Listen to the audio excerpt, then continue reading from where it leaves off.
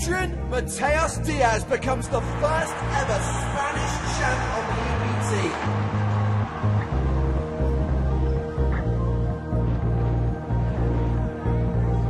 No time for any sleep when you're laughing along with me. Got you by my side and we're burning on through the night. Morning, everybody. How y'all doing?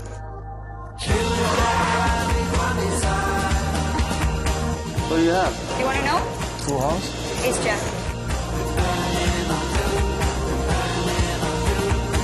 I'm all in. I'm all in. Honey? You want my money? Show me his queen. Show me his queen. Thank you. There's a king on the turn! Ooh, I'm in good shape right now. How does it feel to wear the golden hat? Now! It's the lack of the beginner. And... Kidding me! Boom! It's the four! Oh, my friend. Go, baby!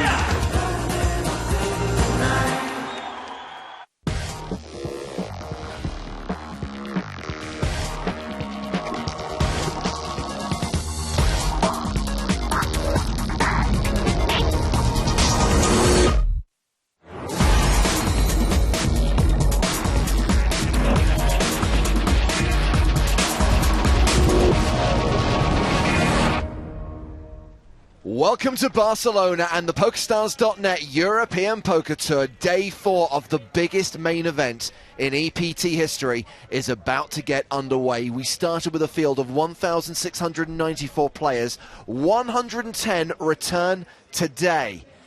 We're well into the money now, and the final table is finally in sight. Tomorrow, day 5, we will play down to that final table, and then on day 6, Sunday the 30th of August, you can watch that final table with cards up coverage from 1 p.m. Central European Time. Good afternoon, everyone. I'm James Hartigan alongside Matt Broughton. Hello, everybody. Thanks for tuning in. Hope you're going to stay with us all day. Lots of the poker coming at you. Whether you are watching on a desktop, a laptop, a smartphone or a tablet device, there should be a way of tuning in to PokerStars.tv. Don't forget, we are also available at YouTube.com/PokerStars and at Twitch.tv/PokerStars. And not just in the English language. As the stream goes on, many more languages will be added. We have our Spanish and Russian colleagues alongside us here in Barcelona and various other commentators around the world providing localized coverage of this huge tournament kicking off the 12th season of the European Poker Tour. We've really enjoyed hearing from you all over the last few days. We continue to answer your questions and read your comments. Use the hashtag EPT Live on Twitter. If you are watching on Twitch, there's the chat box, which my colleague Matt Broughton keeps a close eye on. Oh, yes, at all times. It's not easy. There's a lot of it, and it moves very quickly. But we will do our best. Now, if you have just joined us for the first time today, you've missed 2 days of coverage already, including yesterday's world-famous bubble coverage. It was day 3 of the main event, and we saw some big names return for Bubble Day, including various members of Team PokerStars Pro. Johnny Lodden, Fatima Maria de Melo, and Elke, who was out before we hit the money. Fellow Team Pro Leo Margetts also missed out on cashing in her hometown. And out on the bubble was Anastasios Varakis. His ace-queen, no good, against Yurosov's ace-king. We have lost a player. Congratulations, players. But the day belonged to UK pro William Kassouf. His antics on the feature table kept everyone entertained. As they say in Vegas, all my chips, I'm all in, all my chips. Vegas, baby. Yeah! All right. Give him a dose. Give him a dose. I want to get out. I want to get out. Boom! Pow! So lucky. They've done it twice. They've done it twice. It's been emotional. As the day drew to a close, Andre Akari bossed the feature table, KOing fellow Team Pro Johnny Lodden on the last hand of the day.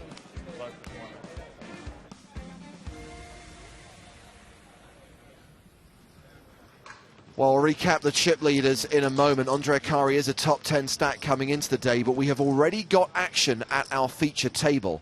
Ryan Rees 2013 World Series of Poker main event champion is all in here. Action is on Kirill Shugai.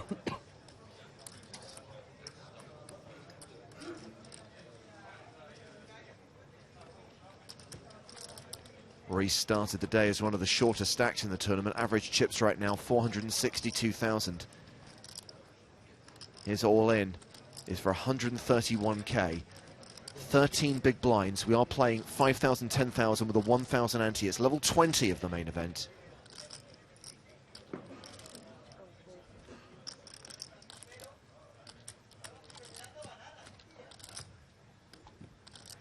And looks like the all-in has got through. So yes, Ryan Reese, one of the players on our feature table today. And we spoke to Ryan before play started earlier today.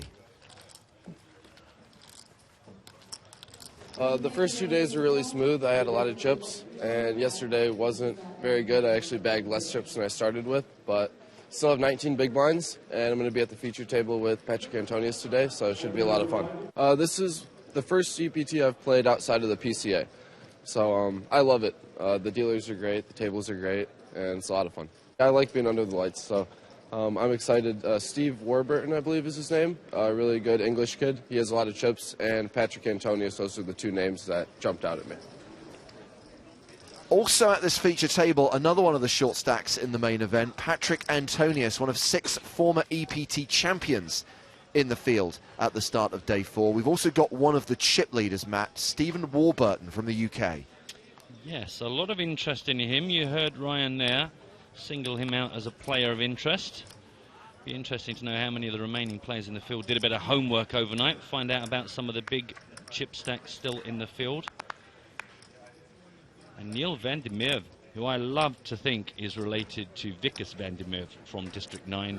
I know it's a slim hope, but if he could take care of the prawns, I'd be awfully grateful. So action has been folded round to Yin Zhang in the small blind.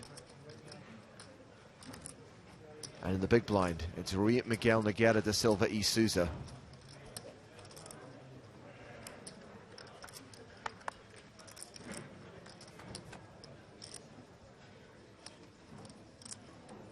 So this is unraised pre-flop.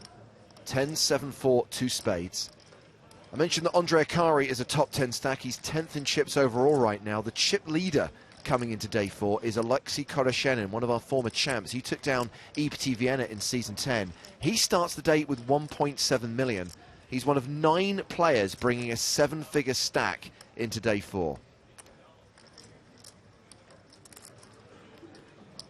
And Antonas, to answer your question on Twitter, yes, Kamazinas is still in the main event.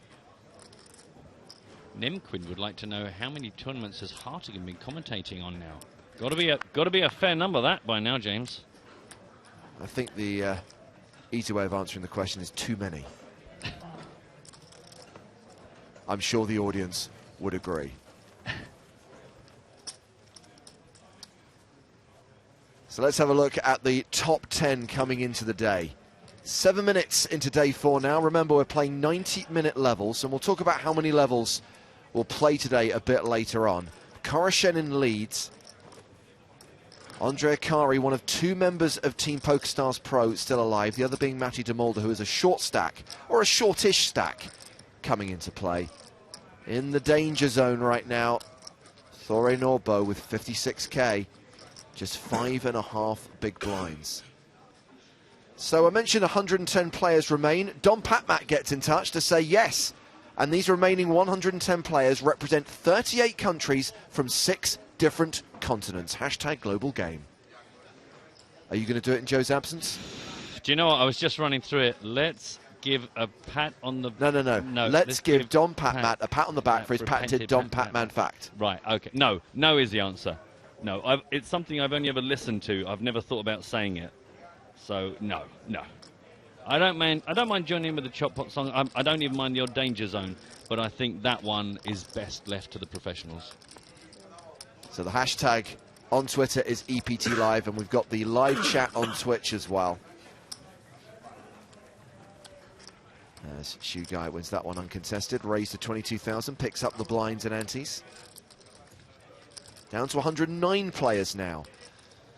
So normally on day 4 of an EPT main event, we would play 5 full levels. But normally at the start of day 4, we have around 50 players. We've got more than double that number today. So I think there's a very good chance that we are going to play more than 5 levels today. We'll keep you updated. Let's have a look around the room as players arrive today. Andre Akari, repping Team Pro. As is Matty de Mulder. I think he's got a 30 big blind stack at the start of play. Chatting there to Steve Warburton. A big stack on the feature table. Kitty Crow, one of the last remaining female players in the tournament. John Joanda, performing surgery at the end of play. Apparently it's a heart bypass tonight. Kim Okako was the runner-up here in Barcelona a couple of seasons ago. Sham Srinivasan's got final table previous, finaling the PCA in 2014. Ah, magnifying glass guy. Yeah. AKA Michel Libgorin. Mike McDonald, a former EPT champ. That one's for you, Serene. Squee. And another former champ is Alexei Koroshenin, who is the biggest stack in the room right now.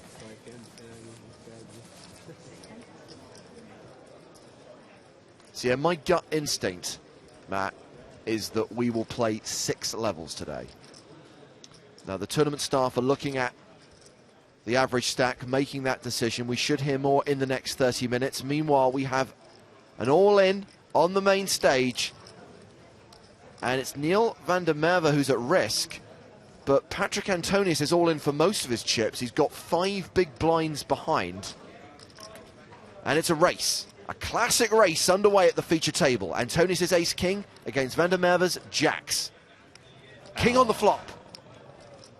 Look at that, not a flicker, not a flicker. He's been here before. Don't move until the river has definitely come down.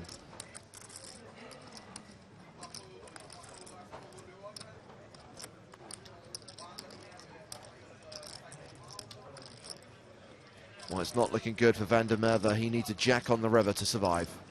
2 outs.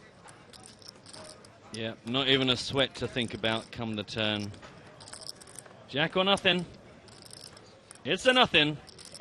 And just like that, we're down to 108 players as Neil van der Merwe departs in 109th place. And that's good for 13,475 euros. That's what we're paying players right now. Once we're down to 95, there's another money jump, and we start paying out 15,600. Of course, the big money up top, as it is in any poker tournament. 6-figure scores for everyone who makes the final table, bar the winner, who receives a 7-figure score of more than 1.4 million euros. Total prize pool, 8.2 million. 1,694 runners, each paying 5,000 euros. Well, not the longest day at the pokers there for van der Merwe, but profitable nonetheless. Worth waking up for. Well, Patrick Antonius now out of the danger zone. 371,000, a 37 big blind stack. You must be like 5 from the money in the 100K in Australia. 2014 Aussie Millions. The huge one. That was like, the Ike was in for 6 and the Granny was in for 5. And yeah, I have such a bad memory numbers with these. I'm trying to think of it. What was the hand? I opened ace king and you threw bet aces on the button. And I shoved. I lost aces to ace queen? Aces, ace king. I lost aces to ace king? No, you busted me. I had ace king. You knocked me out. Oh, I busted you? Yeah. Okay. You had aces, I had ace king. That's why I don't remember, because it was like a normal. Yeah, no, yeah, exactly. I remember though. Min cash was 350 too. Yeah, that was the 2 feet. No, yeah. No, that was the 100, yeah.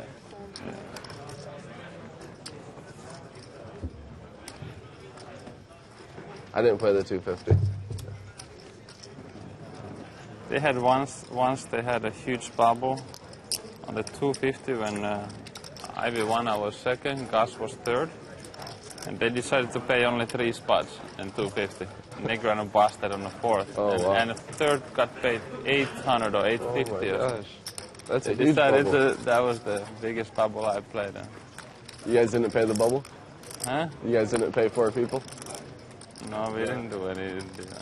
Gus tried to bust. He was playing every hand under the bubble with the medium stack. It was really trying What year hard. was this? Huh? What year? Do you know? Probably like 4 or 5 years ago. Okay. Something like How many 40 times has Ivy 40 won years. that tournament? Like, twice at least. Yeah. Twice. Because he won it last year. Yeah. Yeah, I think he won 2 it, years ago or yeah, something. twice now. Or even 3 is possible, I think.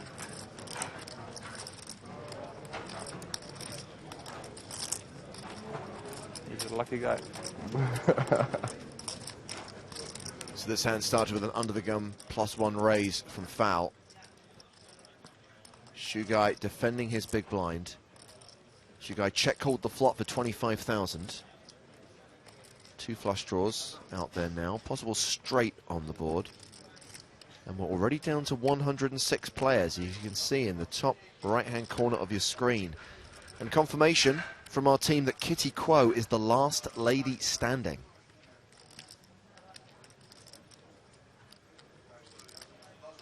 We haven't seen Steve Warburton in action yet. Biggest stack on the main stage. Asif, the poker tourist, says that Steve Warburton is a member of the Manchester Massive, a local pro who came second at the WPT event in Amsterdam earlier this year. And obviously we've seen Steve quite a lot on the EPT as well. Just looking at the stacks, it's strange really that we got 1, 2, 3, 4, 5, 6 of our 7 players with under 40 bigs. Only Stephen really ahead of that count. No one's super duper comfortable. Not particularly dodgy stacks, but strange to have so many with between 20, 23 and 37 bigs. Could see quite a few confrontations with the longer levels as well.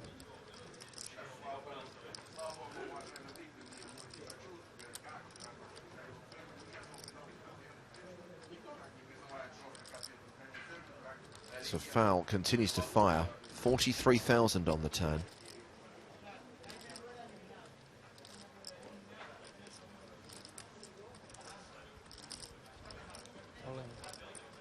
And that is a check raise all in. Told you.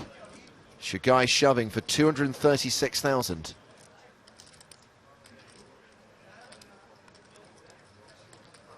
So he raised pre-flop from early position. Continued flop and barrel turn.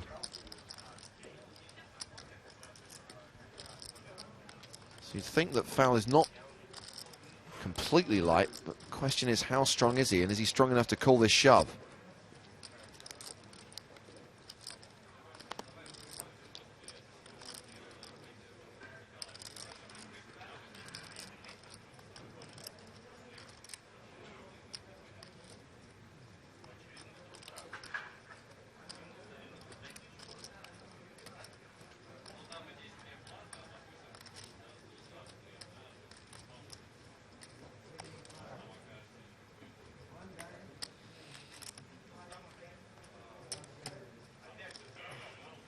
Uh-oh. That looks like one of those, I'll have one last look before I give them to the dealers. A last look.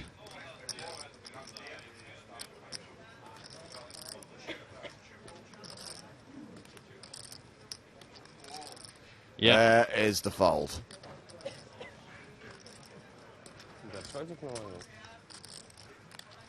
So Shugai chips up to 385,000, foul down to 241,000. Not quite the shortest stack at the table, but pretty close. A couple of queries about how to check out players and chip stacks. Don't forget to check out the PokerStars blog. Live updates are available covering hands like the elimination of this chap. Jason is no mo. He does cash though. Mo money, mo payouts. 13,475 euros, and we are down to 105. Well, I reckon this will be wrapped by tea time.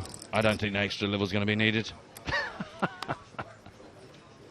Well, right now we are playing below a 50 big blind average.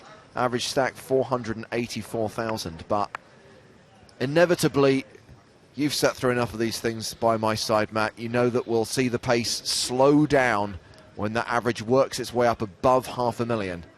Oh, yes.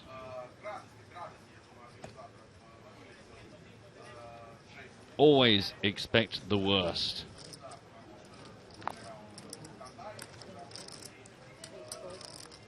No mo chips is what Pinger's saying happened to Jason there. Correct.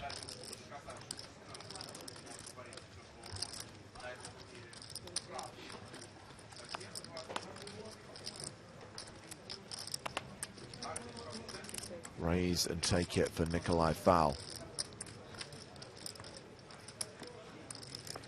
And another elimination, down to 104 now.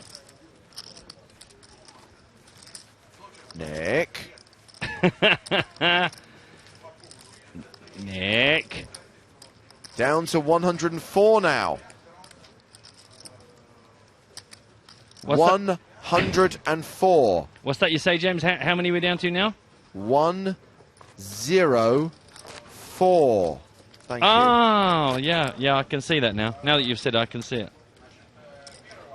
Feel free to write your own messages in the space provided on the bottom of your screen. Make sure you use non-permanent marker.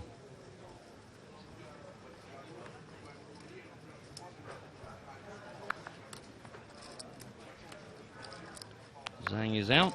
Round to Rui Sousa. I think you mean Rui Miguel Nogueira da Silva e Sousa. I mean, that's what I meant. I just didn't want to say it. Not a lot of love for the sunglasses indoors on our Twitch. I guess if you're new to poker, it is strange to see people sitting indoors with very dark glasses. You'll get used to it. It's not as prevalent as it once was. I don't know what you know of Stephen Warburton. I watched him quite a lot yesterday when I was out kind of around about with the bubble. Yeah. Quite a slow actor on the pokers. A little bit troubling. You know, I hope there's not going to be too much tank folding. I think, in fairness to him, pretty much every time he tanked, he then actually did something. But I've got a feeling that's going to eat into the clock if he gets involved in lots of hands.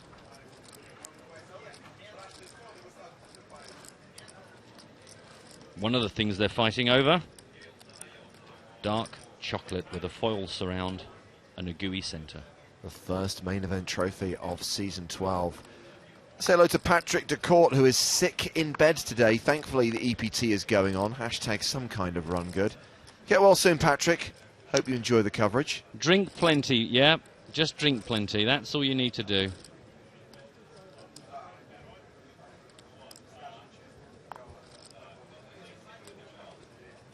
And just to reassure Joe Stapleton fans, he's not dead. He didn't go that crazy last night. If you've been watching the coverage for the last 2 days, scratch that. The last 4 seasons, you'll know that we do alternate the lineup in the commentary booth from time to time. And Joe will be here a bit later on today.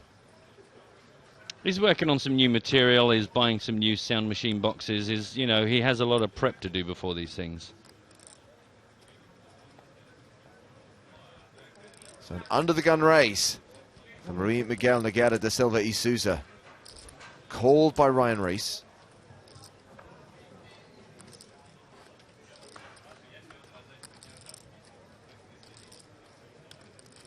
Queen 8-7 on the flop. Ubaid is throwing his support behind Patrick Antonius. Go, go, go, go, Patrick. I'm a fan. Ryan is giving the side of Rui's face a really good staring at there. Trying to see down the side of the glasses.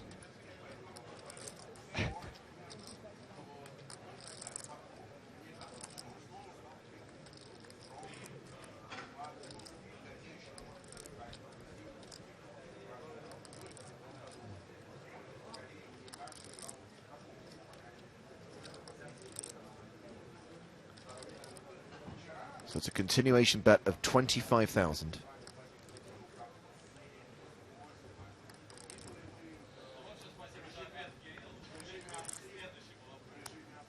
got to be careful about which pots Ryan gets into here with his stack.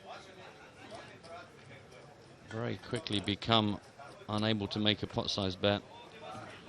There's the reminder of what these chips are worth. The big 25,000s. They're kind of the weak minty, known round here as acid bath for some reason. So the 10 of clubs on the turn. We've got 116,000 in the middle. Reese the effective stack with 189k behind.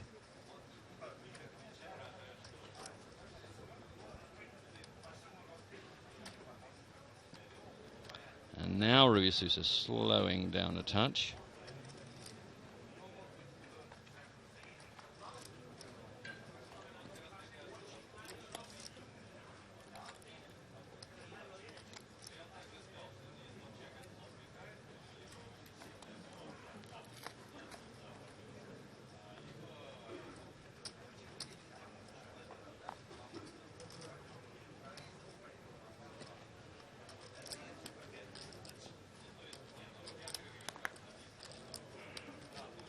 Of course, I forget Ryan Reese's links to the city of Detroit. Famously played that World Series final table in a Detroit Lions jersey. And earlier on, we were singing the theme song from RoboCop. I know, what are the chances? It's all coming together. Pretty sure all the other commentary teams enjoyed it more than they showed on their faces of disgust. Universes colliding. See, that's the other thing, Twitch viewers. You're not keen on the guys with dark glasses, but it opens up a world of opportunities for our cameramen. They love the old Morpheus reflection shots. Oh, that's it. Just turn slowly towards the camera. See what I mean? It's quite sexy, isn't it? There's his chips, there's his opponent. Take the red pill.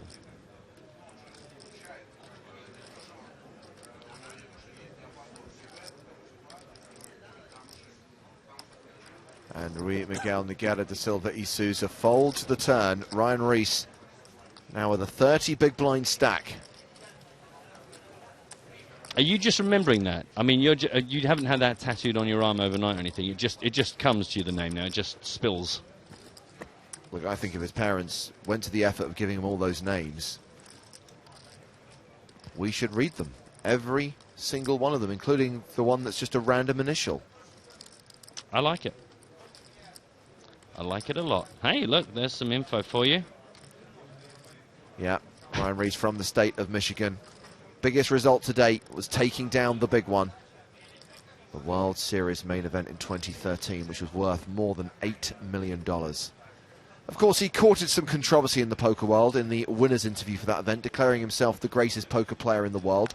I think some of that stick was grossly undeserved. I think it was clear that if you just won the biggest poker tournament on the planet, the adrenaline's going to be rushing through your veins.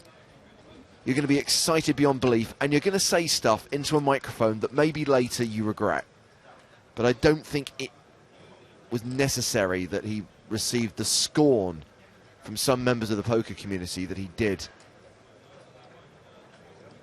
get in the following weeks and months. It's a bit like if you win the Eurovision Song Contest and you say, we're the best singers in Europe. You go, well, I guess from a technical point of view, yes. But really, when you think about it, be careful what you say. Now you'll notice we're getting a new player on our feature table. It is one of the two members of Team PokerStars Pro still in the field, Matthias de Mulder. He is short, 285,000. I know. Oh, that was yours? Yes, yes. Ah, I thought it was from previous players. Where? I gave it to one of the big guys. Like, what entrance? Oh, that guy. I can't get that anyway. You didn't even notice. Okay, apparently that badge was from the guy next to me. So. Do I need mine there or not? Oh.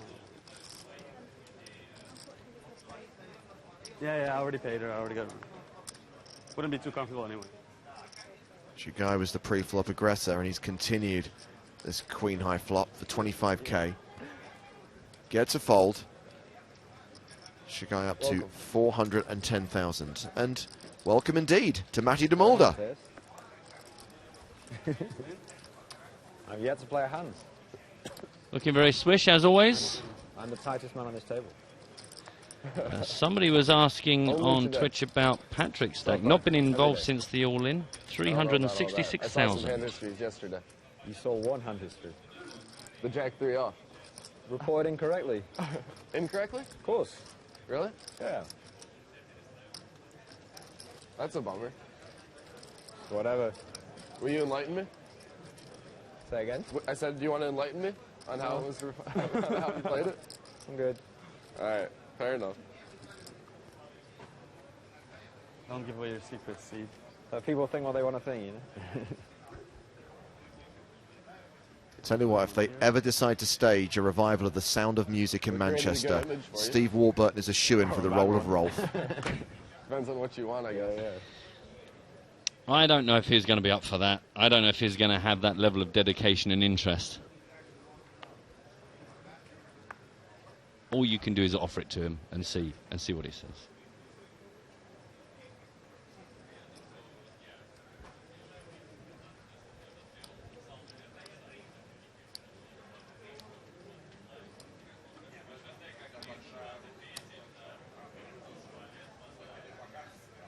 Sugar seems to be in his fair share of pots so far today. Just getting the cards or is decided, right, let's get this 103 players down. It's good. Will these be... Not too massive. Too like yeah. I'm wondering if they're still going to build that big-ass podium. They're probably not, right? This is it. I'm going to laugh if we play a pot, by the way. You're going to laugh? I'm not going to be able to keep a straight face. It's too ridiculous. What does laughing mean? Say again? What will that mean? What will that imply? It means that I know by night we sleep in an orphanage. By day we play for 1.4 million euros. It's just too funny. This is Shugai against Reese. Ryan defending his big blind to the Russians' raise.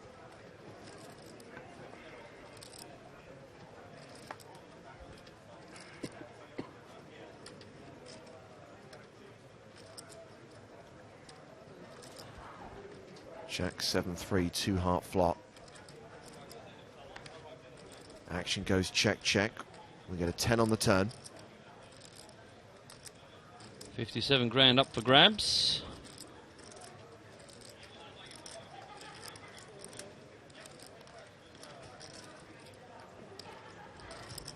You're far too much, like through the entire room.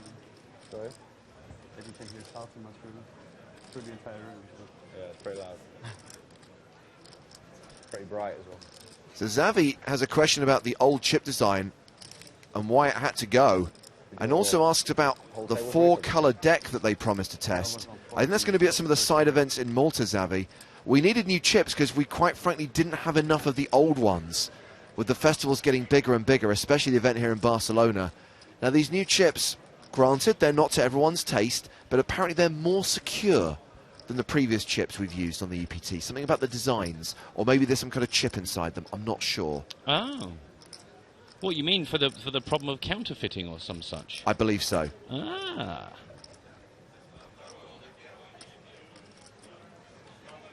So a delayed C-bet from Kirill Shugai and a fold from Ryan Reese.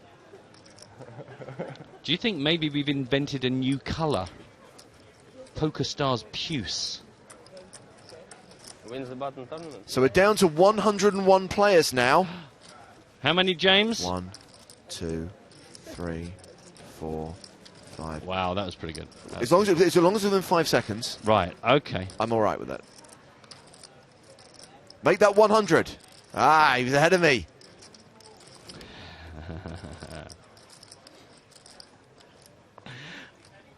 Nikki tweets, go Patrick Antonius. Would be amazing to see that old dog on the final table. Patrick is one of 6 former EPT champs, still in the field.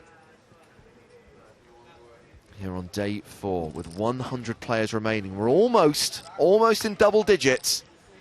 We're not quite sure we will ever get there when we saw we had 1,694 runners.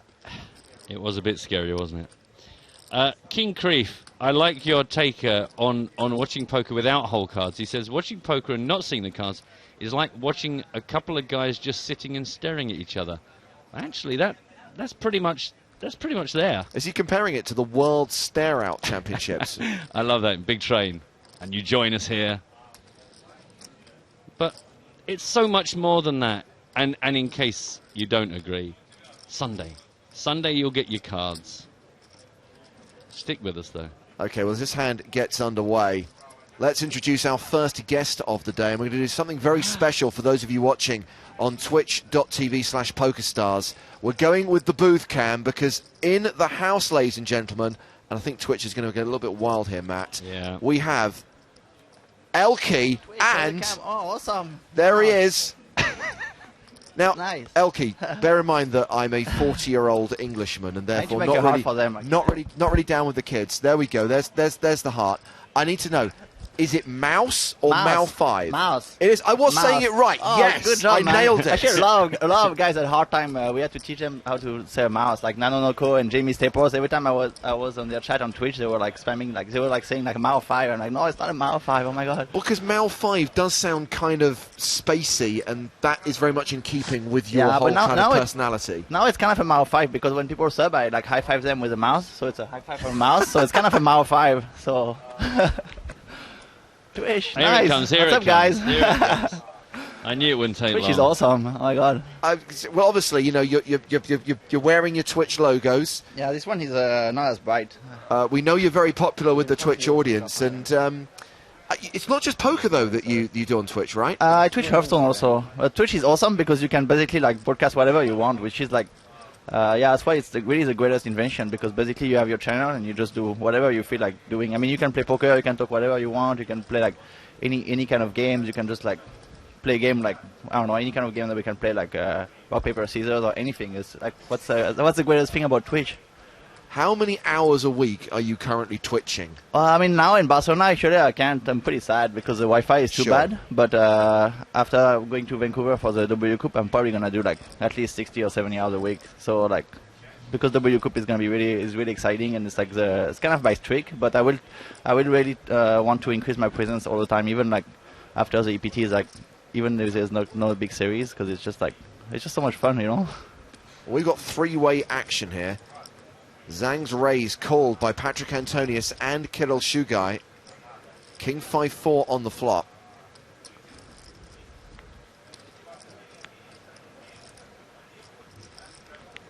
There he is. One for the ladies. Are you going to Twitch too, James? I don't know. Well, one of the issues I have, Elke, is being a full-time employee of PokerStars is I can't play for real money on PokerStars. Oh. So I'm not really sure people want to watch me. You can't even play on Full Tilt? No. Any site owned by a Maya, I'm not allowed to play really? on. So, if people really want to watch me playing play money spin and goes, let me know. Because I'll happily do it, but chances are there isn't much of an appetite for that. Yeah, you never know. So Antonius bet out on the flop, leading for 30,000. What happened pre-flop here? I didn't really check the action. I was too focused on the Twitch chat, sorry. Zhang was the pre-flop aggressor, but Antonius decided to lead it. On the flop? Yep, got a fold from Shugai, but Zhang called it. Check on the turn, and now the board pairs on the river. So what kind of hands is Patrick likely to lead with into two opponents without the betting lead, out of position? I don't think you lead like sets here because the board is too dry, but maybe you can mix it up. But he might lead like any kind of like a middle pair because he doesn't really want to give a, because it's likely to go check, and like if he has like 8s in that board, do you have 8?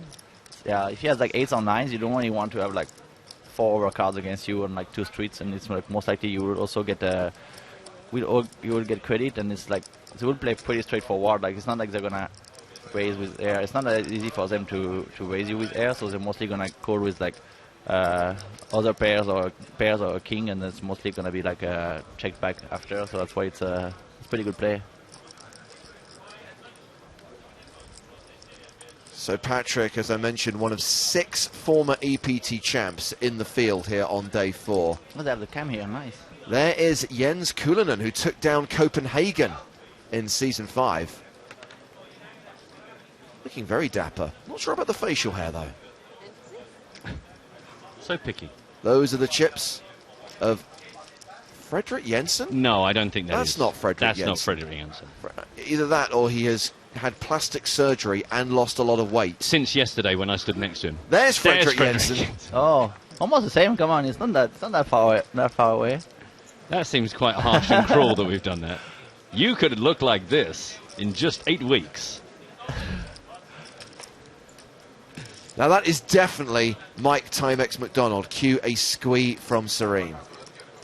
Keeping an eye on the Twitter timeline. Come on, squee. Won Dortmund in season 4 and of course almost became the first ever 2-time winner when he came second at the PCA in 2014. And Alexei Koroshenin, current chip leader, took down Vienna in season 10. I believe the other gentleman in that montage who was incorrectly identified as Fredrik Jensen was Michael Eiler, who is the season 7 Vienna champion. Aha! Now it all makes sense. That's fine. We got there in the end, just in a strange order. Squee, there's the squee. It was a bit You knew it was coming. I knew it was coming. I was keeping an eye out for it. Thanks, squee? What's a squee? Serene is a big fan of Mike McDonald, and she's a serial viewer of EPT Live. And as soon as Mike McDonald is mentioned or seen, she gives us a squee. Squee is basically just a noise of excitement. Oh. Squee! I see. I saw it like they were doing It's not the strangest thing we get. Okay, I'm sure. It's okay. Twitch can be strange sometimes, but also makes it great, you know? There's like no filter. That is true. Just the odd timeout. Yeah. We know we're in trouble when a message gets deleted before it's even appeared. That's when you know it's pretty bad stuff. Will you have a bot doing it for you guys, or? We've got a couple of mods, a couple of bots.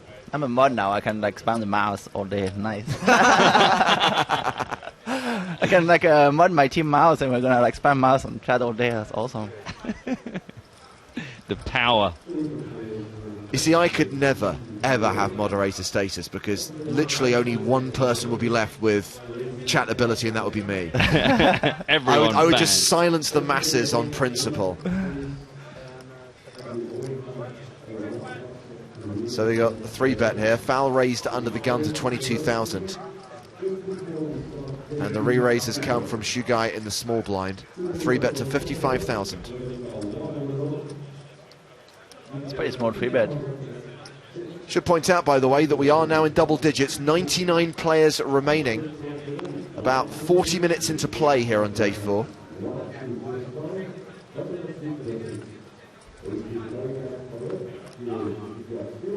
See the mouse are on the shot already. Nice. I know. You didn't even say anything, and it's just gone crazy. No, this mouse is a speaker actually. I was going to say, I noticed you got like a little cable there. So is it like a speaker actually?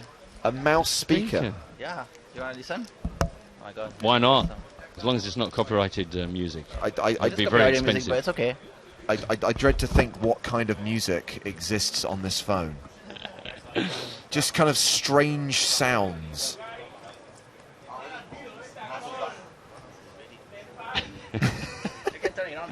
Yeah. No, I get it. Does he dance when the music plays? Oh. Meanwhile. All in. Aces against ace king. Oh my god, we're all in. That's pretty sick. You just shove the flop. Yeah, Shugai open shove the flop. It's not a very great flop for ace king, but I mean. Elke, you need to talk into the microphone or they can't hear you. You nearly talked into the mouse there as well. Yeah, I'm talking in the mouse. It's not a great flop for ace king, but now it's a pretty good turn actually. You could shove it up. So pretty Shugai much the best turn. Literally drawing to a chop. Life is good. It's the best turn ever though. Besides the king, I guess. So sick. Never lucky. Never lucky. Oh my god. That's pretty brutal to get ace king against aces at this stage of the tournament. Because what are the blinds now? Blinds are 5-10. 5-10. So for 25 blinds effective, it's like there's no way you can get out of it. That's so sick. So Shugai drops down to 180,000, 18 big blinds. Foul doubles up to around a 50 big blind stack. Okay, Elke, do your worst with your little mouse speaker. Sound people everywhere are having heart attacks. And as someone who always has his headphones turned up too loud, it's mildly deafening. Okay, here he goes, here we go.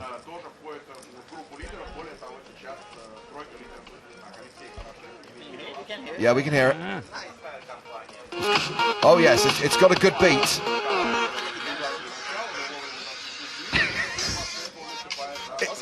Is this what you treat your Twitch viewers to on a regular basis? Oh yeah. It's always a party on Elke's Twitch.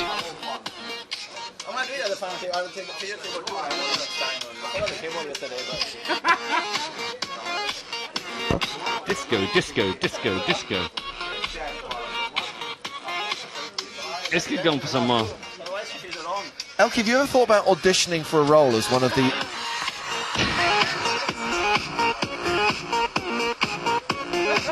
At home now. We can't be playing this, I'm afraid. Okay. We can do what we want. That's why Twitch is so awesome, right? Except we are also on YouTube and on PokerStars.tv. Yeah, but and for that reason, we have to silence you can blame it on me. It's okay. I don't know if that's going to help. That's gonna be easy to blame it on me, anyways. So. Oh, don't worry. I will be firmly throwing you under the bus. Wow. So I can do it at the table, though, right? If I'm playing, I will do it anyways. But I mean, Elke lives by his own rules. I don't think we're the people to ask. I don't think we are the decision makers.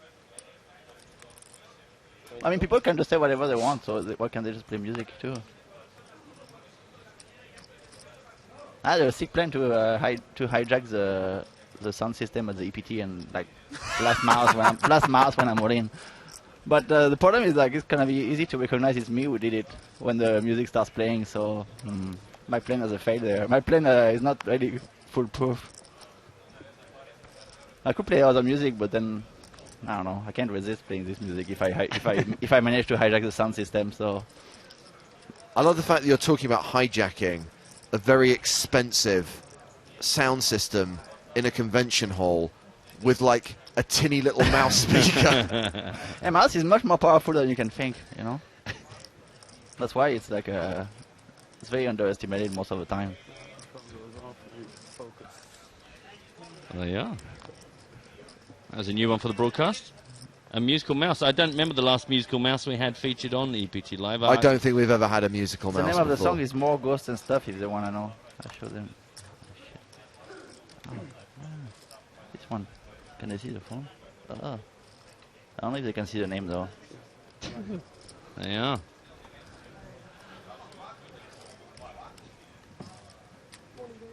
So Sousa wins that one. Steve Warburton is still the biggest stack at this table, by the way, 865,000. That's pretty good. The shortest stack, Kirill Shugai with a 17 big blind stack. And as Matt was saying earlier on, if you go to the PokerStarsblog.com and click on the widget, you can get through to the live update section of the blog, which will also give you the current chip leaders. Looks like Alexei Koroshenin is still the man in command of this tournament with 99 players remaining. They've got various hand histories from some of the outer tables as we focus on our feature table. But you do follow the action on the table, right? Yeah, I mean, we obviously try and get out into the field and try and show big moments and big eliminations. Show me busting. I mean, obviously we sighed a disappointing sigh as Sham Srinivasan eliminated you away from the money, Elke. Yeah, that was. I mean, I was like really short, so it's not like it's never as disappointing when you're like. I started the day with like 15 blinds and I went down to 9, so it's not like your hopes are not that high. Well, you start with like 100 and you bust like within 20 minutes. It's kind of frustrating. You'll notice that Elisa just presented Kirill Shugai with the red triangle of death. Patrick Antonius opened with a raise to 20,000 and Shugai shoved for 178,000. Which position is he in? Shugai shoved from the cutoff. Yeah, it's a big shove, but I mean, I guess it's all right. He got a fold. So Matti de Mulder is on the feature table. He's one of 2 members of Team PokerStars Pro still in the tournament. The other one is Andre Akari, who is among the chip leaders. And in the last hand of play yesterday, Andre Akari took out fellow team pro Johnny Lodden, and we asked him about that hand. Unfortunately, Johnny Lodden, he lost a huge pot against me. Unfortunately, with a big slide of hearts, I think, or of suited, I don't know, I don't remember. And then he called a big blind, and I flopped second pair.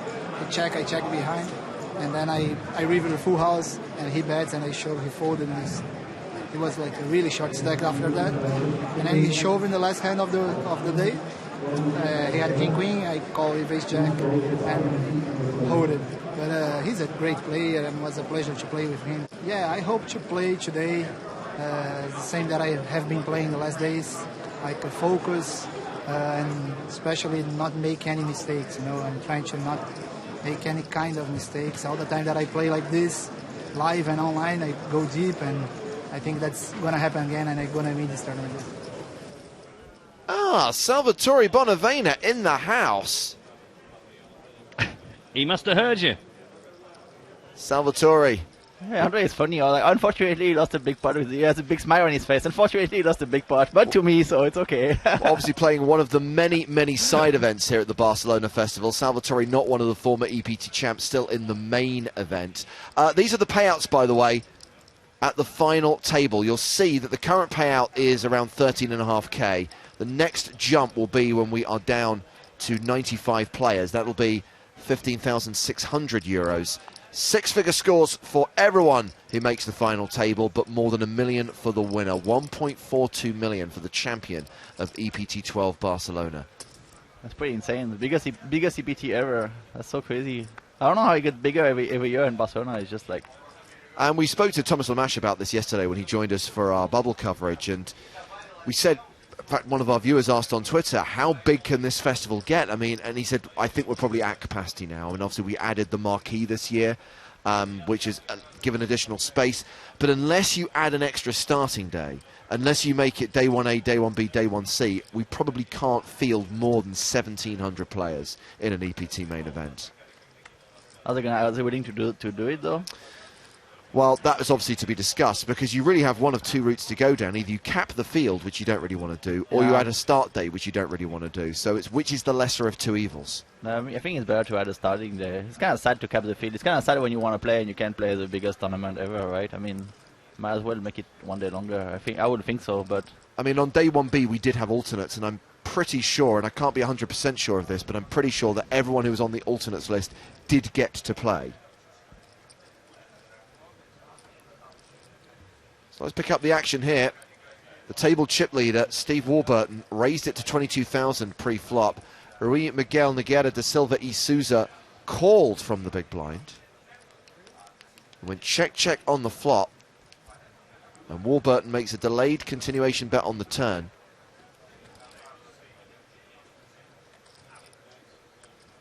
And gets a fold. Job done. Yeah, I guess the problem also is, like, if you add another day, they kind of have to be very long, because, like, on day 2, if you have to combine the 3 day ones, then there's going to be a lot of people busting out in order to do that. I mean, obviously you played on day 2, Elke. You know what it was like. We have more players in the room than we would normally have as the starting field of an EPT. I know, that's so crazy. Close to 1,000 people. Well, here is an elimination. David Novak out, busted by Sham Srinivasan. Oh, same guy who busted me. Sick. That's going to take us down to 98 players. How is Sham? His name is Sham, right? Sham Srinivasan? Yep. Not the easiest name to pronounce. Not at all. Sham is doing pretty good. The how PCA. Big are those turquoise chips? The green, the acid bath chips, as we call them. Those are the new 25k chips. Now, there's been a lot of conversation about poker chips, because basically people just like to talk about geeky stuff. What are your thoughts on the new chips, Elke? Because they have polarised opinion, not unlike William Kassouf. William Kassouf, I saw the best of him yesterday. I was watching you guys, and there was the best of, and everybody was going crazy. I mean, I'm not sure. I kind of like the previous one a little bit better, I think. I mean, they're okay, but just like they're not. I don't know. They're not bright enough. Yeah, I think brighter. I think they're quite. I like flashy stuff. No, But Really? maybe Really, says the man with, like, metal studs on his jeans? My shirt is not that flashy because the Twitch shirt is not that flashy. But I need like a personalized edition with like rhinestones and stuff. But so like it's kind of like a personal opinion, you know. No, I can see that. The one thing I will say in favour of the chips, and I'm not saying they couldn't be slightly brighter colours, but at least they're distinct. It's very clear which are the 1Ks, which are the 5Ks, and which are the 25Ks. Yeah, at this stage, yeah, but like the day one actually, there might be some confusion. But at this stage of the tournament, it's perfect, yeah. Okay. So Ryan Rees in action here, calling a raise from Matthias de Mulder. Ace, Queen, 8, 2-heart flop. Action check to the pre-flop aggressor. So de Mulder and Andre are the last 2 team pros left. Are they? Yes. Yes. Matty's one, Andre's the other. Matty wins. So we saw Ryan Rees give his opponent a big stare down earlier on. It was when he was in a hand against Souza, and we're going to ask you the question, and you can vote if you like on Twitter or on Twitch. Who has the better stare? Timex or Rees? Rees or Timex? Timex or Rees? Wow. Well, Craig Barker says Rees looks like he's about to start crying at any moment. There's a lot of emotion in Rees's stare. McDonald sort of looks like he's dialing it in. You know, it's just like he's done it so much. There's no real anger behind the eyes. I don't think he's supposed to be angry. Anger, you said? Well, I don't know. It just looks a bit... You know, like Ryan kind of looked quite intimidating, like at close range. You'd be feeling, oh, that's a bit dodgy. But Mike, I don't know. I just think he's staring just out of habit now. The crowd expects it of him. Timex so far winning the votes. Although a lot of people seem to think it's hilarious, which I don't think is the idea. Yeah, Timex is winning this all over.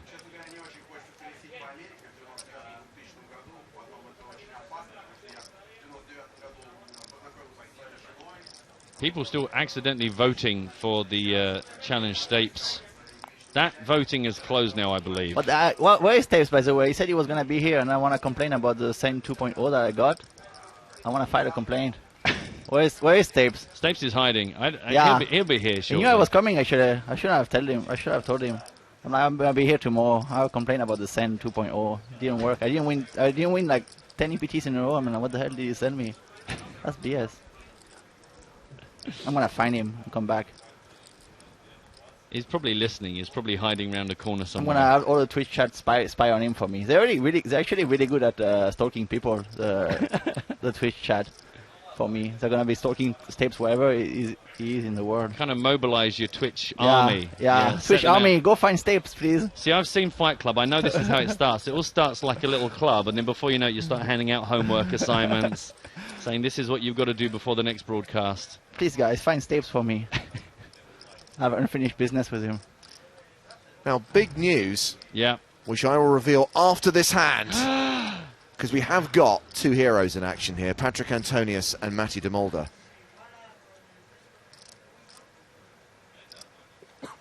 Actually got some big news about Elke's favourite poker festival, the PCA. Wow. PCA. I like Antonius stares better than Timex. It just looks more natural.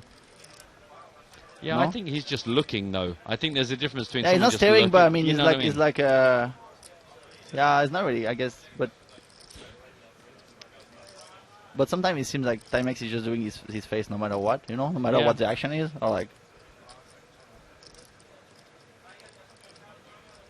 PCA, that's exciting. Couple of changes that you might be interested to hear about, Mr. PCA. Oh, PCA. They're gonna fight Stapes. Thanks, guys. Thanks, Twitch chat. They're off. You can direct message me on Twitch when you find him. Message me is like coordinates, and I find him with the GPS. So de Mulder folds, ship the pot. Oh no, it's de Mulder who bet, my apologies, and he's the one who ships the pot. So, the PCA 2016 will be the biggest ever festival we have held with 104 events. 104? What? How many are there here? Like 80? Just shy of 80 events. Wow, so crazy. But here's the big news, and here is the big change. The PCA has traditionally been a $10,000 buy-in event. In 2016, the PCA main event will cost $5,300. $5,300. Wow. So basically, the buy-in is effectively halved. So it's like an EPT, it's like a standard EPT main event. And I think that's a lot to do with the price of the euro at the moment, because we actually looked on XE and realised that like $5,000 is pretty much like 4,500 euros at the moment. So it's very, very close. So a different buy-in for the PCA main event in 2016, a 104 event festival. The dates have been confirmed. We'll bring you more details a bit later on, but that is obviously big news. Is it all out on the EPT site already? I imagine it will be put there very soon. Nice. Let me check. That's exciting. Well, I think it'll probably be on the PCA site, so let's have a look. Let me go to PokerStarsCaribbeanAdventure.com. Massive schedule, features 104 events over 9 days, says the release.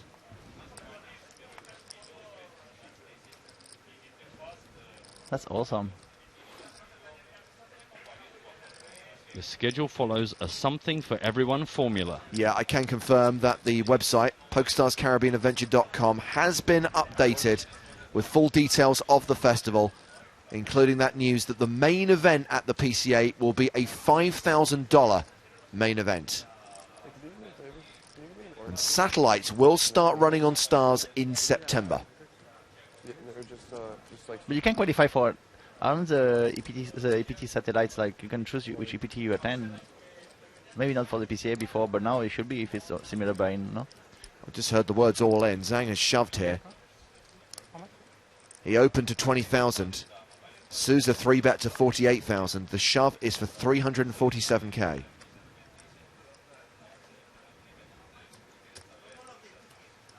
So that doesn't seem very happy. And Souza folds.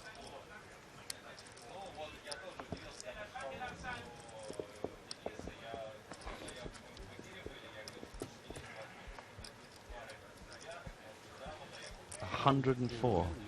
That's ridiculous. You think how these events started off and how many individual tournaments there were. Yeah, actually the first 104. EPTs, they had like maybe one side event or two side events. Yeah. I remember like maybe like 4 events total, like back then.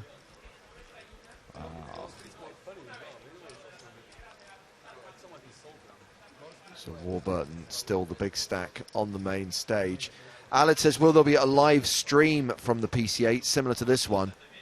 I'm pretty sure we can guarantee there'll be some kind of coverage from the PCA. We haven't yet confirmed our plans for EPT Live for 2016, but you're definitely going to get something from the PCA, that's for sure. Just how many days there are and what events we cover is still to be confirmed.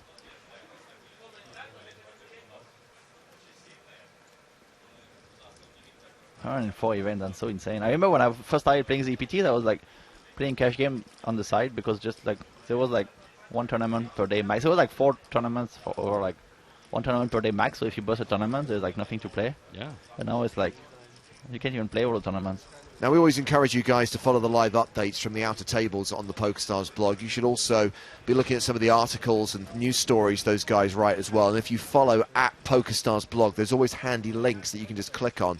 And sure enough, the guys on the blog have just written a piece about the 2016 PCA and what you can look forward to in January of next year. So follow at PokerStars blog and you'll be able to click through to that article about what will be the biggest festival in PokerStars live event history. And you can qualify from next month? From September. Nice. September is going to be W Cup. That's going to be awesome. Are you guys going to do a show for W Cup also? I don't know, actually.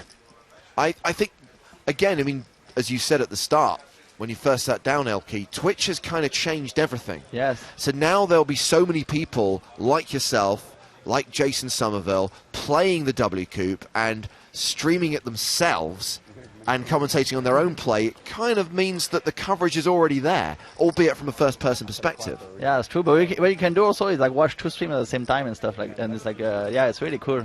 But Twitch is awesome. It changed so much. It made it like so much more exciting to watch, like, especially for like online tournaments, because like you get the commentaries and you like interact with the players live. Whereas like before, if you watch an online tournament, you just like watch some screen names and just like see no cards, and it's not as like it's not as exciting as now. It's just like insanely fun.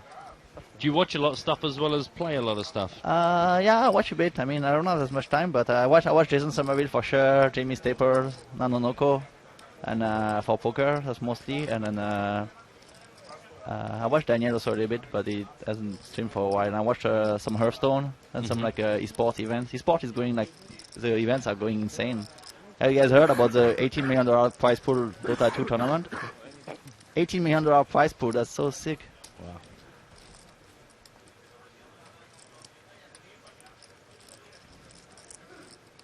There's a lot of shows on Twitch. It's like it's really fun. We can also watch like more at once. You can multi watch. So you're just like, actually that's what most of people do. They open like 3 or 4 streams and they see whoever goes like further in the tournament or something, and which one is the most fun. And it's like it's really great. I kind of just like the guys that just Twitch them sitting on a sofa, just kind of all like, you know, like sometimes you just sit on a Saturday morning and just go through the people just sitting there broadcasting their really mundane lives. You think, why have you got your camera on? They're just, you know what I mean? It's almost like they don't even care that they're streaming. They're just walking around in their shorts, just chatting about what should we do today. It's a strange medium for some people. But some people, they just like to do like have it like all the time on, you know, which is kind of cool because like. Which Hearthstone streamers do I watch? I watch Show coached me too, Show and Ratsma, and I watched Life Coach a little bit, but he didn't stream that much. I watched Creep also there, Forsen. There's too many people to watch, it's kind of hard.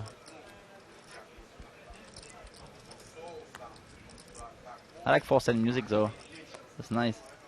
The greatest thing about Twitch is you can put your own music. It's like a mouse. Don't do it, don't do it. But you can do whatever you want, you know, you can customize your whole thing and you can just like switch it up whenever you want, and it's really great. I kind of wish I could do it live actually, but for poker, the only thing for poker, the only thing when you stream poker is that you can't really do it live, obviously, because there'll be a pretty huge handicap if they don't know which hands you got. But I've never got stream snipe actually, so I usually put 4 minutes delay. So 98 players remaining right now in the EPT Barcelona main event. But one day I will play a tournament live on Twitch. I will be like going all in. Just play it live with my whole cards up for everyone to see. I'd be very confident. There's Don Kim at that table, who was on our feature table yesterday. Looks like he's sharing a table with Nicky Petrangelo. Hey, Nicky! And thank you to Darren for alerting me to a tweet from John Juanda, who says he's got a cool million now. 1 million, that's sick. What's the average stack now? 518,000, wow. It's like the first tournament he played in a year too. I saw it on his Twitter, John. Because he's been, I visited him in Japan in April actually, and he has big bets to learn Japanese. He has a kid in Japan, and he has a huge bet to learn Japanese. So he's like going to Japanese school every day to learn, and that's why he skipped Vegas this summer. So it's the first tournament he played in a year, and he already got a million chip. That's pretty nice. He's just gonna come here, win the EPT Barcelona main event, and take a year off until next year. Until next year, guys. Well, you mentioned, Alki, the average stack right now is around 520,000. So we're back to that point where it's a 50 big blind average. So we did see quite a fast rate of eliminations during the first half of this level. I think the action might slow down a little bit now. Not saying we're not going to get any eliminations at all, but it's not going to be the flurry that we had over the last 45 minutes or so. Zhang all in and called. Wow. Quick call from Shugai. You were wrong. We're not going to see any elimination. As soon as he said it. It's okay. We all did it.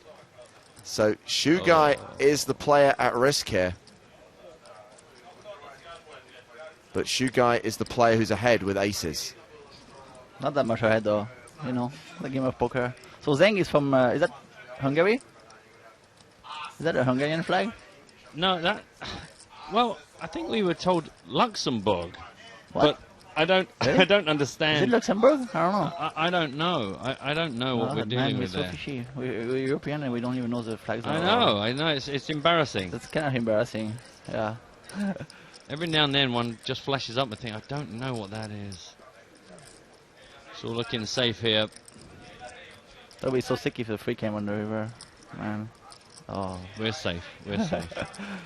So just verifying that Shugai is the player with the aces, and that Zhang was not the player at risk, because I noticed that Elise placed the all-in triangle in front of the threes, but that may have been a rare mistake. No, they never make mistakes. Come on. Have faith. And it's been confirmed it is the flag of Luxembourg. We asked him at the start of Luxembourg? play, and that's what Zhang wanted, yeah. They are. Oh, we can just decide what we want? Really? They ask him what he wants. Okay, I want a mouse flag. Oh my god, so sick. Nice. I mean, he has a Luxembourg passport. So I guess you can decide. Actually, one time I played the EPT Macau and they put a Korean flag because I was living in Korea. So they put a Korean flag next to me. That was nice. You have to make your own principality, yeah, the land of mouse, like... Yeah, I have to buy a land and like a, You're like on an island. mouse land. My plan today was so how long can I stay here? Because I heard that I'm gonna get kicked out. I was gonna buy like 10,000 mice in the city and unleash them in the tournament room. That's gonna be sick. Okay, can we go back to your earlier plan to hijack the PA system?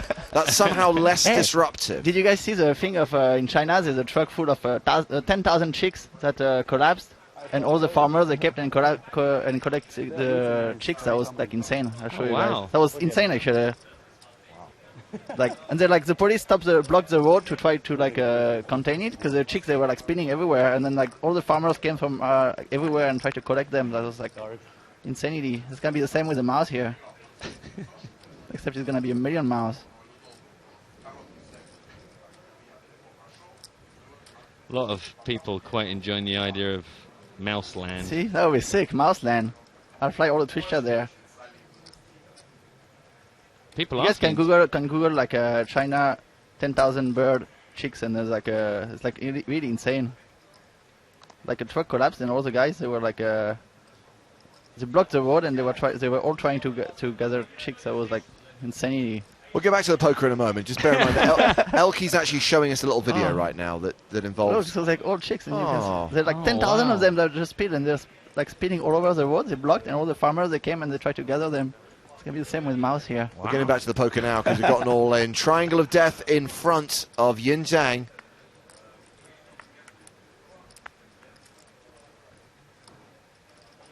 I'm loving the chicks, Elky, but a man's tournament life is on the line here. It's Look at only this fair. Look at these chicks. Joe will be back in a minute. It's a lot of chicks. So, Uri Miguel Nogueira da Silva y Souza has asked for a count. Nice. Reese raised under the gun. Warburton called in the hijack. Yes, Elky, lots of chicks. I see them. I think you've lost him, Elky. Oren, he's getting caught. He's getting caught by Souza. Souza reshoves for 290k. That's pretty sick hand. And Reese and Warburton both fold. So, Zhang is the player at risk with ace-queen. Is queen against? Queen. Souza has queens.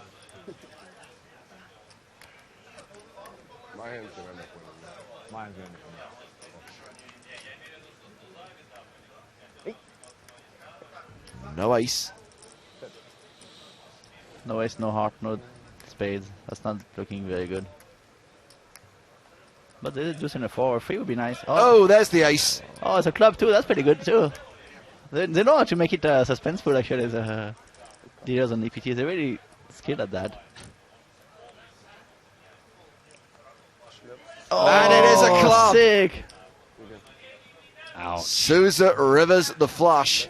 Zhang flashed some hope on the turn, but then denied victory on the river. He is out in 98th place. So brutal. Sick actually. So, Elky, what's your plan for the rest of the day? Any side events on the schedule that you've looked at? Well, it depends how long you guys let me stay here. So well, we're going to go on break. We're going to go on break in 18 minutes. So really, you've got the rest of the afternoon is all yours. I'm gonna buy 10,000 mice in the city, and I'm gonna find a way to hijack the sun system. I'm pretty good spot here actually. If I was gonna do it, like there's all those cables here, it's like pretty good spot. And I might also play the high warrior. I might just decide to play the high warrior actually. Probably. High roller's starting. Yeah, of course the high roller starts yeah, today. It starts starting at 12:30 actually. I imagine that. I mean, it's going to be huge. It's like exactly. I mean, this is the cliche that we're wheeling out about every event in Barcelona. It's going to be huge. Yeah, but it's always huge. Yes, though. I mean, but records being broken left, right, and centre. I mean, that's a single re-entry event, right? The 10k high roller. Yeah, 10K. How many entries do you reckon it'll have? I think it would have like 500. I would think. Really? How many did you have last year? Can you check it out? I think he had like 400 last year or something. No? That seems. I think he would have 500. Well, then you've definitely got to play that, right? Yeah, I have to play that. But I might have time to get by mouse just in case. Can you guys check out how big was it last year? The first of all, thank you. It was I huge. don't know, I suppose, yeah, it should be easy enough. I think it would be more than 500 this year. Has to be. This is double? It's small, Yeah, it's hard to type on my phone with one hand actually. Don't worry, Broughton's got it. Maybe. No. No, what you need to do is just go to the Hender mob. Yeah, I don't know why I didn't just do that to start with. So Matthias de Mulder raising the button here. Action on Ryan Rees in the big blind.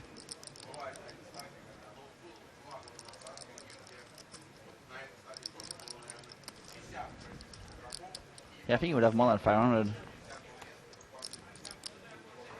I need to start winning tournaments to invest in mouse land. I'm going to buy an island. Why should I buy the island? Do you have any suggestion? Elke, probably Greece. Greece would be a good land to buy. I'm surprised you're not looking at relocating to another planet so you can be closer to your own people. Yeah, but it's kind of far now. Also, Elon Musk is sending people to Mars, right? So we can have a Mars land in Mars. It's start with the M and finish with the S too. It's like perfect already. The land is like ready for us. It's like only one letter difference actually. You can just rebrand Mars. Yeah, we can rebrand Mars with Mars. Oh, yeah. it would be so sick, and I'll bring all the Mars people there. So this went check on the flop.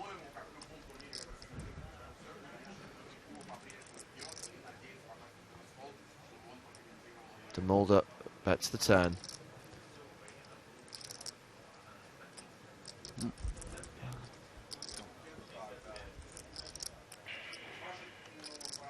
Are we still searching for this information? Yeah. So it's my fault. I clicked on the wrong year. Yeah, last year, Matt, was 2014. I forget. Okay, I thought it was 2015. That's this year actually. Have to type EPT 11 bus. Yeah, that's what I did. I wasn't that daft. I just somehow didn't get what I needed. Huh? Right, tell you what, Matthew, you take over the commentary. I'm going to find the information. Right, hello everybody. Information. Twitch are really good at finding information usually. Yeah, I don't know. 393, see? They found it for us already. Maybe he's bluffing. That'll be sick. That'll be a sick bluff. I was going to say, we missed an opportunity. Thanks, Ritato. Are you bluffing us? That'll be so sick. Just to mobilize your army. 393, he says. Yeah, We'll 393, so I think this year it could be 500. That'd be so sick. I'm being thwarted right now by dodgy internet. Fine, we need one step closer to relocating to Mars, guys. But we're going to rename Mars to Mouse. Mouse land. That'll be sick. On the hand, Matty continued to fire out 33,000 after the turn. And now he has bet on every single street. We've had the river come down, King of Spades. And now 52,000. Action is on Ryan Rees. 52,000 to call, 180,000 in the middle.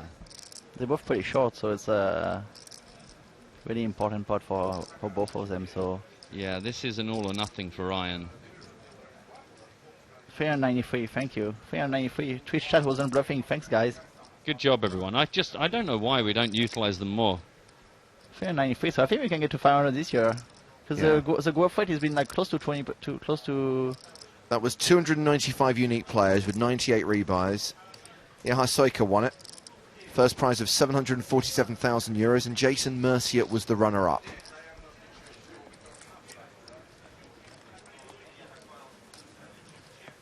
We're going to head out into the field. Andre Akari involved in a big hand.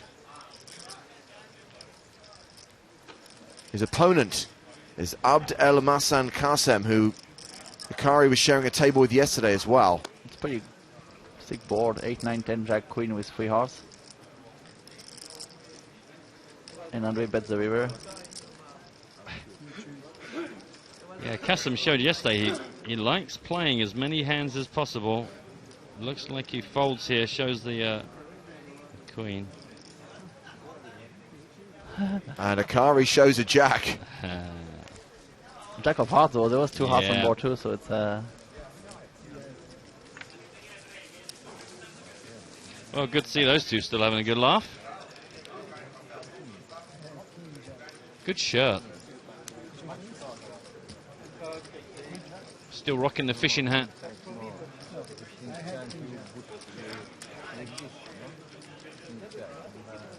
How many do you think you would have this year? I think 500.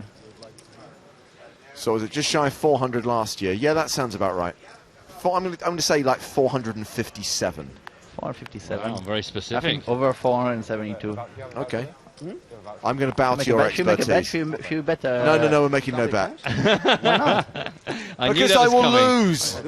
But you can change your number, see? What? Okay, well, I'll use that and then... But it's going to be bigger for sure. I mean, does anybody want to bet it's not going to be as big as last year? I can give a lot of action for that.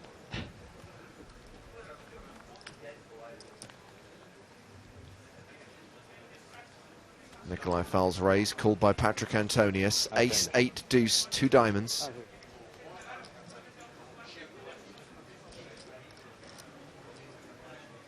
How many levels do you guys play today in the main event? 5? Officially, 5, but we don't know. Maybe more. I'd be very surprised if we weren't playing 6 levels today. I think It's supposed to chances go are down to 24 players? Or 16. 16? Well, I mean, there's no hard target. Normally, it's we just play the 5 full levels, and whether we end with 18, 16, 15, 14, we play those 5 levels. The reality is, though, we normally start day 4 with about 50 or 60 players. Today, we started with like 110. So, with that in mind, I do think that we're going to have to play 6 levels an probably. extra level.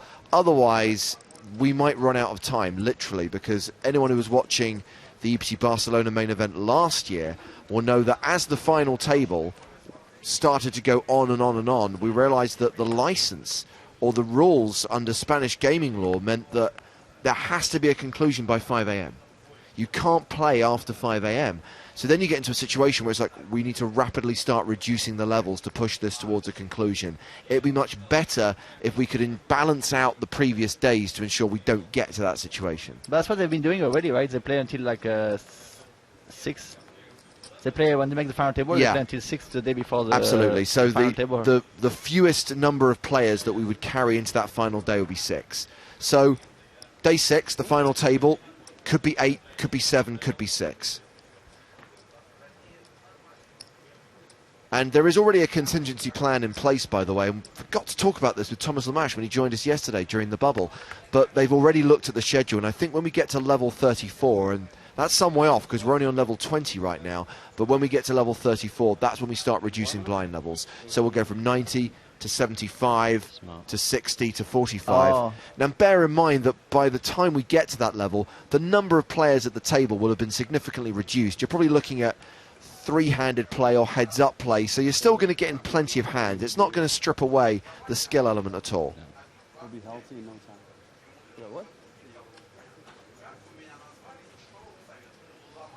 But of course, what you can't really plan for is the actual dynamic outkeep, because you have some final tables where, okay, the average stack is 80 big blinds, but there's one guy at the table who's got like 70% of the chips. Yeah, of course, and it becomes what I like to call a bulldozer final table, where he basically just runs over everyone else, and it's over in 3 hours.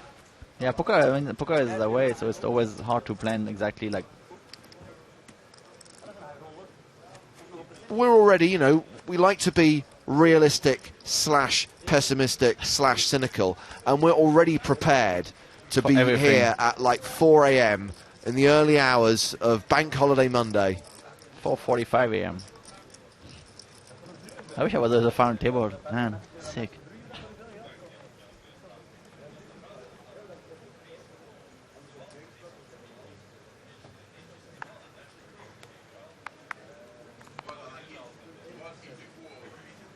So thanks to that handy graphic, you can see that we are about 8 minutes away from the first break of the day, coming towards the end of level 20. When we come back from break, the blinds go up to 6,000, 12,000, and the ante doubles to 2,000.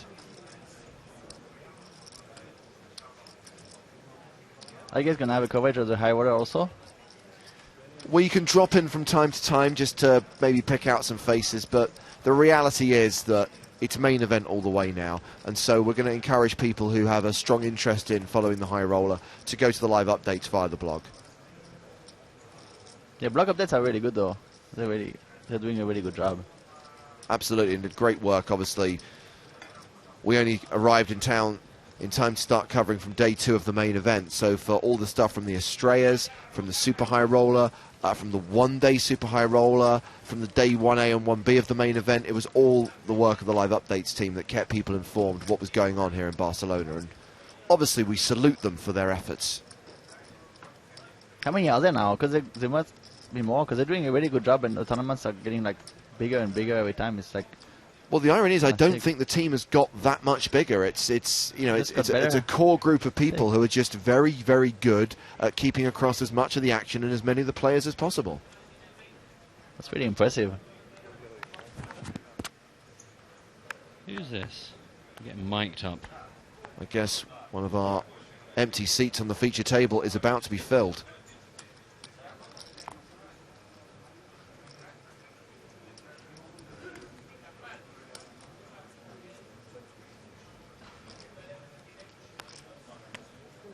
And the final table is going to be on 30 minutes delay with the whole card. The last day, or? The delay will normally be between 45 minutes and an hour. The minimum it would be 40 minutes.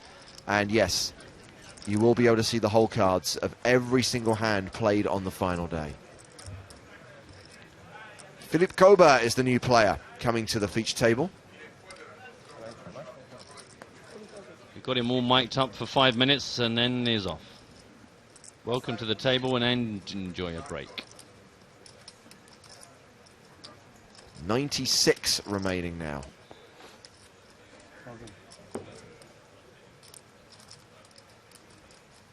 He failed to change it within 5 seconds. Yeah, I didn't want to say anything, but I was counting. What's the penalty for the graphical Nick? I get to punch him in the ribs during the break. Nice. Something to look forward to. Sorry? I think so.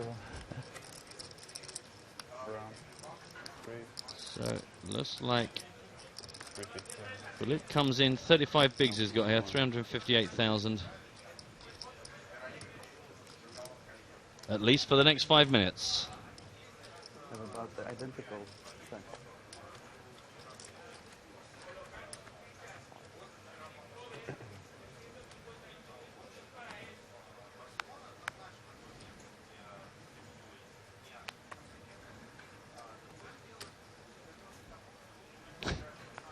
Is Kober going to play the very first hand he's been dealt into?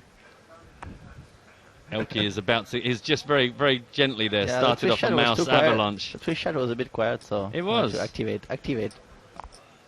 Invigorate. It doesn't take much, does it? One little mouse, and all of a sudden, here it comes.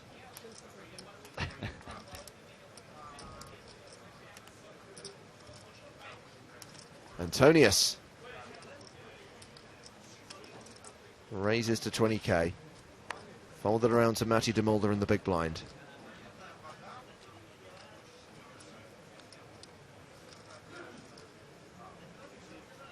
And gets a fold. And whenever there is a possibility for a callback to the EPT 10 wrap, it's an opportunity I will take. Antonius, a day late. Started at the bottom. I've forgotten the next bit. I thought you were just dragging it out. Antonius, a day late by the time he got in. Started at the bottom, finished on the top in Barden. Clever. It's been 2 seasons, people. Come on. Wow. Back out to Andre's table, should I say. Looks like Tom Hall is involved in this one, along with Kazem. In fact, it's Hall against Kazem. They are the 2 players involved here. Not particularly surprised to find Kazem involved in this. He does play every single hand. Not seen much of Tom Hall, though, so far in our coverage. Tom Hall, one of our former online qualifiers, had a deep run in the 2014 PCA and almost made the final table. Almost.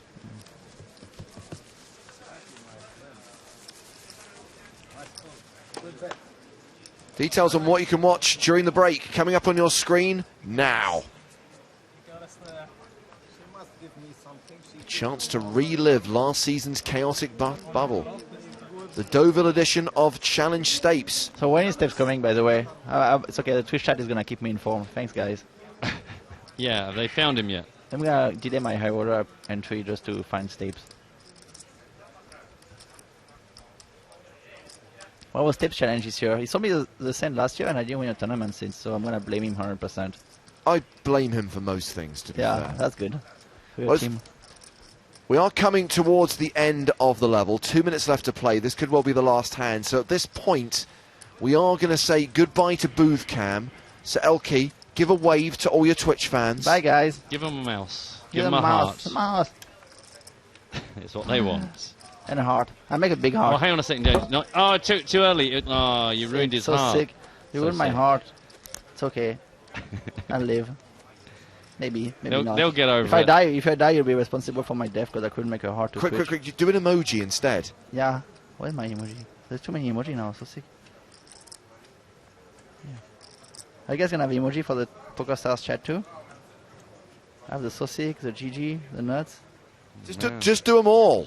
Just do them all. Just press every goddamn button. But I have mine and like send them from like everyone too, so it's pretty sick. Nice. Look at that.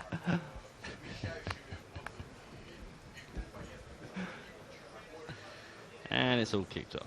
Sorry guys, I couldn't make a heart.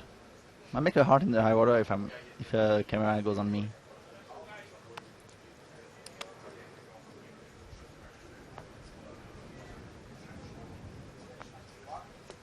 Ryan Rees has raised under the gun. Round to the blinds. Philippe Kober in the small. And Rui Miguel Nogueira da Silva y Souza in the big. He folds, and that means we might be able to squeeze in one more hand. One more hand, one time.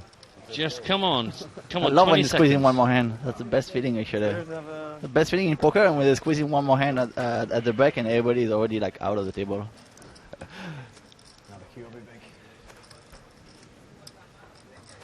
This is the point where everyone worries about how long the line to the bathrooms is going to be. Yeah, do you just go now?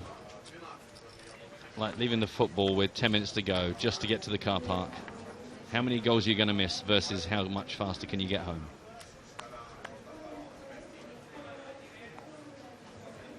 Patrick's out. Followed around to Steve Warburton. He's raising.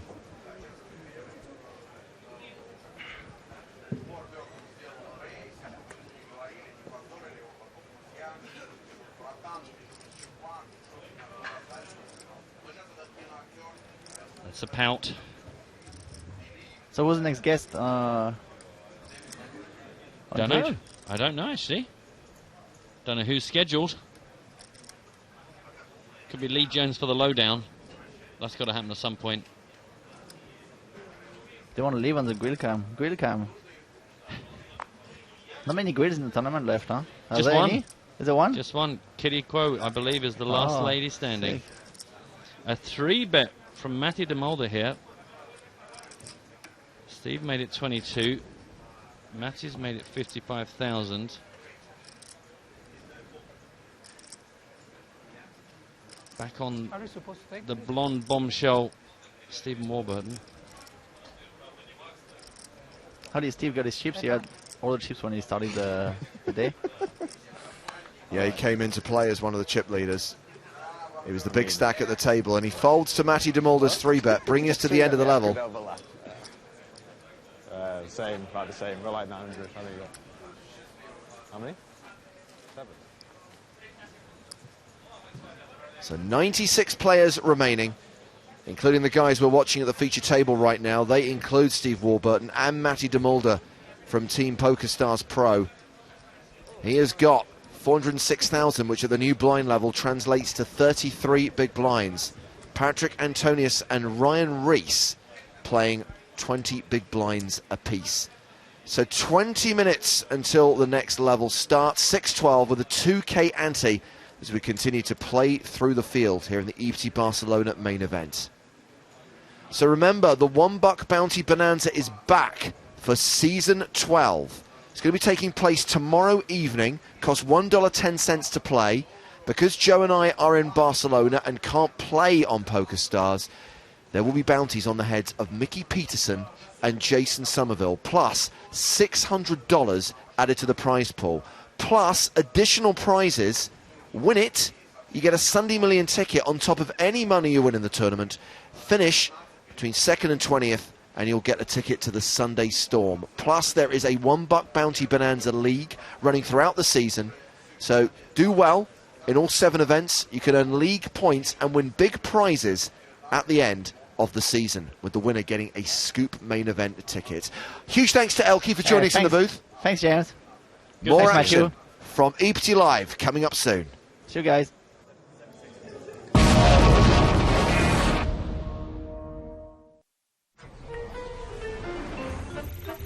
Barcelona attracts the largest fields on the tour, with EPT 100 being the biggest main event ever. Big fields mean big prizes, and with no one wanting to go home empty-handed, we witness this chaotic bubble. We're paying 239 spots. We have 240 players left in the event. So we're on the dead hand-for-hand bubble, and we end up with 7 players all in across 6 tables. The final cards are 7. We have lost 2 players on table number 1. Martin Finger shows 4-5 of hearts for a straight flush. We've lost another player. Final cards are 3. We've lost another player. Final cards are 6. Pierre remains in the tournament. Final cards are 6. Juan Pablo remains in the tournament. It's our final table for the all-in calls. Final cards are 4. We do lose another player here. For the remaining players, you've just cashed in EPT Barcelona. Congratulations, everybody. By the time all the smoke had cleared, we had 5 of the 7 players eliminated. And we decided the fairest situation was to go ahead and take the 4 cash prizes and to chop it 5 ways. You know, it being Barcelona and EPT 100, it just had to be a crazy bubble.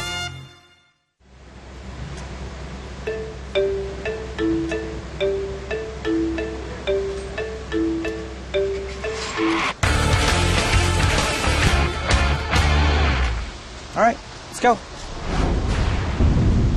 What is this?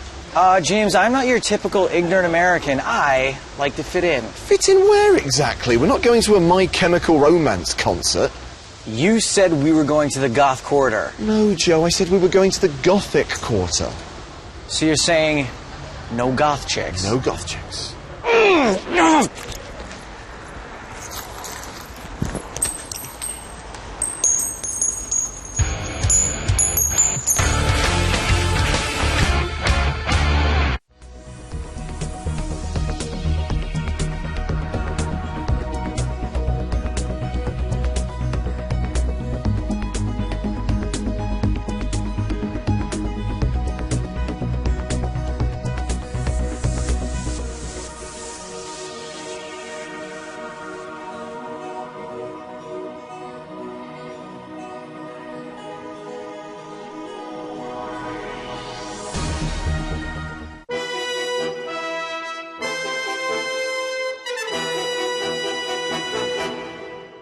Hello, my babies, and welcome to Challenge Stapes.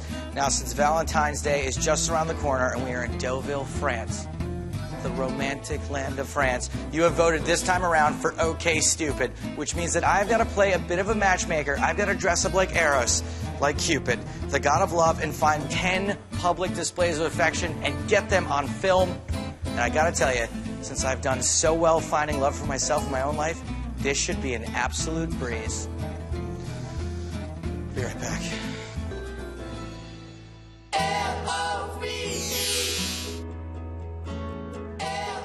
We're trying to get people to kiss on camera. Will you guys give it just a kiss? Don't run away. Wait, you two. Don't run. I'll put the weapon down. Okay? There you go. We're looking for people to bisou on camera. Yeah, all right. We're off to a good start. That might be it. We made a piece right there. Oh, God! Oh, hold on. Wait, guys. Wait. Everyone, wait. You wait. Charlie, wait. No, we're just trying to do a kiss on camera for Valentine's Day. In the poker world, there's a severe shortage of females. And there's even more so right now. No, bisou. A work bisou. Travail bisou. Do a kiss on camera. Bisou. No. The thing is, this is just kind of like filming my real life. Actually, it's not that different. I'm gonna call in some reinforcements though. I'm doing another challenge tapes, and I'm trying to get people to kiss on camera, and so we're really, really short of girls. I don't care what Dad says. He's never gonna see it. Could you guys give us a kiss for the camera for Valentine's Day? Oh, here we go. Oh, go for it, please, please, please. That's right. Okay, go ahead. We can if you want. Yes! Oh, hello! I think that counts. Whoa, that's got to be something huge. Yes, fantastic. Whew, my heart's racing from that one. Oh, hi. Hey, would you be... Oh, hello. Hi. I'll give you a photo, but we have to have a kiss. No, come on. That's what do you mean? It's okay. Oh, he's... Did you guys get all that? This is what he was like. He put up a little bit of a fight, but can I get a kiss between you two? A kiss? Oh, okay, very good.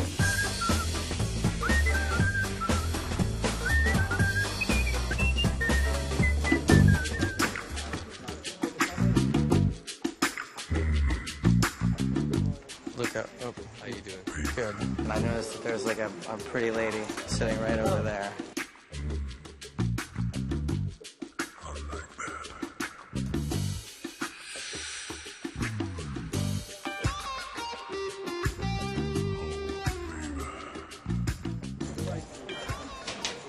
So I was wondering, would 7 o'clock...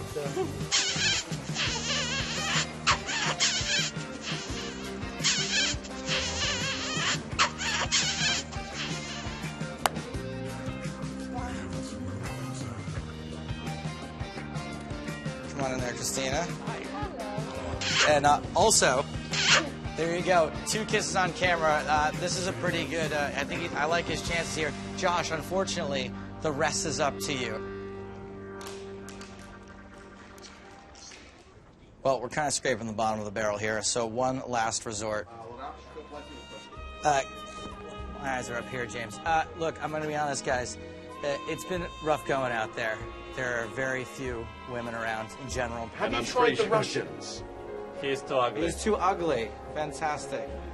Oh, some misfire. Let's try again. Hey, we got it right in the sensitive area. Who's going to come over here and kiss Justina? Get out of your chair right now. I'm not leaving this room. Robin, Chris, Dermot, Gavin, and I know you're surprised I know your name, but I asked before I came in the room. Simon, you. Simon says, go. Go give Justina a kiss, or this broadcast is going to be ruined. Yay! Finally! Unbelievable. Now back to your regularly scheduled program. Unbelievable. Yeah, that's right, my babies. That's another challenge tapes completed. We definitely had 10 public displays of affection. And Josh is probably going to have the best night of his life. Of course, I'm still alone, but you guys love me, right? That's what I have you for. You love me, don't you?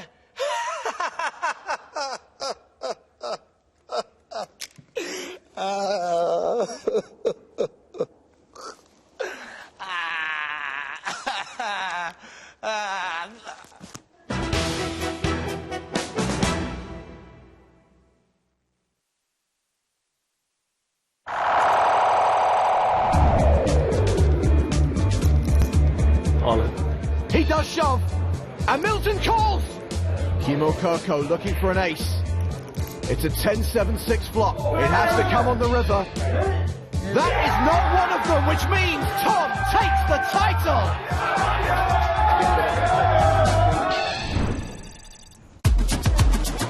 See the angels coming out the wall there? Up there from the medieval era. Oh that my probably God. is a relatively modern addition. How many balconies? And it certainly doesn't have any angels.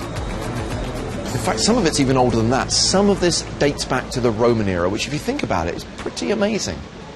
Cool. That must explain why cell reception's so bad. She hasn't texted you, and she never will. Yeah, she might. I just have to find 3G here somewhere. I got it. She didn't text though.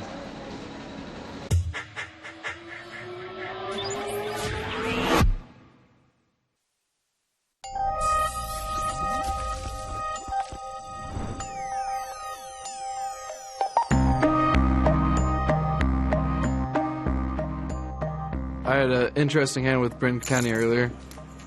The blinds were 1,000, 2,000. We were 7-handed. He opened a 4,500 under the gun. I had Jack 9 of hearts in the big blind. I called. Flop came, and I checked. He raised under the gun, so he could easily have 2 overs. He bet 70, 100 or so. I called. The turn came a 7 of diamonds. I decided to check again. He bet 16.5, so I decided to raise to 38,000.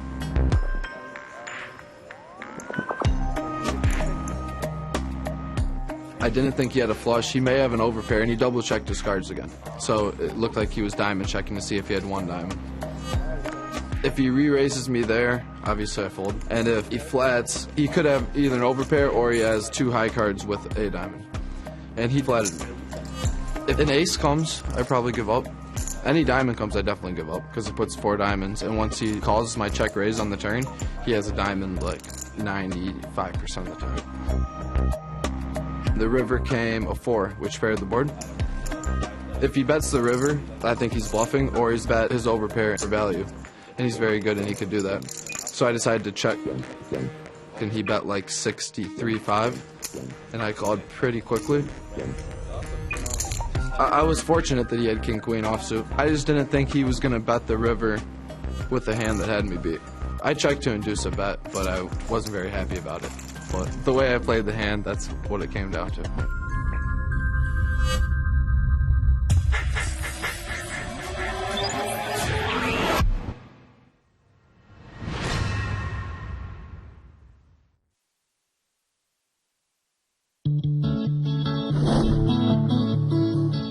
My mentor in poker, Steve Paul Ambrose, won this tournament in 2006. It was all over the newspapers in my hometown, all over TV. It was a huge deal that someone from small town Canada won $1.4 million down in the Bahamas. That's what got me excited about poker and excited about transitioning to tournament poker. So I sent him this big, long, embarrassing email, basically asking him to let me watch him play sometime. I used to just pick his brain non-stop, and that kind of took me from being pretty horrendous at poker to all right at poker in a pretty short period of time. I would say one of the biggest things that him mentoring me was, just having confidence in my game. Focus on the decisions, don't focus on what's going to happen. If at the end of the day, I win the tournament, I win the tournament. We kind of used to laugh because his win was something like $1.4 million. My EPT win was $1.38 million or something like that. It was extremely close. So he still kind of, one-upped me as far as biggest score. We were strangers before he won that tournament, and I ended up being one of the groomsmen in his wedding. So it's pretty cool. It's pretty nice how well I've run in EPTs. Winning in EPT was pretty awesome. We have a winner, Mike McDonald from Canada. I didn't fully appreciate how awesome it was at the time because, I had never worked a real job. I just really had no idea what, 900,000 euros really was. So I had no real expenses or anything. I had, just moved out of my parents' basement. It felt good, but I didn't realize how good it was supposed to feel at the time. I'd say over the years I've gotten better at the live dynamic. Amateurs and also a lot of the weaker pros fear me more than I ever thought would be the case. When I was 18 or 19 and I would see people playing against, Ivy and Negrano, and I would just be wondering how people give them so many folds. And I just thought what's going on here? When I had braces, people would 3-bet me a lot more and, pick on me, and it was tougher. But I think now there are just plenty of players who play with them for a few hours and just realize this guy will never bluff me. I plan to be around poker for a long time. The amount of success I've had in EPTs is a lot more than I deserve. I think a lot of people might kind of let that go to their head. My goals are to just keep up with poker. It's getting tougher every year, so I just kind of want to stay current, keep motivated. I want to only play when I enjoy it. Now I just want to travel to the tournaments I'm excited about, try to play my best and have fun. Just 4 months after his 18th birthday, he won the European Poker Tour main event in Dortmund for just under $1.4 million, which is still his biggest score to date. At the final table of Dortmund, I was just deludedly confident, and I was so cocky and thought I was like so much better than everybody. I went into every tournament I played when I was 18 thinking I'm going to win this one, I'm going to win this one. I had so many deep runs a few years ago, and after every single one I busted. I was like, you know, pretty miserable, which is not the way that things should be. Now I'm probably less confident I'm going to win the tournament than I would have been in Dortmund. I'm a little more grounded and a little more understanding of the variance in poker. I would definitely enjoy being the first person to win 2 EPTs. I feel a little bit of pressure. I just want to keep playing the way I have been, try to make the best decisions I can, and hope luck's on my side and try to get the best result I can.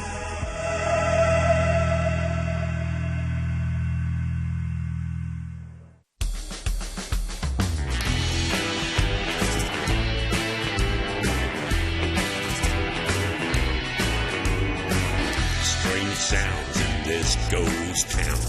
Devils dance in the moon. Dogs growl and banshees howl. Trouble's coming soon tonight.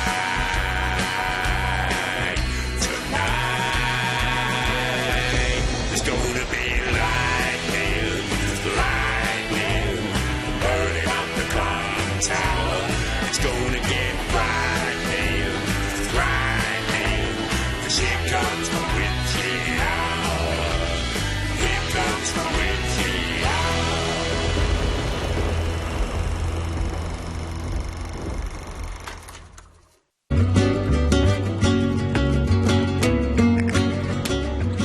You know, I have to admit, the Gothic Quarter is actually pretty cool. I think the Jewish quarter's around here somewhere as well. There's Spanish Jews?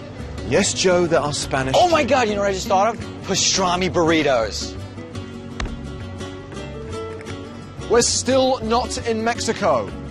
You had me at Shalom.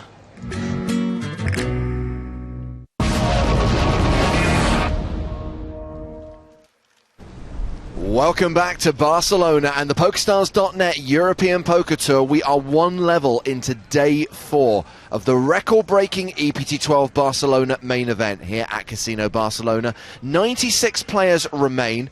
Now, this is the second of officially 5 levels that will be played today, but in reality, we have every expectation that there will be 6 levels, which means more hours of EPT Live than you would normally get on day 4 of a main event. You lucky people. I'm James Hartigan alongside Joe Stapleton. Hello, my babies. Thanks for having me. What I missed today? You missed Elky, a mouse, which turns out is also a speaker, which can play the music of Deadmau5, which he broadcast on the stream, which has probably cost us several $100,000 in royalties, which we will be billing Elky for. Whatever. I think the company's doing all right. So we have got one of the big stacks on the main stage. Stephen Warburton from the UK has 865,000 right now. 2 shortish stacks, 2 very well-known players. Ryan Reese, 2013 main event winner, 219k. Patrick Antonius, EPT2 Baden winner, has 229,000. Plus, Matthias de Mulder, one of 2 members of Team PokerStars Pro, flying the flag for the Red Spade here in this tournament. He's got 402,000. The other Team Pro still alive is Andre Akari, who's out in the field. He's also flying the Belgian flag, which is meh. All right.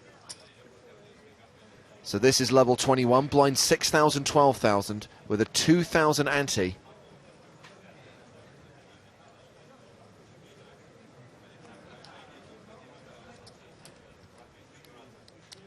Is this the Warburton guy that plays Joe from Family Guy? No? I'm being told now. Fine. Hello, my babies in the Twitch chat. Porta was taken, wants to know how many are left now. Porta, I'm going to ask you a question. Do you know how to open your eyes? I think the answer is yes, in which case you should use them. And look, now, do you know the difference between left and right? You should use them to look at the right side of your screen and then up in the top right corner.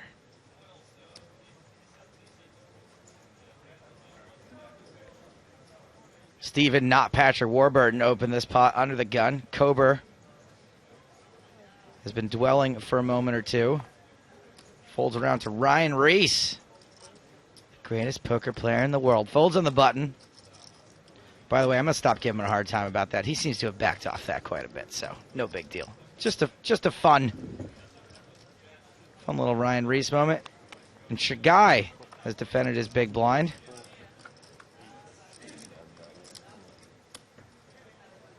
Six, 5, 2 spades.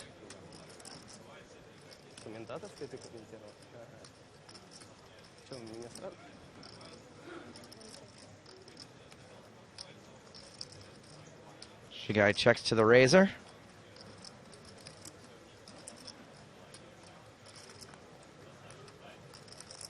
Oh, Patrick Warburton, he's the Rolf guy. Correct. He's 17 going on 18.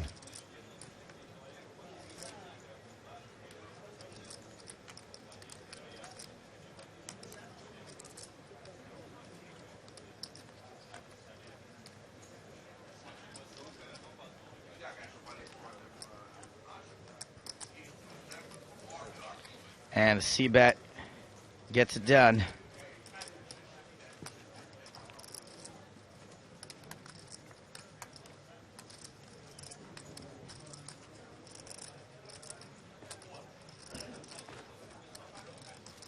Polar Baron wants to know, are we going to be able to see their hold cards on the final table? That is correct. On Sunday, it'll be cards up with a 1 hour delay. Right now, we're watching cards down with no delay. Live in real time. Don't forget you can join in the conversation in the Twitch chat. Twitch.tv/PokerStars. You can also tweet. Tag them, EPT Live. And if you're like Sleeping Wit SNES in the Twitch chat, you can have a conversation with yourself about how unfunny we are. Thanks for being with us. Even you Super Nintendo lover. He's upset that this show doesn't have Mode 8 graphics. Remember those? Remember what a big deal Mode 8 was? When you were on the land speeder in Super Return of the Jedi? We lost a player out in the field, by the way, down to 95 now. Matthias de Mulders opening this pot. Pengers 804 on Twitch wants to know, Stapes get lucky last night? No, I went off for about 4 bullets in the media event. I thought it was only 3. It was 3, but you know, when you count side bets and massages and... Ah, right. I'm going to only fire 2 bullets. Nothing doing. It was actually only 2 bullets because I got Ben to pay my first one. Oh, a bit of podcast throwback from Jamie Robinson. Did anyone put the EPT Not Live pan pipes under William Kassouf's soundbite yesterday? But thank you for the idea, Jamie. When we come to do our review of Barcelona on EPT Not Live next week, we'll definitely consider that. And if you haven't already subscribed, do so via iTunes or Stitcher, or download directly from PokerStars.com/EPT/podcast.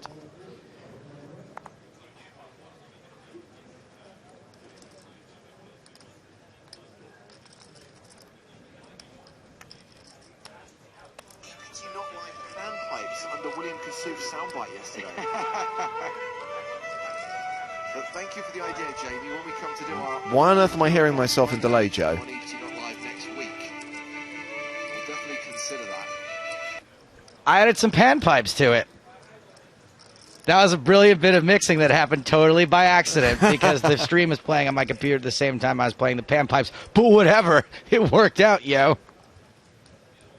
Why is the stream playing? Aha. Good old Twitch.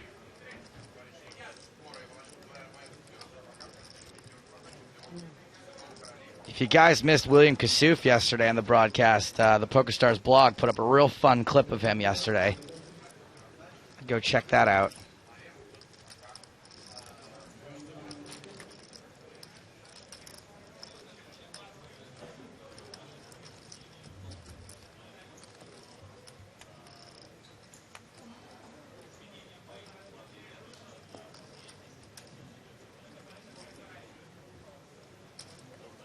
So Warburton raised small to big here.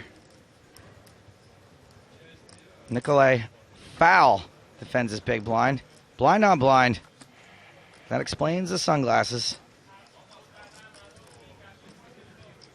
Poker Spirit says, break out the magic 8-ball jacket for Warburton.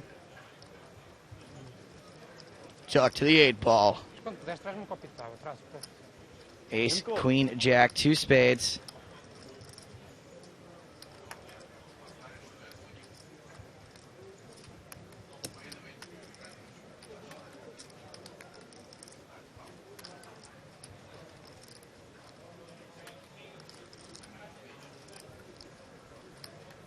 Warburton continuing, as he is wont to do.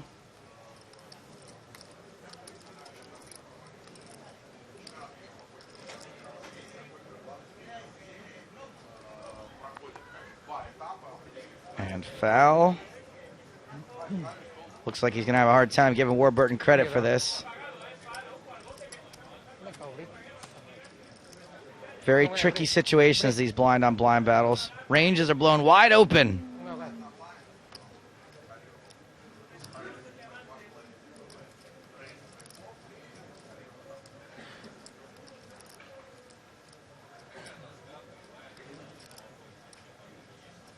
Deuce of diamonds on the turn. That's got to hit somebody.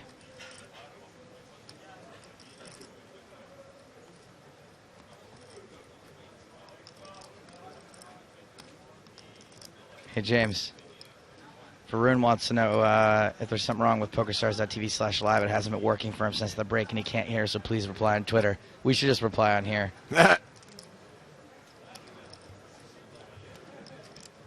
Warburton going to keep on Warburtoning. 110,000 now into a pot of 160. Seems pretty serious about this. Why so serious? Maybe he figures a foul is something you could call with on the flop. You can call again here on the turn.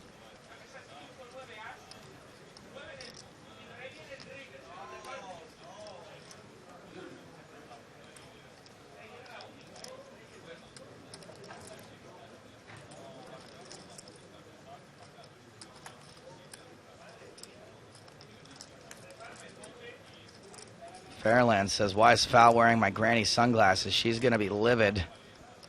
I think Rolf's sunglasses are maybe a little too small, and his are a little too big. They should do a little flipsy-flopsies. Just decided to check in with the live updates on the blog, Joe. Checking out the current top 10. Alexei Koroshenin, who started the day as chip leader, still holds the #1 spot, 1.6 million. John Juanda is now second in chips with 1.23 million. Andre Akari's in the top 5. Sham Srinivasan in the top 10. Some big names going deep here in Barcelona. Well, if Stephen Warburton manages to felt Nikolai fail here, he's going to have dang near $1 million, and this pot's getting big. So what is C-bet was 42k. He barreled the turn for 110k. Board pairs on the river.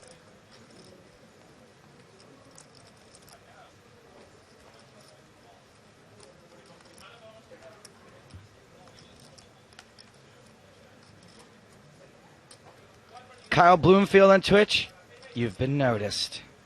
Meanwhile, we have official confirmation from the tournament staff that there will be 6 levels played today.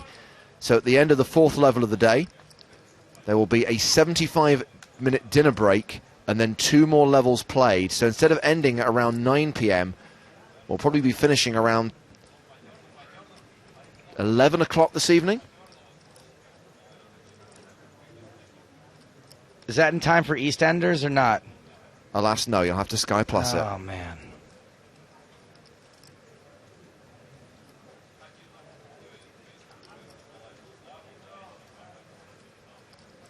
Frogo asks, why do they wear sunglasses? There's no sun. Frogo, because it's freaking cool. That's why.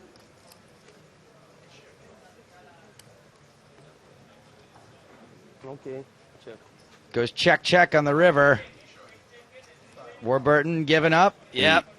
Doesn't want to show it. Wowee. So both players muck. And the table divides the chips. As the last player with cards, Nikolai Fowl scoops in that pot. He's up to 648,000. Warburton down to 712,000.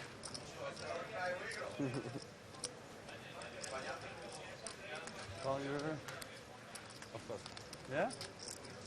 I mean, that's probably one of the worst. Maybe the best, maybe Seisman. So this news from the tournament staff hasn't come as a shock to us. With 110 players at the start of the day, we knew we'd need to play more than 5 levels today. 6 levels in total. This is the second of those 6 levels, with a dinner break after the 4th level of the day. Plenty of EPT live coverage for your enjoyment right now. And an elimination from one of the outer tables. That is the departure of Kimmo Kirko, who's runner-up here in Barcelona 2 years ago. He ran ace-4 into the queens of Dominicas Camazinas, and Kirko is busto. Anyone but Kimmo Kirko. Unbelievable. And that's taken us down to 93 players. So we lose a player from that table, but the booth gains a physical presence, because now is time for today's edition of Lee's Lowdown, because Lee Jones, who is Director of Poker Communications for PokerStars, is here to talk about all things Red Spade. Are we going to have the theme music today, Joe? I can repeat the theme music from the other day. I can do an old one. What do you guys want? Do you want the Lee Jones? I like the rap that we did at the end of last season. How about this Go one? for it, Joe. Let me see if I can find it. I've got so... there we go. That'll work. Ass up, face down, pitch man, shoes brown, red spade, pound town, table captain, shiny crown, communications proper noun, Lee Jones lowdown. I like that one. It's efficient. It is. It summarizes all of the things that happen during this segment. It builds you up. And your I don't character, your personality, your appearance are all in there. I don't have to carry a tune. And you don't have to carry a tune. It's. I like it, Joe. You can use that one anytime you want. Just want to address this tweet real quick from H&G Styles. Been watching EPT live for 12 hours straight. First videos on demand at day 3. Now live, still not bored. Will be prepared to be even more not bored-er as Lee Jones is here. Wow, that's 12 hours straight. You guys, that's really strong. Congratulations on getting that kind of loyalty from your viewers. Now, Lee, I know that this is not officially part of the lowdown, and a bit later on today, Neil Johnson, head of live poker operations, is going to join us to talk about the PCA schedule. But it is the big news of the day. The biggest ever festival in PokerStars history. 104 events. This is in January 473 events. No, it's 104 events. Satellites for the main event running next month. But the big news, and I think the thing that's going to surprise a lot of people, is the fact that the main event is gone from being a 10K to being a 5K. This is US dollars. I could not be happier. I really, I mean, years and years ago, we just started pushing up, we, meaning the entire poker industry, started pushing up the buy-ins of everything, right? And we got to this point where you couldn't swing a dead cat without hitting a 10K buy-in event. As the sobering effects of the 2008 recession hit us and everything else, the buy-in started to go down. And I think it got a lot more sane. And I think this is just another step in that direction that opens up the PCA main event, arguably one of the most prestigious events in the entire poker calendar throughout the year, to many more people. Now, this is not my opinion, Lee, but there will be some people who will reach the conclusion that by lowering the buy-in from 10K to 5K, you in some way make it less prestigious. I don't think you make it less prestigious. I mean, the PCA is a prestigious event, right? I mean, it is a big stop when you have 104, 473 events, however, whatever the number is. First of all, what is prestige, and why does everyone want things to be it? Well, I mean, there is that too, right? But, I mean, the fact is that we will get, with a 5K buy-in, I think we could see 12, 13, 1,400 runners. You're going to be talking about a prize. You're going to be talking about a first prize of well over $1 million. that's serious money, right? I mean, people still obsess, and it's a conversation that is had frequently in the poker world about what are the Grand Slams of poker. If you had to identify, like, what are the 4 biggest events in the year, the PCA is always in that conversation, partly because it's the same buy-in as the World Series of Poker main event. And, I think it's still going to be part of that conversation because fingers crossed, it's still going to be a massive event and maybe even more massiver than it's ever been. And to me, I've always been a guy that it's more prestigious to win a massive field event versus a 50K event that has 11 people in it. Right. And for some reason, I don't disagree those with you. events are weighted more, and that doesn't really make sense to me. And I think Joe I think Joe had his tongue partially in his cheek when he said this, but I don't know that prestige is really the goal here. The goal is to get a whole lot of people involved in a great event. And by dropping the buy-in to 5K, you get a whole lot of people involved. I completely agree, Lee. And I am a poker is fun guy. That's always been my thing. Absolutely. And so for me, I hear a $5,000 buy-in, and all of a sudden that becomes way more attainable to me. And I'm the person that we should be trying to get to play at the PCA. And, I mean, we're doing that across all kinds of things. I mean, we were talking about the UK IPT in the Isle of Man, and we've dropped the buy-in there to 440 pounds, right? It's like we can still have a lot of fun. People can win a significant amount of money. Somebody's going to win a significant amount of money in the Isle of Man. Somebody is going to, basically the top 2 or 3 people at PCA are going to win life-changing money. So, let's make sure that we go after the right goals. And I'm not sure that, as Joe says, I think we'd still be part of a discussion about if you had an unofficial Grand Slam of poker, would PCA still be in the conversation? Yeah, I think it would be, but I don't think that's the thing we should be worrying about. The thing we should be worrying about is bringing a whole lot of poker to the most possible people, and this will do that. So there you go.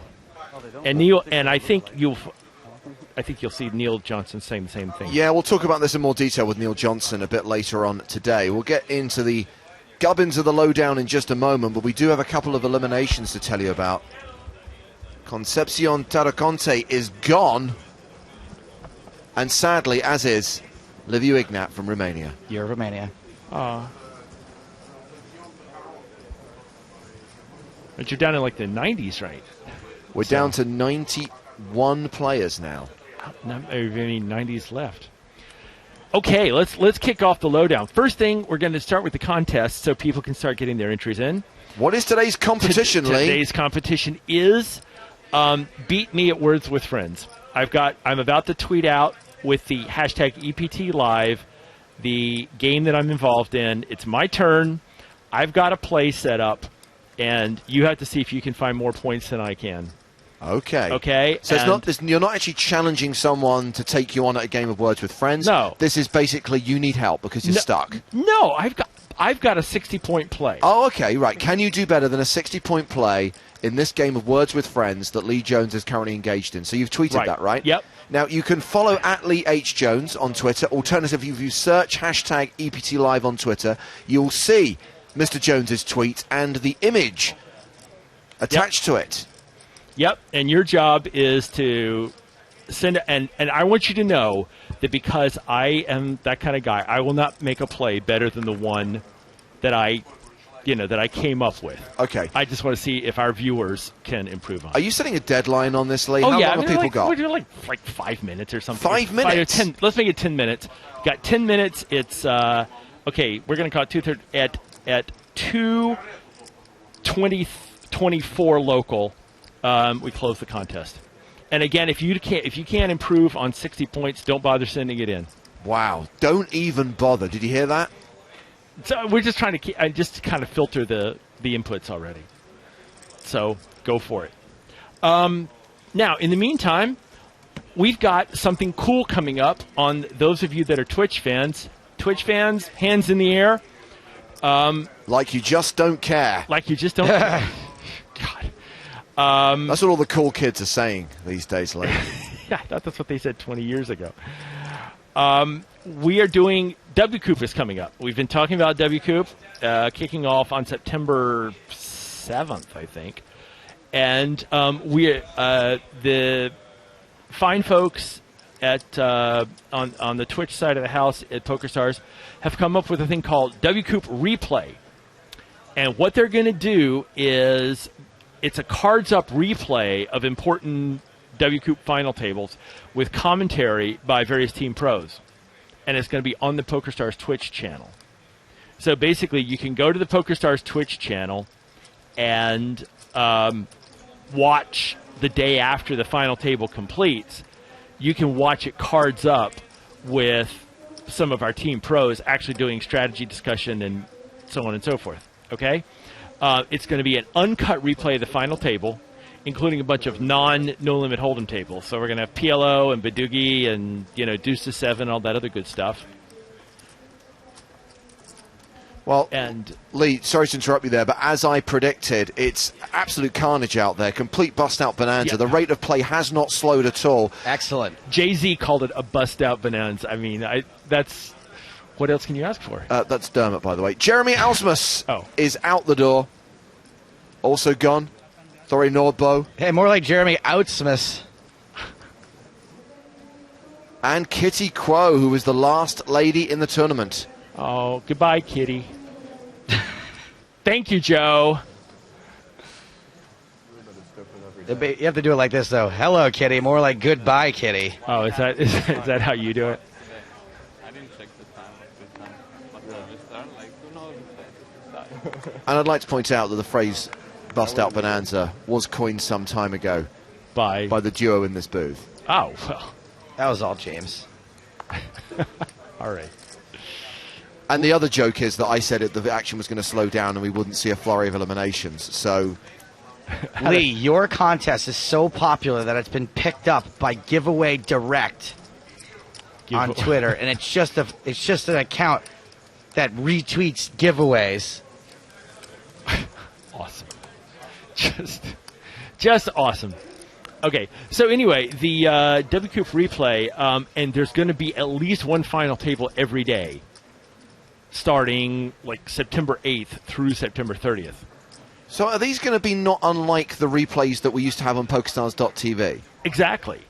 But on Twitch instead? But we're doing it on Twitch, and there's going to be the pro or pros that are doing the analysis and discussion are going to be in frame. Right. So you're going to be watching on Twitch, and you're going to see, Randy Lou or whomever it is in the corner as you would normally see in a Twitch situation.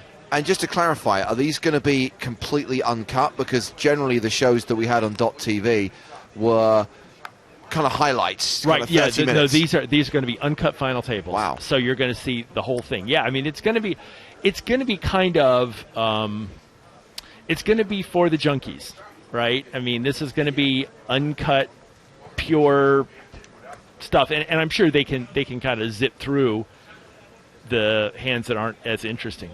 But anyway, so yeah, that's going to be a cool thing. And the Twitch people are looking for other things. Like, for instance, one thing that they're already looking at is doing a highlight reel. So you could have Randy Lou or Ike Haxton or, whomever going over, like, highlights of an entire tournament. It's an interesting experiment because I may be wrong, but I very much associate Twitch with live. To me, it's like the coverage of a live event like this, or more commonly, someone actually playing online live. To do, I guess someone's going to be commentating live, but the action they're going to be looking at is a replay. Yes, and I mean, it's certainly an experiment, right? But there is a lurgy going around in Barcelona, and many of the players at our feature table have obviously caught it. John Juanda did his best to keep it to himself by wearing the white mask. I saw that, and how did that work out? It didn't. Well, the fact that he was gargling and coughing up phlegm in the public bathrooms probably hasn't helped not spread the germs. I had to keep a cup next to my bed last night, and this time it wasn't for whiskey.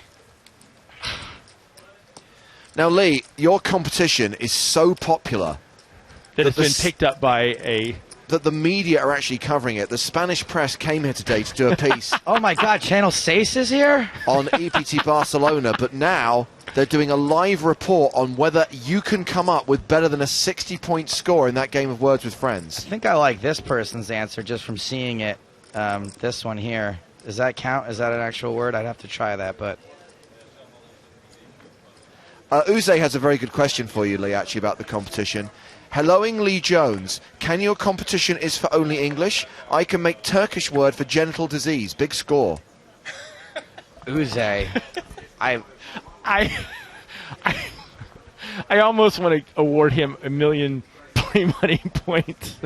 Just At Mustafa Laugh, we did. At Mustafa Laugh. That's awesome. The weird thing is that me and Uze have an X in common, and now I'm a little bit worried.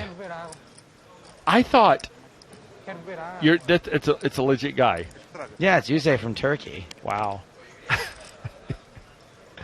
He did say one time that playing poker for fake money was like trying to stab someone with a rubber knife, which worried me a little bit, but is also sort of accurate.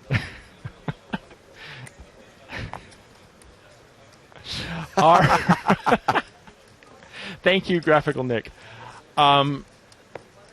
Anyway, that was Jay-Z who put. Oh, that was Jay-Z that put that up. Oh, Jay-Z is like. Lee, we need to take you behind the scenes and tell you who does what here. Yeah, I know. Really, you keep giving all the wrong people credit. I'm sorry, Jay-Z. I am really sorry, man. That was I like. Well, he's the one that controls the on-screen graphics. Jay-Z's got 99 problems, and those are just the first 99.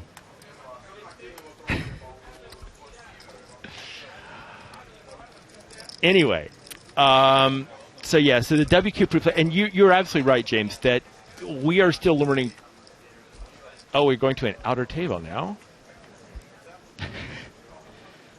Andrea Kari's massage is getting very intense. We decided to show it to you. She's working the lower back. How low will she go?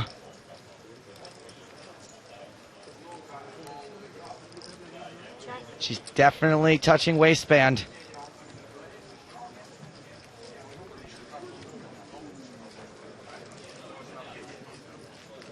Right there, that was threshold. We've all been there, right, Lee?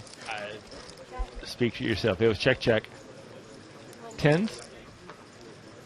Close enough to tens. It's a winner. It's a neener.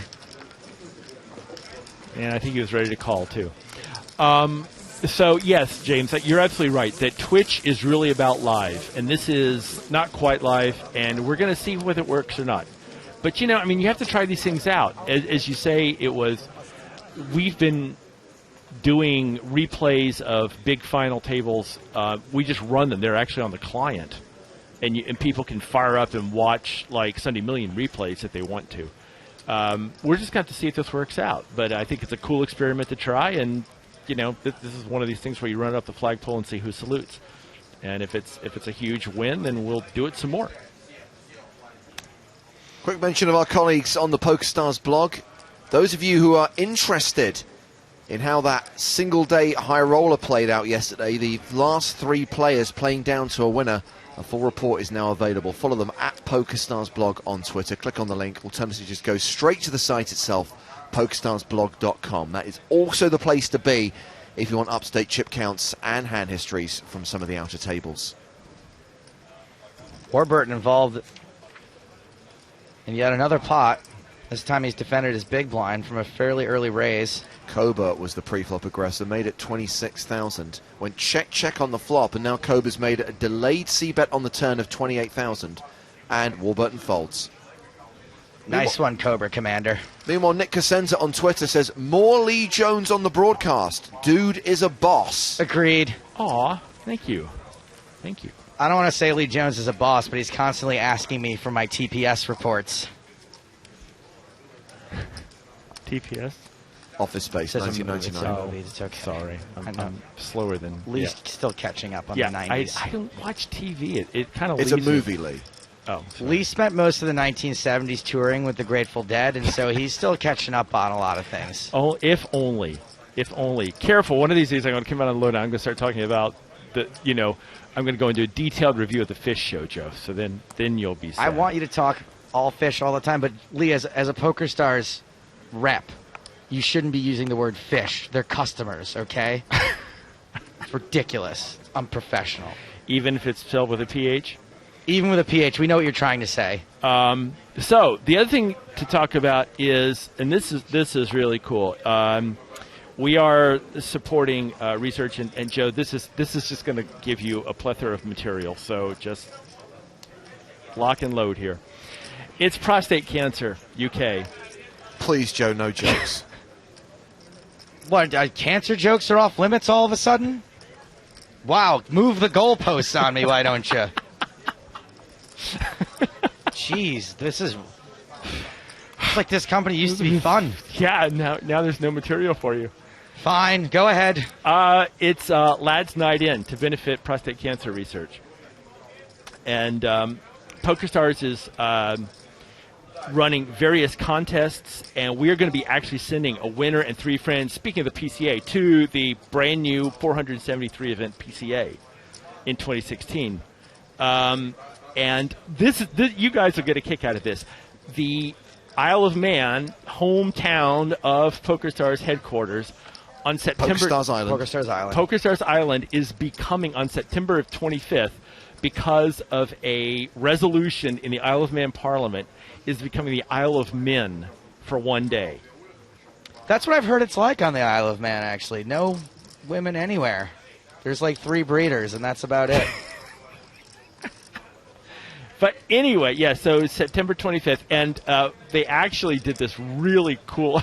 You've seen over there, like... Why do you think Lee Jones can't stand being there? There's not enough ladies for this boss. He's already batted around. He's back at the top of the order.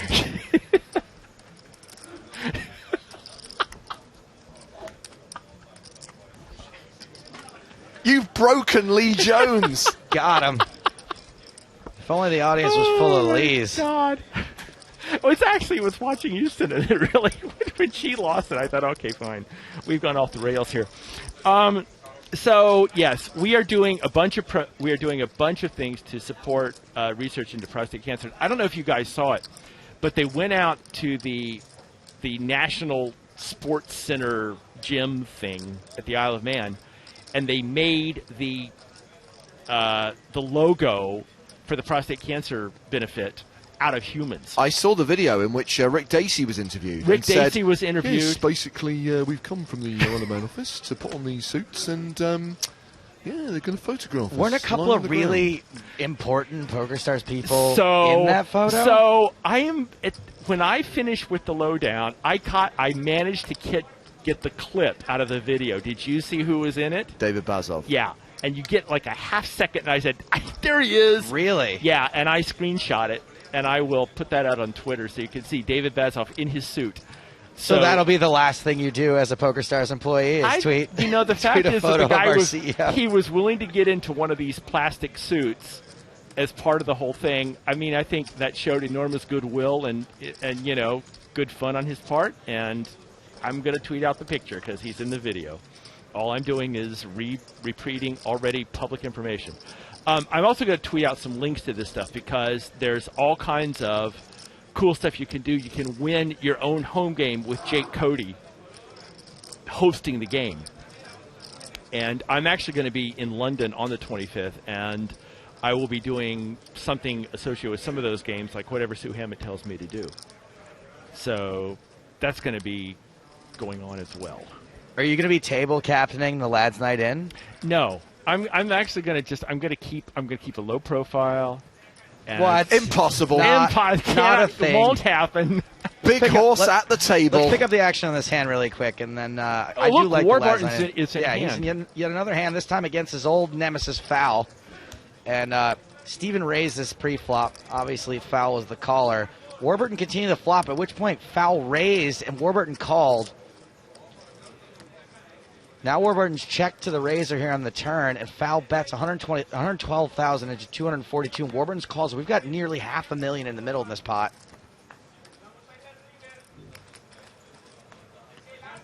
And it is an ace and a club on the river. I'm not sure what the Spanish commentators are looking at right now, but they are screaming their heads off. They love clubs. It's the national symbol of Barcelona. They've been watching the Russian commentators and thought that's what they're supposed to do. But the Russians are just kind of like just I know the Russians have subdued gotten and quiet, They've which always is like a that. little bit worrisome. Zelia, you feeling okay?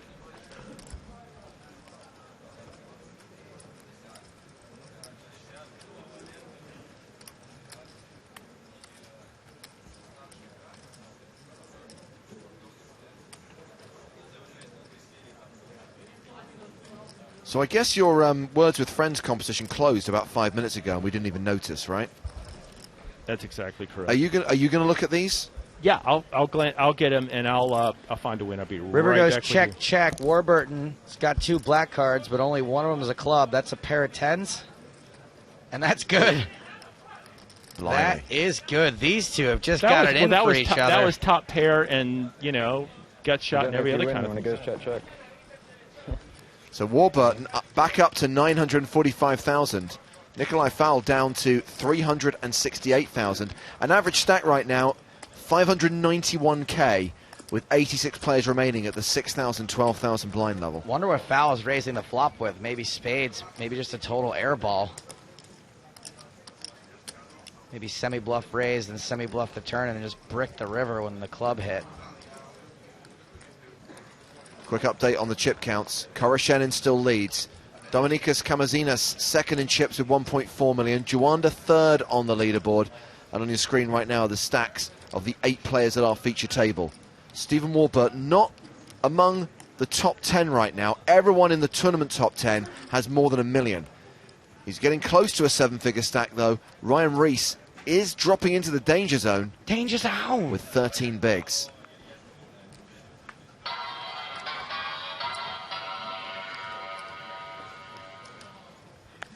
Hey, so that's what our boss looks like? That is the head chief guy. If you want to see what the big boss of PokerStars looks like, the Amaya boss. And you know how old he is, right, Joe?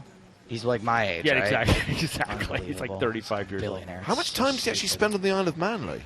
He's rarely there, and that was one of the cool things that he just happened to be there when they did this stunt, and he was like, "Yeah, put me in one of the suits." Okay.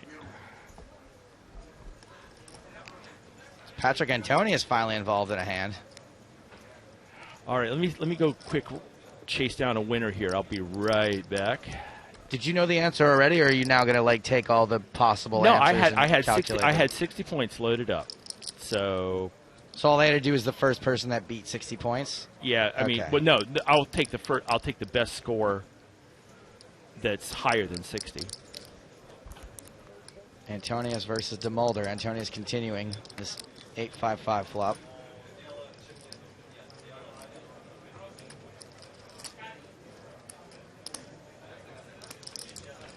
Antonius wins a small pot there. Now, do you remember when Patrick Antonius used to have hair? We mentioned earlier on that he won Barden in Season 2, and this is what he looked like. I don't remember that. That's 60,000. Who are announces all in? Patrick calls. It's the 3. You know how he's drinking out of a straw. Didn't want to mess up his makeup. A fine figure of a man. He's a beautiful man. He's like cut from marble. Look at him. He looked. I mean, it was. That's it why just he's me, or always did got he this- look a little like Schwarzenegger? It's not just you, Lee. It's not just you. Okay, so in terms of the score of the Words with Friends contest, I actually had Cobias for 60 points. Because you can put the C. You always want to hit the triple letter Right. and the triple word at the same time for the double then you whammy. non-tuple that letter, which was a C for a billion points. And I want to see if we can get anybody who did better than that. Make Caribous with the R above. Kevin might be onto something here. I wish you'd been a little more detailed. But Kevin, you may be onto something. Wow. It's tough because then you got the bingo bonus. Exactly, you get the bingo bonus. So, but it's only 35 points. Do you ever go for the bingo bonus just for fanfare, even though you can get a higher score elsewhere, just because you're like, bam, Bam! Bingo! There is something rewarding about a bingo, Yeah, isn't there? especially if it's my second bingo in a row. Oh, I've gone weak at the knees. Was that from the Patrick Antonio I think picture? the gap in the tooth, too, also adds a little Arnie to it. Patrick, could we get you to say, "I'll be back"? Pingers on Twitch says it's not a tumor, which goes along with the whole Lads Night In thing. See, I told you, James. I told you that there would be trouble when we get. There's going to be more trouble when Kara Scott learns about this whole Isle of Men thing. You know, I like Kara Scott. She's a friend of mine. So I think actually, yes, you do. You get 35 points for the bingo and caribous across. I think we're going to have. I'll have to check it. Hang on 1 second. I'll get right back to you. Did you say Carascataboo because she's from Canada and they're the national bird of Canada? I am pretty sure that caribous would get you like 1 billion points. God, that's exactly right. CARIBO. It gets the triple US, too? and it gets the triple on the S. That's pretty sick. But you know what? It may not be more points because you're not going to get multiple points on any of those things. You're not We've got an all in. Oh, we got it. We've got Sousaphone all in. Excuse me. I think you'll find that's Rui Miguel Nogueira da Silva e Souza. And his all in. I would rather call him Sousaphone. Not receive any response. Caribous would get you 4, 5, 6, 7, 8, 10, 13. You actually get more points. I don't know, Joe. This would be tough. You could get a bingo with caribous across Revile. Yep. But you get like 20 more points by playing Cobias. Here's why I would do Cobias, even though I do like the boom of the bingo. You got to do this here because you can't. You got to take this space. That's a really dangerous thing to leave. You don't want to leave that open. Exactly. You leave that open. They make Zune there. That's a 100-point word. Yeah, exactly. You're going to get crushed there. So yeah. So you're at. The caribous does not win, but it definitely. Do you know what? I'm giving 1 million play money points to the first caribous because that was just cool. So far, whoa, Lee! Can the company Play Money afford that? We're taking it out of your account, Joe. Because they downgraded my hotel this year, and I just want to make sure. Did they downgrade your guys' hotel, or just Joe's? I'm just joking. I'm just joking. I just want to make sure that we can Play Money afford that. That we don't have to go into Play Money debt. That no Play Money mergers have to happen. Yes, I think that there will be some effect on the play money economy within PokerStars. Joe, why did you even mention it? Now there are rumors on Online Poker Report that we're going to file for Play Money Chapter 11. Chapter Play Money 11. My old man's doing a dime for Play Money insider trading. At the Playhouse. That's right. At the Play Big House. He's in a fake jail where all the locks are open all the time. Just there voluntarily. You're watching EPT Live. Play at PokerStars. Poker School Online. Go somewhere where you can get something useful rather than wasting we got to hold on a second, though. Is caribous a word? Isn't caribou like deer? Or as fish? In the plural is the same as the singular. Yeah, I think it probably is. Uh-oh. And it wouldn't matter. Plus, we wouldn't do it anyway. Now, it was someone in Twitch who said that first. I just want to give them credit. Phil Steve on Twitch. Canada has the best healthcare, and it's free. So quit the jokes about caribou. Hey, Elky's in the Twitch chat. He just can't get enough of EPT Live. We love you, Elky. We want lots of mouses, Elky. Lots and lots of mouses. We're going to head back to Andre Akari's table, where he is involved in a three-way pot. And there is a red triangle of death. Looks like it's Sergio Alonso Camunas who is the player all in. Decision now on Kazem.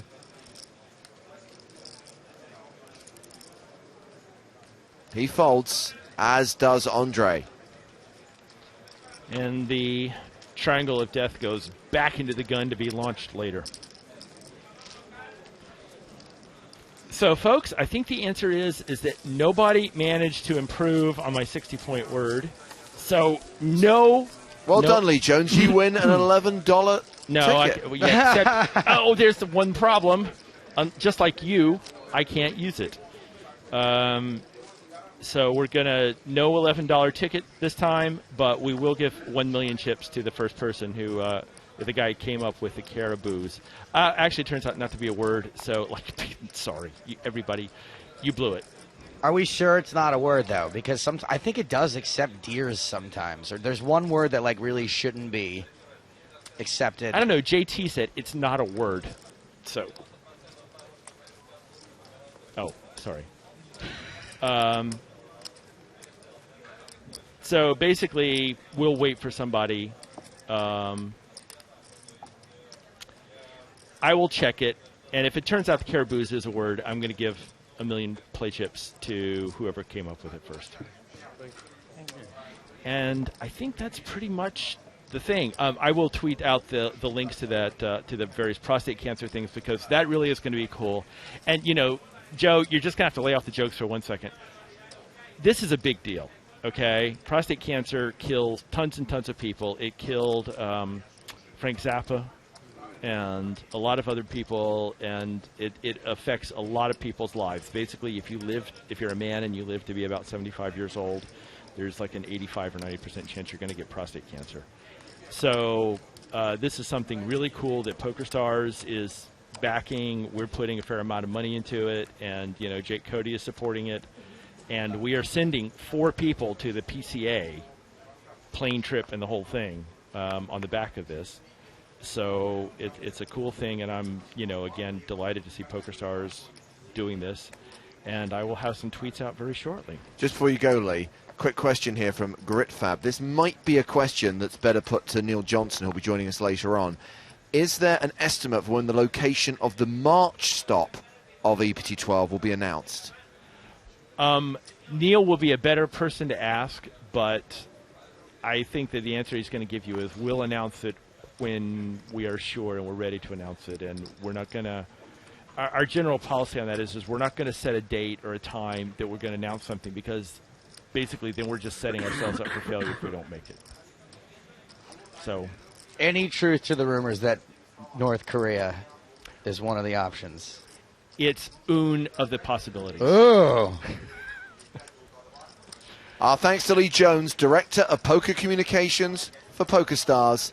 That concludes today's edition of Lee's Lowdown. Thanks, gentlemen. See you soon. See you, Lee. Just in time for this 3-bet from Patrick Antonius into Cobra Commander.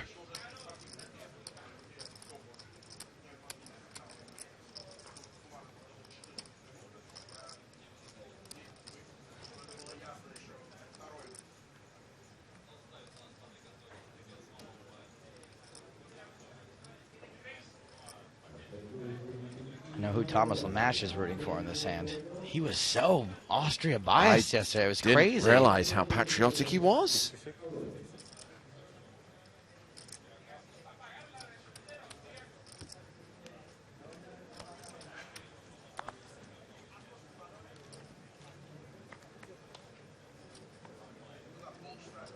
Well, Koba calls the 3-bet in position.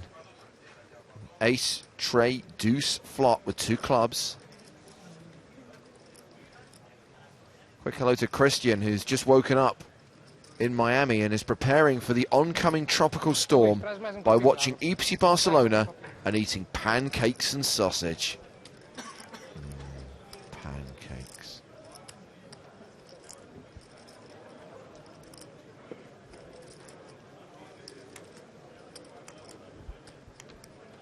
Ultra Cool on Twitch says, finally a nice size 3-bet. I know, I've been waiting all day for a nice size 3-bet.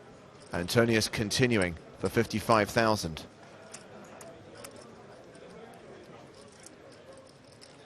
Seems like a pretty good board to continue on.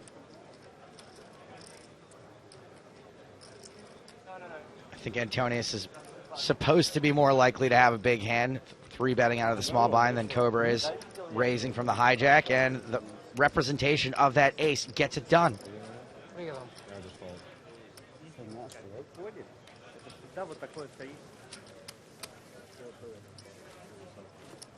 Brochure on Twitch says that Cobra looks like skinny Wolverine.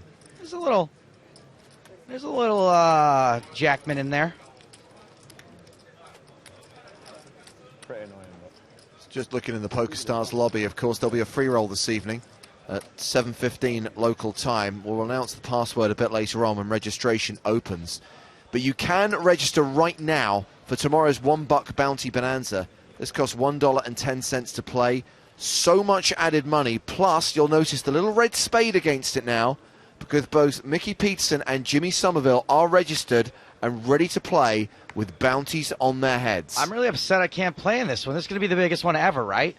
2,500 players already in. That's so upsetting. What day is it? It's going to be on Sunday? Tomorrow. Tomorrow? Where's the closest place I can go to play it? The Canary Islands? Can I go there? You'd have to sail into international waters. Does anyone have a boat?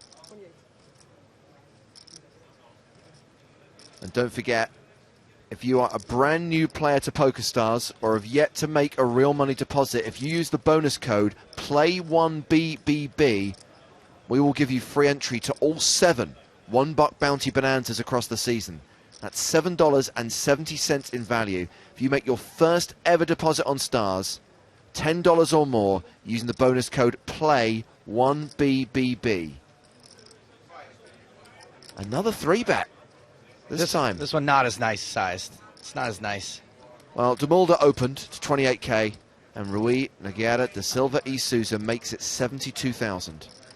So glad that we've got Rui Miguel Nogueira de Silva y Souza back at the table.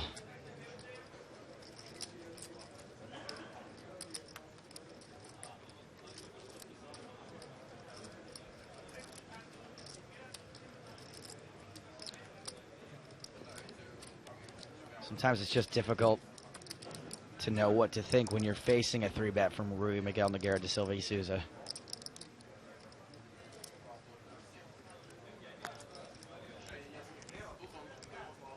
DeMulder folds. Ship this pot to Rui Miguel Nogueira de Silva y Souza.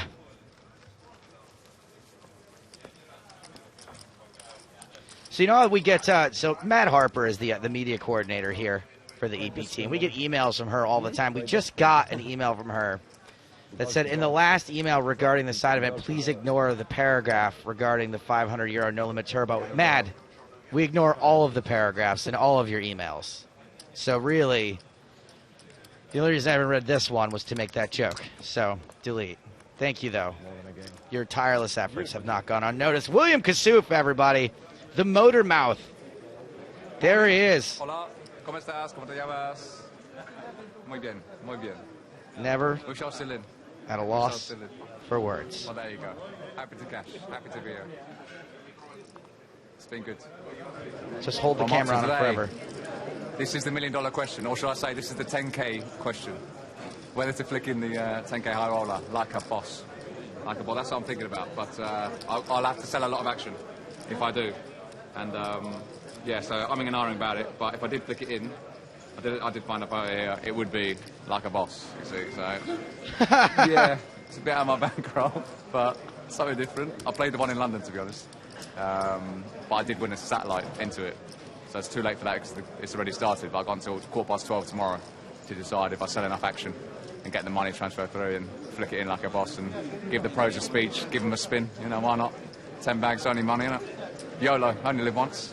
Happy days. So we'll see what happens. The best part is he hasn't been asked a single question. Like all they do is turn the camera on. That was amazing. And just to clarify, if he flicks it in, he will flick it in like a boss. Like a boss. So Twitch chat, let's do a little game in the Twitch chat, although we have an all-in and a call, so we'll get to that in a second. Ryan Reese is the player all in. Warburton reshoved to isolate. Ryan Reese at risk with Queen Jack suited. And it's King Jack for Warburton. Domination Nation.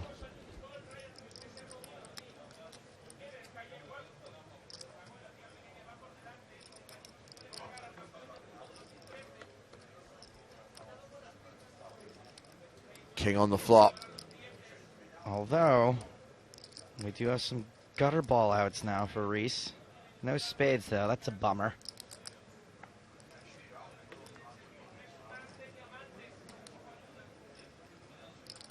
Chance now of a 10 on the river. Nope. We lose the 2013 World Series of Poker main event champion in 83rd place. It's too bad. I would like to see him go deep in something again. I think he's a really interesting character, and I think that, you know, he misspoke a little bit at the end of the World Series last year, and I would like to see him redeem himself in a poker sense again, because I really think that... We've talked about it before, though, Joe, and Matt and I were talking about it during the first level when we first had Ryan on the table. You can't really hold someone to account for something they say in the heat of the moment when they've just had the biggest score of their career and taken down the biggest poker tournament on the planet. You've done enough winner interviews to know that people's brains... said something at least, which is great. People aren't necessarily thinking of the perfect soundbite or thinking at all. I feel like he's been really humbled by that whole experience, and maybe that was necessary. Hey, Nicky Petrangelo. But I also I feel kind of bad. Like, I feel like everyone's giving him a really hard time, and, you know, somewhat deserve it, but I don't know. I would just like to see him go deep in something again and give him, you know, a chance to show us a little bit more of what he's made of. Because, again, I don't think you can hold someone to that one soundbite. I agree. Jim Powell's just given me an idea for an impromptu competition. Maybe this is something that we can run on Twitch as well as Twitter, Joe.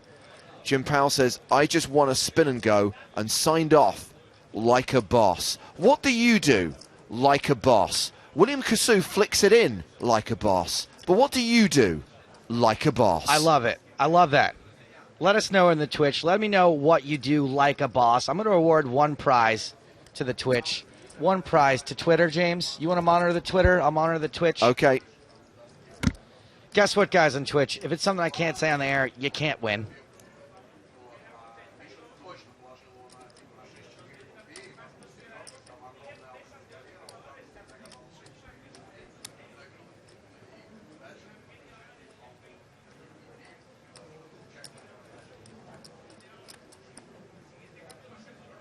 So 82 remaining now from the 1,694 who started. That won't do.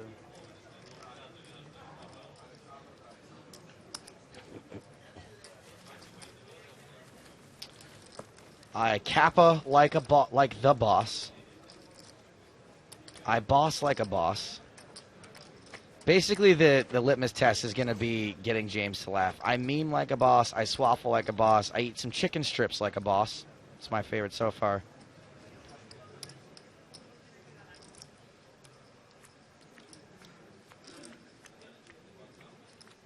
Oh, another exit. It's magnifying glass guy, Michel Livgorin. He's not out of here. We're just checking in on him. Oh. Well, he was walking away from the table. He's got an all-in triangle and no chips in front of him. I think he's been eliminated. Oh.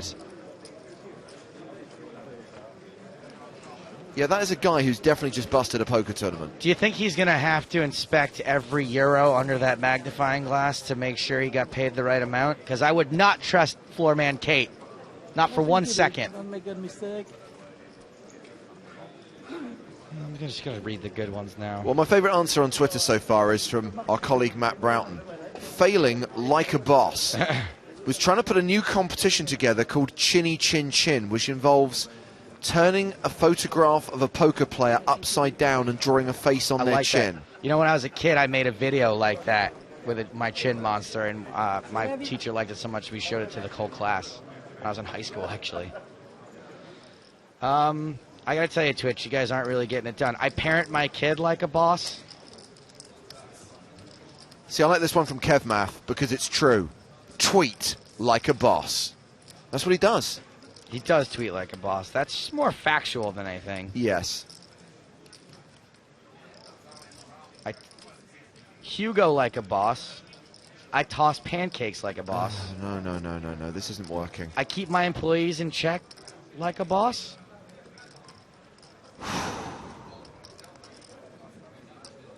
I guess we didn't say what the prize was. Maybe if we said the prize, people would actually care on Twitch. I don't know. What do we have left to give? Let's give away an actual thing instead of like a tournament ticket. What do we have for things? What's up with this dealer button?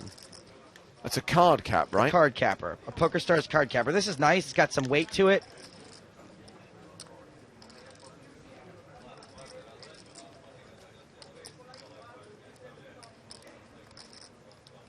We do have a 3-bet. Faust 3-bet Antonio. So this is one of those nice size 3-bets, the 66,000.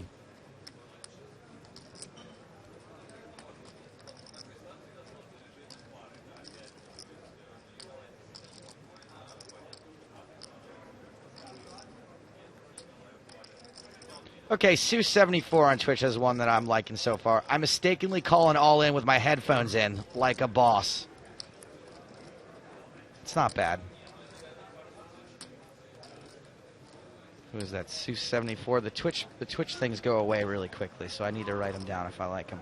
See, again, Kristen, if you weren't an employee of PokerStars, you'd probably win a prize for this one. Colouring in my tattoo with felt tip pens in PokerStars colours like a boss. Creativity, humour. And yes, Richard, I am critiquing like a boss.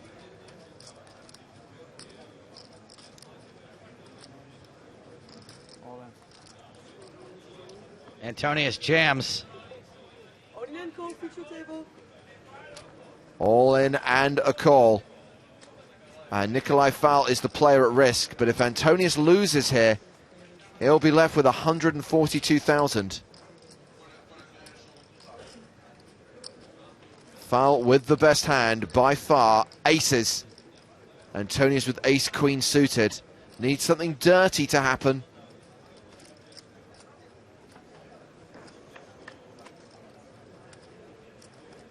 Oh! Exhibit A. Man, we're going to have to call this guy T-Foul because he can't even make aces stick. Antonius flops trips, takes the commanding lead. And Nikolai Fowl is drawing to 1 out. Only the ace of hearts saves him from elimination. No dice.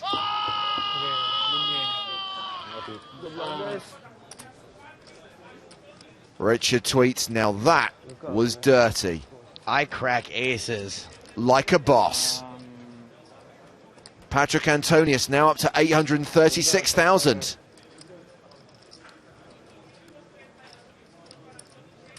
That was pretty sick. Not many queens out. I had a Bless you. Yeah, one queen. Good game, man. Unlucky. I said that before. See, Delta. Good luck, buddy. The fall's going to kill you. Yeah, it's the buttons right. Nikolai Fowl. Wow, that was even sick. Yeah, that was... That was really sick. No. King, queen. It was all going so well. Yeah, Aces against ace-queen, and then this blooming happens. A reaction. A rare reaction from Patrick Antonius.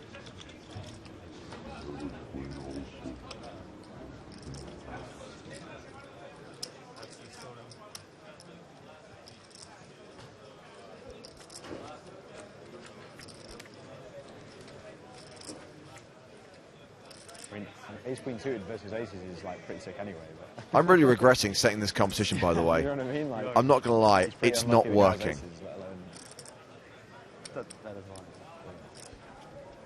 How about working at McDonald's whilst playing Candy Crush in my break, like a boss? You can have whatever. You can dance, ace jack. As I said, I'm regretting it. All right, how about this one?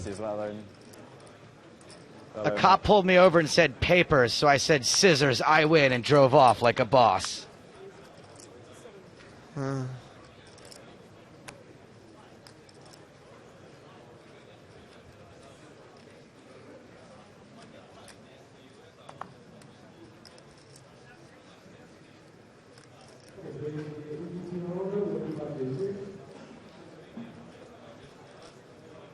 I think isn't part of it that you should be saying something that's like fairly mundane, like a boss, right?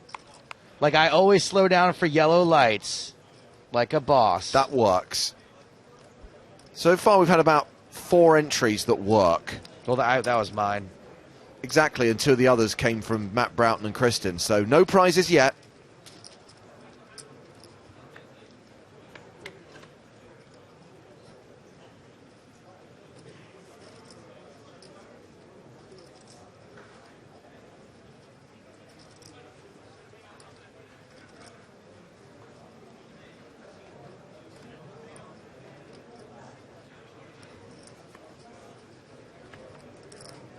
Hey, Ed, can you put us on the slow chat? People are just rewriting the same things over and over and over again, and it's driving me nuts. Banhammer.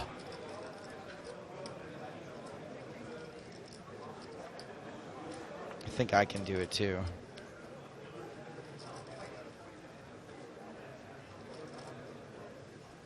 Serena sent us a picture of a cat, which is always going to go down well with me.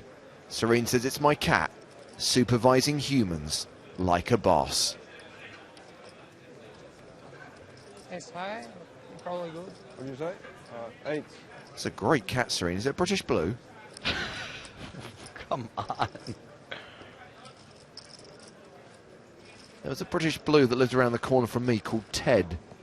He'd sit on the windowsill and ignore people. I like it when animals have people names. 200. Nou, je heeft me ook veel vertrouwen. Hoeveel mannetje? Zit er toch nog eentje niet? Zo. Kijk, ze looks so nice. Like, New player coming in. Anthony Zinno, current GPI Player of the Year. No, I know. Yeah. I wonder if you find it. Every day I wonder about the existence of life in the universe like a boss. Yeah. He had a hand yesterday where... He didn't completely shrug. I'm going to have to give someone a prize here. Because we got a guest coming into the booth. Not sure about that. Not sure about that. He threw about the small blind. He's playing 40 big. Ah, how about this one, James? I fill in my tax returns in plenty of time, like a boss.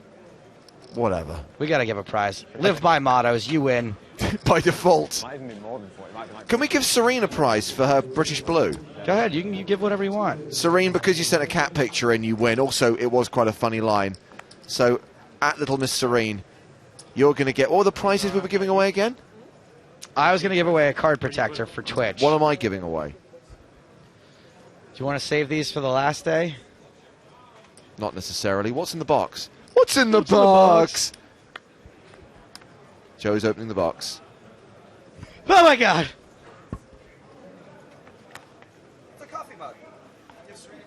Serene gets a coffee mug. She can squee into it.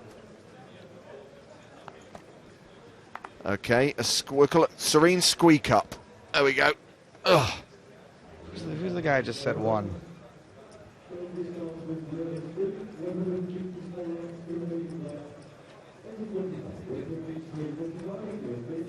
Live by mottos.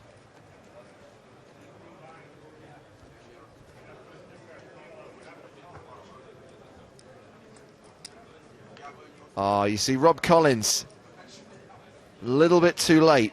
I draw rubbish upside-down photos of Fabian Quass like a boss. Just too late.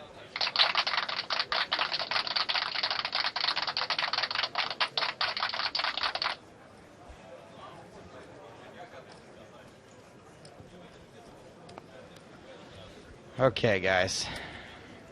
Brace yourselves. Now, there are 18 minutes and 41 seconds left on this level. During this period of time, you may not hear Joe Stapleton or I speak another word. We're having him on for the whole 18 minutes. Joining us in the booth, making his debut on EPT Live as a commentator, and I use the word in inverted commas, is a man who dominated the stream on day 3. It is the polarizing William Kassouf. Welcome to EPT Live. Thank you, James. Inimitable. Inimitable. How's that word go? Inimitable. That's a big word for a Friday, isn't it? Yeah, I know.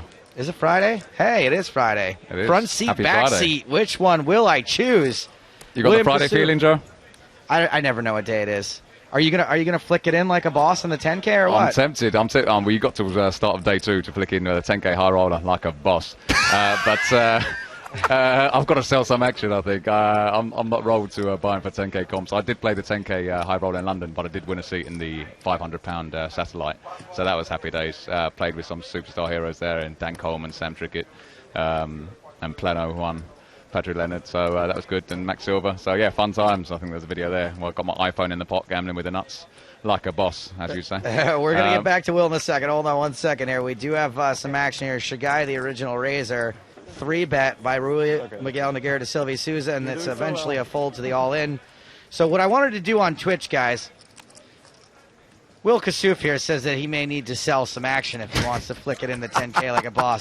So what I would like to do is on Twitch, now this isn't binding, if you would like to buy a piece of Will Kassouf, press 1. If you would like to pay money to keep Will Kassouf out of the 10K high roller, press 2. And we'll just do a quick little straw By poll. saying out of the 10K high roller, you mean Like not play it at all. and therefore be commentating for the rest of the day, or just No, just out of the public eye altogether. Oh, I don't know about that. I don't know if I can stick to that, even if they voted for it. No, it's I'm got not to be a saying fair vote. it's not binding. It's not binding. It's not binding, huh? It's not legally binding. I get the impressions, Will, that the players you had on your table yesterday were more receptive to your shtick than the players you had on your table the day before. Just to clarify what happened there, because that's where we first became aware of your presence in the EPT Barcelona main event. Is we really? saw Mario at the table. It was all a bit of an argy-bargy. Our take on it is that basically you were just doing what you do. Someone didn't like it and started getting a little bit abusive. This was on day 2. Yes. Yeah, what was the actual threat that was made? It was a German player directed to my left. I got moved table halfway through day 2, so I joined the table. I thought it was quite funny initially that they'd put me on table 41, which is the table in the furthest corner of the room possible, with me facing the wall, with the dealer facing me outwards. So I thought that was quite funny. Even having said that, they could still hear me from 5 tables away, and they seem to be tilting from 5 tables away because all the speech play and banter that's going on. But it generally was, good atmosphere, positive. Everyone's thinking, oh wow, who's this guy? It seemed to be a fairly nitty, quiet table that no one was saying much when I sat down. There was a UK pro director to my right, Paul Vasnunes. There you go, mate. Partner Foster's when you get back. That was on my right. He's a fairly tight player and doesn't really say much. But that's his game, and it seems to suit him. But He's a good kid. We like Paul. Yeah. So generally, it's quite nitty and a quiet table until I sat down and tried to welcome myself to the table, as I usually try to do, crack a few jokes and have a laugh. So at the beginning, it was fine. It got to a point where I was speech playing virtually in every hand, which is fine, especially when we're heads up. Anything goes. But there's one German guy in particular. I don't know his name. Even if I did, I didn't want to, make him look so bad on the live stream right now. But anyway, he seemed to go on tilt with my speech play and started effing and blinding and swearing at me. Came to a point where he said, if you don't stop, you better leave the casino quickly when we finish today. There's a lot of ladies. So, We'll get back to that story in just a moment, because you'll see that Matty de Mulder is just racing for his tournament life here, all in with ace-queen against Anthony Zinno's tens. Like William Kassouf versus Robin Williams on crack. One of these two hands has a slight mathematical advantage. only a slight. What's that? Or you like it flips? Any coin flips are This bad. one's pretty good at flips. I wish you the best. What do you think, Joe? Who's winning this one? I have... The guy with the ace-queen. I'd say de Mulder. Well, quickly. I'm still not really willing to No, put my I'll money say de anywhere. Mulder. I'm just going to see how this board runs out. Because it's going to come to 3 of spades on the turn, which isn't going to be great. There you go. You can't predict this. This is ridiculous. How did you do That's that? a little weird. Paul Daniels ain't got nothing on me. I tell you, the 3 of spades power instant. And you know what? It comes the 5 of diamonds on the river. 5 of diamonds on the river. Here it comes. 5 of diamonds. Ready? I can't run that good, surely. I predicted 3 of spades. 1 outer. 5 of diamonds. Well, Ace said, okay, we're close. We got the suit right. I knew it was a red card. Hey, I knew it was diamond. red. It looked like diamonds. It looked like diamonds. Hey, you when called he that grabbed the ace card. yesterday I on your called the own 3 of hand. spades. I called the ace. Yep. We did it with the Italian accent as well to the Italian dealer, just so he understands me as well. Bello, prego, grazie, bellissimo, mamma mia. So yeah, it was entertaining. That was fun. So back to the anecdote from day 2, and this is the argy-bargy that we witnessed, and the Yes. floor were called over. So basically the guy you felt had made a threat against you. Did you call the floor on him? I didn't call the floor, no. I think someone called the floor on Will probably, and then Will had cause to be like, guess what, I just got threatened. Possibly. I don't know why the floor was called, actually. It might be us making too much noise. There's too much commotion on the table. People arguing, well, him trying to argue with me and threatening me, and other players get involved to back each of us up. Check this out. We got to shot a couple of your friends here. Yeah, Will. at one point when the floor stepped away, they felt that they needed to have security posted there to make sure that nothing happened. Indeed, at one point, absolute ice creams there, absolute melts. As I wore that T-shirt, I knew there's going to be a bunch of ice creams. They're just going to melt away. They couldn't handle the pressure. And that's exactly what happened on this table. And there's the German guy on my left. Couldn't handle my pressure. That T-shirt was worn just for him. Absolute melt. But there you go. So the TV crew were here. I've got security either side. If you look to the left, there's a security guard standing there. Just around my table, 2 security guards, 1 on each side. There he is. There's the other guy. Looking impressive there. Yeah, he's no mess about because he knows it's about to get real.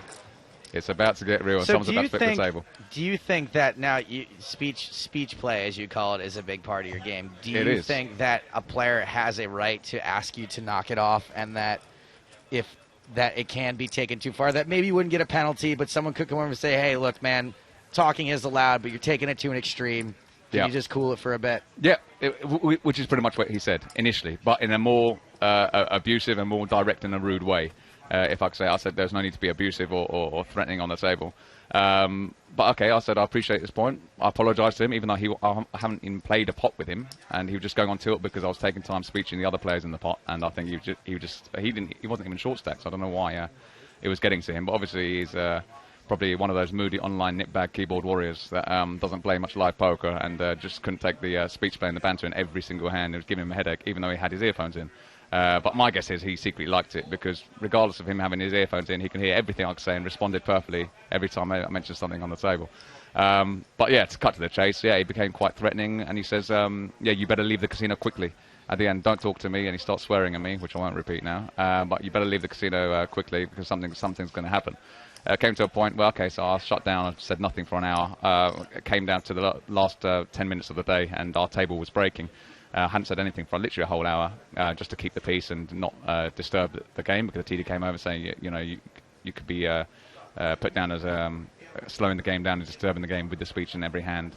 So I said, okay, fair enough. So I just carried on playing the game as normal. We're doing limited speech to respect the players and respect the TD's ruling there. Even though he agreed I wasn't doing anything wrong in terms of the speech play itself. Came to the end when our table broke, and I said to the gentleman, once we got all our seat cards for the new tables, I'd just like to apologise to clear the air.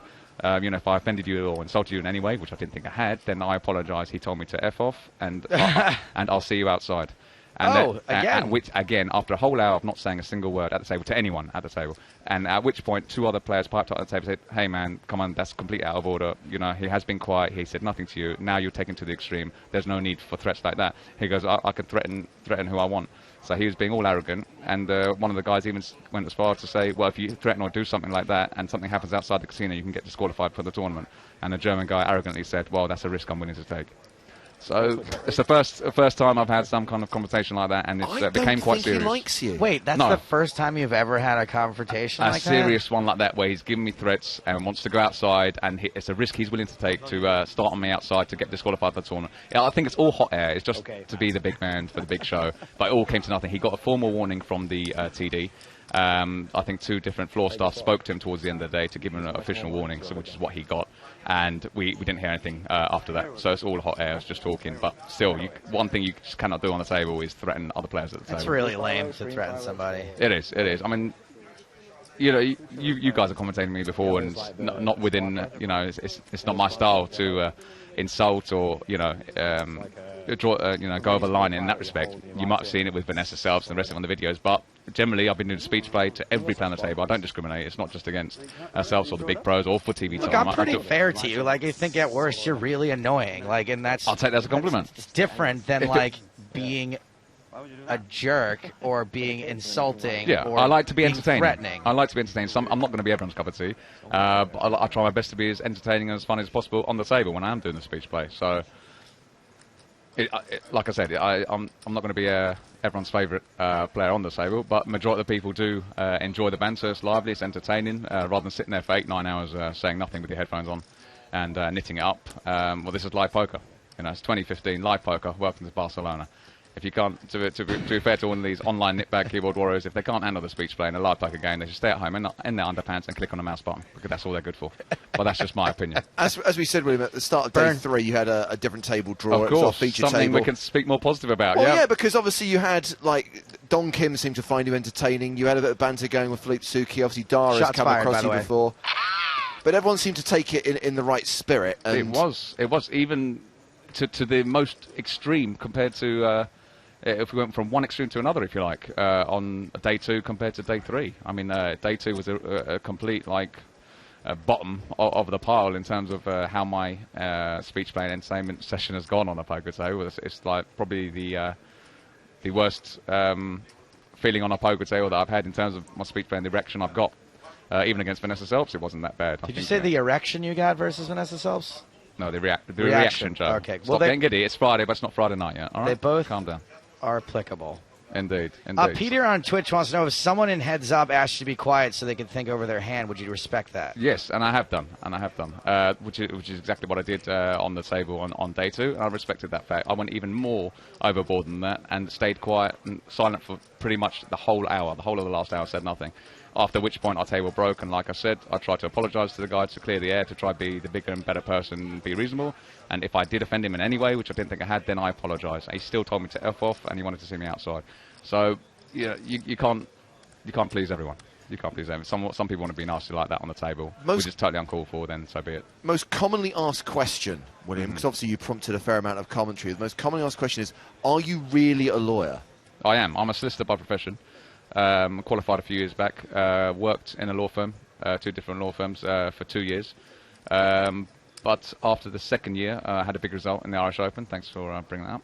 When I cashed just over 100 grand in the Irish Open back in 2009, and it wasn't so much, I've given up the day job, I can live off 100 grand for the rest of my life, but it was an hour and a half commute to work each way, waking up at 6:30 every morning, doing a job that I wasn't really interested in. It was law, obviously, I'm working as a solicitor, but it was more in insurance litigation, which is quite dry, as you can imagine, dealing with policy wording for various insurance companies, for claims for fires and floods, etc. So it was a bit dull compared to, as you've seen me on the TV, with the speech play, the banter, the jokes, and making people laugh and having fun, and playing cards and making money at the same time. So it's a complete different lifestyle. So I'm not saying I've quit the legal career, but I'm certainly taking a break from it, but it's been more of an extended break than I thought. Because I had a vision of you actually standing in court, like speaking in front of the judge, and him just banging his hammer, trying to get you to stop, and you just keep going. This you has just almost keep happened. constructing this argument. We must stress the point, I'm a solicitor, not a barrister. So Yes. like in the US, you'd say attorney, and you'd see attorney will be the general umbrella term for any lawyer. But in the UK, I have to distinguish or make the difference, really, because in the US, I think a solicitor is something completely different, isn't it, Joe? It is. Your old pal, by the way, Don Kim, all in. He's all in, like a boss. Decision is on the wonderfully named Heinz Trout. Well, he's got a few chips, hasn't he?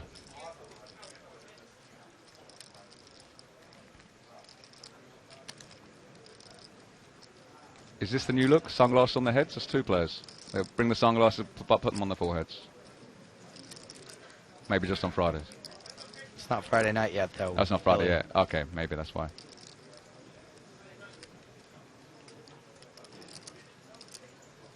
I think it's amazing what a polarizing character you are, though. Like, people either love you or hate you.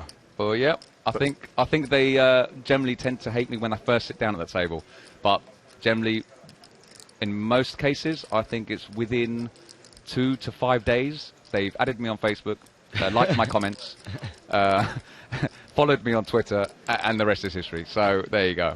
Well, I'll tell you what, William, because we've only got like 4 minutes left on this level. While we're waiting to see what happens in this hand here, let's give our viewers at twitch.tv/PokerStars a treat and give you added Kasuf cam. Oh, boy. Oh, marvellous. To add to the moment. Let me just pull his string. Yeah, here we go. And off he goes. See, he's being quiet during this decision, everyone. Trout shows what he's Well, folded. If he'd given Dong the speech, then maybe he would have got some information. But no, he sat there in silence and thought, I've got no info, I'll just fold my hand. Okay. Billy, DU High on Twitch wants to know, how much did you cash for? In the main event just now? Yes. Well, when you busted considering I yesterday. had 4 big blinds on the Stone Cold Bubble and grinded that, I did actually better than the min cash. I somehow miraculously spun up my 3 big blinds and laddered 30 places to cash 9.5 grand. So I'll take that, considering my position. Obviously, I play to win every tournament I go into, but considering my position on the pure bubble and only had 3 big blinds after the bubble burst, I'll take anything above a min cash, which I did. So happy days, 9.5k. 9.5K. There's your answer. He got there eventually. Yep, 9.5 makes you laugh.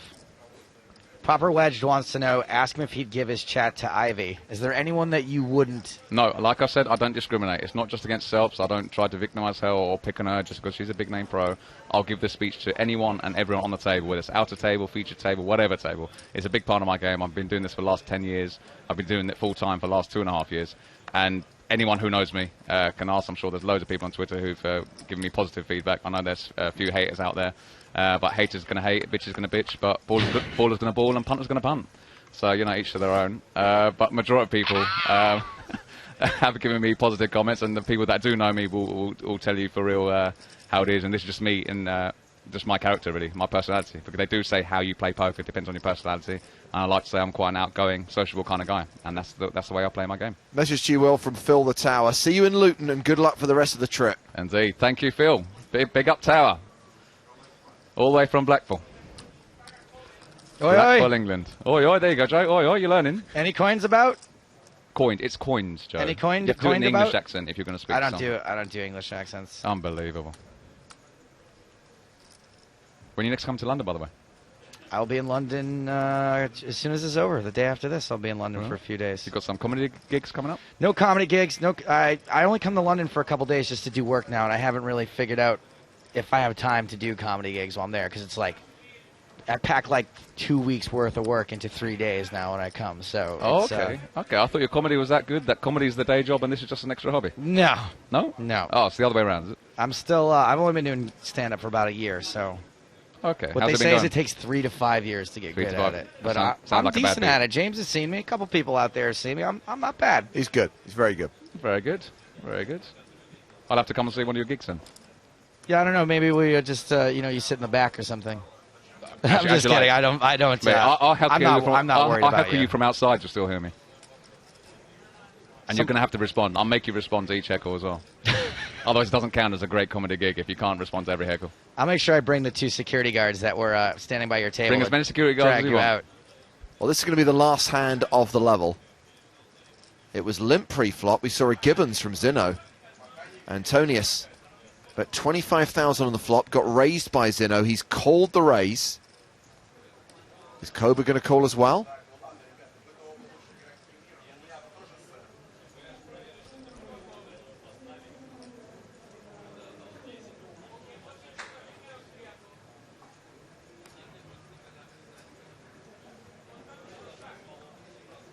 Cobra's only got 200k behind.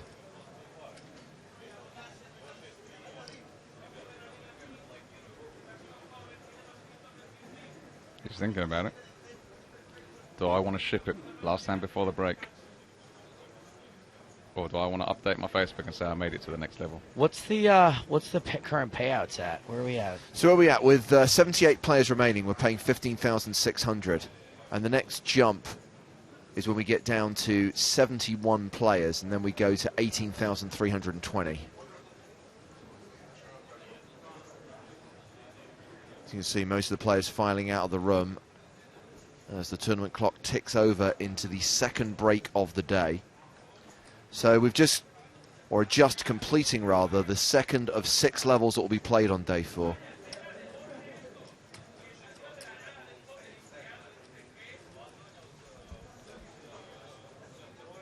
All right. 3 ways. Still on the turn. So 272,000 in the middle. Cobra the effective stack here with 176k.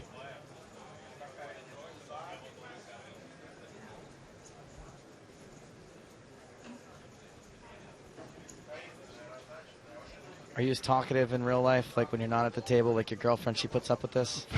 Pretty much, yeah. But I think she's used to it. But also 2.5 years, so it's all good. It's all good. I think this man is a shining example of why it's great that guns are illegal in the UK. This is true. This is why I live in the UK. I never live in the US. Forget that for a game of toy soldiers. Zeno does not continue. He checks to Antonius. Can I get a read on that face, Joe? What do you think? The only read I get is it should be on the cover of a magazine. Yeah, the Iceman. Just a beautiful specimen.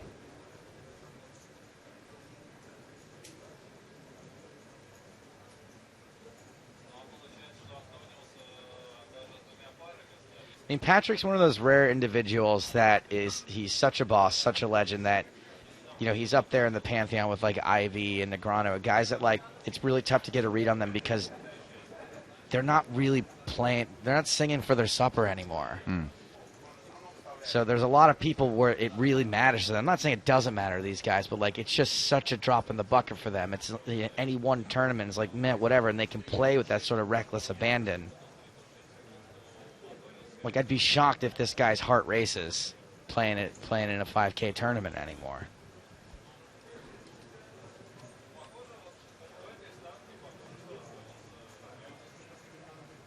Well, he got check raised on the flop, but Antonius not afraid to bet the turn. 100,000 all in from Koba. Like a boss. Action now on Zeno.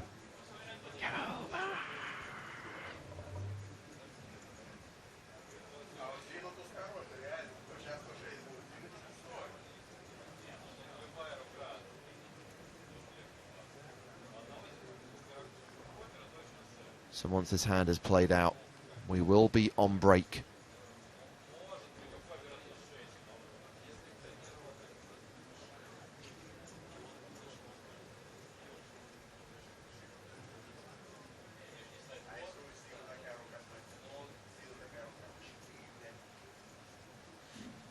So 176,000 to call, 548,000 in the middle. Antonius still to act behind. Exactly, and that's the thing Zeno has to be aware of. I mean, Antonius clearly cannot fold for an additional 76,000.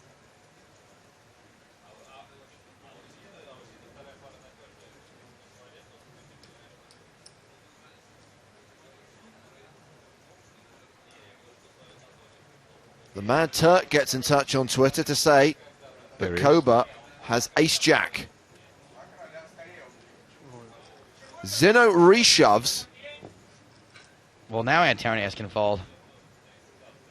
Maybe he doesn't want to. Maybe he's got a really good hand.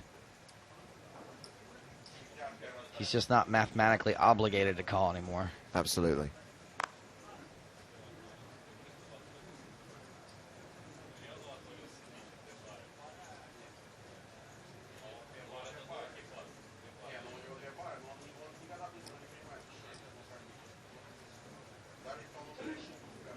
Patrick's just annoyed that now he has to make a decision. Oh, God. Yep.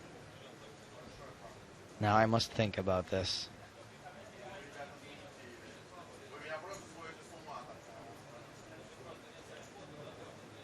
Can I get a calm?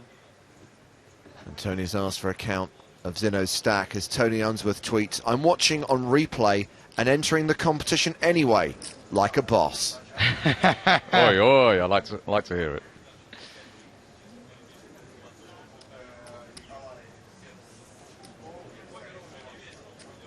It would be awesome if Cobra just broke out into a Les Miserables song.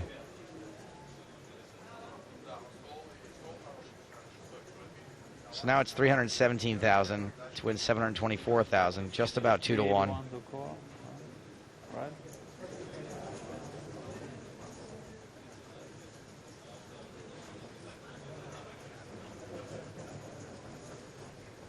Gronia and Afonso reach the same conclusion. Someone here has two pair, someone has a set. I don't think Antonius is that strong, or he would have called already. I mean, maybe a really bad 2-pair like ace-3, but I think that you pain yourself here with like just a big ace. And that's certainly what it looks like. 2-pair versus a set. And Antonius with a big ace. Matthias theory. Zeno has pocket jacks. How much is that? And Koba has ace-jack. I mean, I think Cobra can do this with a much wider range than just ace-jack. I think he can do this with draws. I think if he picks up a draw on the turn, he can get it in for his last 176 here.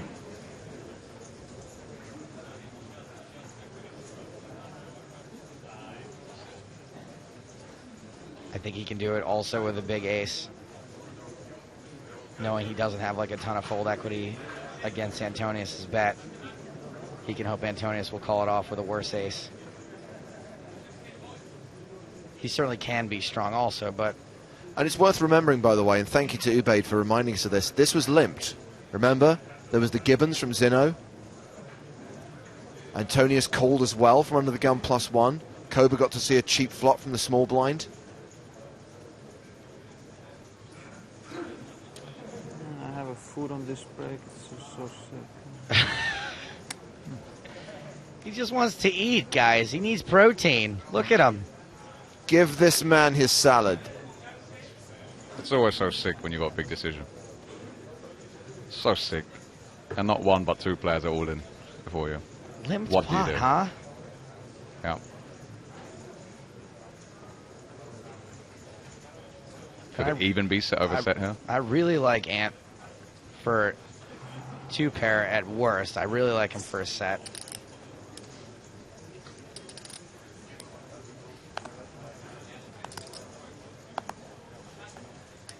Dan Boot thinks it's ace Trey versus ace 6.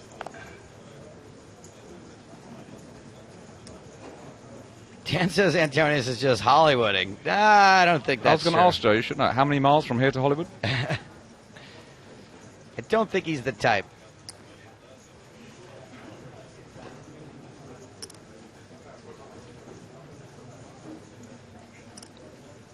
Patrick has been in the tank now for more than 4 minutes.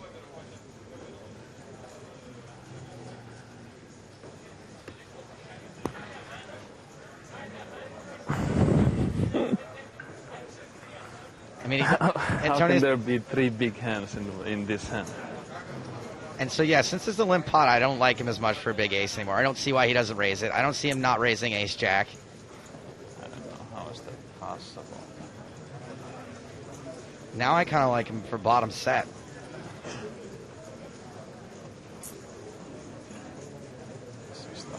Joe Selwood's prediction. Zeno, 6s. Antonius, 3s. Koba, ace-jack. Chris Day said something similar. He just has Cobra and Zeno reversed. But, yeah, I'm with Chris. I think Antonius has got bottom set here. There's 2 hands. 2 hands can beat me really. I don't see why Cobra doesn't raise ace-jack, though, pre-flop either. But I guess he doesn't have to. It's so sick. Tiago says that Patrick folds at least to a face-up. Serene says that he is tanking like a boss. Callum throws it out there. Do players at this level limp aces under the gun? I hope not, lol. It's possible. It is possible, yeah, why not?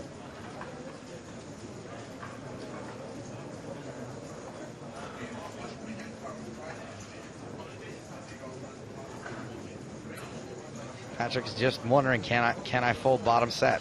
6 minutes now. And counting. How long left for the break? 12 minutes? I really hope they can extend it.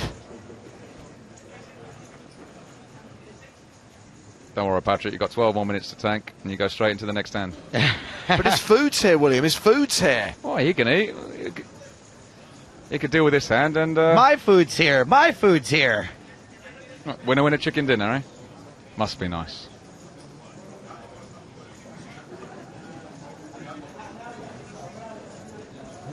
Shaking his head.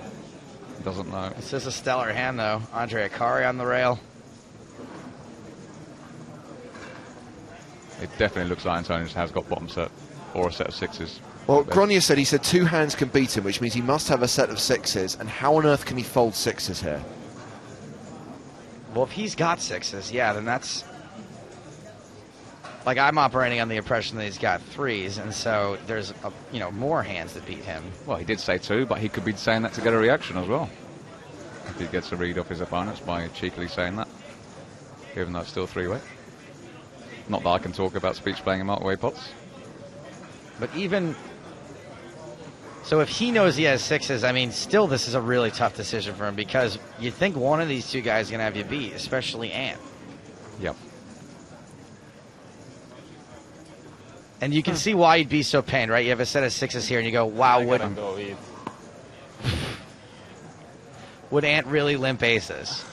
And then if you get it in here and you're like, man, I just fell for the oldest trick in the book. You feel like a complete numbskull. Yep. To lose 200,000 this hand. You don't have to if you fold, Patrick. I think he's talking about the chips he's already put in. All right. There's another 317,000 to call. Right. Huh.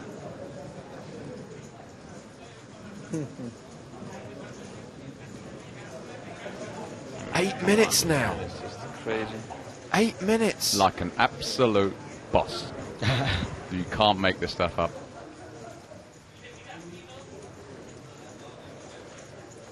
Maybe the clue's on the top that he's wearing.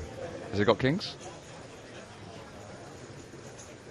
I like Polar Bear as a suggestion on Twitch. You should be able to take the break, come back, and make the decision. That's not a bad idea. And to be fair, no one's going to call clock him. Well, they shouldn't do, but it has been quite a long time that he's been tanking. But he's got 12 minutes still to make a decision.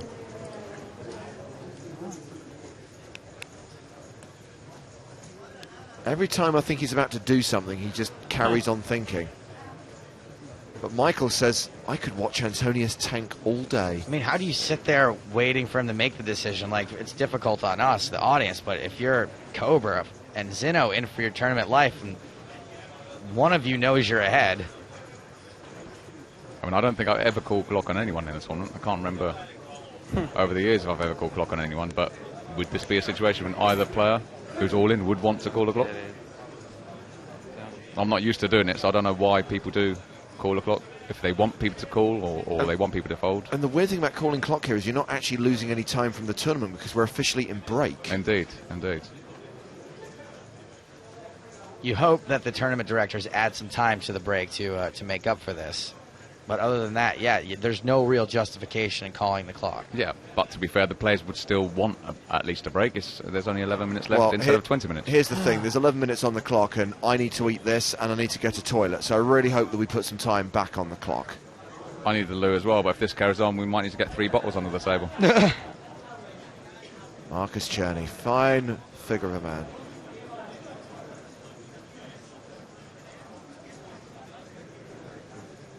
"10 minutes now on this decision. And people want to have a go at me with my speech playing my tank, you know.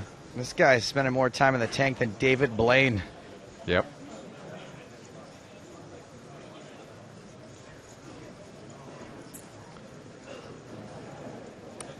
So a reminder of the action on the turn.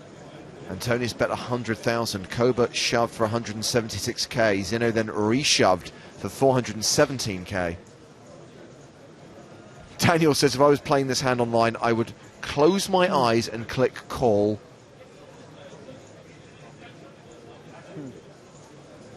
Any 11-minute tanks about? Oh, here's one.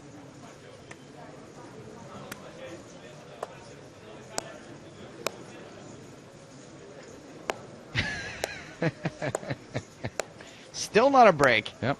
So sick. Good play. So sick. Good play. Antonius is going to fold. He didn't show. Wow. How annoyed is he? I think he's happy with what he's looking at right now. There's the draw from Kober. Set of threes from Zeno. Wow. I got to run to beat. And Patrick said he had ace-jack. And he doesn't want to see the river.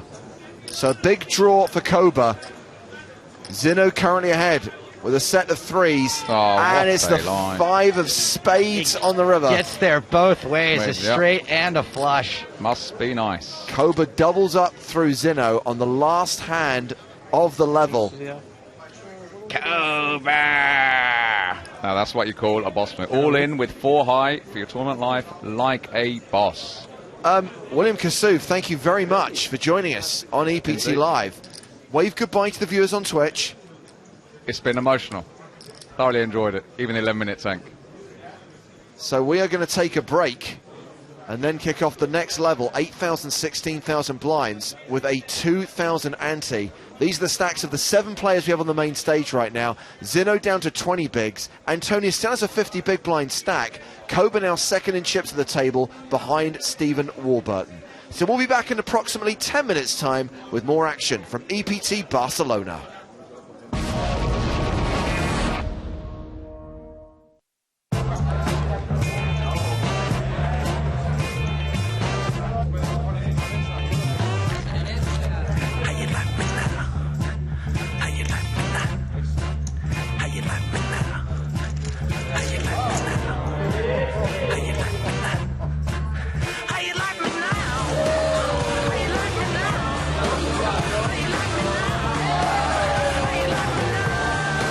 Eu sou PokerStars.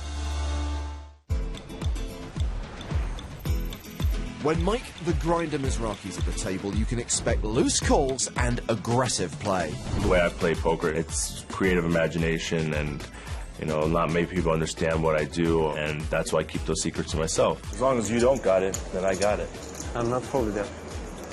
You will. So he wanted me to call. No, I want you to raise. At EPT 100, Grinder added another talent to his repertoire, predicting cards. 7. Wow! I'm not saying nothing else. 9. How does he do this? It's harder to play somebody they call cards, right? Big favor now. 3, 5 of clubs. For sure it's coming. I wish I could say I disagree. The turn card is a 3. I told you. 100%. River deuce. God. Deuce of spades, probably. Deuce of spades. This is absolutely rishnepulous. What is happening out there? It's Mike the Psychic Mizrachi. Told you. Deuce of spades. I called quite a few cards today. Unfortunately for the Grinder, his aces were cracked on the very first hand of day 3. Bet he didn't see that coming.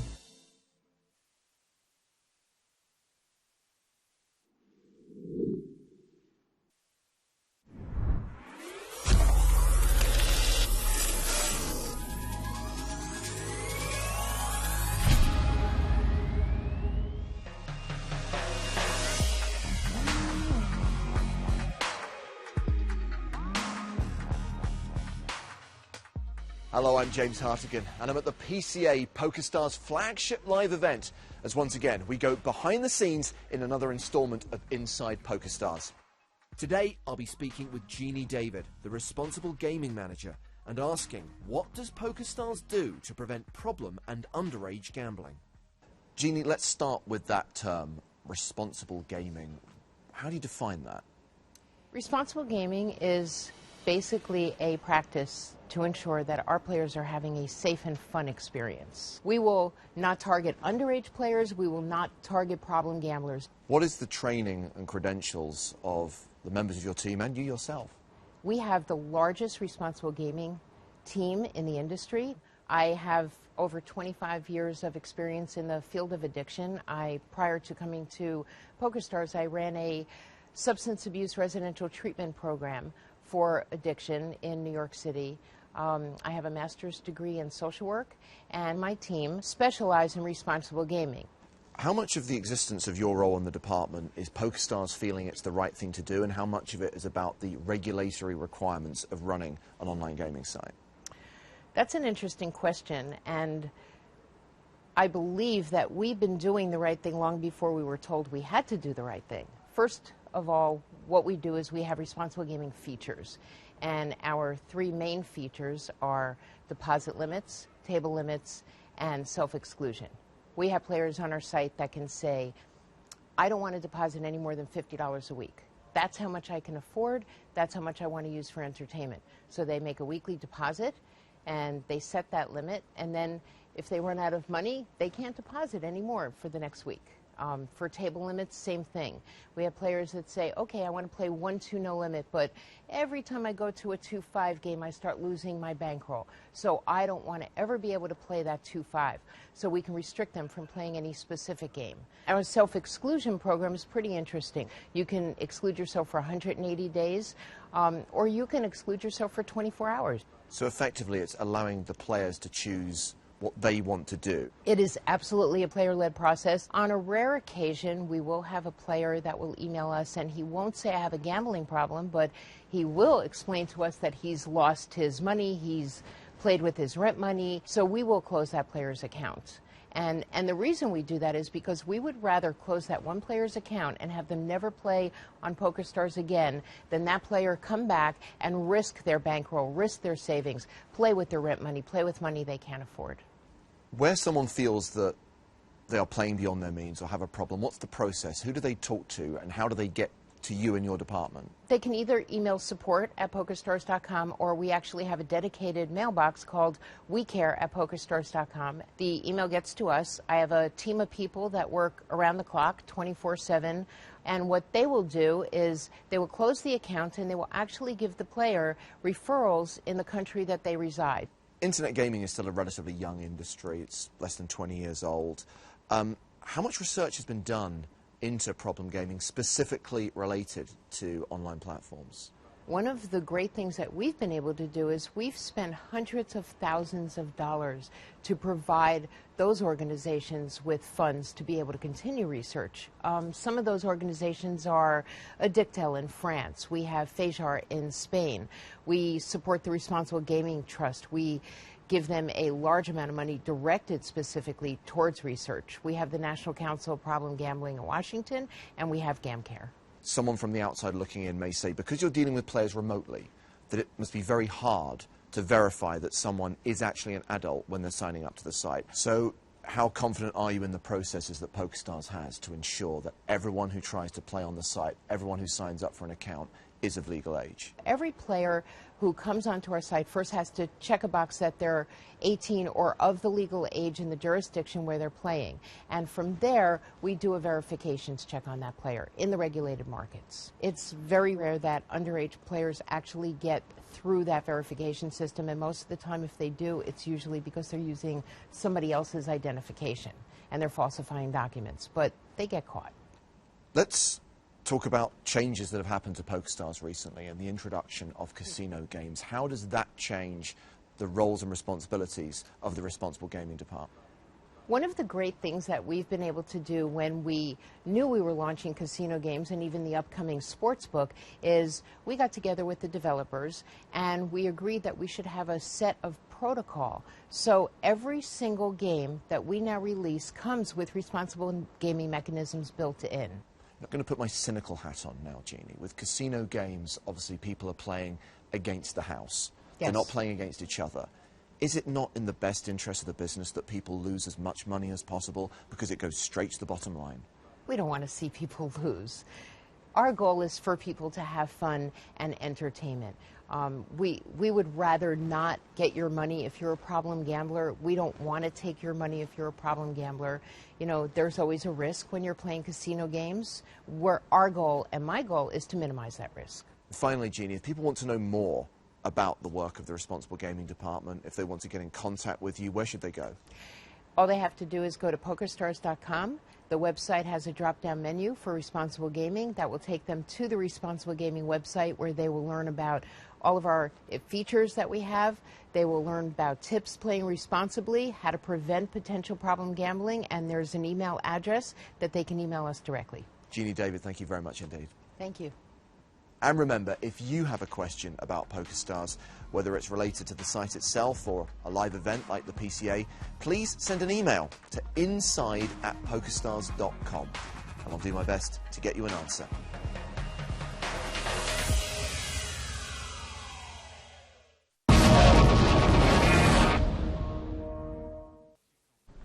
And we're back after the most epic hand of the tournament so far. It is day 4 of the PokerStars.net European Poker Tour main event from Barcelona. 78 players remaining as we kick off level 22.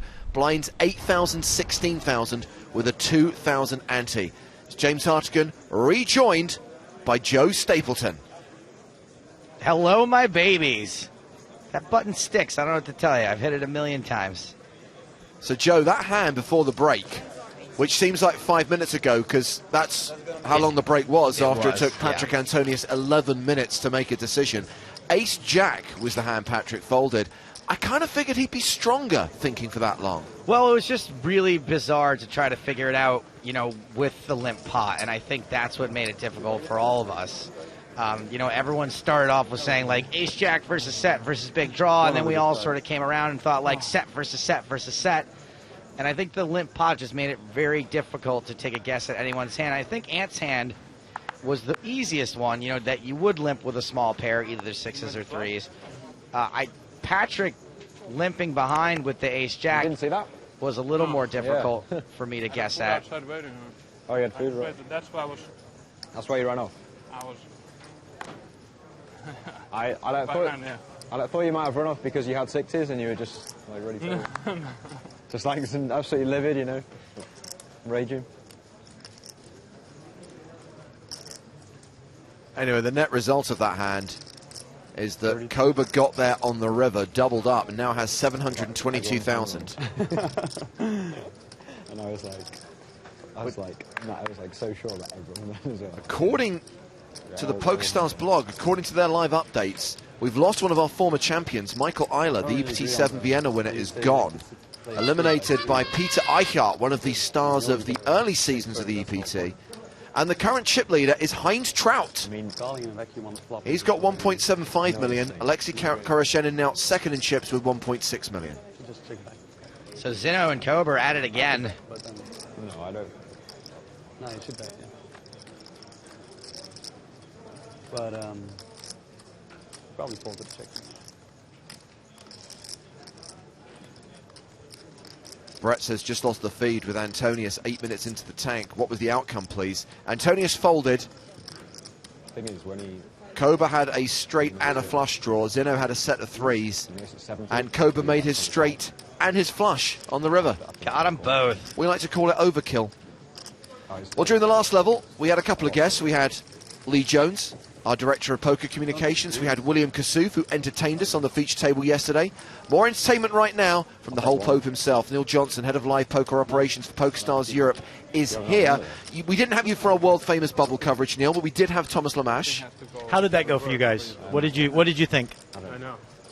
It was interesting to have a different perspective, and I noticed that Thomas, and I think this comes from like taking a bird's eye view of the event, but he was texting Toby a lot. So I don't know whether Thomas was seeing stuff that Toby wasn't, or whether they were kind of like... Well, when we talked about it and initially said I think it would be fun to get Thomas in here and get Toby in as well on a future bubble, I said it's such a unique way to view the bubble. They're always so in the thick of it and so moving and going from table to table and everything that to get a chance to step back and actually watch it unfold and watch the procedures and the processes and see all the different things. I just thought it'd be really good for them, and Thomas seemed to enjoy it. So. You really wanted him to learn something from the way that Toby runs the bubble, don't you? That was like a very passive-aggressive way of saying, like, Thomas, get your S together. No, actually, it was Thomas telling us that all of this talk we do about the Barcelona bubble is just complete nonsense. It works just like everything else. Stop sending emails about having to chop guitars and what do we do when people aren't here. And he just thought it was all nonsense. And so we're like, look, you come and we'll prove it to you. Anyway, Neil, I know you're here mainly to talk about the PCA because we announced the schedule for that. One quick question I wanted to ask, which we had fired in earlier on for Lee Jones, but it's really a Neil Johnson question. Okay. Can you give a time frame as to when we will confirm the stop in the spring in EPT 12, the yet-to-be-announced destination on the tour? It's basically the time frame is as soon as possible. Because we obviously want the announcement out. Oh, come on, that's not an answer. Unfortunately, it's the best answer that I can give. There is no time frame to my knowledge. So I haven't even been given the parameters to do the schedule yet. So I know I can tell you it's not going to be a surprise announcement on the final table because I haven't even been given the parameters for us to build the schedule. So do you have a pretty good idea of what it's going to be in your own little dome over there? I have an idea of where it possibly could be, yes. But because I'm going to really try and distract you from that, I'm going to say Warburton 3-bet. That's okay. I'm not going to. I don't like putting people on the spot on the air. I just want to know if you. I want to crawl inside that little head of yours and find out, and do some other things while I'm in there too, probably. Could you dust? It's really dirty in there. It's all like vacuum. in. Whoa, And a call. So Shagai opened under the gun, 3-bet by Warburton, 4-bet all in by Shagai, and a call. And it's kings versus queens. That's gross. Would you mind putting my hand on this side? Sorry. Oh, really? Okay. Yeah, the dealer's doing it right. You put them in order from the button up there. Ladies. You fill in the ladies?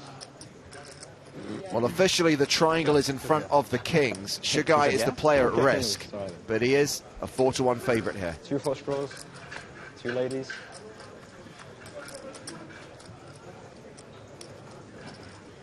Spade, spade. Backdoor.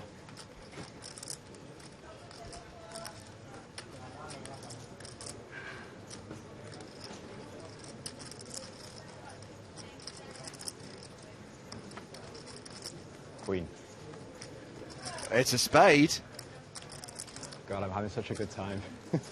Such a good sweat. Any queen, any spade. Good news is he can't go broke. The river is an ace. It was black, but not a spade. So, Shagai gets the double up through Warburton. Oh, come on, guys. It's so much more fun with a sweat, though. Should like that spot more than I did. Plus, the really good news, you can see Lamo in the background setting up the tilt-a-whirl. Uh-oh. 3-9-1. Looks like we've lost a pirate. Tom Hall out in 78th place.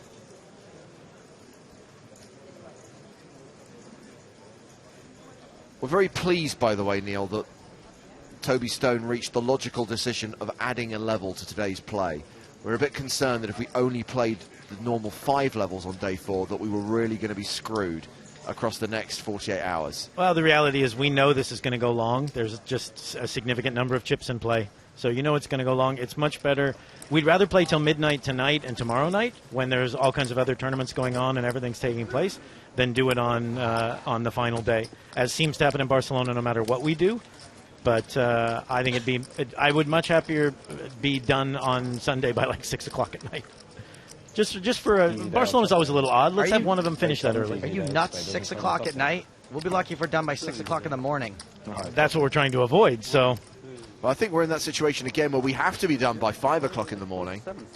Possibly, but I just want to see 6 o'clock at night so I can watch you two have to talk all day about. I'm really sorry, we will not give you bonus coverage of the high roller final table. More than I ever had. Probably make us if we're done by 6 o'clock at night. Well, let's talk about the PCA then, Neil, because the schedule was announced earlier on. If you go to PokerStarsCaribbeanAdventure.com, you will see all the details there, the dates of the festival, 104 events. It's not as disturbing as it sounds. I mean, I think it's fantastic. Not disturbing. It's amazing. Oh no, but I've had a lot of people go, "Wow, that's a lot of poker in 9 days." And I say disturbing simply because I leaked that information to the dealers that are here in our dealer meetings at the beginning of the festival, and we're doing 70. Well, we added the pot limit Raz last night, so we did 72 events here, and all the dealers were kind of like, "Oh my God, how do we even do that?" But there's a number of satellites and flip outs and all kinds of really kind of fun tournaments. That's really the overarching push for the PCA this year is fun. We have a lot of announcements coming up over the next lots of different things that we're trying to do coming up over the next 2 months that people will be able to hear. Well, I think we'll sit and have this conversation again in Malta, and I think we have 3-bet now. Or did Patrick call? Sorry, I wasn't actually looking at the screen. Well, the It's a open 3-bet. came from Rui Miguel Nogueira de Silva y Souza. Patrick's made it 88K. I'm looking at the screen, Joe. I don't see that really long name there. You mean Rui Miguel Nogueira de Silva y Souza? Yeah. That's him right there. Did they shorten it, or did you extend it? We just picked one. Sadly, That's really his name. Oh, okay. Our graphic system cannot cope with Rui Miguel Nogueira da Silva y Souza, so it's been abbreviated to Rui Souza. Well, he flats the 3-bet. They will see a flop.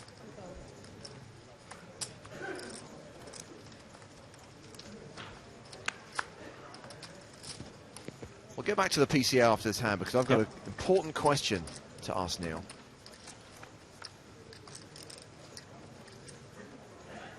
Queen, Queen 4. This flop reeks of Rui Miguel Nogueira da Silva y Souza.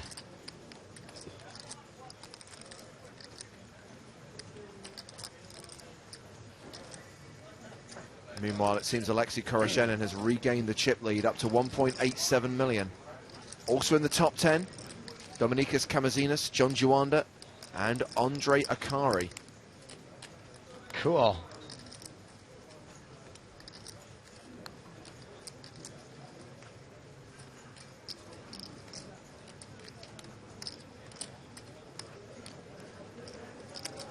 Here comes Rui Miguel Nogueira da Silva y Souza.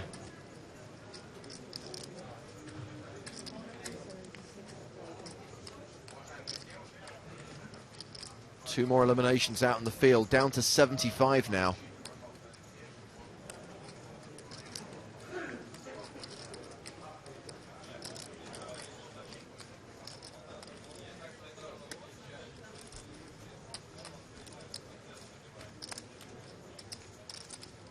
Thank you.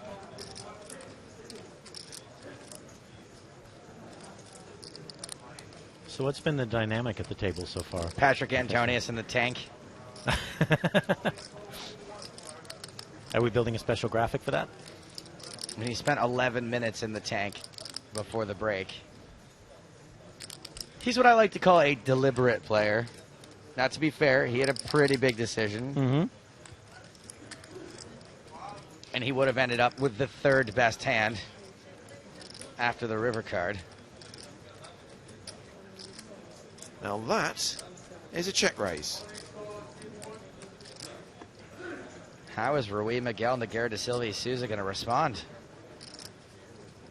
Just remember, Antonius 3-bet pre did not continue. Elects instead to check raise to 170,000.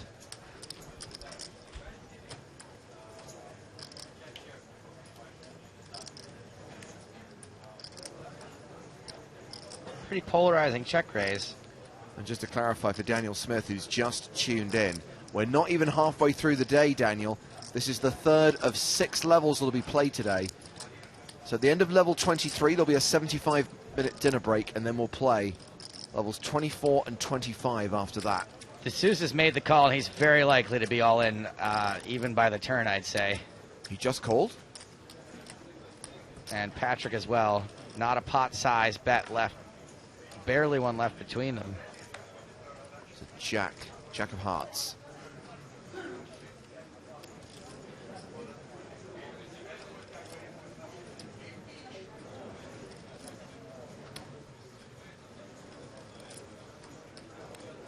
You'd have to think Patrick would expect to get a lot of folds there. I mean, I'm not saying Patrick can't have it there, but when you do, I think like your opponent really can't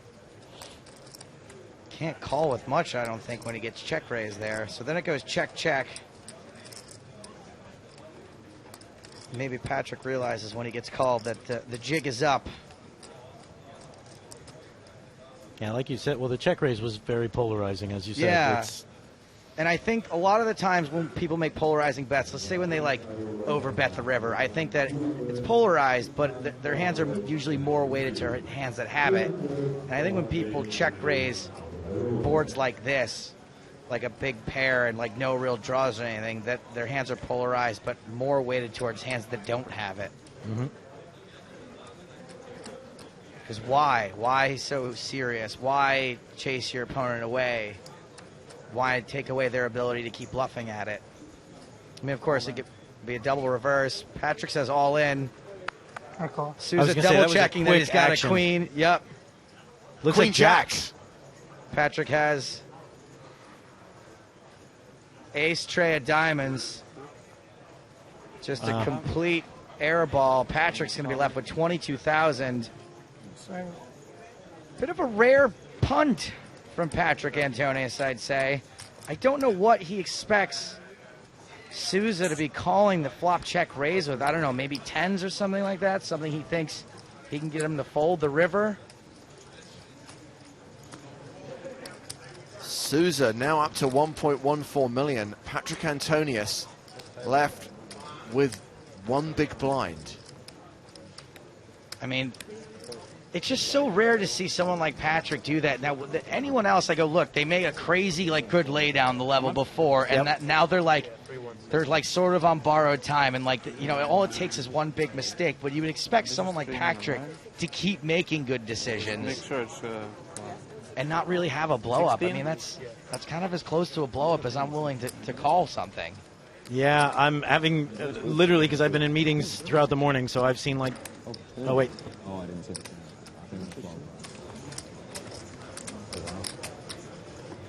Oh, I thought we could catch what they were saying there.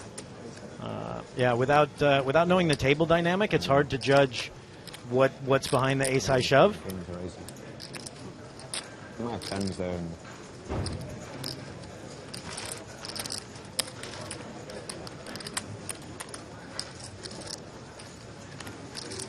Patrick Antonius will be on the button for this hand. Get your all-in triangles ready. Ooh. Meanwhile, another bust out. That is Sebastian Malek. He finished in 76th place. He qualified for €4.40. So great return on investment, cashing for 15,600 euros. Love those stories. More players have gone out after him. We're down to 73 in the main event. And we weren't discussing the PCA, Neil. Yes. I just want to ask, because Lee Jones said the same thing. We want to make the PCA fun. Correct me if I'm wrong, having been at the PCA every year since 2008. Everyone has fun every year. It's a very relaxed event. People enjoy themselves. There's lots of activities outside of poker. Why do we suddenly feel we need to act and do more and construct an environment to increase the fun? Well, it's there's a number of little things that go into that. I agree with you. Everybody who does go to the PCA has a lot of fun with it. 1 second here. I just want to see if Patrick shoves. I don't think he can shove. He can only call. Or, yeah, I didn't see the raise in front. Sorry. Now, even without it, I think he could only limp, right? How many no, chips he said 24K left. Okay, according to this, so only 16,000. All right. He passed. No, the people who do come, but as the attendance has gone down over the years. Black Friday had an impact. All kinds of different things impact. But a 10,000 buy-in is also a significant roadblock nowadays. You know, there were a lot of discussions involved in changing the main event. I mean, the PCA had 816 people last year. That was the second most successful 10K on the planet behind the World Series main event. Yeah. But it's still, what we really want to do is we want people to come and experience the live events. We want as many people as possible to come. And so by making the decision to go down to 5K, we'll be able to bring more qualifiers. The LAPT main was also dropped from 3K to 2K for LAPT Bahamas. We really want everybody to come in, and you see the success that we have over in Europe with the 5K mains, with the 1K Estrellas and Eureka and all of that. And so we have a number, like I said, there's a number of things that are in the works that will be, hopefully sorted and announced over the next month or two. We think, I'm with you, I've been to the PCA every year it's existed, except for the first on the cruise ship. I really enjoy being at the Atlantis. I think it's something everyone should come and experience. So we really want to put a big push in. And there's a lot of people who haven't come in a couple of years and things like that. And so we want to make sure that, rethink it. And that's why Refer a Friend is back as well. If you bring a friend with you and they haven't played the main event in the last 2 years, and you both play the main event, you'll get €500. Nice. Or $500, I think. I'm over in Europe at the moment, so $500, I believe. 500 local money units. Exactly. 500 units of currency. I think this is an awesome move. I'm really excited. I think that, and maybe I'll be wrong, I think numbers are going to go up, way up. I think it makes it more fun. I think it makes it easier to satellite in. Think about it. It should be twice as easy to satellite in now, twice as many seats being given away, and leaves you more money to have fun while you're there at the PCA, which is really what the PCA has been all about from the beginning. Think of it as 5 extra grand to play side events, 5 extra grand to do the water slides, what have you. I think I love it, and I'm actually... You're spending 5 grand on the water slides? I'm doing it wrong. Has he won a race on the water slide ever? The thing is, I keep forgetting to take the money out of my pockets before I go down, and then it's just a free-for-all when I hit the splash pool. I gotta start hanging out with Joe more at the PCA. So the dates on your screen right now, 6th to the 14th of January. These are the festival dates. So among those 104 events, obviously the main event is in there. What else have we got? Well, we can see that there's the LAPT main event and there's a 100k super high roller. But I imagine that, like with our European events, the majority of these are going to be much smaller buy-in tournaments. Yeah, there's a daily tournament at 4 o'clock that's $300. Almost said euros again. $300. I want to play this. I've got a great idea. Don't film the PCA so James can play. I honestly, look, I need the work. But I was saying, I'm actually kind of jealous that I can't play the PCA at that price. I'm not saying I could afford it, but I'm the kind of guy, if I satellite into a 10K, give me the 10K. Give me 9K and I'll sell you the seat. Like, I don't want to play a 10K event. For 5,000, I'd think about it.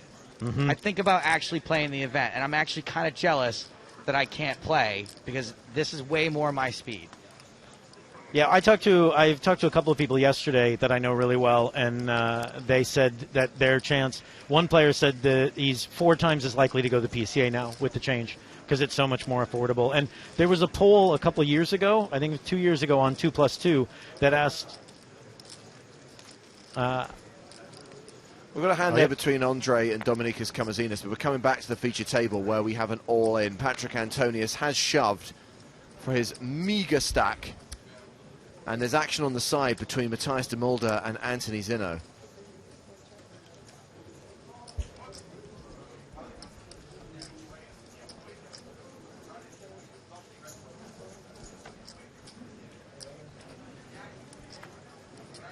One check on the flop, 3rd diamond on the turn.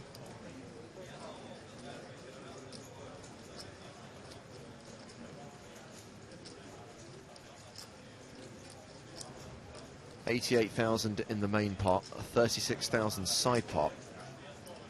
And the antes right now is 2,000, right? Okay, so Patrick he could have gone a couple more hands, I suppose. So it's possible he's got something that'll go along here because he didn't just have to put it in. He folded his button on the previous hand. Yeah, he folded before, so unfortunately you also can be shoving, quote unquote, even though it's not much of a shove. King, Queen, King 10, Queen, hands like that. So he better hope it's King, Queen of Diamonds then, at this point, if that's what he's. Well, here we go. Some money. I could play. Ace Jack again. That's going to haunt him. No, it's his Ace Jack. Good thing he didn't get away from it this time. Well, I think when Zeno folded, I think I heard Patrick say, "I wish I had some money to play this hand." Right. So that's going to be a triple up, though, right? Yeah, close to a quadruple up when you put the big and the small blind in. He's up to almost 4 big blinds.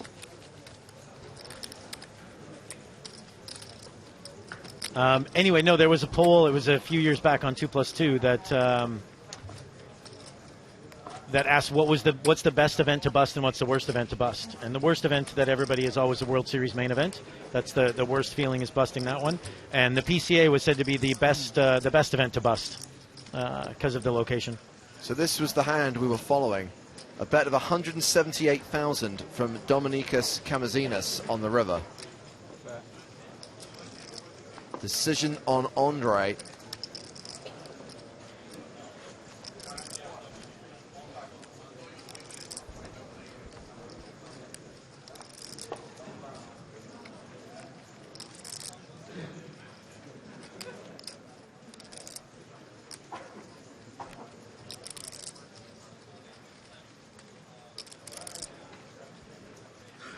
Big pot between these two. Andre calls on the river.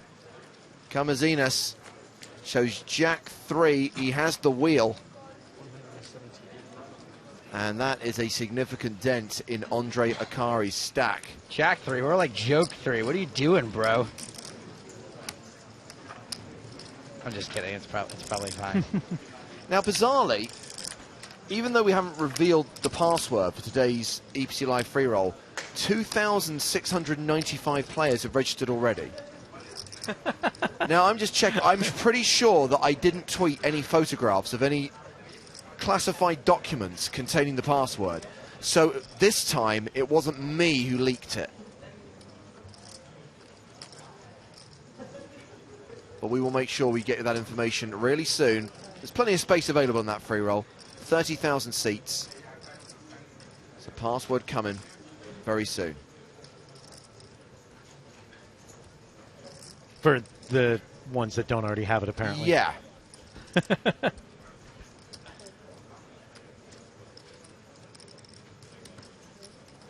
So this was a raise from, I apologize, I don't know his entire name. I'm going to say Sousa. Cobra called. Sousa C-bet. And now here we are.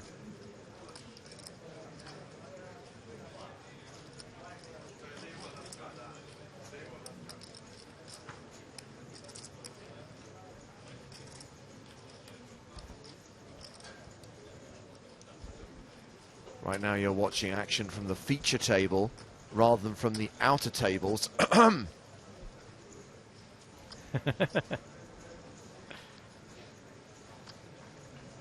Got a question in the Twitch for Neil. All right.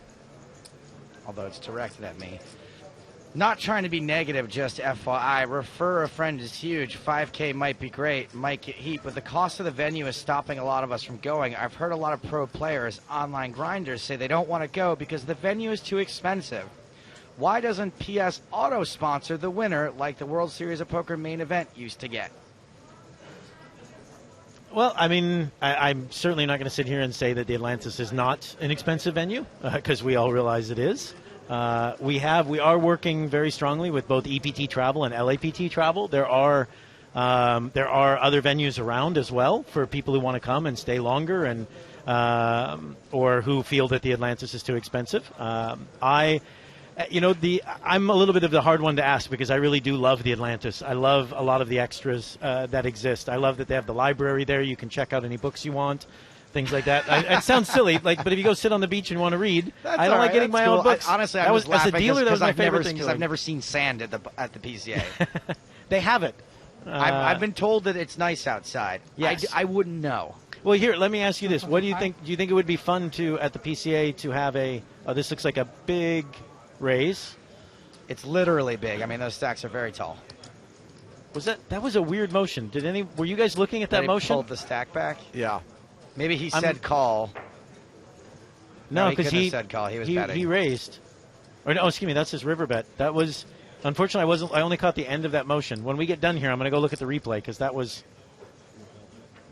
looked like a funky motion to me. That was fun. That was a funky motion from Rui Miguel Nogueira de Silva Souza. Oh, wait, here we go. Thank you. The replay now. I mean, we're going to... those both stacks should both be in, huh? Did he maybe announce a number? And therefore gets to bring one? I'm trying to think of reasons why that would fly. Apparently he did announce a number before he put the chips in. Okay. Thank goodness. Because otherwise that's great on the dealer then. We're seeing it without the stuff, because otherwise I would have expected the dealer to call the floor on that. I think at that point, for something that was that distinct, I know they slowed it down a little for us on the replay. That, to me, is both stacks. So let's get this free roll password out there for those of you who don't yet have it, because somehow it seems the information leaked.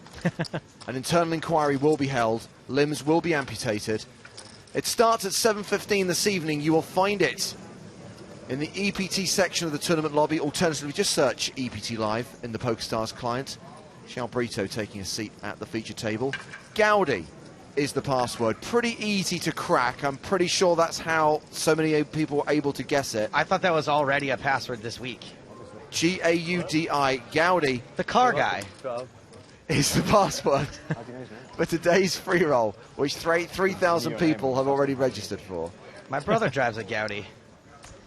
A couple people, by the way, on the Twitch coming to not defense here, but sort of countering that, is that the satellites typically include accommodations. They do. So you don't have to worry about the cost of it. They also include, I want to say, and I may get this wrong, I apologize, I haven't seen the satellite setup yet for this year. It's usually like 700, 800, 900, maybe even 1,000 in expense money for being on the ground.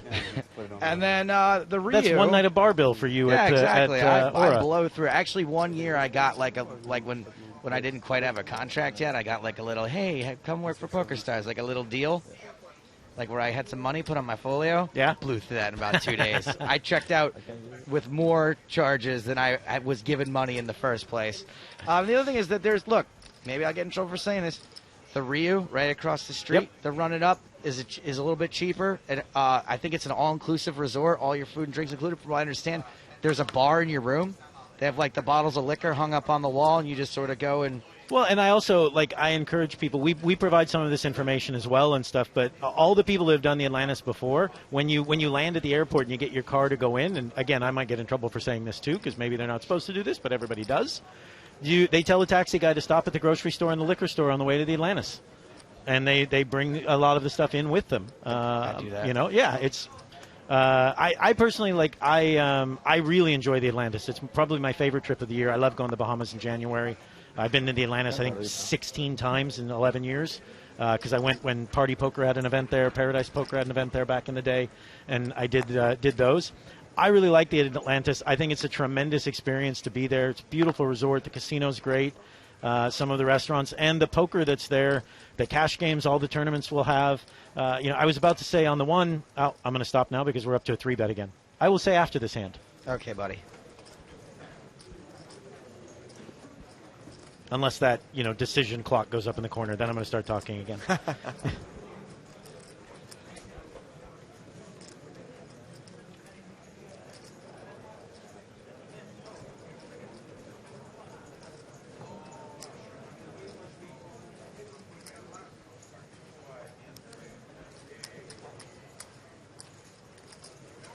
All right, we're going to a flop.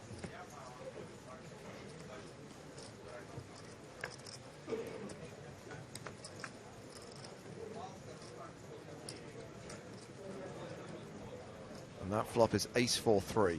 Has Warburton been, he's been active since I sat down. Has he been fairly active throughout the table? Or? He was during the second level. The first level, he was probably the tightest player at the table, actually. He had a level where he didn't do anything at all.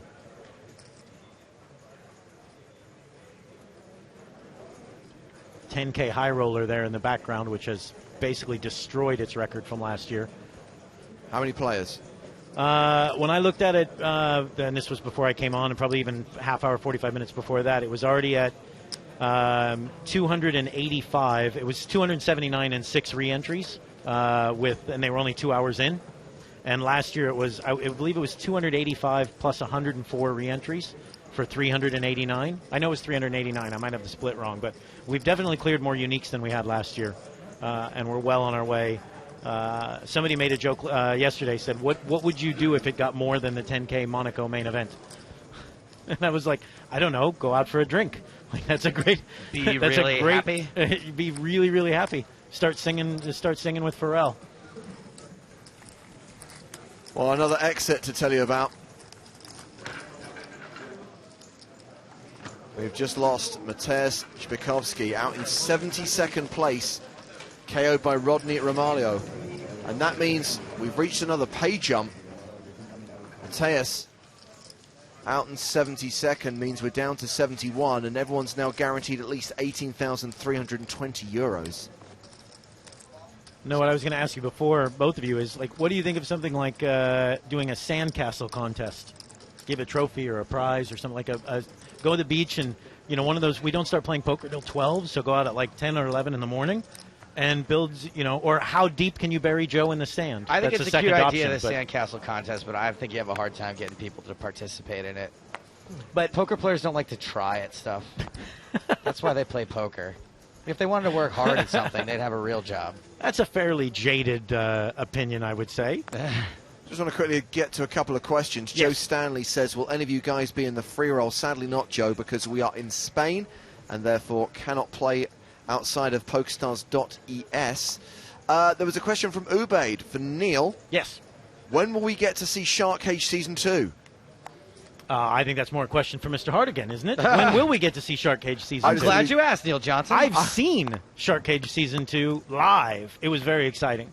When will we see it on television? Well, the UK is going to get it first from the middle of September. So if you live in the United Kingdom, on Channel 4 on Tuesday nights, you'll get to see Season 2 of Shark Cage. Lots of big names. Daniel Negreanu and Phil Ivey make their Shark Cage debuts this season. And celebrities competing include Don Cheadle, Sean Astin, and Ronaldo. Don Cheadle. And so if that starts then, what can they watch in the UK now? Last year's PCA. Actually, this year's PCA, I should say. I was going to say, is PCA 2015. I really need that to air soon because I can't believe I haven't blown the winner yet. I mean, the name of the winner. Accidentally said the name of the winner. That was genuine. Keep that was explaining. Actually a mistake. Keep explaining, please. Keep explaining. Just give him the spade. Make sure. Just let him keep digging.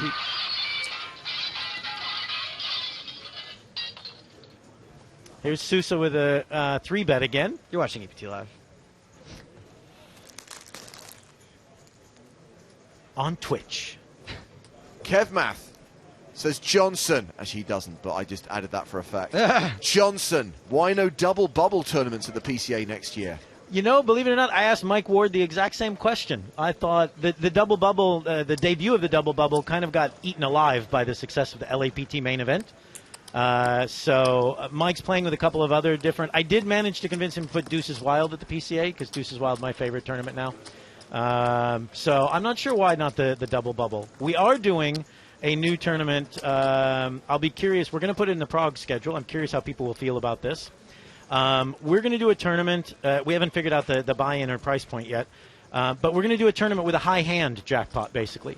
Where, like, let's say, for example, it's a $500 buy-in, and we set aside, I don't know, let's say $200 each for the first 12 levels. And so we pull it out of the prize pool, kind of like a bounty, but we just take it out of the prize pool, set it aside, and for the first 12 levels, whoever has the highest hand in that level gets $200. I like it. I like the bells and whistles. I'm a fan. I'm into it. I'm sure that someone will find some reason to moan about it, but I like the fun stuff. I think there are some fun ways. It's not going to, we're certainly not going to pull like 20 buy-ins out of the prize pool or anything, but something that just again, this goes back to fun a little bit. If we're doing everybody knows that I love the silly tournaments. I'm the one who's putting in Super Hold'em and Deuces Wild. I think more ways to like win that is better.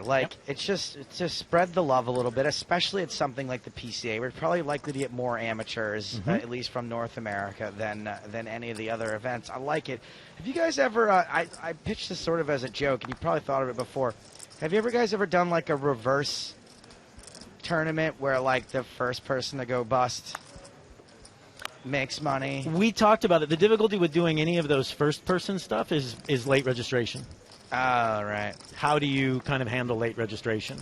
I mean, I like the idea of being able... There's something visceral about winning.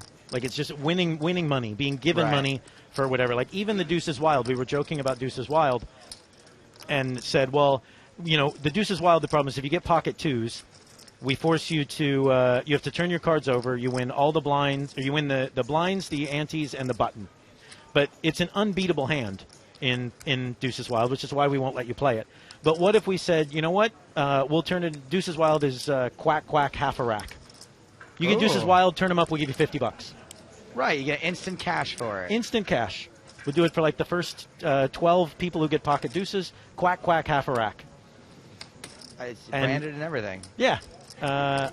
I think that would be a lot of fun, and again, it's an instant win type thing. The people at the table laugh, everybody gets a little jonesed, and we have some fun with it. Did Patrick call? Patrick did call. Jack 9-4, 2 clubs. James, do you think that because we've been starting doing the broadcast on day 2, and let's say that happens in PCA, do you think I could come early and play some of the fun events, or would I be banned because... I feel like this is the end. I think you would not be able to play due to the rules. And secondly, my gut instinct is that you probably will be starting earlier than day 2. Go with your gut. I want to play quack quack half a rack. 4. Sick. You anti-railer. You could at least said 10. Patrick Antonius drawing very, very thin. I wish you the best earlier. Won't do that anymore. Just kidding. Needs a 4. Patrick Antonius eliminated in 71st place. Another former champ leaves the arena. He collects 18,320 euros. Huh? Sickness. 7-1. Huh? Patrick Antonius. Mitä? Finish. Siis mulla oli 8.40 yhdessä vaiheessa. Tänään. Sitten mä painoin huonon I take all these. Sitten mä laitoin huonon puskun. Oli väärät riitit. So James, Patrick Antonius is out, but is there anything happy? Is there any good news out there? I do have some good news, actually. 2 long-standing, very important members of the European Poker Tour family, Louise and Hassan, have had a baby today. Ah. Little baby Otto. Yes, Otto Paimani has come into the world, and everyone here at the EPT wishes them lots of love.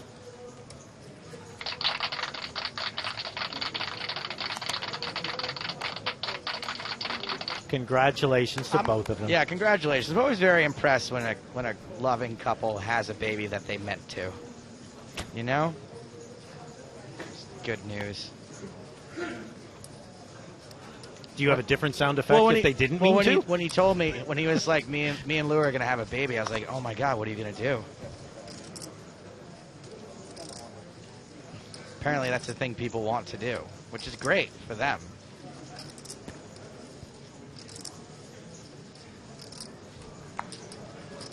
Patrick de Mulder, the Patrick Antonius Slayer, back in action. His ray is called by Philip Kober, who's probably going to make the final table after that hand against him and Anzino.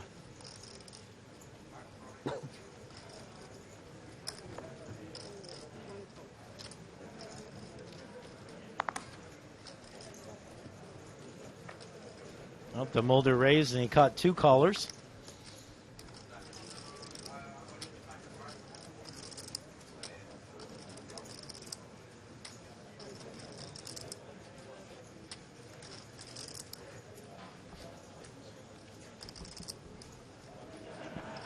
Shigai checks.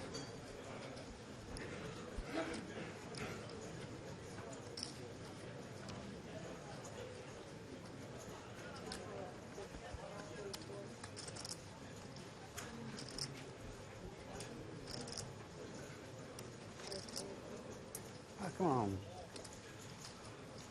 Got 1 fold, 2 folds. Get the other 2 queens ABC instead. poker. 2 ladies. That's annoying. You hope someone at least has an ace there. And now we're just going up some. Yeah, that's kind of the minimum you would hope when you catch 2 callers to your raise. You basically made the minimum there. That's my life pro. Live projection and then turns. And then he's like just completely not interested. So with 70 players remaining, an average stack right now. The orders a beer. Is 726k. Min raise. And Heinz Trout is back on top again with 1.75 million.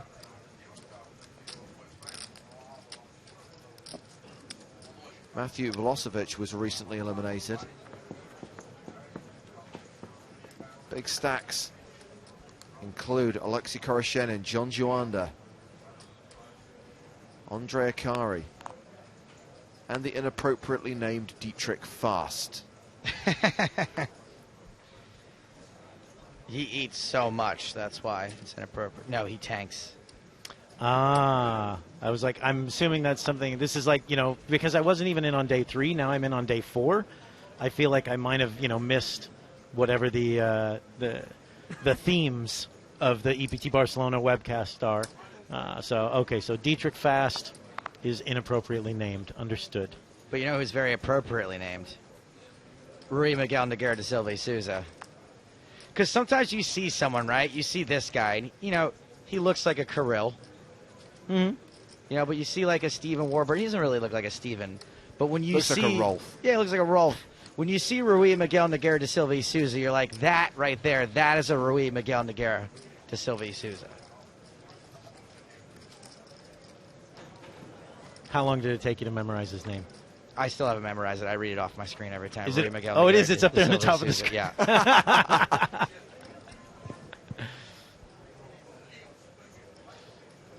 So we're halfway through the level now. And down to 69 players. So João Brito, a relative new addition to the feature table. So we've gotten this question a bunch of times. It's nothing to do with on screen, but I have yet to address it. I'm sure you guys have already, but it's just because it's getting asked a lot. Willie has asked, Stapes, why is John Jawanda wearing the mask? And a lot of people think people wear surgical masks to keep from getting sick, but most of the time people are wearing them to keep from getting other people sick. Absolutely. John Jawanda has come to Barcelona with a horrible illness, just got a really, really nasty virus. And during the breaks, he has been going into the bathrooms and basically gargles with salt water and then coughs phlegm into the sinks. It's not a pleasant display. That's why he wears a mask. Like most other It's not a pleasant people. display. It's not a bonus cut or anything, is it? No. Okay, thank you. You know, Neil, that's not a bad idea. Somehow I don't think John's release form would cover that, to be honest. Will any John write release forms now? Well, the general one everybody has to sign. Well, not that special one we made Joe sign, but the general one that everybody else has to sign. The one that was inked in blood and just said soul. Well, it is quicker. James. Did they at least sing the poor unfortunate souls? Sing when they signed it for you. What is That's that what I from? got. From the Little Mermaid. Oh, jeez. Obviously, it was a Little Mermaid. Come on. James Smith gets in touch on Twitter. He says, supporting Stephen Warburton on the feature table. Bring that trophy home, bro. Hashtag EPT Live on Twitter if you want to get in touch. Alternatively, Joe is keeping his eyes firmly fixed on the Twitch chat, in case you're watching at twitch.tv/PokerStars. So many know-it-alls.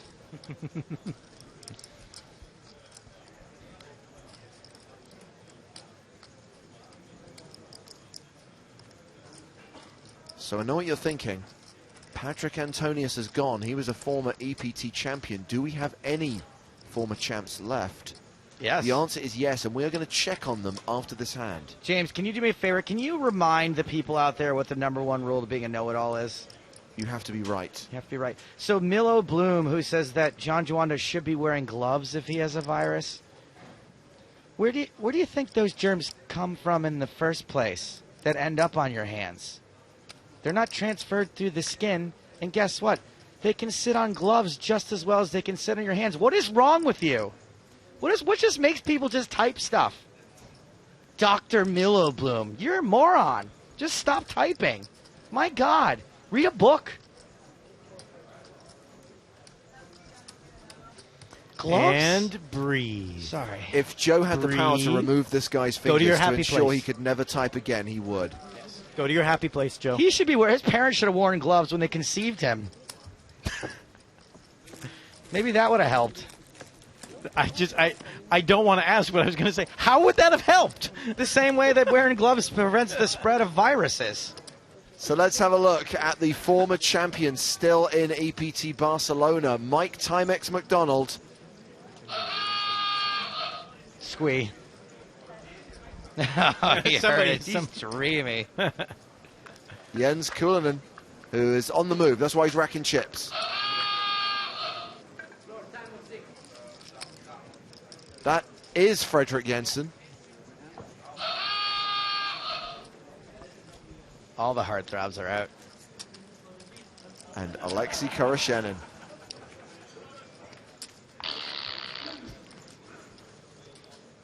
Just kidding, guys. Is that are those the official Stapes hot or not sound effects? No, no.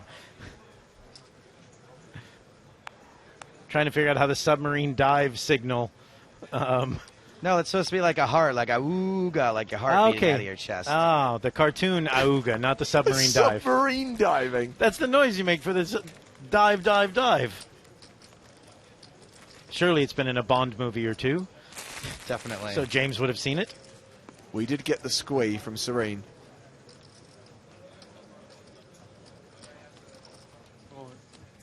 James Bond doesn't spend that much time on submarines. All in. I'm going to do 3 Bond movies that featured submarines. You Only Live Twice, 1967. The Spy Who Loved Me, 1977. The World Is Not Enough, 1999. Why are you pointing at Wasn't me? there one in License to Kill? A submarine? Yeah. Well, I'm talking about like a proper like military submarine. I'm not talking about like his various being equipment underwater, that he's had, okay. like like the crocodile submarine from Octopussy 1983, for example. Nerd alert! You realize somewhere in your brain there's important information that fell out of your head just so it could store those James Bond facts. No, his head's plenty big. Lots of room in there. Oh, look at the countryman on top. Great quote from Kitty Quo on Twitter. A kitty quote? It's a Kitty quote on Twitter. Retweeted by Mike McDonald because he is the subject of the tweet. Talk to Timex on the break and realise he is a smart guy and I misunderstood him too much. Think he is always raised on under the gun for stealing. Did Kitty quote it? Remember when you came on EPT Live and I made you play that game? Did Kitty quote it? Yes. EPT not live. What did I say? not live. I always leave out the not. You can't not say the not. Can you double negative the not? Can you not say the not? I'm not sure. Touche. Raised by Cobra. Action on Rui Miguel Nogueira de Silva Souza.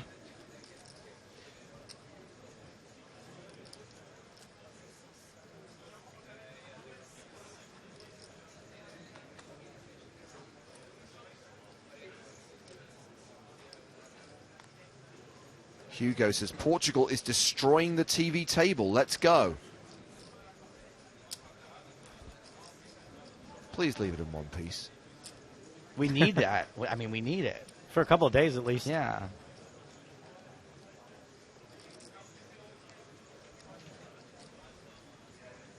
Three bet from Rui Miguel Nogueira de Silva Souza. How does Cobra Commander respond?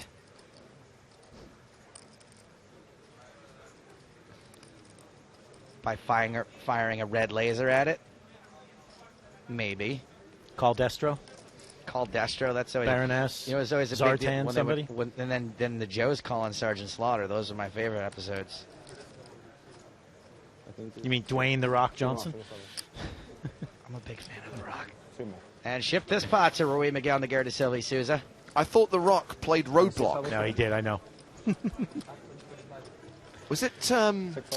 It was the guy from The Mummy who played Sergeant Slaughter in the movies, we right? got to 16 before that.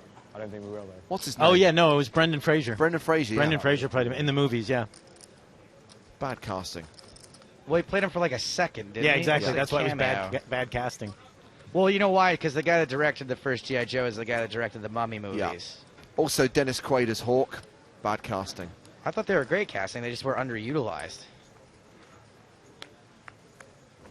At least they got Channing Tatum to come back and get killed. So it's Let's better do- than just let's do writing him out. reshoots, right? That video game scene they added afterward because Yeah. Channing Tatum was so hot that year. They were like, oh, we don't have enough Channing Tatum in this movie. Destro and the Baroness practicing the clarinet.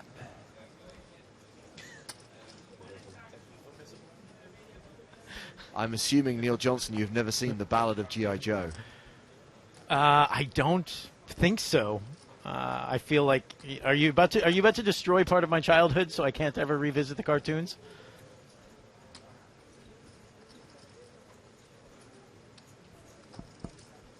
Somebody's dared you to start talking random Star Wars as well.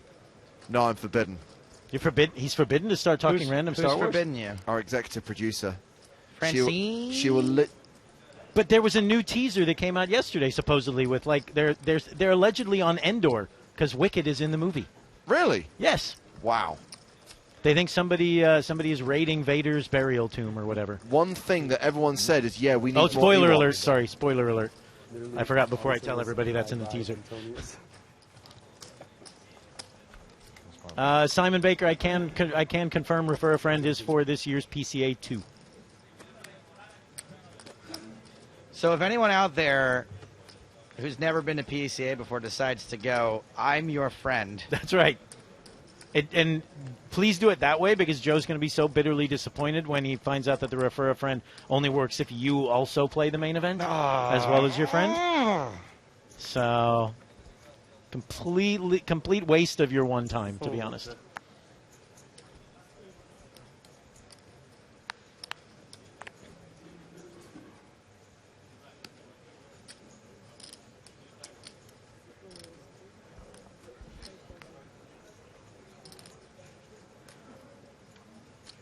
To be honest, they should come anyway just for the chance to meet you. Are you going to be signing autographs and doing the meet and greet like last year? Was there a specific meet and greet last year? No, just the general one. Yeah. Okay. Yeah, of course. See? I love it. That's worth coming to the Atlantis right there. You, too, could be a part of Challenge Stapes. I mean, Challenge Stapes PCA edition has to be pretty epic, doesn't it? Do you have to step your game up I to was that? thinking of some new Challenge Stapes ideas. One, Stapes has to go the entire week only having his minibar refilled once. 2, fail. Stapes has to go on a date without enabling auto draft protection. 3, I haven't come up with a third one yet. Hype asks, can people get multiple refer a friend bonuses? Say if someone brought 3 friends.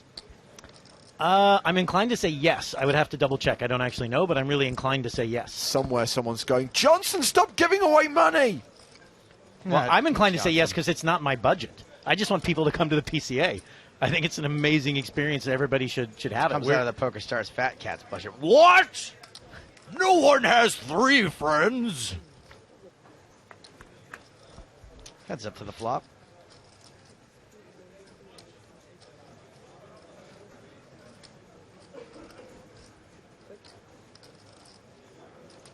This is a 3-bet pot, by the way.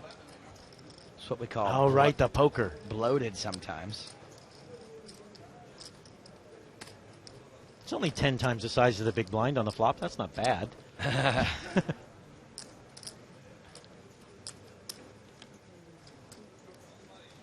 It's not like the 3-bet was a, full big monster 3-bet.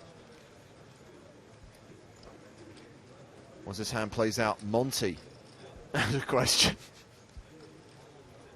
Is it that good? You're putting a lot of build-up into this question by giggling like that. Nah, it's something I sent him on Skype. Oh, never mind. Okay. He's getting a big thumbs down from Francine. Monty. Can we say or no? The timing was perfect, Joe. Just as I glanced down. And the thing is, I don't think you're joking. Monty says, what is the smallest buy-in at the PCA? I went to Monte Carlo but could only afford the €300 turbo. I think I heard Neil mention that there's going to be a daily $300 tournament. Yep. There's also 3 daily $120 tournaments. We're doing, like, for people who've played the flip-outs on Full Tilt. Are any of them not turbos? The hundreds are flip-outs. The 300s are 20-minute clock, which I guess it's up to you whether that's... Our turbos are normally 15 minutes, but we want them to finish in a day. Like most regular brick-and-mortar casino small buy-in tournaments. Well, they start at 4 o'clock, and we really want them over in a day. Like, it's just for the... Not, it sounds bad to say, we want them over in a day. It's the people who play them, that all of our feedback is like they really want... Exactly. Day, yeah. It's the same. We're doing a lot of mixed tournaments on the EPTs and for 500 and even 5K. And in talking to the players, we've structured them with 30-minute levels because if you get 40 people in a horse tournament and it only pays the top 6 spots, people don't want to play 18 hours to get to 6th place. They would prefer that it just finish in a day. Right. So it's kind of the same there. Thanks, hi. Check, check. Ace Queen, Ace Jack. Ace Jack gets there. He'll allow it. He'll allow it. Did you see this question on Twitter from Gerard James? Has Jay Hardigan ever forgotten to pack his suit? Laptop, shoes are much needed items, as Stapes has a habit of doing. Guess what, Gerard? Openly confessed to getting halfway to Gatwick Airport to go to Malta this year and realized I didn't have my passport. But I was able to correct the mistake before going any further with my trip. So I've never actually arrived on location and found I'm missing anything essential. There was one time when James decided he needed a new suit jacket, so what did he do? No, that was not. I didn't forget it. I was given false information by a member of the production team who shall remain nameless. John. Just kidding. I don't know who it was. I was just guessing it was John. Okay. By the way, I think this story is made up completely. Wait, why are the voices in my head going, it wasn't me, it wasn't me? I mean, I know why they do it normally, but why are they doing it now? So anyway, James has this story that someone told him he didn't need a suit jacket for a 2-week trip to the Bahamas, and all of a sudden he gets like a brand new like Bruno Ventimiglia jacket. It's Versace, actually. That I saw like 4 Russian oligarchs wearing that week. Well, that jacket's been doing the rounds recently, Joe, because someone forgot to bring their suit to the Caribbean. I've also gotten to wear it. That's true. Really? That's weird. I think I might have worn that jacket once last year's PCA. I think you did, actually. We had to do a link real quick the morning of day 3. It has made the rounds. The only other thing of minor significance that I didn't bring, again, to Malta, nobody told me that the plug sockets in Malta are UK. So I had all of my Euro sockets. John's taking the fall for that one.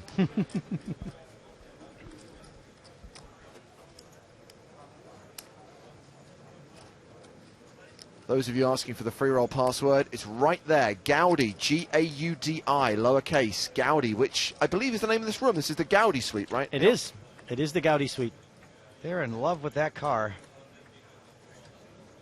Automotive perfection, man. That's why all the tables have cup holders. Ah, where's the want button? Which one of these has the want button? Thank you.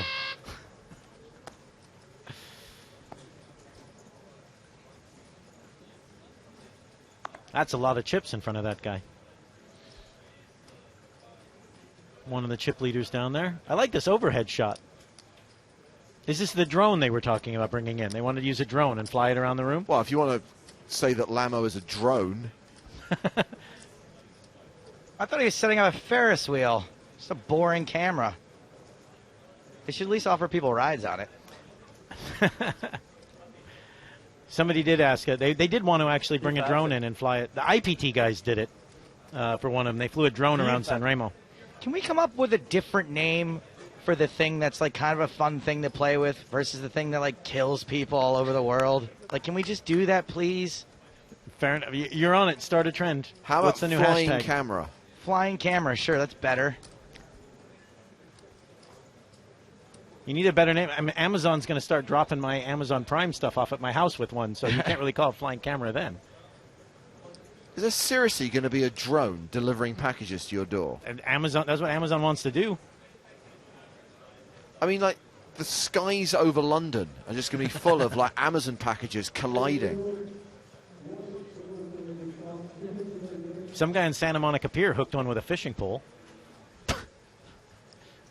The drone was like spinning, so he swung his fishing pole and he hooked it. It's going to be another thing that's regulated the hell out of in the U.S. in the next year or two. You're not going to be able to fly them anymore. So this is Souza versus Ruel McGee. This is not Ruel McGee. This is Rui Miguel Nogueira de Silva Souza.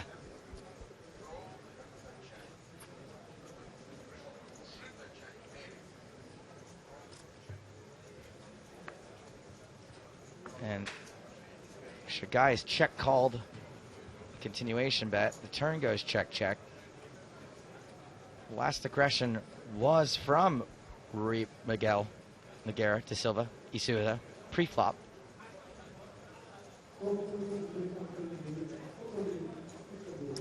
I didn't see the dealer change. We've got Elise in there. Absolutely one of the best dealers in the world. One of our You know what makes me feel really cool is that not only is she one of the best dealers in the world, you know what she requested last night? What event she wanted to deal? What? The media event. Oh, she did. Yeah, I saw her last night. She was off to the media event. She says it's behind the main event. It's her favorite event. We get one of the best dealers in the world to deal to us, and I just think that's super cool. Shagai scoops this one. Yano says, Joe, it is officially a quadcopter, not a drone.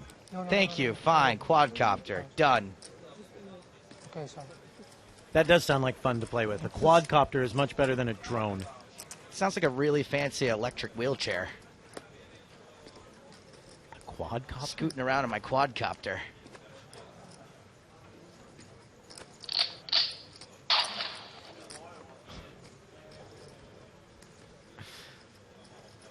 I don't think I'm with you on that one. I'm sorry. That's okay. No one's going to be with me.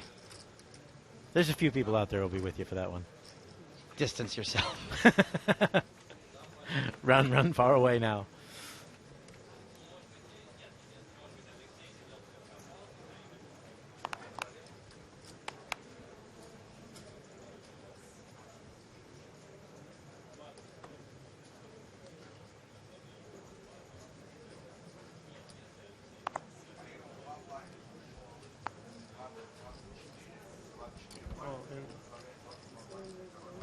I heard all in.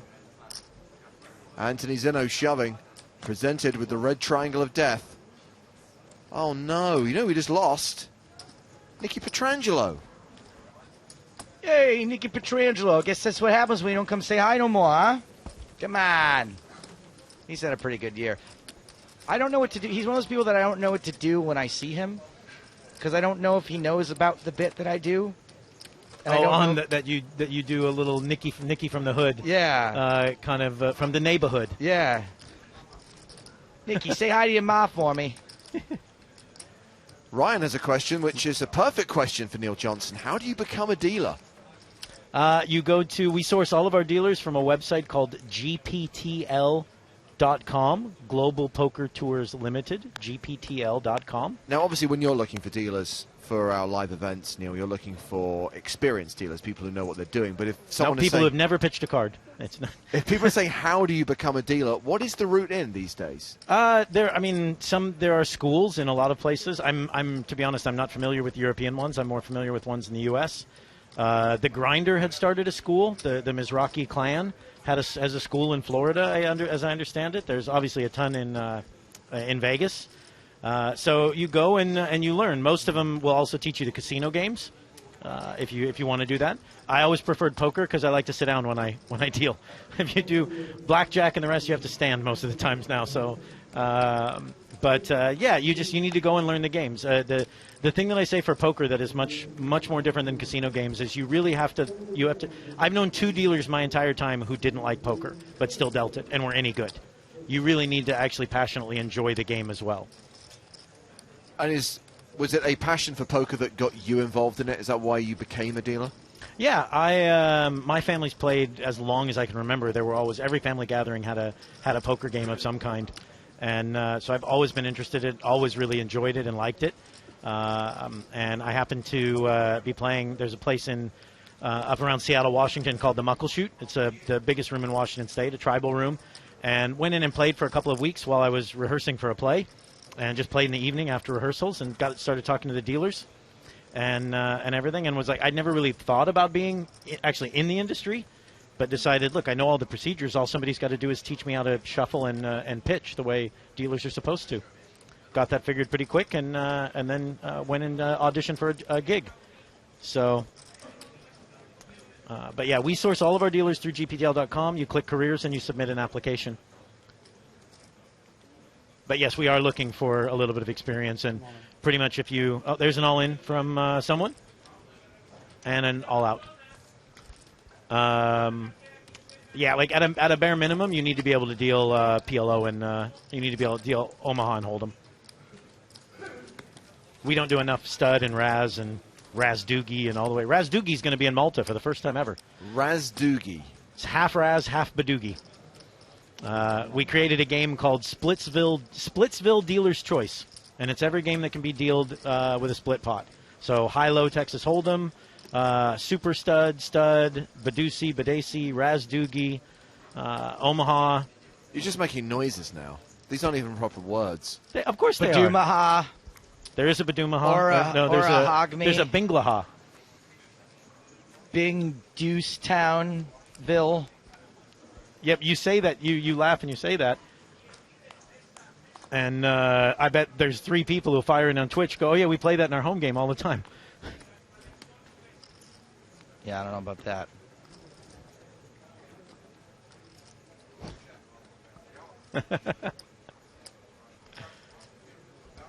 Well, at least they, are firing in with the Elky symbol. Mouth 5.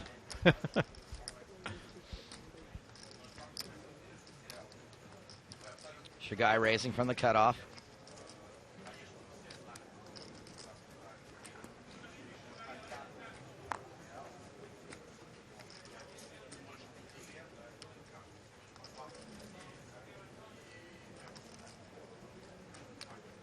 Action's folded around to DeMulder. Hey, DeMulder, where's DeScully? Huh? Where's well, they are. That's more topical. They are rebooting the X-Files. Where's this? I'm pretty excited about that. X-Files is one of those shows I love so much I never watched the finale because I didn't want it to be over. Yeah. So, Joe, just to be clear, you haven't filmed Stapes Recreates yet? I haven't. Do you know what won the vote? I do. Are we announcing it on air? I think we did already, but if we didn't, let's not. Wait, so what were, because I think I saw this yesterday, what were the 2 choices that we had? I saw a little graphic and it went away while I was watching. So the 2 choices are that Stapes recreates the spat between Dan Shack and Kamal Chararia. Okay. Or recreates the bromance between Timex and Panka. Ah, now does he have to recreate it doing both roles? Yes. We have props. Makeup? Nope. Budget doesn't stretch the makeup, but we do have some really cheap plastic teeth, which will make him look a little bit more like Mike McDonald. Some sunglasses will make him look a bit more like Dominic Panka. A blonde wig that will suggest the presence of Kamal Chararia. For Dan Shack, you're just going to have to scowl. And editing will suggest now, the keep presence. a laptop next to you. A laptop, some glasses, and some squinting, I think. Editing will suggest the presence of talent. Oh, yeah, a good editor can make anything appear real. I wish that were true. I know I'm I'm slightly jumping ahead here, but I mean the EPT Malta final table day is Halloween. Surely there's something you guys are doing. Right, there has to be something in the works. It's actually not a bad shout, Neil, because my first ever EPT was on Halloween.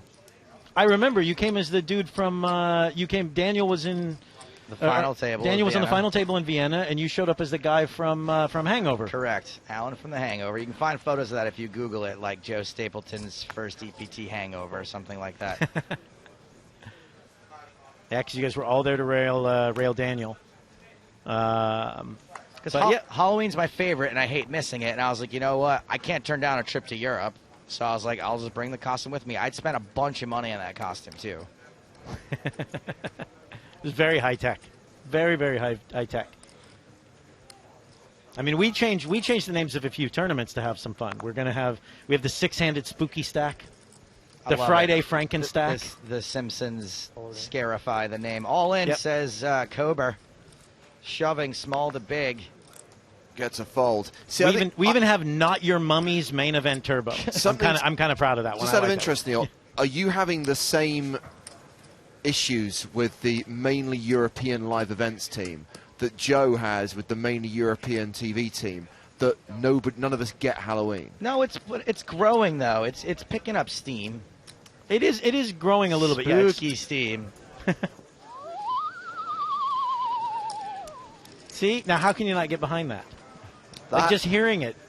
Is Jonas Christensen, the new tournament chip leader. Apparently he's currently got 1.8 million in chips with 67 players remaining.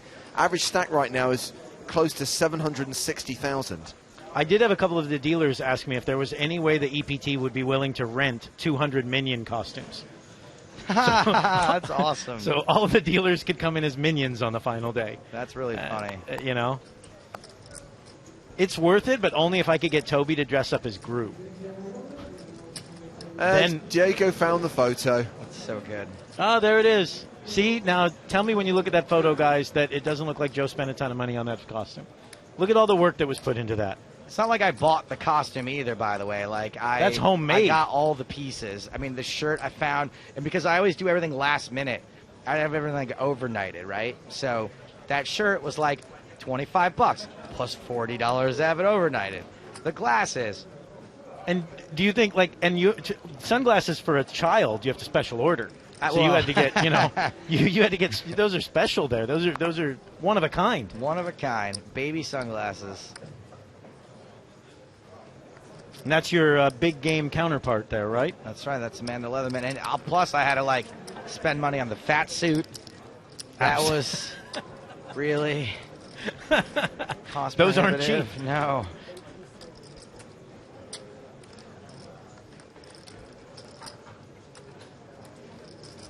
Ryan says, I just looked up, and a dealer school in England is $2,000. Does that sound about right to you? It depends really on what they're going to teach you. And in all honesty, it's usually, and maybe I'm screwing over the people who run the dealer schools now, but it also should be negotiable based on your existing knowledge.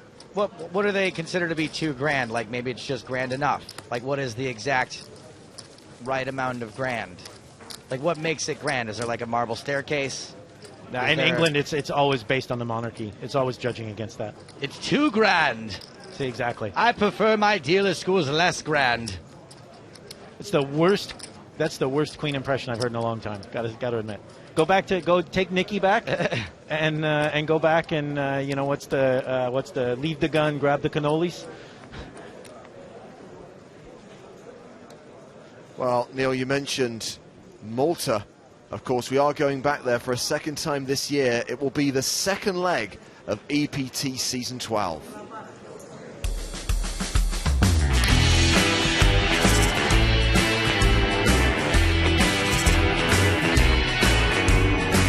Strange sounds in this ghost town. Devils dance in the moon. Dogs growl and banshees howl.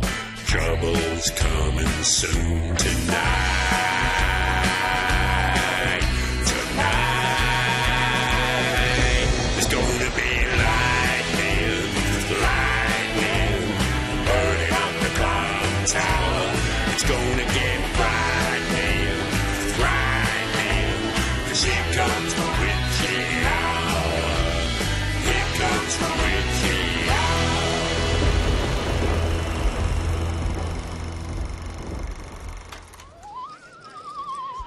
That was awesome. Whoever did that, well done. That was awesome.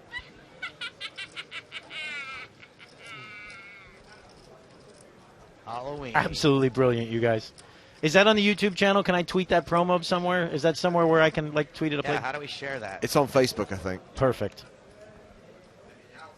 Luke says, how about ugly Christmas sweaters / jumpers for the dealers at EPT Prague? We could do an ugly sweater contest. I mean, we could just theme every single EPT, couldn't we? Well, hey, you know what? Dublin is over Valentine's Day. Like, Joe could realistically be Cupid. You had to do Cupid in Deauville last year for Challenge Stapes, right? Or last season? Yes. And that wasn't even over Valentine's Day. It was close to Valentine's Day, Valentine's Day. Was it? You No, goober.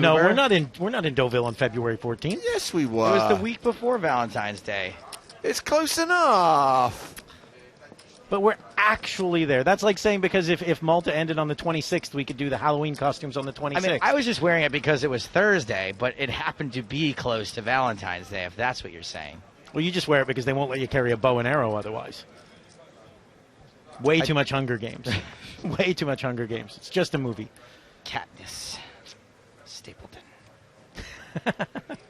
So right now we are at 66 players. James is like, what the hell just happened?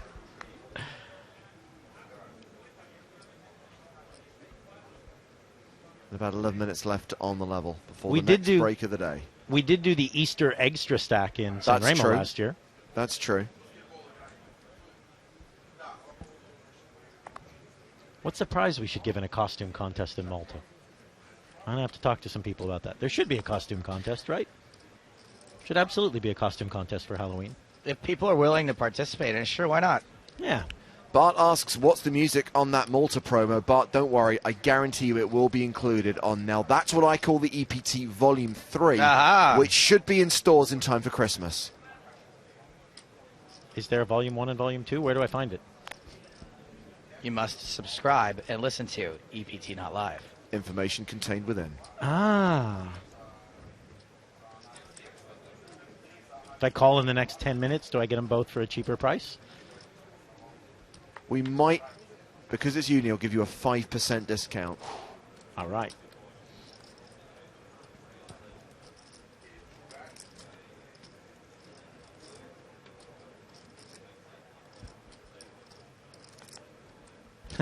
Varun wants the sparkly hats for the dealers, like they had when the Finns were on the final table. Well, I can confirm that we're going to change feature table during the break. Oh, sorry. Go ahead. So in 10 minutes' time, we're going to go on a 20-minute break, and when we come back, Andre Akari will be on the main stage. I wanted to follow up just for the guy who asked about the $2,000 dealer school. I will say, I want to like.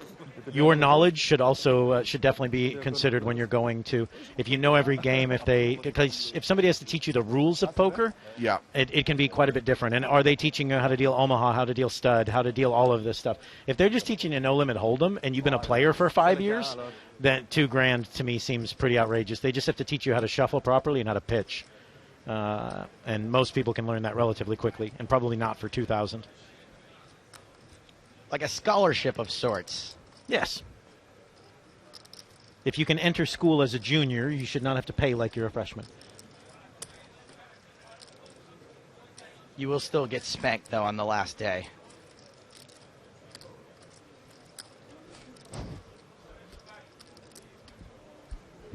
Neil was going to say something and decided he'd rather keep his job.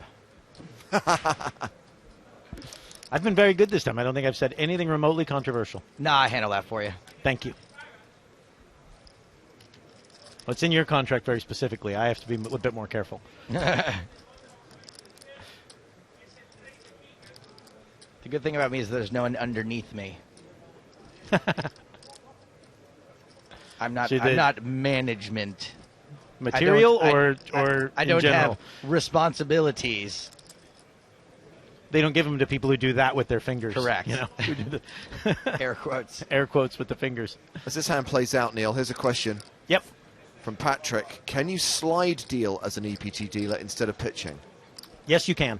That's actually what Elise is doing right now. So, yeah, virtually all of our French dealers slide deal.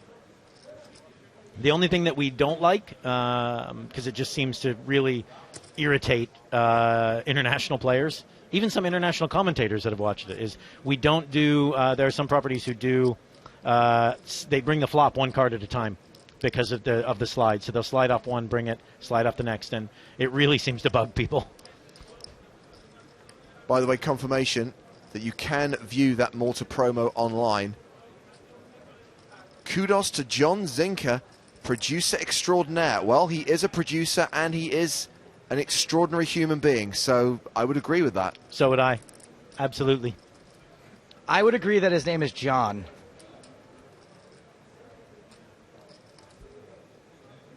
And he's clearly not listening, or I'd have heard about this by now. Yeah. There he is. There he is. You made him speechless.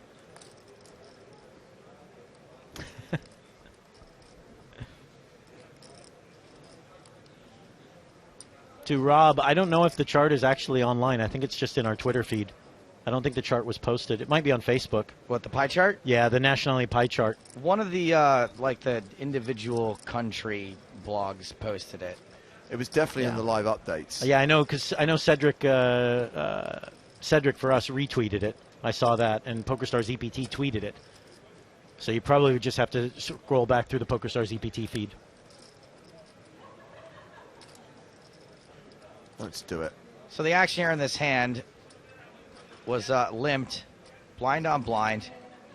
No pre-flop aggression. Shagai bet the flop. Shagai checked the turn and Warbet and bet the flop. Oh, blimey. Warburton. EPT is tweeting a lot these days. Right, I've got the pie chart up. Rob, what's the question? I'll answer it for you. And Warburton's bet the river. Shagai's calling. Warburton confidently turns over his hand, I think that's too much. which is going to have a king in it. 79. I think that's too much. Warburton wants to make sure he doesn't get overpaid. Shagai There shows comes a 6. Looks there like comes he a river again. had him till the river. Oh, I meant to bet 74. Sorry, yeah. Okay. Sorry.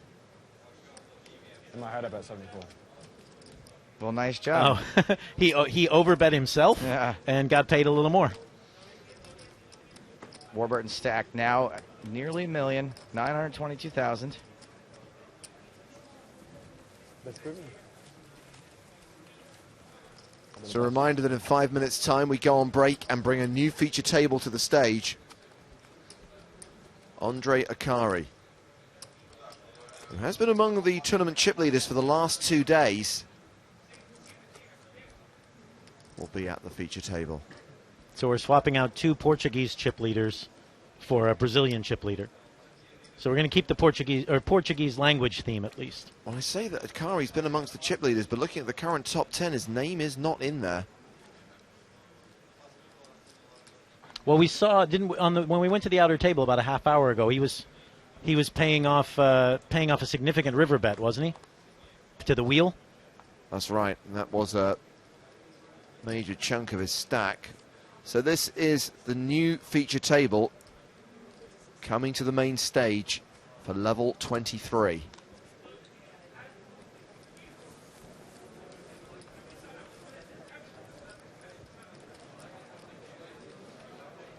Yeah, he doesn't appear to have, that might be at 1 green chip on top of his stack. So he definitely has taken a bit of a beating. They're not green, they're acid bath. Oh, I didn't get to see the chip colors that Graphical Nick did for the new chips. Come on, somebody roll the graphic for me. I only have 4 minutes left. There we go. Hollandaise, Marina, and Acid Bath. Zeno's all in, sorry. Is that a Breaking Bad reference? Ace King against Jack 10. Both players suited in hearts. You can still get like 7, 8, 9 apart. I think he'd take that. Watch it come 7, 8 hearts. Just because I said. Nah.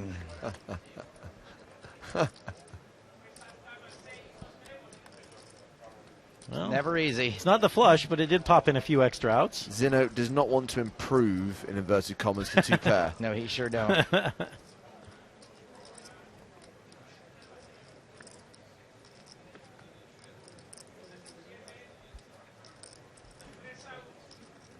So just a king to fade to get the double up. The double up through Rui Miguel Nogueira da Silva Souza, and he is all right. Home and dry, as you would say. Wait, 8. Yes, 1 for 8. Neil, here's a question you can answer. Yep. We get asked it a lot, both on Twitter and on Twitch. Tim Fisher says, why is there no cards up coverage prior to the last day? We believe Good question. I agree 100%. I see it all the time on as soon as you guys start running. We believe that to run it, like if we ran it now, these players are being forced to reveal tons of information about how they're playing while the tournament is in play. That other players are not being forced to divulge. So we believe it creates an integrity imbalance within the event, and therefore we will only do it if we can show the whole cards of every player at the same time, which with the technology capabilities we have at this point in time is only the final table. So at that final table, on the final day of our EPT Barcelona coverage, which is this coming Sunday, you will get cards up action. 1 p.m. Central European time on Sunday is when that starts. Ryan Reese now watching from the rail. He was eliminated earlier on today.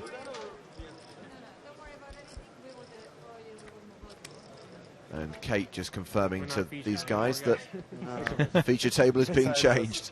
Yeah, now Patrick's gone, they don't care. We've been de-featured. They lost the world champion, they lost Patrick, that's it. They get rid of us then. Can we, Graphical Nick, in your spare time, can you please create a thing for de-featured? I really like that. Smart move. You want to stay at the feature? Actually, I'd rather be in there. More chilled out. Yeah, me too. If they come back, would they be re-featured? Down there. It's not rigged. And at least if you do something stupid, not the whole world will know. It's true, right? Don't worry, we'll make sure we get a camera over there, Matty. Yummy. There's a November Niner on the rail. Pierre Neuville, 2-time runner-up on the European Poker Tour. A contender for the World Series main event this year. Amazing. And I believe on his immediate right, our left, is our last night's €300 pot limit Raz champion, Kenny Hilaire,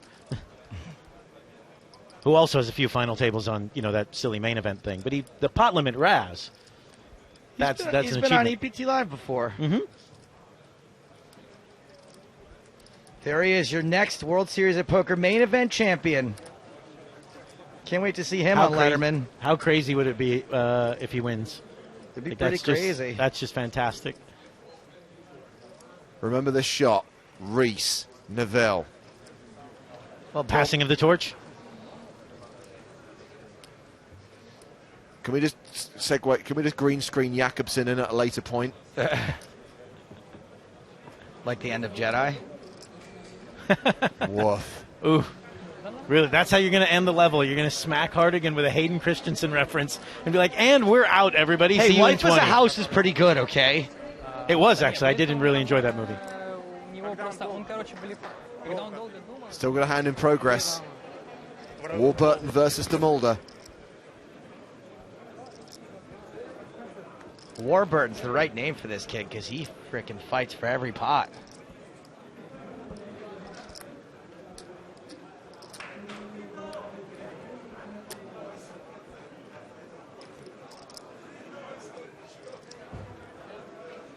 Yo.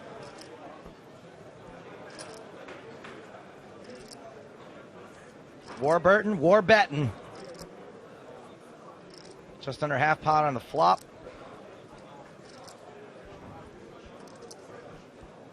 Little further under the halfway mark here on the turn. 69K into 184K. Matthias seems a little perplexed. A little flummoxed. He's folding. Lots of words with X in the middle. So Stephen Warburton ends that level up over $1 million. May have this card. I know. Shows the King of Hearts. He knows. Otherwise I won't fold. Good job, buddy. Good fold. We're not going on break just yet. We're going to check in on John Juanda. John the Surgeon Juanda. Why isn't he wearing gloves? His opponent in his hand, Jude Ainsworth.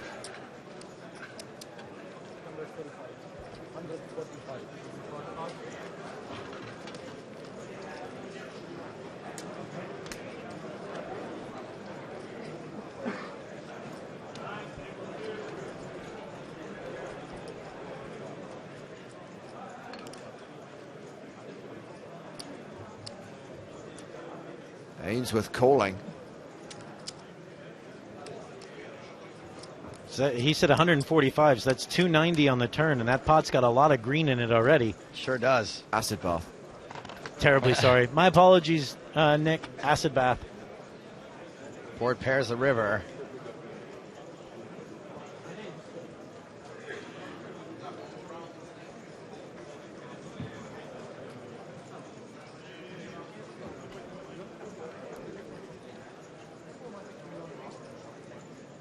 That many chips out there, I don't think this goes check pretty much ever.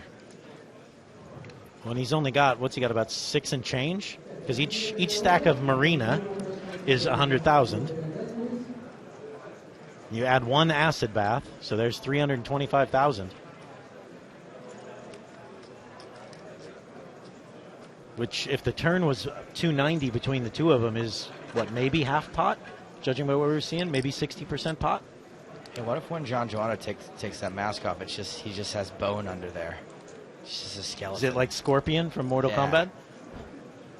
Toasty.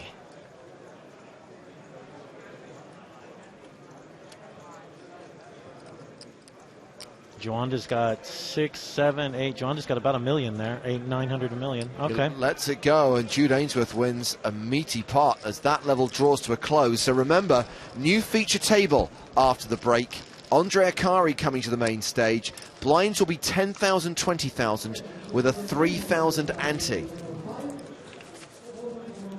Just racking the chips of the players who were at the feature table, which has now been de-featured. Let's have a look at how it ended there. Sousa and Warburton both have more than $1 million. The short stacks, Shugai, and Zino. So 66 players remaining. And we are playing below a 50 big blind average right now. We've still got 3 levels to play today, so plenty more action coming up here on EPT Live.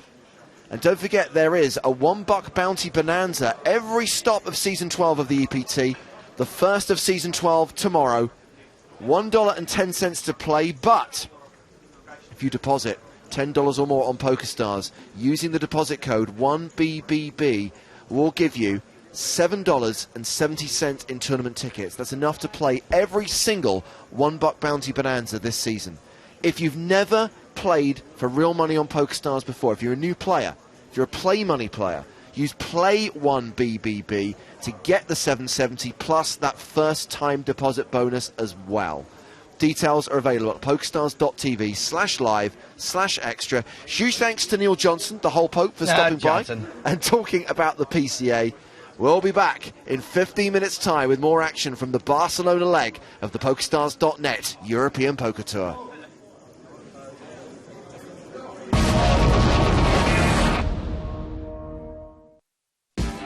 On TV, online, and unbelievable they give these to another show. This is EPT Not Live. Hello, my babies, and welcome to EPT Not Live. In the booth with me, my wife, my work wife, James Hardigan. I will be filing divorce papers end of this week. There's always one girl that's always like, we gotta go, which leads to the final time I didn't get to have sex in the Bahamas. It's all fun and games till a sound guy throws up in a garbage can, okay? Superfan versus States. Do you, A, fold because you're scared, B, call because this guy, B, all the time, this guy. I did have a sex dream, and it involved a poker player, Liv Baree. I was certain you were going to say Daniel Negreanu. Well, great news, Joe, because on the line are both Liv Baree and her mum, Elaine. Hi. Oh, boy. For James Hardigan, this is Joe Stapleton saying, smell you later. So, as soon as the gates open, you can go in. Okay. And meet me back here in 1 hour. Okay. Here's €10. Do not spend it all on junk. Okay. All right, go. No running!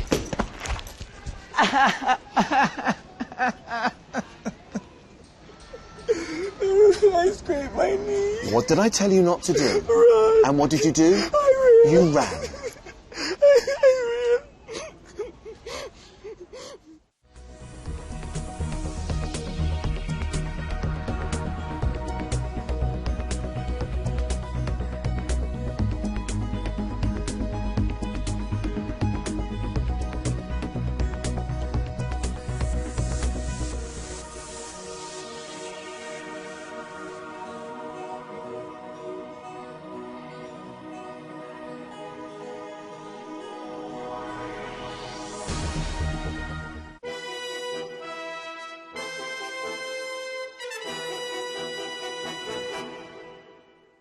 Hello, my babies. It's Stapes, and we are here in London for Challenge Stapes. And this time around, you guys have voted that I need to consume an English breakfast smoothie.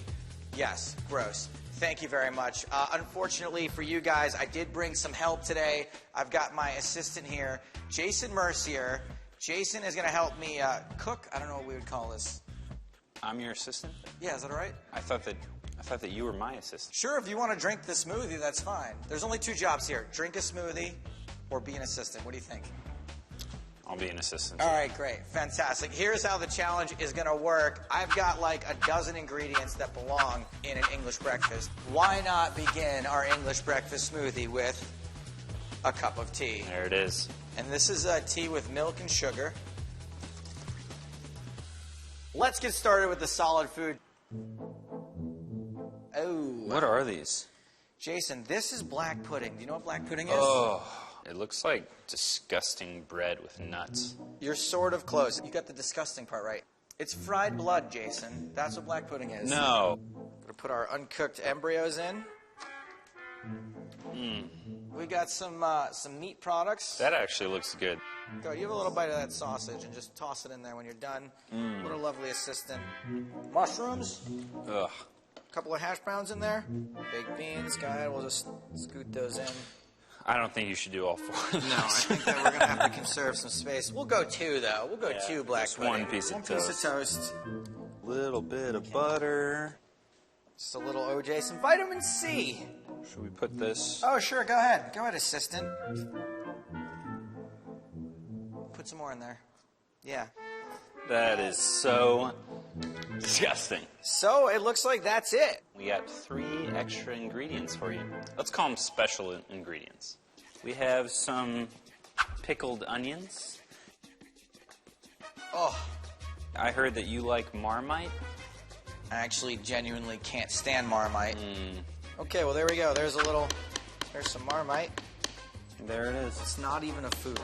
And everyone's favorite vegetable, Brussels sprouts.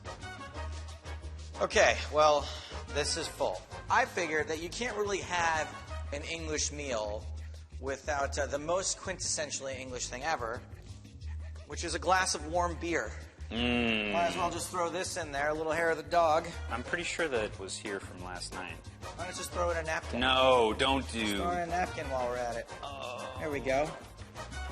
Okay, guys, here we go.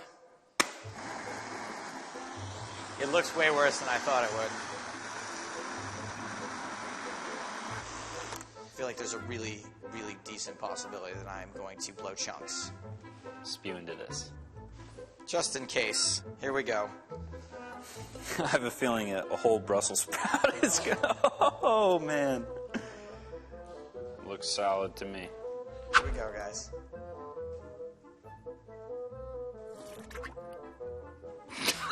Oh, man.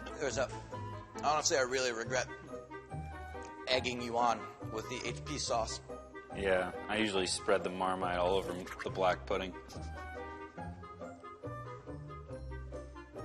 I'm not nearly far enough through this to be gagging this much yet. You want any of this? Oh, no.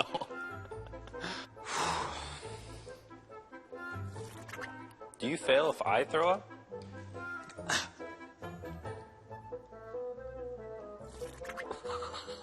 It was okay for a second, and then I started thinking about the ingredients.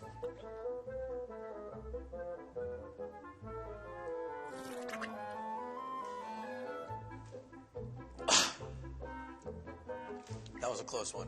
There were other chunks and I had to chew them, and I don't know what they were. And that really freaked me out. I've made it this far. Do you think I'm going to make it? Yeah, I think you are, actually. I got one more Brussels sprout to get through. What's your amount of money to finish? Let's talk. Get out your checkbook. Here we go.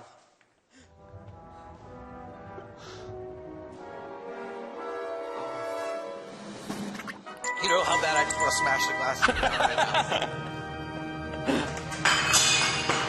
That's right, I did it. I didn't mean to break that. I didn't think it would break. I'm so sorry, guys. English breakfast smoothie challenge complete. Jason Mercier, thanks, buddy. I appreciate it. A little elbow bump, maybe? Give me a kiss.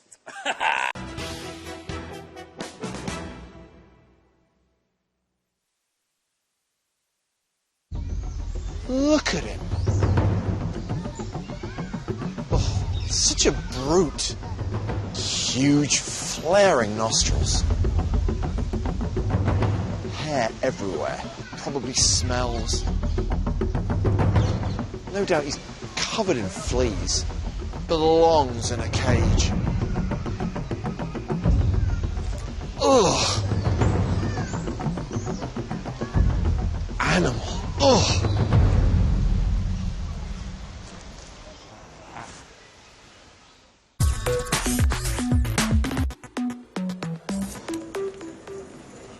Neil Farrell has 8-9 suited under the gun +2.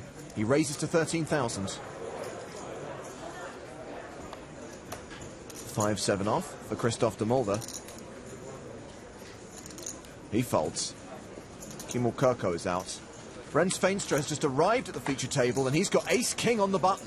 This might be a 3-bet. This is only Feenstra's second cash on the EPT. His first came in this event last year when he finished 140th. He does re-raise to 31k. Action folded back around to Farrell. I think 9-8 suited is going to be around the very bottom of most people's calling ranges here, especially since Feenstra is new to the table and Neil may not know how he plays just yet. Farrell calls.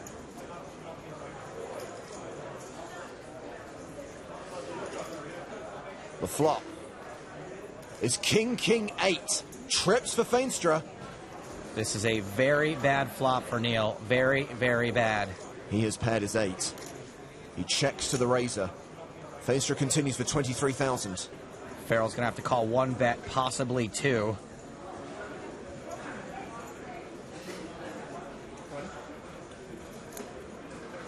He calls the 23K. 125,000 in the middle. If Neil improves, he's going to be in big, big trouble. It's a third diamond on the turn, the queen of diamonds. You'd think this diamond might kill some of the action, but in a 3-bet heads-up pot, you can't just immediately assume your opponent has a flush. Also, Feenstra does have the ace of diamonds as insurance. He bets 68,000. This is a great card for Neil to fold on simply because of board texture.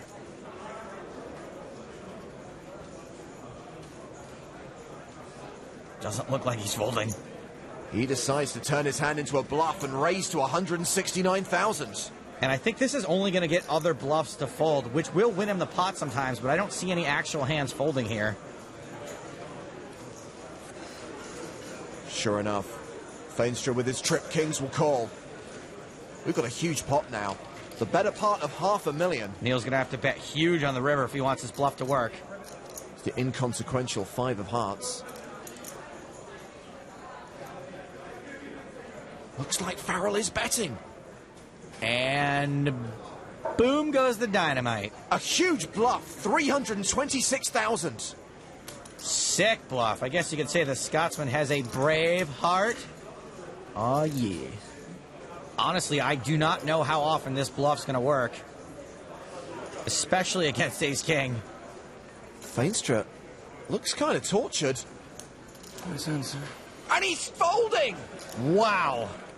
Farrell's audacious bluff gets through.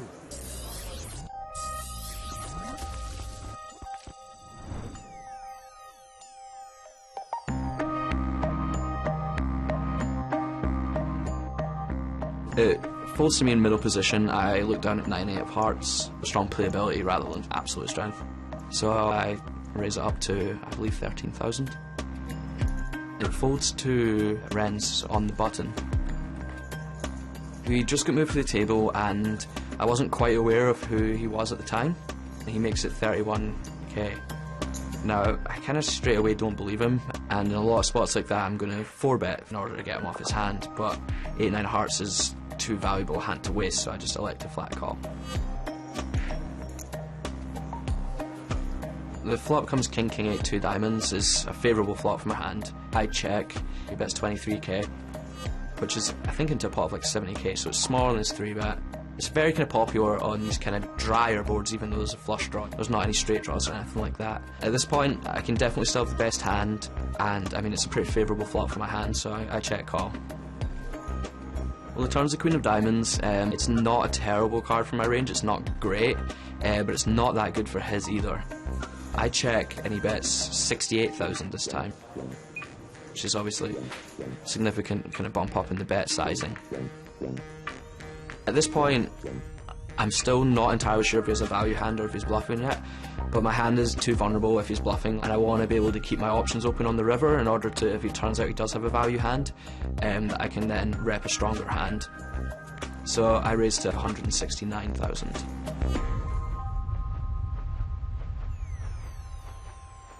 And he calls fairly quickly. My plan on the turn was to basically bomb blank rivers and just check fold diamonds. At this point I was pretty sure he had a king, but I didn't think he was too happy with his hand. Well, the 5 of hearts peels on the river, that's a great card for me to continue my bluff, because a lot of the hands he's going to bet and then call or raise with are going to have a diamond of some sort. I bet 326,000, I leave myself like 70,000 behind or something really small behind. I have to bet big on this river because when he calls the turn he almost always has a king. So I bomb the river and I'm just repping such a strong range that if he has like king 10, king 6 suited or something, he's more than likely going to have to find the fold. There are times he's just going to have like king queen and shove, and I'm going to look like an idiot. After I bombed the river, he banked for like 3 minutes or so. Nice answer. He told me afterwards he had ace king with the ace of diamonds, which is a huge fold. If that's what he had, it's a very tough spot for him, and I did not fault the fold at all.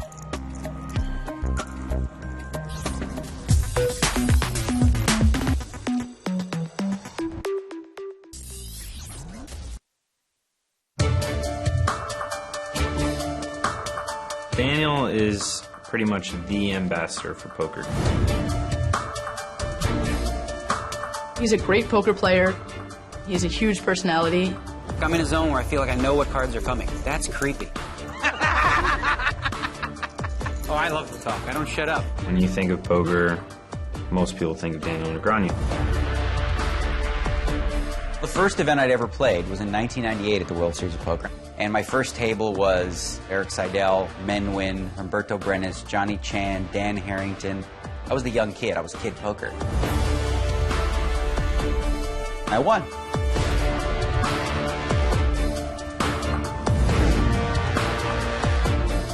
Winning titles was always important to me. Whether I had a lot of money or not, that was secondary. Oh, don't even ask how much.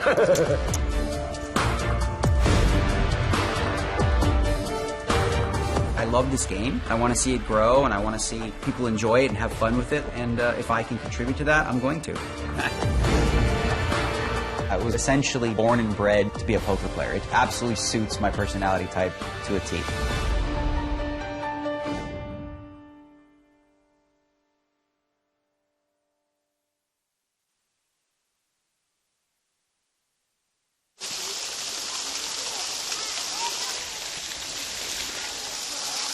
What do you think they're thinking about? Probably food. Talking of which. All right, I'll be right behind you.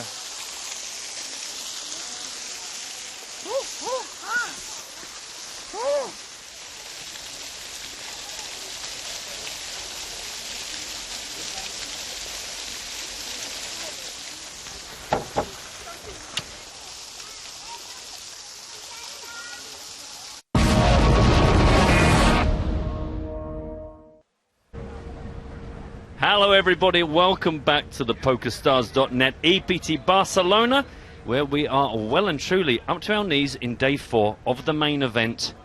And we are down to 65 players from the 1,694 that started. It seems like so long ago. Thanks for joining us. We've got a new table for you and a new voice. Hello, I'm Matt Brownton, and alongside me is my hairy friend, Joe the Stapleton. Hello, my babies. Ooh, ooh, ah, ah. I know, that was good fun. Well done, everyone. Some great names to wade through here. Dominicus Karmazinas is our chip table leader, 1.34. Sorry. No, that's fine. It's nice that everyone gets... I hope you got a song for everyone, though. Give me a minute.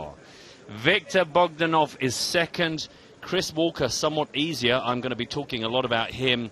Our friend Abdel Manan Kassem, we saw it yesterday, gets involved in every hand. Love him a lot. Bogon Andre Lucien. Eric, hey, look at Lescott go. Lescott go. How about Moorcott? What? Eric Moorcott instead of Lescott. Okay. I'll workshop it. Sergio Alonso Comunas. Also down the bottom end of this with 90 bigs. And then our hero. The bad news is Andre Akari is kind of looking the short. 17 big blinds starting up here. 340,000. The blind's now at 10k, 20k with a 3,000 running ante. Don't know why they're running. Sometimes they are, sometimes they aren't. Standing ante probably works as well, doesn't it? Yeah, I mean, it's just an ante. It's either there or it isn't. Doesn't need the precursor. Doesn't need the precursor, but it's nice. It's nice. I always like, if I'm going to say 10k, 20k, I make sure the ante is fully explained in a 3,000. You don't want to go 10k, 20k with a 3k, or you could go 10,000, 20,000 with a 3k ante. Yeah? See what I've done there? It all works. I love your work. Thanks very much. So yeah, Andre Akari, definitely my favorite poker player whose last name sounds like a video game system, other than Larry Blintendo. Any others? Yes, of course, there's Roberto 3DO. Right, okay. And Sega CD. Yeah. No, I think you're stretching now. Is that it? I think that's everything done. All right, we've got some trouble here. Bogdanov, according to Ilya Gordetsky and the Russian team, says he's very upset. He has a Latvian flag. He's Russian. He just has a country house there. Well, I've got no sympathy for him because of the part that says he has a country house there. That's right. You know what? Somebody says, you know what? One of my houses happens to be in Lithuania. Well, you know what? Your life is good enough that you don't have to worry about what flag you get as far as If Latvia is good enough for your country house, why is it good enough for your country? Mm-hmm. Karmazinas raised this one up pre-flop 45,000. Got the call from Bogdanov. Also from Andrei Akari. 3-away to the flop. Check, check, check after the flop. Check, check, check after the turn. Now a 9 of hearts. 169,000 in the middle.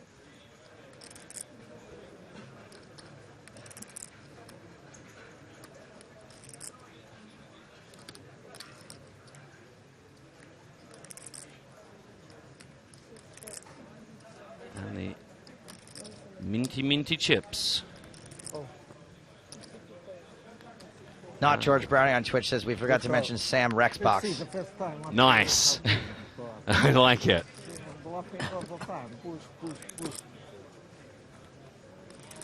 Is it?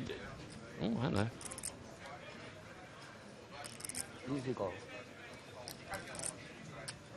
What's Kasem doing? He's not even in the hand. I don't know. Do you know what? That's what suddenly piqued my interest. I thought, have we made a mistake? But no, Kasem, he likes to get involved even when he isn't actually involved. I like Kasem because he seems like he's ready if fishing breaks out at any time. Like he's ready to go. If someone said, listen, guys, I got 5 rods, I got a case of beers, we're going to hit the swamps, he'd be like, I'm in. I can only take people who are ready to go right this second. Because there'd be somebody say, well, can I just pop back to my room? No, I haven't got time. Can't do it. We're leaving right now. Like, Hartigan's up for it, but he's had to go to the toilet. No, that's too long. Let's just go now. He's got his waders, always. His waders. I think you have a king. I think you... Maybe. Only jack, no? A jack? King? Only jack, a king. I think you, because you push, I thought that you have a king. And you make it all in. I know. What says 2?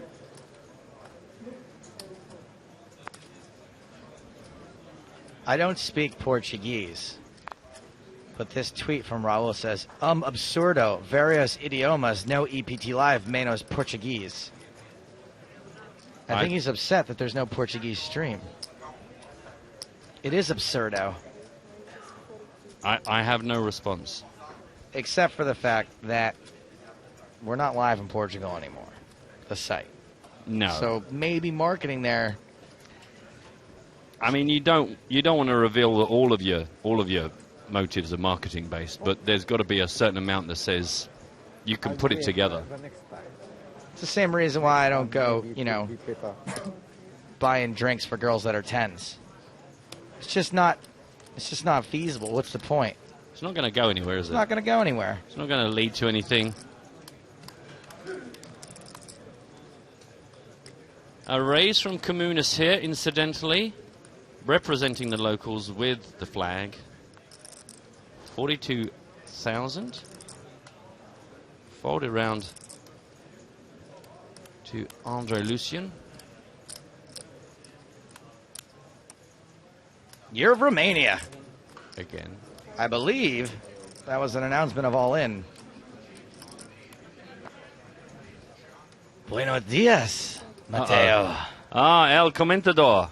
You have chosen to join us, no doubt, as your fellow countryman involved in the hand. Sergio Alonso Comunas. Friend of yours. He is facing the all-in. What do you think? He has pocket hacks? Hack. Sorry, what's a hack? Pocket hacks. I don't entirely know what that means. The ye. A ye?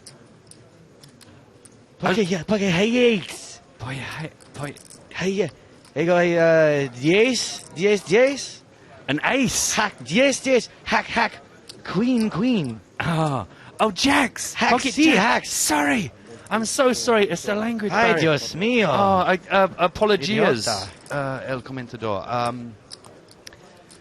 Yeah, he could Moment, have. he's very intense. He could. Yesterday I see it. El Comentador. Translation when we play. You did it see?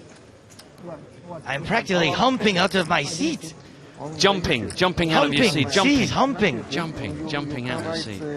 EPT 12 Barcelona live TV, and you will see it. Day 3. Ay, Camunas. Ándele. Órale. You can see it. Just any kind Frito-lay. Just any lay would be absolutely smashing right now.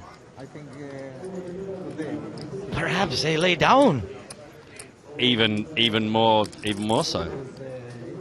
Ay, Dios mío. Got very big eyes. Sí, los ojos. Es grande.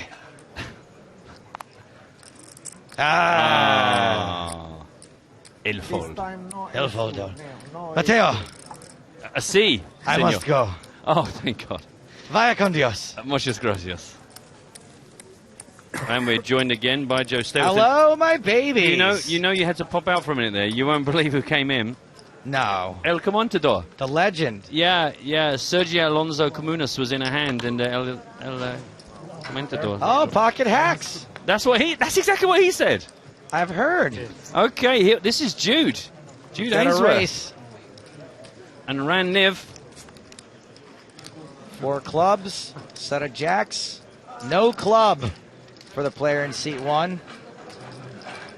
And Ran Ainsworth. Niv. Ainsworth is the new tournament chip leader. Word on the street after this hand, about 2 million. The 2 million man.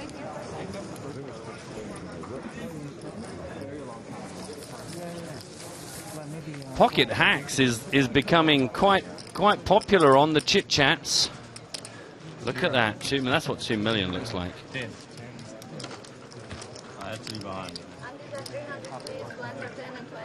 Yeah, whatever. You know, blinds, antes. I'll pay for it. I'll get a round of antes for everyone here. No one put money in. He's got so many chips. He's just going to pick up the tab there. Jonathan's got a good point. Guy complaining about lack of Portuguese stream was from Brazil. I guess PokerStars still invests in marketing here and really should. Yeah, my guess is there'll be a Portuguese stream, probably on final table day.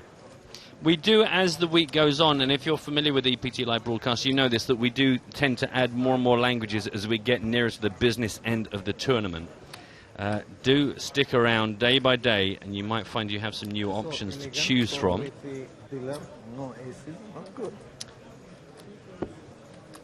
I will wait you.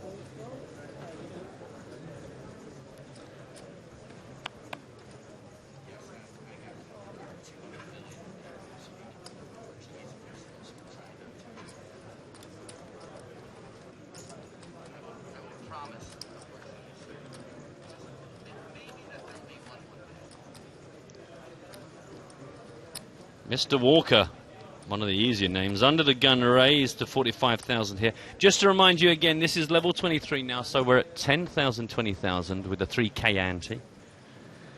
Raise it up, got the call. Karmazinus. Have you seen us, Karmazinus? I like it. The brothers Karmazinov. Oh, do you know what? I had a third line and you just walked all over it there. Sorry. Now I'm going to have to wait a couple of minutes and try again because the viewership will change drastically. I didn't know it was coming in. I was going to talk about there being an empty cup between us. Sorry. Yeah, it would have been good, wouldn't it, in the flow? But unbelievable. And accurate. Yeah, well, you know, I was looking to the real world for inspiration. Look, everyone. An empty cup between us. Karmazinus, have you seen us? There's an empty cup between us. Okay. What's your best 3-line rhyme involving one of the surnames? Because we've got some good surnames here. We've got Lescott, we've got Bogdanov, we've got Kasim, Akari, Andre Lucian, Karmazinus, Walker, Comunas. Come into us on Twitter, hashtag EPT Live, or obviously if you're on the Twitch chat. I want a 3-line rhyme. You've had my example. Karmazinus, have you seen us? There's an empty cup between us. That's all I need. What are we going to give away, Joe? Let's see. I just have to keep track of what we've given away already. And we gave away a card protector today. I heard you give away a mug to Squee.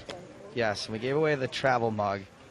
Oh, it's a travel mug. Let's give away something good for this, because I feel like this is not the easiest thing to come up with. No. Well, I don't know. See, I think it is. How about let's give away a pair of headphones. Let's do it. Let's give away. Actually, are they? Do you call them headphones when they're like the in-ear ones? We've got some skull candy. Bass, you can feel the Fix headphones with supreme sound. That sound that comes with tomatoes and sour cream. You don't have Taco Bell. You wouldn't get that joke. But no. Skull candy, the Fix. Here, tell you what. Let's show the babies out there. Right there. That's what. Oh we're yeah, giving we've got away. this ability now. Look at these skull candy. I think these are like. I don't really like the over ear ones. I like the little earbud ones. I find the bass. I can feel it that way. My ears cannot contain regular earbuds. They fall out unless I have little hooks. If you say Really? that Yeah. you will fall, I have droopy ears. So your best 3-line wime. I think that you will push.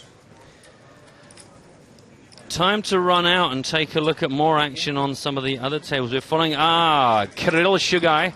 We saw him on our featured table earlier on. He is either acting very casual with aces versus kings or is out of there. No, he is out of there. Philippe Kobba, who actually came to the featured table earlier on, next to Matty. Pocket jacks. Or hacks, as our friend would say. Yet to meet the man. So give us your best 3-line rhyme. Do you want to give him that example again? I think it was Karmazinus. Have you seen us? There's an empty cup between us. TV table is very bad. Now I think everyone that's thinks I'm crazy. snap, snap, snap. You know, get it in the chat. Snap, snap, snap. Nice, easy one. Put it in the Played chat. like crazy before. Tweet it at us. Now they call me. All the time. Hashtag EPT Live. Easy, take it easy. We'll try and keep an eye on it. We'll bring you any of the good ones and totally ignore the bad ones, unless they're really bad. Okay, here we go. I prefer to play Atari or go on Safari than playing poker against Akari. Not a bad first effort. That's not a bad effort from Jack there. It makes sense. It's relevant. It's. Are you up to keep a note of the ones we like? Yeah, because these guys, the Twitch chat goes away pretty quickly. Yeah, so. well, that's what I was panicking about. I'll keep an eye on the gig. Okay. Make a deal. Man to man. Mano y mano.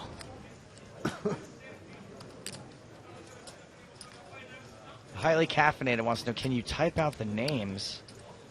Can we type out the names? We can't, but we can eventually put up a list of the names on the screen. Yeah. Meanwhile, it's time to check in. Just a little while ago, it was Mr. Ainsworth, and now Daniel Dvoris is chip leader with about 2.5 million. Looking sweet. Stacking them chips up. We're gonna keep playing till everyone just eats each other there, and we're gonna just stay here for the biggest places, you know? I'll give you the first place. I will take the second. I don't want the first. Matt, we got to place. come up with some sort of penalty. For what? If we could somehow take a pair of headphones away from someone. What, if it's that bad? Phil Steve was like, mine was better, scroll up, at which point I did it for some reason. Yeah. Akari going on Safari in his Ferrari. That is not... Was that worth scrolling up I think for? our friend on the right doesn't like our plan. He keeps on pushing me around. It's all the worth time. saying... You see? If you enter on Made Twitch, him fold. You see? Pitch work. you will be at a disadvantage that your entry will have to really grab our eye as it scrolls past. Double X Remix says, hey there, tourney, win the tourney, get yourself lots of money. Yes. That's a... No, that isn't. No. Better. All right, I'm going to immediately veto any more Atari Akari links. I let you play against all those other kids. I want to play with you to give me some chips. Brainston, nice try, but you need to include one of the players at the table, unless there's a player named Birdie, Sky, or Poopy. Yeah, I don't just want rhymes. This isn't like Make a deal nursery at the final school. table, not now. No, you don't push. Andre Lucien, here's a strong one. Going to make today a good run. It's there. It's in the middle. And it has to be a player at the table, right? Because I got one for Johnny Lawden here. Well, no, I did make it quite clear that we had to use the surnames of the players. Okay, not reading it. Sorry, guys.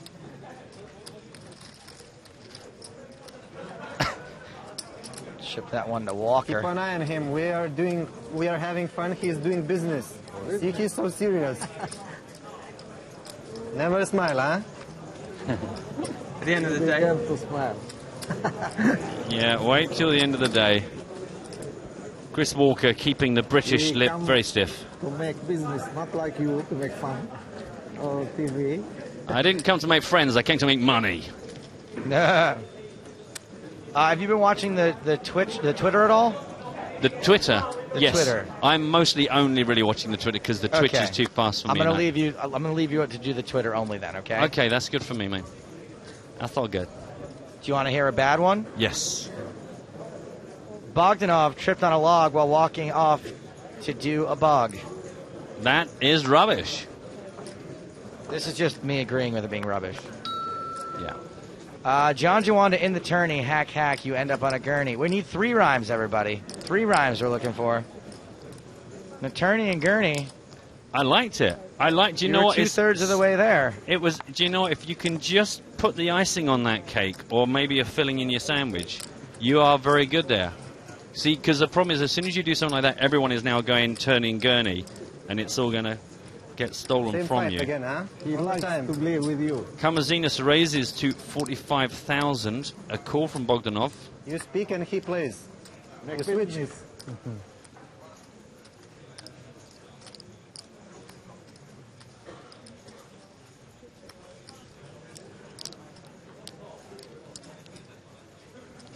$124,000 in the middle on the Jack 7-5 flop, 2 hearts.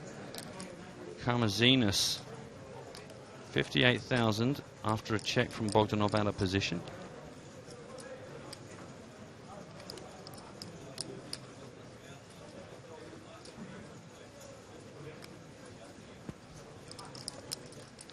I'm surprised people, like, when you have a good idea, read it out yourself. Like, read it out yourself. Yes. Because I think Bogdanov is going to fold here, so I'm not going to get too attached to this hand. Exactly the same as him. So, like, a bit Rastamov. Sitting there is Sharkakari, and as the tourney goes and the night gets starry, he won't eat them like fish, but like calamari. Just take a second and make a good one. Take some of the names and the words. Just squeeze it down a touch for me. Like, some of these start off pretty good. Like, hey there, Kasem. I wouldn't want to face him unless I had aces and I put him through his paces. You must play with me, give me some chips. If I will go home, you will play sad, not fun. Well, you will not make fun without me. Yeah, I told you, I don't want you to bust. Now, if there's any name of the table that is easy to rhyme, it's Walker, right? I mean, I would have thought so. So we got Chris Walker was not a big talker with 600K. It's sure to be a corker.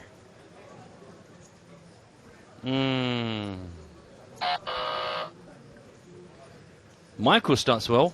Victor Bloom. Now, tell me the 2 things wrong with that first opening. Victor Bloom not at the table. No such player as Victor Bloom. Correct.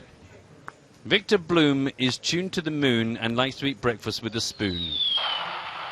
Wrong in so many ways, as we see Andre Akari go all in for 261,000. Gets the triangle of death both actually and virtually. You are my all the time when Takes it someone down. goes all in, I have 3. Nice. Something. These are dreadful, Joe. They're really bad. These are just Horrible. really bad. I hate to like put the audience to task and then just be incredibly mean. I really want to like some of these. Now we got Graphical Nick involved. Now he's in the Twitter. I I'm haven't sure got that his yet. is going to be good. Yeah. We've just lost Andre Akari from the table. Balancing tables. Got to make sure there's even tables everywhere, and he was the random draw. So Vamu. That is a Vover. shame. I'm going to allow his name to remain in the game. Normal player, not to push. Normal player. Meanwhile, it's time to go take a look at Maxim Simisashenko. All in versus Matty de Mulder. This is the 10-9 for Maxim versus Matty's ace-queen. Live cards. Ooh, 7, 8, 9, 10. 4, 5. Trying to king on the end, and that is all good. Ace queen holds, so we lose Maxim. Yeah, Matty gets himself up to about 700,000 in that, but Maxim is going to pick up cash. Remind you, everyone now walking away with a minimum of 18,320 euros for their troubles. 56th spot is the next jump. And as you see, top right of your screen, the field, 62 left from the 1,694. And floor manager Kate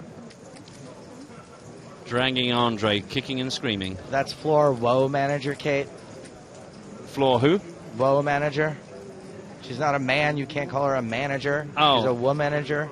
Oh. But surely that'd be a floor woman manager. Woager. Woager. Flowager? Whoa. We'll get back to you on that one. Okay, here we go. Optimus Heim. He's not much of a talker, but Mr. Walker comes after your chips just like a stalker. I don't mind it, but you gotta. That's like the bot. That's like a C minus. Yeah. Yeah, you gotta. If you're gonna start with a short sentence, you've got to then follow up. You can't have a short, long, or a long, short. John's got aces. His heart races. Joanda's breath is melting faces. That I like a lot. Hey, mean PC. A little creativity, a little cadence to it. You're the new front runner on Twitch. Hey, Andre Akari, would you date the Mitahari serving wine and calamari? I actually put the in because I knew that would make it better. You gotta give him a little help sometimes. I helped Eric a touch there, but good job, Eric H. You have aces? Yes. He has aces every time. I like how people are copying the wrong answers of other people. Yeah. 2 people have posted. Bryn Kenny. Who isn't on the table. So I'm not even going to read the rest.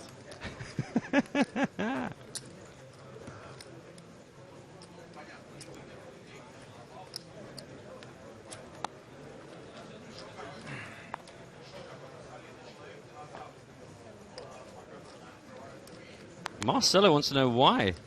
Why is Kasim wearing tourist clothes? Well, because he's on holiday. Yeah, he's having a poker holiday. And, as Joe mentioned, maybe there'll be some fishing. I mean, we're at the ocean. Or as you guys call it, the sea. Yeah, that's true. I mean, there are plenty of poker players always dressed like they could at any minute get drafted into a basketball game. Yeah. Plenty of guys I could think of that look like any minute now they're going to do like at least 9 holes of golf. There's a huge amount of guys look like they're about to go surfing, like at the drop of a penny. Lots of the surfer dudes. And lots of guys look like they want to get punched in the face. But that's a very broad generalization. Well, that was very easy for Communis. We're not really seeing any hands develop here. Lots of pre-flop action. Really? when I go or when you go all in, I have king 3. If it was king 4, I will go all in. I fall now. All the time 3 with me. It's so fast. I don't know what is it. Number 3. I want aces, come 3.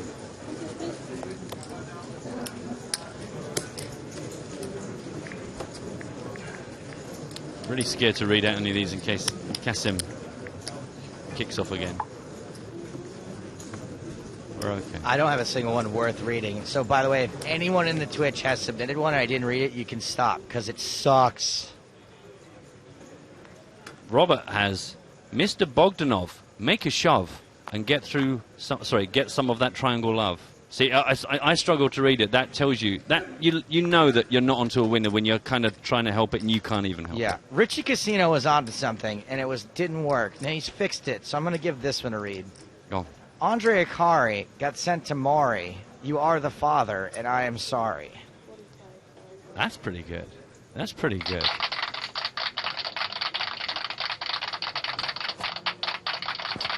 I've got to say, I've already forgotten the ones I liked. I got 2 here. I got Mean PC and Richie Casino. He was Maury. And Mean PC was...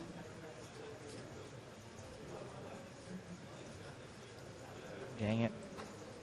We got a multi-way pot shaping up here. Oh, yeah, sorry. I was meant to be keeping an eye on this, wasn't I? Well, Bogdanov has made it 45,000. Kasim has called it. Me and PC was Joanda melting faces. That was good, yeah. This smells like an all-in from Andre Lucien. You're Romania. Again. It's not again. It No, just I didn't is. say again. I didn't say anything.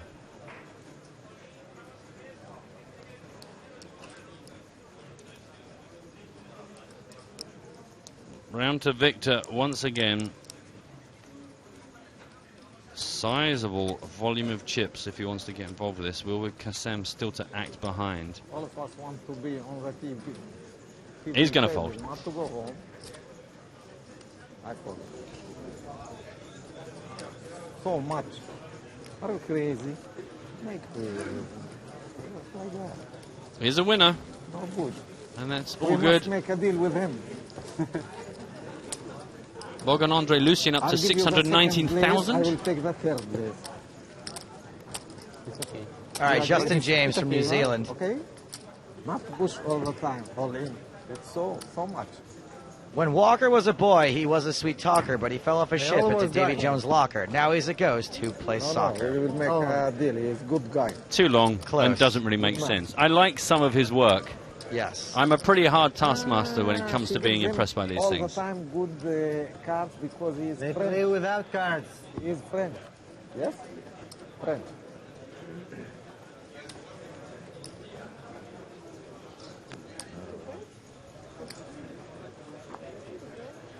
I think so.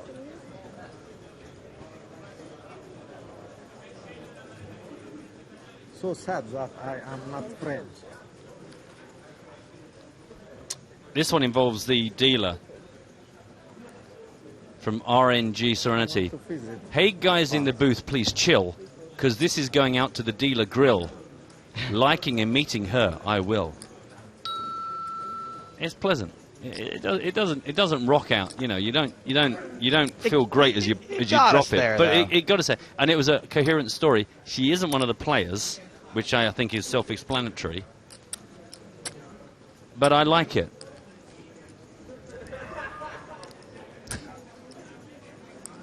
Needless to say, rude ones won't be read out, even if they're quite good. Nothing blue, please, not till the watershed. Where does the word watershed come from, Joe? I don't know. Nor do I. Let's make one up. Because in the old days, there was a shed filled with water, and they would signify when 9 o'clock hit by opening the doors. And the water would And the water would flow out, and everyone would feel the water on their feet and go, oh, and then they'd swear. And then they went, ah, that must be the watershed. That's my guess. That's it. That's probably exactly it. Andre Lucien has raised it 45,000. Round to the silent Mr. Walker. Your friend, the one. Let me start this whole sentence again in an English fashion. Of the impersonations I can't do. What? Oh no! Oh no! Buenos dias. Oh hi, El Comontador. It is I, El Comontador. I know. I said hello. Hola. Hola. Yo, aquí. Si. I hear. Pan conejo. Mi amigo. What, Sergio? Sergio Alonso Camunas. He's all in. He's where? Todo in. In. Todos los ins. He's been called. All of the in. Ay, Dios mío. Okay, I'm Andre humping out Lucien. of my hair. He is. I can confirm El Comontador is humping out of his hair. Oh, there's... Oh, good Lord. Domination Nation. At least. Ace King is ahead, but the player is at risk. Our Spanish chum, Camunas. Andre Lucien can afford to take this hit, but it would knock him back somewhat. But you never know. It is only 71%. This moment is very intense. Are you all right up there? Intensity in DA cities. It's Maximus Intensisus. He is humping out of his hair. Let's go, dealer.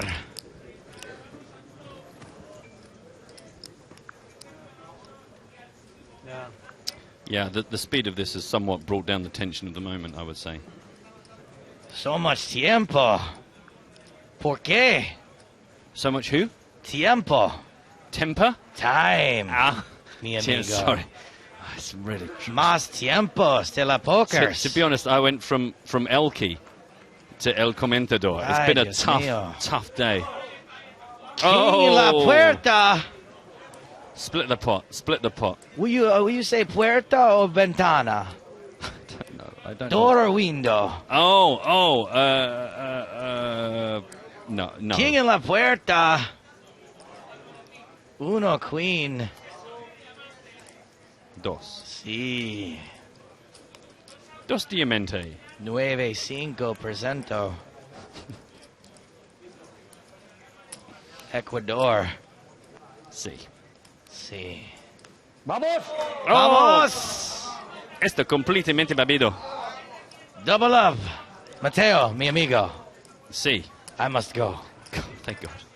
Vaya con Dios. El Comentador. Hasta luego. Well, there he goes. On the back of a bull. So, Matt, I took a second off to write. Yeah. Listen, you missed him again. El Comentador was back. Sergio Alonso Comunas doubling up now. Gets himself up into the middle of the table count. 682,000. So I left for a second to write my rhyme. Oh, have you got one for me? By the way, very briefly to the viewers, there are all your surnames. If you wanted to know the surnames, these are your options for the rhyme.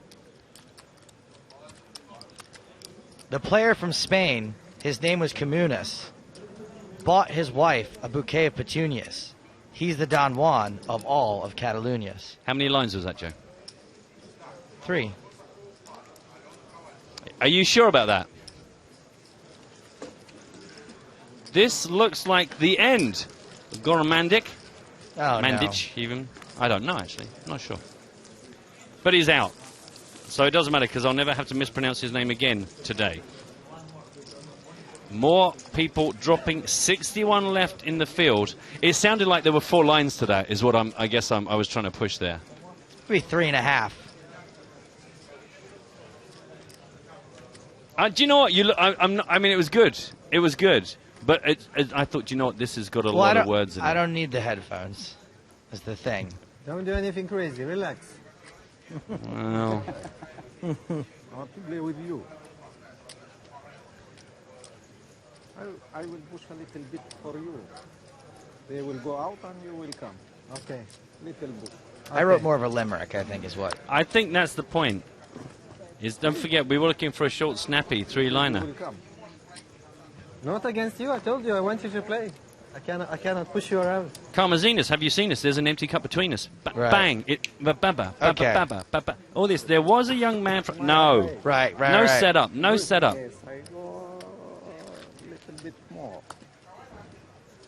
Sergio Comunas brought his wife petunias. He's the Don Juan of all Cataluñas. That is much better. Or not even he's the Don Juan of all Cataluñas. I like it. Okay. We got there.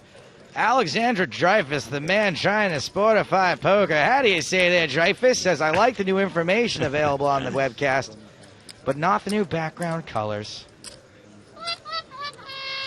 Boo. So not PokerStars. So not welcome.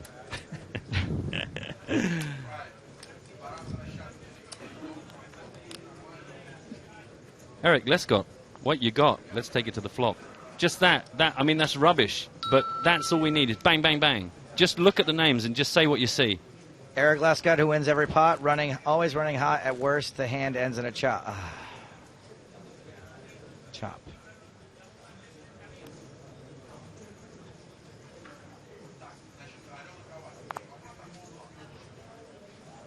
Is Cassim really thinking about this under the gun? What's happening? He's thinking about it because he's still got 2 cards. Oh, it's on me? That old chestnut. The old Chris Moneymaker. Still one of my favourite Chris Moneymaker moments, that everyone thinks he's in the tank, everyone thinks he's dwelling, and he's just completely zoned out for 20 minutes. Goes, what? You make a deal with me. Or can I go out? Instead of Walker, we want Salter. Like add flavour to the water. I try to make it scan better, Martin. I like the idea, actually. No ace-2. What do you want to call time on this in a minute or two? Yeah, I'm just so far behind on the Twitter feed that I thought I should at least catch up with it. I'm calling time on Twitch. Okay. Twitch, I've got my 2 choices from you. Not the other way around. I raise, then you go bananas, and it's okay. All right. Keep an eye on things. I'm just going to catch up with Twitter so we can shut this bad boy down. I don't want to play with them. Mr. Kamunas, massive kahunas. Get this man some chicken boonas. That I like. Alid, well done, Alid. All right, I got one more from Twitch I kind of like. Okay. Lescott visits Epcot but went home when it got hot. Nice. It's simple. It's a story that you can follow. That's from B Wood 101. He'll make the short list. Epcot. I'll keep the Twitch open until Matt's done with Twitter. Yeah. It's kind of easy to work through this because there's some real bad stuff here.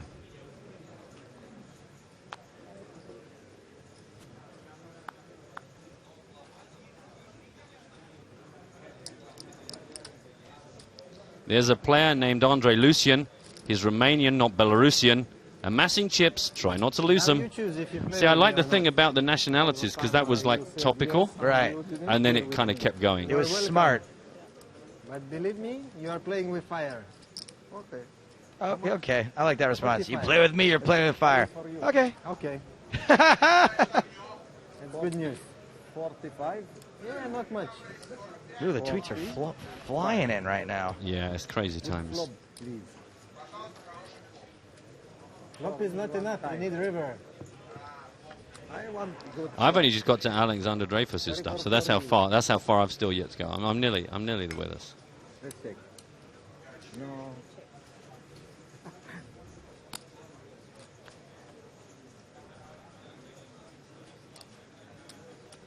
It's not serious. Magdalena. Oh, God, I thought I'd got to the top of the list and then it refreshed and told me that Yeah. I'm 5 minutes behind. Okay. Only Karmazinas only us. continuing. Kasim shows a card, shows a deuce. Show me one. You choose. Which one you want? This? Uh-oh. Good fold. I make a good fold? Yes. With a deuce, you made the best fold you can. The best decision you can. When there is someone, when he has a deuce, he goes all in. Kasim, come on, we're trying to do a show here. Deuce. I know. I mean, that's why this is taking so long, because I don't want to talk over him, but I also don't want to listen to him. You can't blame the youth, but those guys in the booth, I'm going to break your every single tooth. Did not follow the rules. Pingers, Kasuf talks like a goof, but once he takes you all in, you're the one going poof.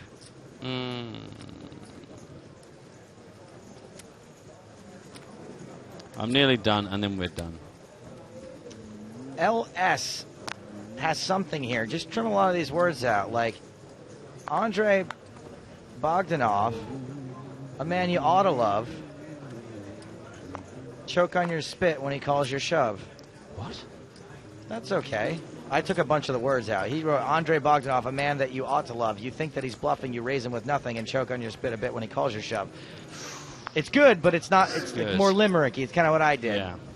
Okay, we're done with that, boys and We're girls. done. We It's are over. done. Okay, so who did you like off of Twitter? I liked Alid Gwyn was my favorite with the kahunas and chicken boonas. Okay, boonas. So Matt, since this is your game, we had Gwyn with boonas, V-Wood with the Epcot when it got hot. Yeah. Richie Casino with the Maury, sorry you're not the father, and Mean PC with Jawanda melting faces. Now I will say, Richie Casino and Mean PC both had multiple entries. Ooh, man, no boost. Action. You want to play with us? This is going to be ridiculous. There's no way you Very can good. find any of those again, is there? Probably. I can find them. I think. Do you know what? I'd really like to hear. Mean PC and Richie Casino and B-Wood 101, all They're please brave. resubmit your answers so I can reread them to Matt. And he can hear them all at once. Yeah. I know where I'm leaning towards, but I just want to keep it fair. Let's quickly pick up this hand. Karmazinas made it 45,000, called by Kasim, obviously. Andre Lucian also along for the ride. 156,000 in the middle. A check for Kasim after the 7-3-10 double heart flop. Andre Lucien, very well coiffured young man. Karmazinus, hard to tell. Got his infinity hat on. Check, check, check. A third heart, the 4 of hearts on the turn. Kasim's going to talk. Talk the talk.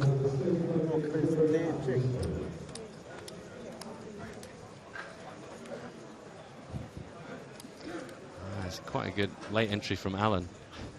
So annoying. Make it fun. Check, check, and check. A free turn and now a free river. 3 ways. A king on the end. Okay.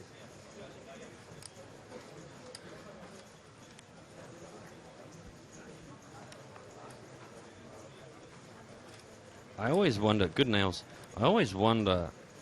Great nails, come on. Are the players thinking about it or are they just going, I have no idea what to do here?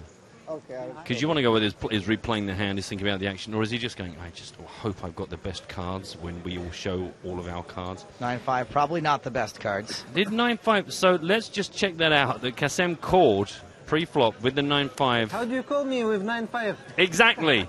I want to play with you. He wants to play poker. Only with you.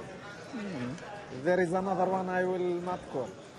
Make a call. So, For you only. Senor Comunis was looking for a win. El Comentador was there to herald his kin, but oh where was Stapes again. Big hand going on out here. This looks like our boy Matty DeMolder all in. We are live. Against Mr. Warburton, who folds. That wasn't as exciting as I'd hoped, but listen to my voice. DeMolder wins the pot. Here's one from Stuparu, just another terrible one. Kasem is annoying. I wish it was snowing. Know what I'm saying? That is now, just to be fair, Alexandru, I think, is from the year of Romania, and English is not his first language. Now, the ings all rhymed. Yeah, I mean, ing. You're getting behind this one. Well, I like when people try. Yeah. Did people resubmit their was Richie Casino one you said? Yeah. Yeah. Oh, he's just popped off the top of my screen, but he was there just seconds ago. That was so hard. Andre Akari got Centamari. You are the father, and I'm not sorry. He changed it, and somehow it got worse. Yeah, do you know what? It's so funny. I was going to say I don't remember it being not that funny. Mean PC resubmitted. John's got aces. His heart races. Joanda's breath is melting faces. Good. That's it for me. That's it for That's you? it. Okay. That's the winner. I apologize. Well good, done. Too good. Thank you, everyone. Nice one, Alid. Thank you ever so much, Richie. You wanted to And push. everyone. Mean PC, someone will get in touch with you. Private message on Twitch. Thanks for playing, guys. Tricky one, I know. Tricky one. Meanwhile, guess who's in this hand?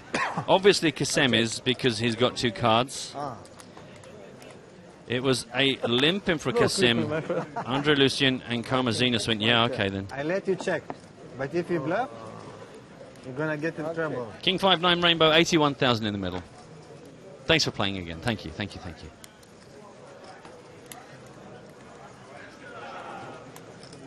My turn? Check.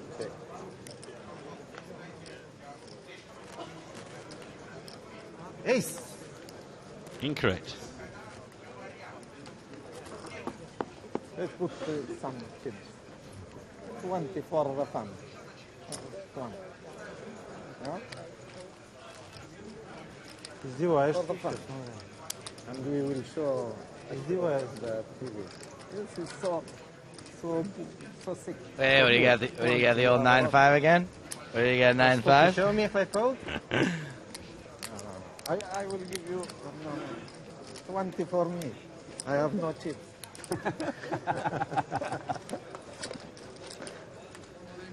I don't know what you have. Maybe I have a little than you have. I haven't nothing. No turn, no flop, no. Okay, show me one card. No. One card. Not going to happen. He shows an 8 this time. He does. He's mixing it up. Bogdanov, don't you cough. John Juanda will carry you off. Ah, That was is me. you? That was me, Yeah. I mean, you're good at your own game. No. I was just thinking, was it too hard? Can I not think of anything myself for everyone? It's hard to do commentary and think of them. Thank you, Dylan. Like, I had to wait till come out the door left. Got in here. Yeah. To write mine.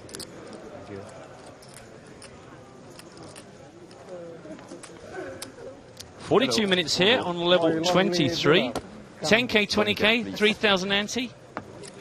Down to 60 players. And the game played on. Now he will give me aces, kings, and queens, all of the best cards that he... Ademir referring to Kassem as Doesn't really Hat matter if you Uncle. fold them I and think just Hat win. Uncle is a good name. It's a great name. I love it. To make it fun, when I have 3, 2, deuce, not good. Deuce good for him. He loves deuce.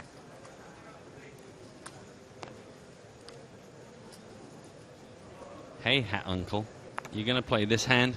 Hat Uncle. Good. So good. Crocodile all the time said fold.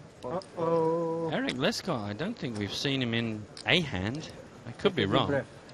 Saving his 19 bigs for that special hand where everyone gets to fold to him and he wishes he'd played more. How do I make Twitter carry on It's a good sign. auto He's counting scrolling? I think I held it back so long it now thinks that's all I want to do. I might be okay. That was an all-in from somebody. Kasim folded, and Andre Lucien went, oh my God, he's out of the pot. I better get in. You didn't want to stay with us? The TV table? Kalmazinas folds. You're Romania. Just Chris Whoa. Walker to act. Whoa. He has called.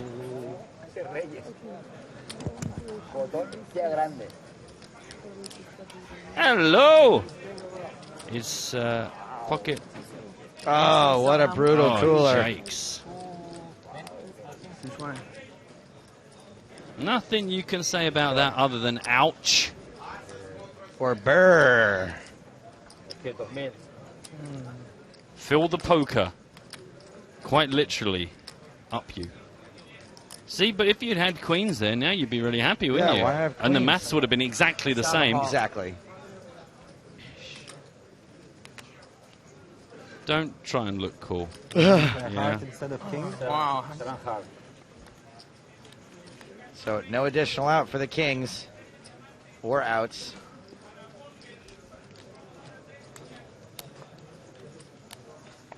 Oh, just for a tiny moment It's there. like a little bit like a king there. Yeah, I thought that. That's incredible. It's like we're connected. Andre Lucien doubles up. It's all good. Gets himself up to 436,000. And he doubles up to half average. Meanwhile, Walker is also left at half average. Yeah, they're pretty much sitting next to each other on the leaderboard now. Yeah, average stack 847,000.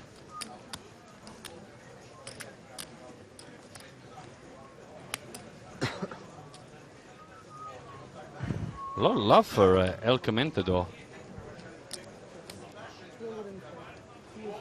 205. Not including this.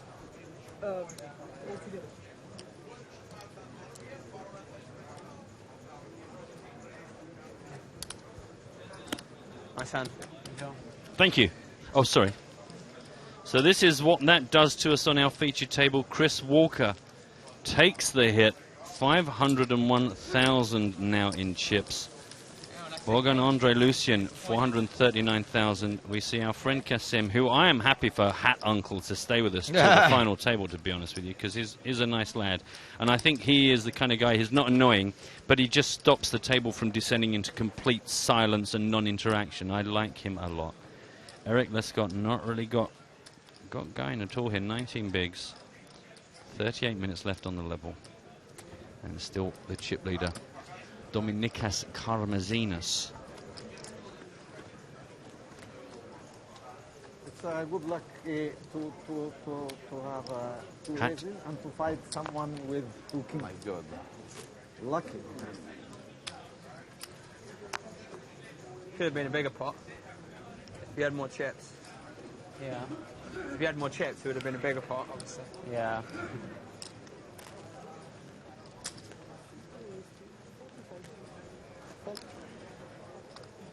Bogdanov opens this pot under the gun +1. Those headphones that you've just given away. Yeah. They are of the sort of quality that back in the day when I ran competitions on my magazine, a very close friend of mine would have just somehow managed to win. A close friend of mine once won about 30 manga VHSs. A close friend of mine once won a new television. Is it because you didn't have the prizes in the first place? No, Or I had. No, I. You just rigged all the competitions for your close friends to win. And sometimes if I wanted it, then they'd give it to me. I'm really surprised to hear you admit this on the air. Do you know what? It's for magazines that no longer exist, that were published by companies that no longer exist. Somehow these magazines were run into the ground? Do you know what? It turned out they weren't very... But no, the thing is, I mean, it's not like in many odds. They'd already committed to spending £100 on something. It's just the idea was it went to one of our 16 readers. And I stepped in. And it went to the 17th. This one was Bogdanov made it 45,000. Karmazinas re-race 115. But actually right now it's Mr. Walker who is... Karmazinas, have you seen us? Empty cup in between us. So you still, man, you got the test one wrong. I'm all in. All in! Fear the Walker dead.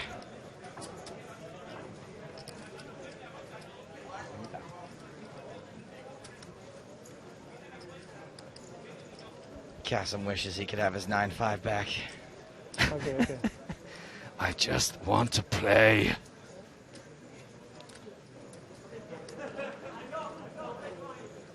Oh, Bogdanov not going to be involved in this one. Karmazinas, son of Timmy Mallet. His hat is Neil deGrasse Tyson approved.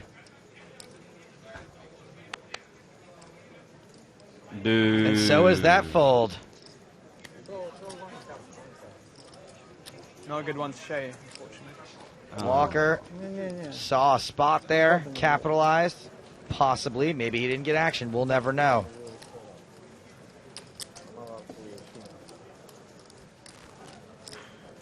More bodies hitting the flow. Oh, no. You know this is Romanian Florian Duta. No, Duda, where's my EPT championship? He is out of there. Year of Romania. I think that noise is too harsh.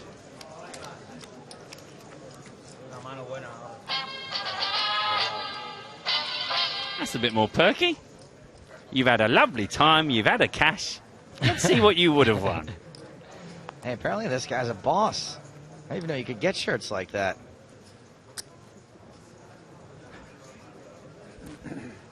Wow. Kasim Steely showing some tremendous self-control.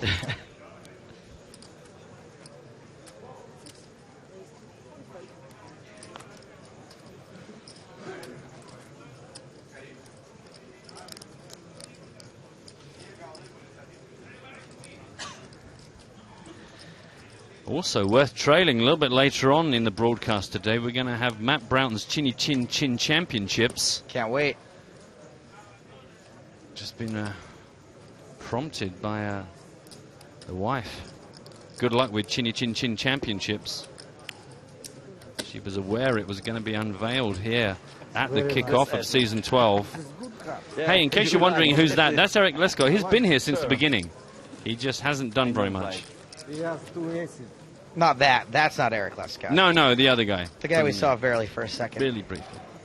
Why do you push all the time? Hey, Jay-Z. Jay-Z in the background. We're not going to be able to get through to him if we need anything urgently, are we? No, we're not. So that just you don't bother me. What's the meaning of that question? What's the meaning of No part of John Tina is present at the moment. We could literally do anything. I want to know. I mean, especially if you think Fran's around, or do you think we're literally just safe as? No? She's quite conscientious. She's probably I do working. 46, you fold more I mean, often? she's got other things to do. You make a deal 2 times with me and you make Let's see. bush. Let's do a competition. The most, if you want to donate to our PayPal accounts,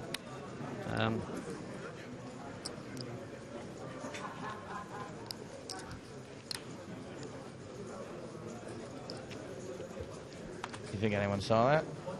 so what? Don't know what you're talking about.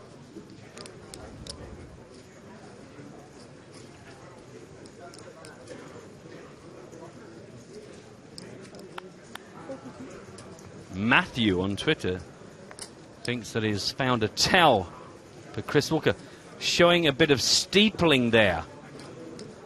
Really?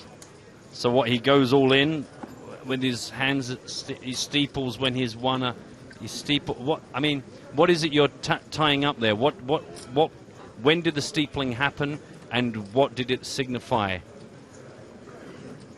Oh, you're all in and won. The next time you do that, I'm going to know that you went all in and won. See what I've done there? I've picked apart. It's just up there. Just keep going. Just good job. Good job on the steepling.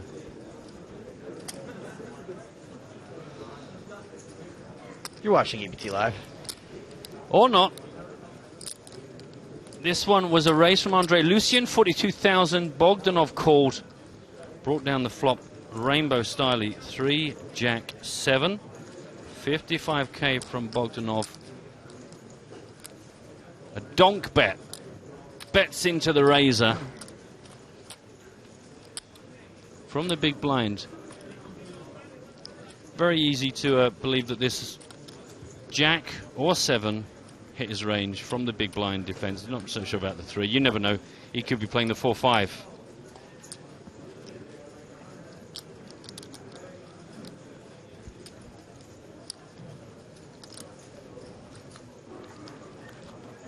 Surfing the Wall said, who is this new guy? I don't know. No new guy. There is no new guy. No one new at the table. Unless you mean me, possibly. I guess you might not have seen much of me. Hi, my name's Matt. Some people call me Nick, some people call me Mark. As long as the invoice gets paid, I don't mind. Doesn't matter. Doesn't matter.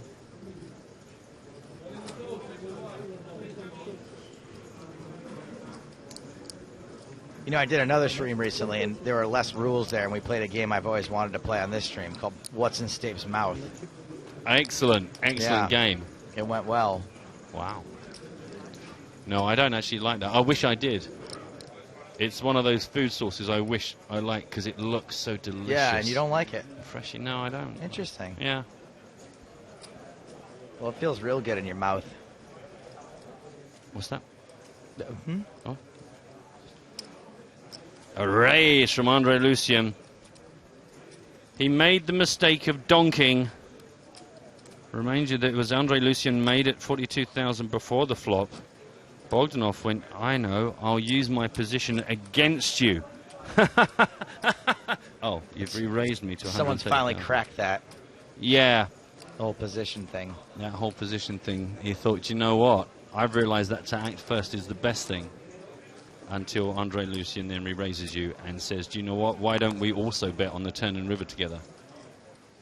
I hope you have got at least one, possibly a minimum of 2 jacks in your hand. I guess he doesn't.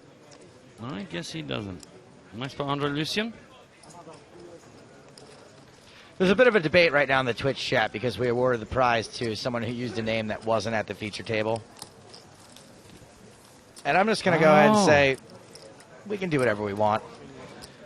Don King, he is out of there. Do you know what? You're absolutely right, incidentally, to refer to that.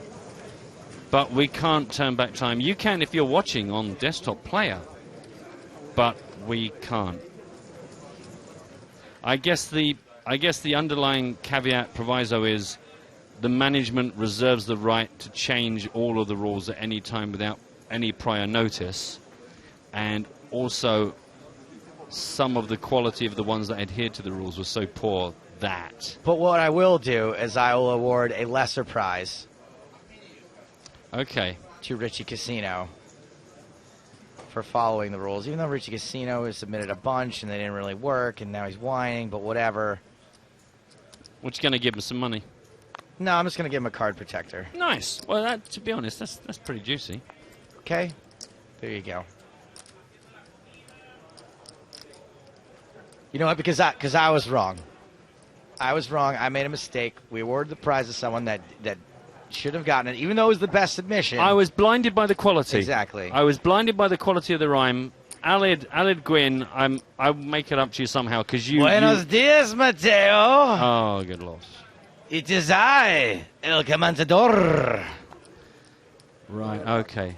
A lot of people wanted us to put the camera on when El Comandador was, so maybe now's the time to unveil... Here he is. Yeah, here he is. Now you can see what he looks like. Oh, we got some problem with the camera here. El Comandador. Where is my face? Why? I don't know what happened there. There was something was obscuring the camera. I was just about to have my big moment. Yeah, there's a problem with the camera. There's something flapping. Something has fallen down and is flapping in front of it. Oh, maybe we can get Hames in to fix it. Who's Ham? Hames. I don't think we've got any ham. It was chicken. It was chicken today, and then like pollo, muy delicioso. Tuna and egg salad. I don't know why. Who put tuna and egg together? But ay, Dios mío, comunas.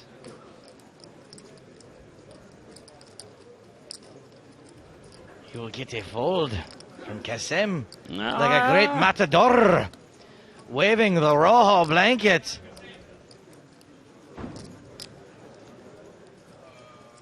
I understood that. Sombrero Tio is no match for Sergio Alonso Comunas. That's a fair point, well made. Oh, hello. Who is this Sombrero Tio?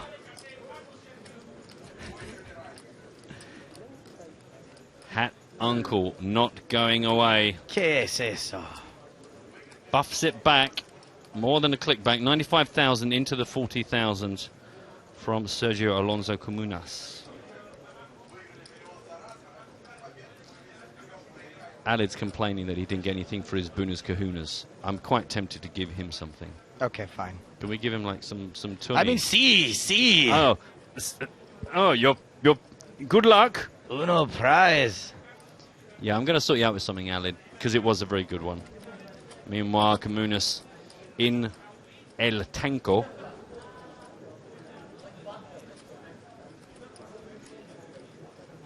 You have all of the best wishes of the entire country of España behind you. El Comontador, Tony Borenhi would like a shout out. Uno shout out. Para Toro. All in. Oh. Bring out the rojo triangle of muerte. Oh, well, that's not good news for Kasem, because that would be all of his chips. You have ace-2. My read? Pocket hacks. Oh, really? Again? We're never going to know. We're never going to know. Go 1-1. Oh, there's a cheeky 9. Oh, es una 9. Yeah. El otro? Uno hack. Well, that's the end of the hand that had the Spanish player Comunas in. So I guess... Mateo. Sí, Mateo. I must go. Right, okay. No. There he goes. Vaya con Dios. Yep, he's off. There he goes. Oh, Joe, you're back. You won't believe it. You literally just seconds ago. I just ago. stepped out for a cerveza. And we put the camera on, but there was something in its way. Well, I fixed it. There was a piece of paper on my way back in. I just moved. There was a piece of paper in front of it. I just moved it. Meanwhile, more action. Sham Srinivasan. I get there in the end. Ace Queen. Joop Van der Bigar. He's got the pocket hacks. Hacks are huge right now. Oh. Ace Queen. Hacks cracked. Joop Van den Bigaert out of there. That's some curly hair right there. American Hustle style. They are dropping. 57 players remain now. as I fear that Sergio Alonso Comunas might get involved in another hand. Put that piece of paper in front of the camera again. I'm just going to go work on that for No, a Joe, second. just stay here, Joe. Joe? No, I got it. Look, no, Joe, listen, stay here I for a wear minute. many hats. No, stay here for just a minute. Sometimes you just have to fix a camera, and I'll be right back. Buenos dias, Mateo. Oh, El Comentador. ¿Cómo estás? Oh, we are blessed with your presence again. How Mateo, I have lovely. so much respect for you as a commentator. Oh, good. That I would use usted with you. ¿Cómo estás usted? No, listen, you must have plans. Look, it's nearly. Nothing is too important nothing. to support my countryman, Sergio Alonso Comunas. Well, he made it 40,000. It was called by Andre Lucien. Now we have 3 hearts. Tres Bumba. Corazón, Mateo. Sí. Mi corazón es grande para ti. Good. 5 queen, 9 of hearts. Sí, ándale, órale. Comunas, the betting. 45,000.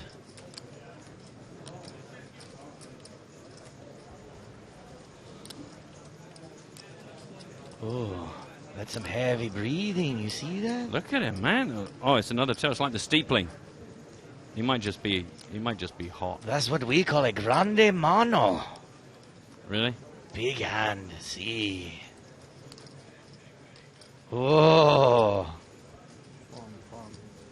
Make fun with the cats. Not His too- corazón. Mucho beating. Crocodile said, no, not now. Crocodile said, not now. Later. That's one of the weaker noises. That's Well, it's hard to hear a human heartbeat from this distance. that's true. Oh, hello.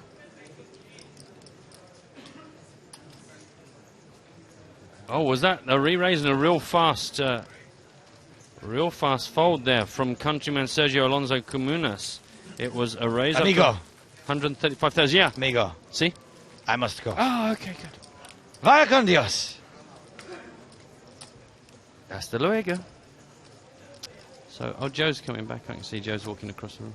Hey, come back, buddy. So thirsty. It's that. Yeah, you lunch was salty as. It was that chicken stuff, wasn't it? Well, you won't be surprised to find out that you missed El Comentador. Pop back. And now I feel like it's just a bit. Like you're just like. Every time I step out of the booth, El Comentador is on. Do you know what? It's just pure coincidence. It's ridiculous. I know. Expect me to believe that. Any minute now, Lois Lane's going to turn up and throw herself in the river because she's so sure that El Comentador is going to turn up and save her. Could be wrong. We can see that all this action. Andre Lucien now up to 655,000. Average stack, remind you, 876,000. So only one player at our feature table over that mark. Karmazinas with 1.12 million. Next closest Bogdanov with 736,000. Players on 36, 35, 34, 32 big blinds. Shortest stacks, Eric. I'm not even playing Lescott. And of course, Abdul, I play everything, Kassem, with 13 bigs. One time yes. I fear that he may have spent too many chips into this game lightly to survive the coming levels. Allez-y, servez-vous. On est parti, là.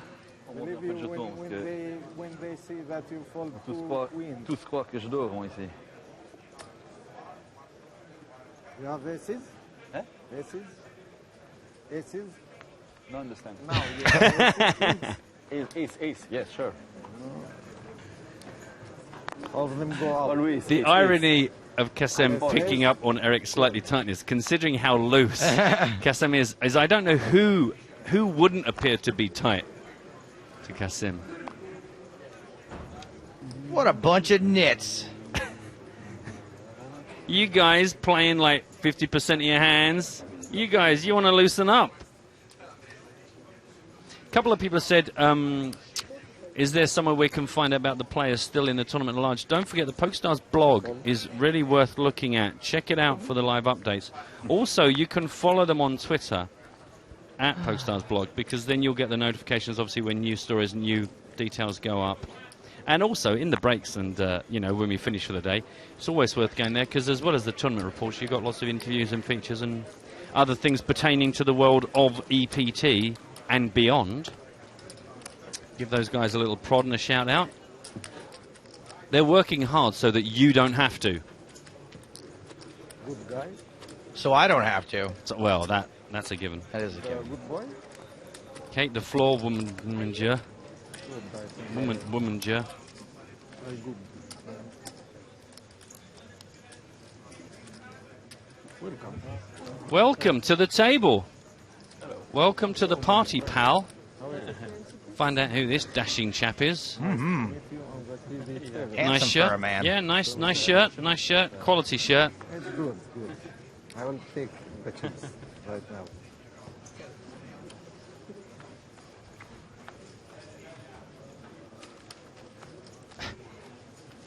Winmod in the Twitch chat, quite excited that we mentioned your question. You, sir, are easily excited. You just got here a little. He did just get here. Jurive. It's hard to keep tracks of the Twitch unless you dedicate yourself to the task, because there's a lot of it and it moves pretty fast. But I do try every now and then to have a little look. Life moves pretty fast. If you don't stop to take a look around once in a while, you just might miss it. Where is it? Yeah. Okay, cool. Sorry. LTJ Bookham, Logical Progression. Fantastic album. And it starts with that quote. And I get a little shudder every time I hear that quote. It makes me think of the album. What is LTJ? What is it? Yeah, is that the name of the band? That's the or artist, does it stand for LTJ something? Bookham, yeah. Like LTJ Bookham. Yeah. Oh, never heard of him. Really? It's this excellent instrumental stuff. Robert Fenner. Hello? The new player at the table. How many chips has he got? Not a lot. Brings 241,000. Just 12 biggies.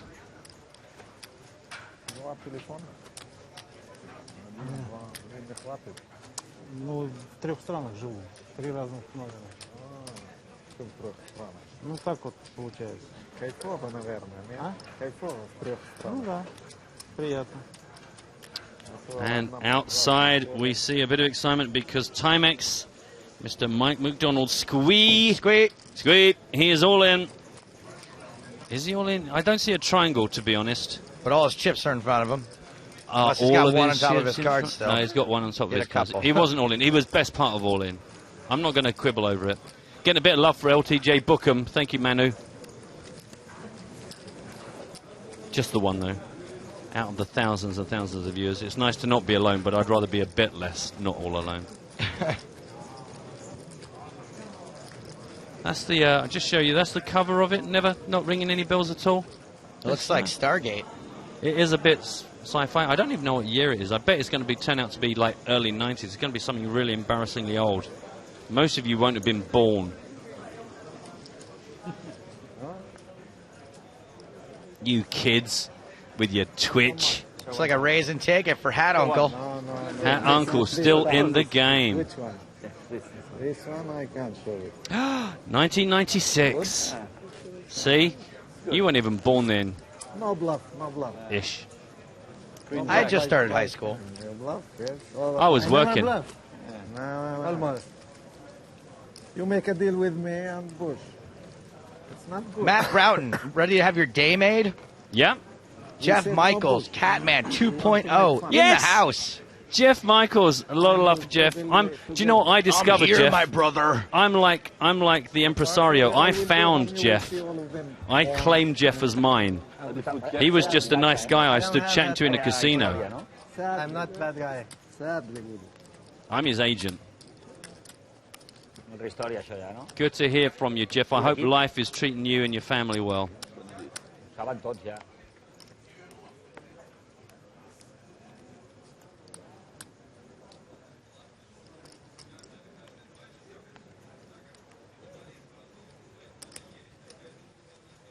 Action on Hat Uncle, who has a hard time when he's under the gun. One time in 1 hour.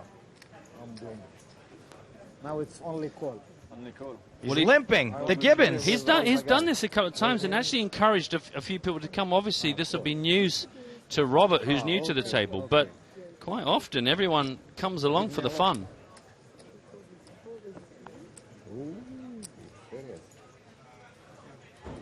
Being asked when's the next break by Pedro in exactly 12 minutes and 46 seconds. And all in from our new table chum. We said he came in short stacked. Robert Fenner, all in for his last 238,000. He just got here. Settle down. Take your coat off.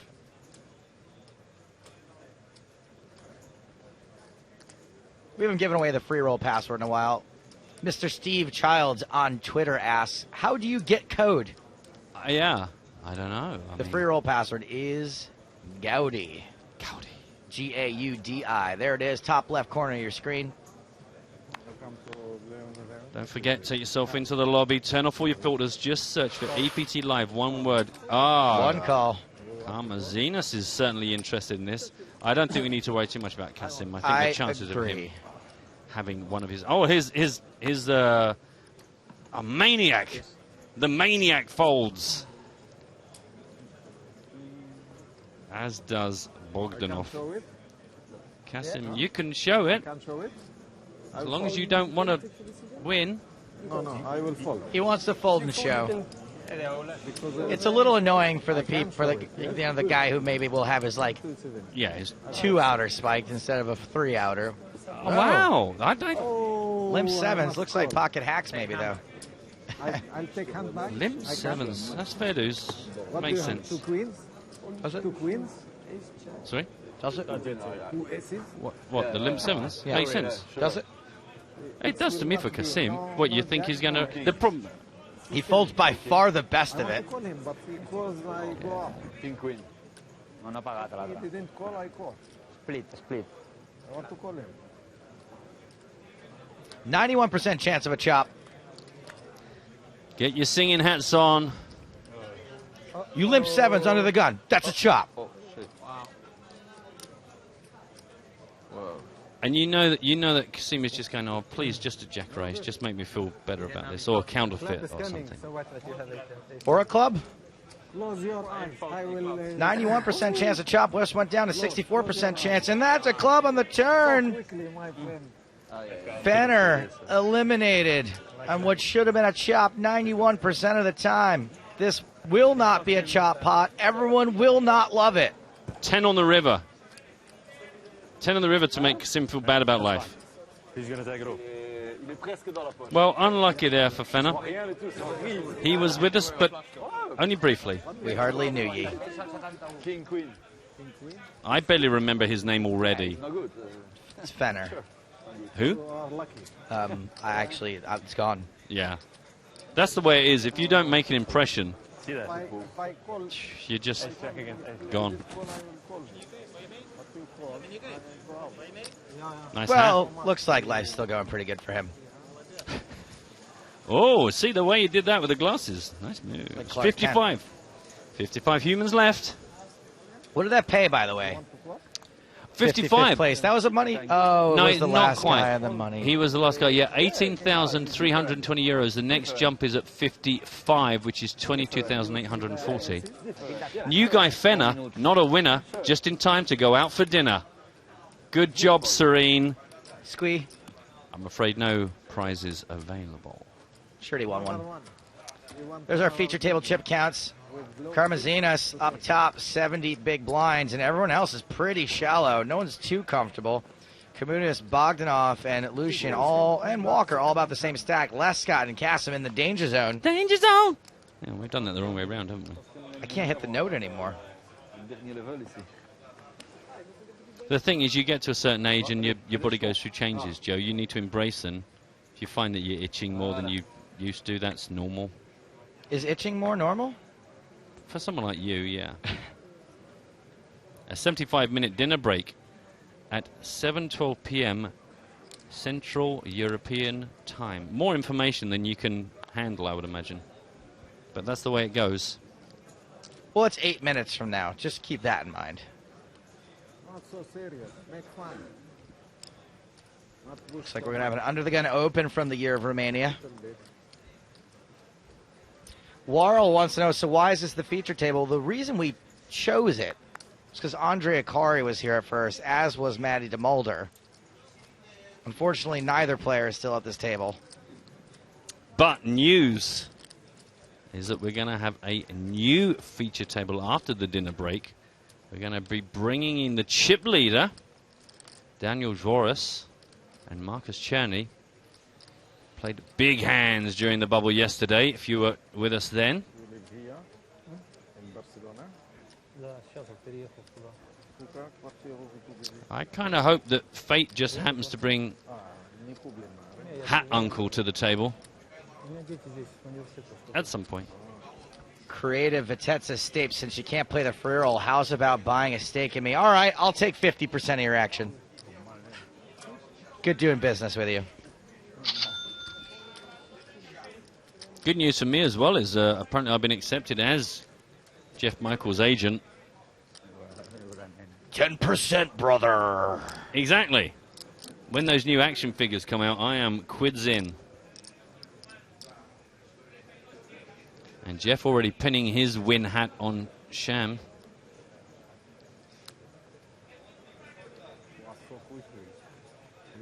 Bogdanov has 3-bet the under-the-gun razor. Oops. Maybe the best-looking man to ever come out of Romania. He's breathing heavy again, this kid. When did boys start getting such good nails? Just a call. 271,000. To keep this in the final table. Bogdanov's breathing pretty heavy, too. We may have a cooler shaping up here. I wouldn't be surprised if we saw 2 over pairs. Although we are getting to the business end of this tournament to the point where, like, your ace-kings and your ace-queens are very likely to get you all fired up as well. Yep. Especially if you're the kind of guy that hasn't been here before. Here comes a choo-choo-choo, big old C-bet. A tower of chips. 155,000.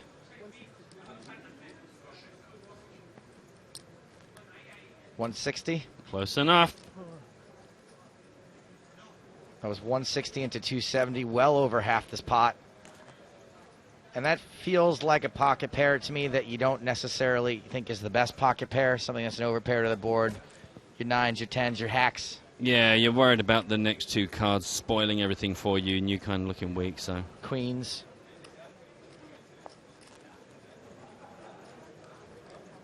That little twitch of the eye there. Yeah, gave it away. Is he going to show?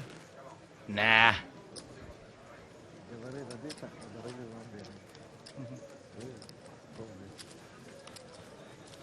For those of you that were asking about finding the free roll, Graphical Nick has stepped up, hashtag EPT Live. Check out the stream of conversation, and you will see details how to get there. Turn off your filters, go search. EPT Live, or one word. Look at that quaff, huh? Woo! Man, you could put a plate on that. Belongs on the front cover of a magazine. And not a lame one, but like one for good-looking people. Like Hair Monthly. Yeah. Or That's My Hair. Or Doff the Quaff. I would walk into a hair salon with a picture of him and say, I want this. Say, make that happen on top of me.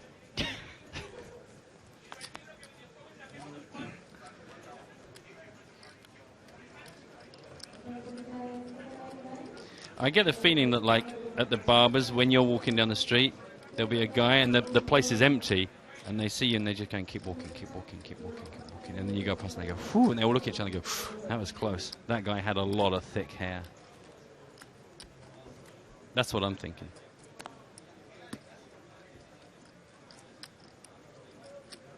I'm not going to make it to the end of the level. I'll be right back.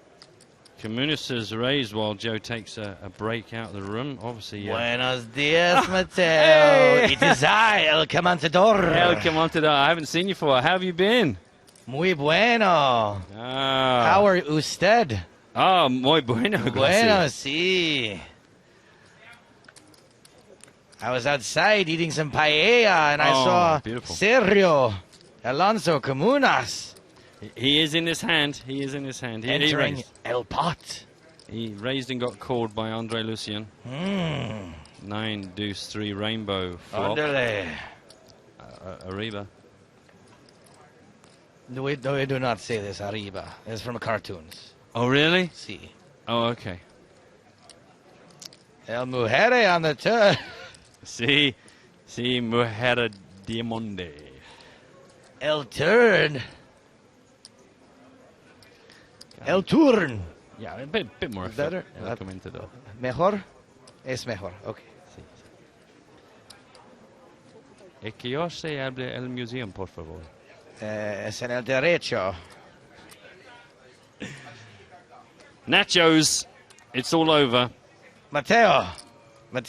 Yeah? My paella. See? Mi paella es getting muy frío. I must go. Good. Okay. Good. Vaya con Dios. Yeah, off you go. Seven table, eh? Okay. So these guys are just being told they're moving tables because these are the guys that are coming on. As mentioned, our tournament chip leader, Daniel Dvoras, Marcus Cherney. I swear I saw that guy get knocked out earlier on in seat 1, but he clearly didn't. I must have seen him Maybe it was double his up. twin brother. His twin brother. So, as you can see, big stacks. I don't know if any of them have got a hat on. Certainly not the kind of hat that's going to be troubling Kassem for Hat of the Tournament award. That camera, I hope it zoomed in, otherwise it's really close to this chap who must be feeling quite intimidated. Back to the feature table. Of course, now our feature table is kind of like very deliberately kind of much more part of the tournament. Not quite the same intimidation factor, I would guess, for guys that when they kind of were told, you're getting on the feature table and see that monstrous old set. This is how we are now. Make it easy. Someone's pointing out El Comandador. He sounds a lot like Joe Stapleton. I've heard he sounds like no me, one, but no I one couldn't. said that before. Now they've said it. I guess I can hear it a little bit, but I wouldn't have probably got there unless someone had pointed out. So I'm not entirely sure. With only 30 odd seconds on the clock, this could be the last hand we take from our feature table. They've been good entertainment for us, but we like to swap things up. Might squeeze another one in. This is just a limb from Andre Lucien. He's cracking out the Kassem move. We are going to take it. Battle of the Blinds, 4-4-10.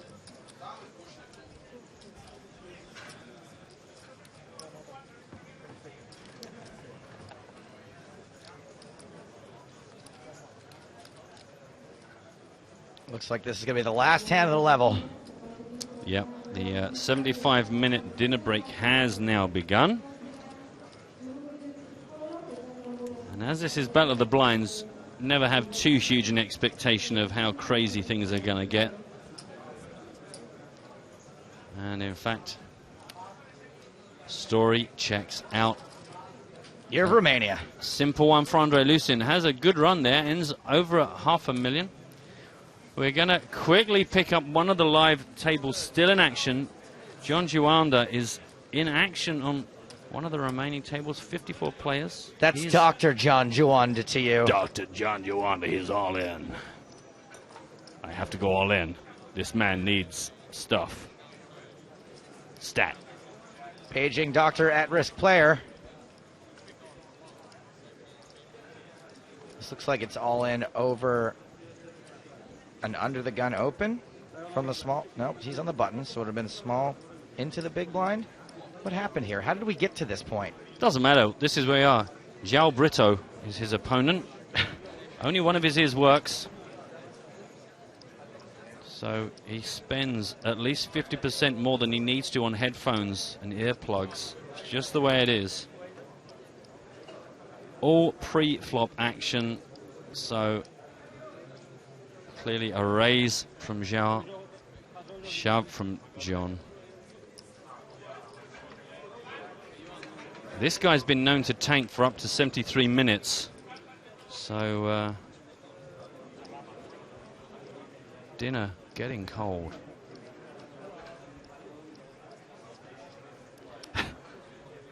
Get over here! It's a good shout. Lets it go. And a nice little pickup from Mr. Juanda here at the end of the level. I'm going to stack my chips now. Do you reckon that's actually just full of like tiny M&Ms? He's just a feed bag He's just strapped to his feed bag. face. He didn't want to have to share with anybody else at the table. He had some tiny mints, and he thought, if everyone knows I've got snacks, I'm going to have to pass them around. He's just sucking up Skittles. Looks like Sham Shrinovation's still involved in a hand. Against Red Hooded Sweatshirt. And another all-in. Yeah, so Sham... Was it Sham taking his time to make the decision here, or that just happened to be his table? We were in the... that was a different table. So we've got a couple of different players on different tables all decided to make their dinner break far more exciting than it needed to be by going all in beforehand. Quick shout out to Alex, meanwhile, who says it's good to hear us through his ear holes again. Good. Love coming in your ear holes. Yep, always a pleasure to be in them.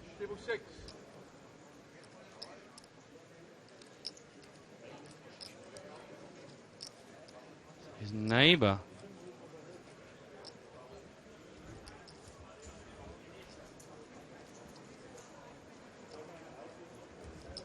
I'm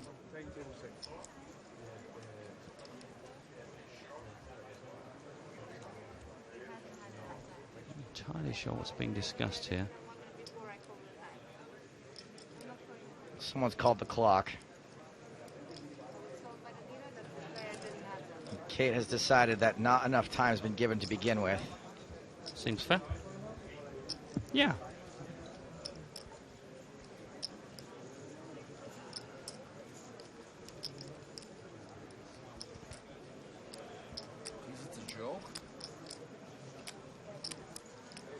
The guy thinking has a long name. Voskobyonikov. Thank you. One more time for me, Ilya. Voskobonyakov. We call him the V-Man from Belarus stroke Russia.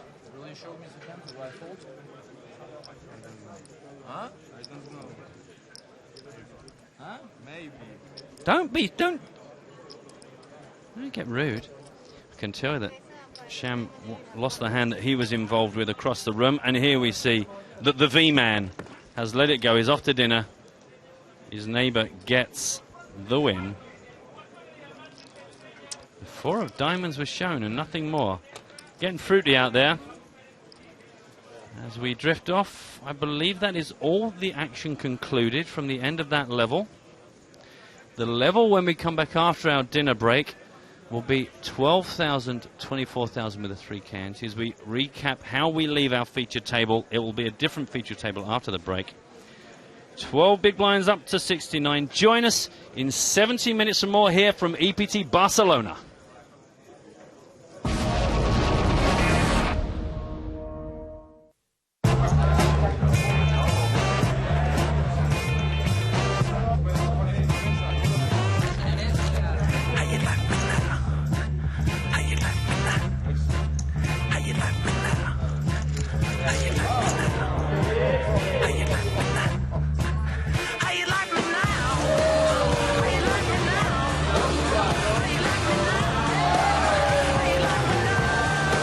Eu sou PokerStars.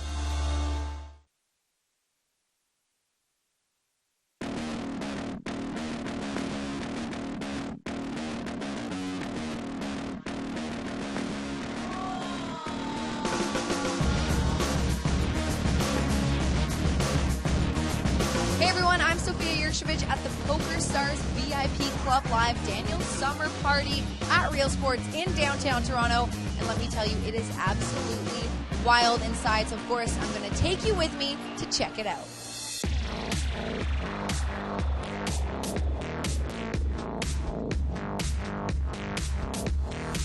If you guys can sum up this party to everyone at home, what would you tell them? In one word, amazing.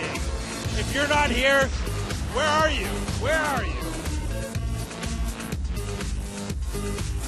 There's food and drink everywhere. Like every corner you turn, oh, lobster mac and cheese, oh, a taco station. They just literally thought of everything.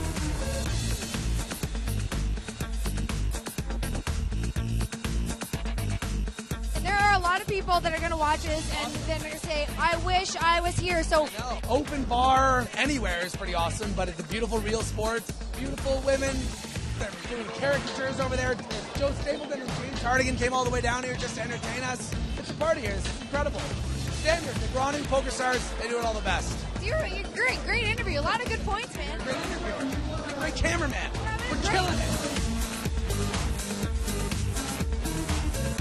All the food is amazing, open bar, everything's been unbelievable. PokerStars does the best parties. It's an amazing atmosphere. Everybody's having lots of fun. The older people, the younger crowd. I think it's a great event. Oh my goodness! I mean, if you're a poker lover and you're a fan of kid poker, this is a first-class event and a first-class time.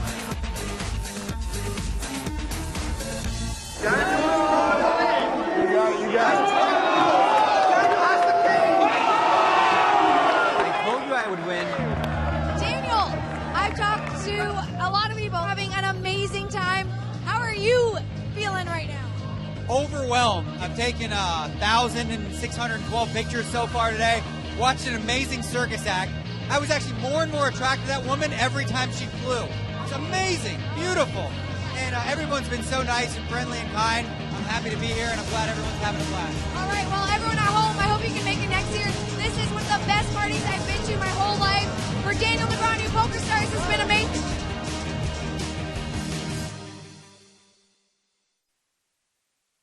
Yay, I get hugs. Every interview I get a hug. Rafael Nadal, one of the greatest tennis players in history, has been training for a new challenge. Poker. What I like about poker is you need to control your emotions, maintain your concentration. The adrenaline is there. You need to know when you have to defend and when you have to attack. He'll play a table of legendary sports stars. Two-time World Cup winning footballer Ronaldo,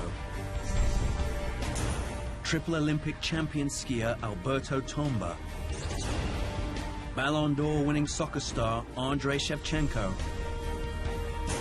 and Olympic gold winning hockey player Fatima Moreira de Mello. And Rafa's toughest challenge? World #1 poker pro Daniel Negreanu. He's conquered tennis. Can Rafa become a champion at poker?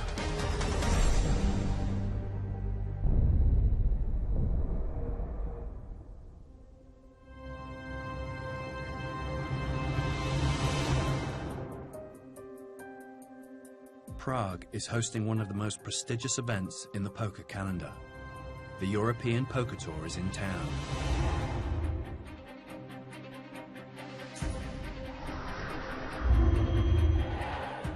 And arriving in the city, some of the biggest names in world sport. Tomorrow, they'll compete head-to-head in the special charity poker tournament.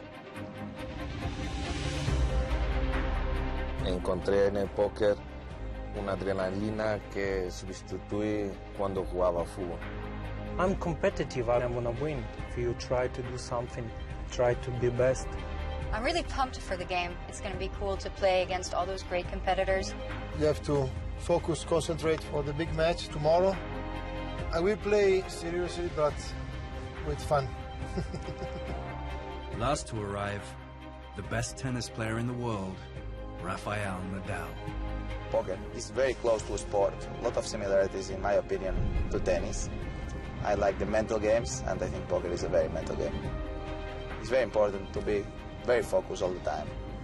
Have a great self-control, control the emotions in every situation, and have to decide in the right moment when you have to go for it. But there will be one more player at the table.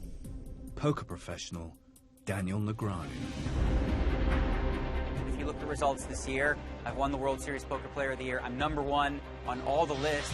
So, you know, right now I'm on form and I'm playing about as good as anybody else. Well, better. I'm a fan of Rafa. You know, I admire anybody who can be #1 in the world in anything. However, Rafa's coming to my territory. We're not playing on clay. This is my center court. This is, you know, my turf. I am a good competitor. No, I like to win. Tennis, in poker, the most important thing for me is to be better and better always. Poker is a new world for me, and everything can happen.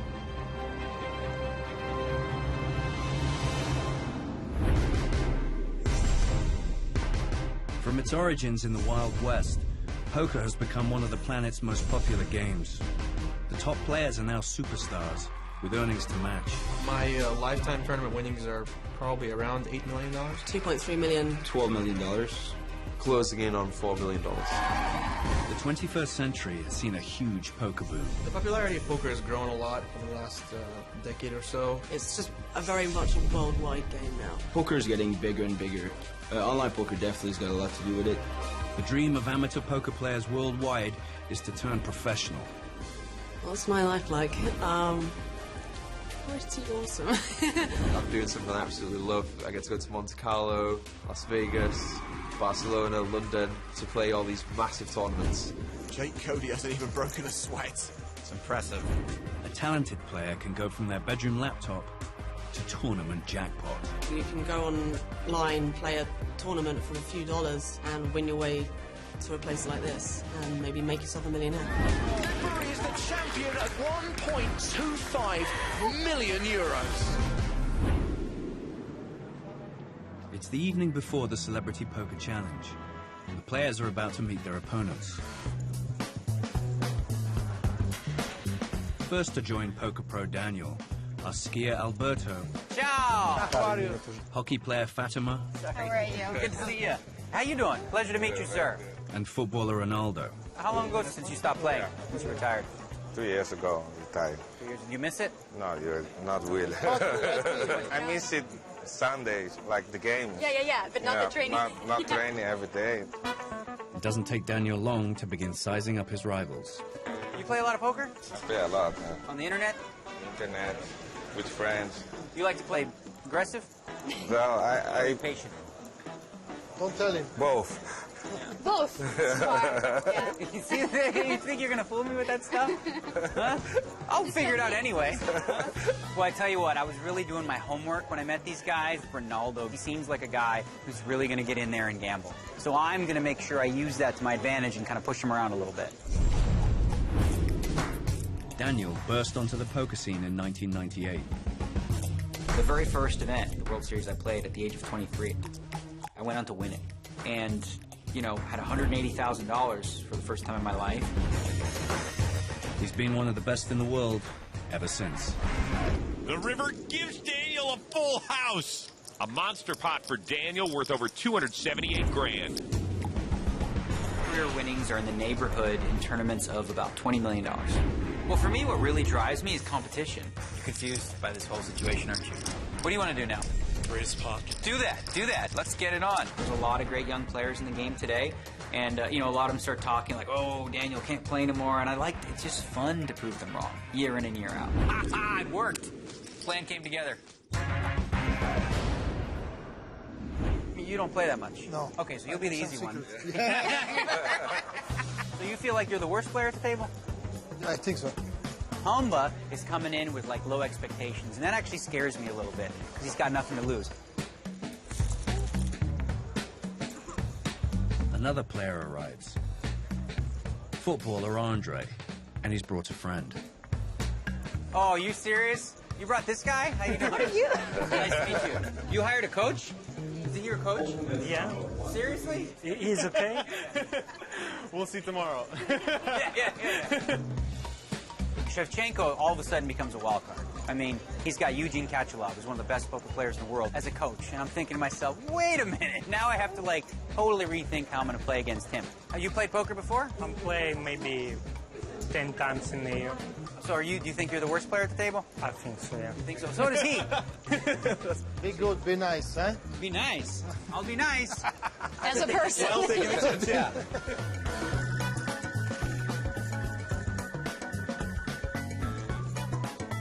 The sixth and final player arrives, Rafael Nadal. Hello. How are you? Nice to meet you. How are you? All good? Play real good, real good. Very good. Great season for you, unbelievable. Yeah, so good. Very happy. Now, you're first? I am first now, yes. Rafael Nadal is one of the greatest tennis players of all time. People consider myself always a very strong mental player, and a good competitor, and big fighter. In 2013, after 7 months out injured, Rafa won the French and US Opens and became world #1. After coming back after a big injury for 7 months, what happened this year is more special than nothing else. Rafa's been playing poker for a year. Poker was a big help for me during these 7 months that I had to stop because of my knee. So I was able to find a fantastic way to compete. What I like about playing poker is the tactics, the strategy, and then you can spend a lot of moments playing with friends and have fun. Tomorrow, Rafa will play his first competitive face-to-face tournament. I am not that good. Not yet. I am really new on the world of poker, but I really hope that all the things that worked well for me on tennis will help me to be a better poker player. How old are you now? I am 27. Oh, you got time. 20 years younger than me. 20. 20 years younger than you? Yeah, but you still look good. You still look good. I heard you have one arm that's bigger than the other. Is that true? Yeah. Which one is bigger? Okay, so when you're raising with that arm, that's the one to be scared of? I'm going to watch. Left arm, big hand. If I go with this one, don't worry. Rafa seems like he was very confident. After meeting him, he actually maybe more of a threat than I first thought. So you've been playing a lot of poker? For 1 year and something, yeah. I am taking lessons. So how do you feel about tomorrow? Do you like your chances, or are you nervous? 100% confidence. Like everyone. You know what? That's your first bluff. Coming up, No more Mr. Nice Guy. the tournament begins. Come on, let's go. The adrenaline is there. That's what makes poker exciting. There's no friends at the poker table. All in.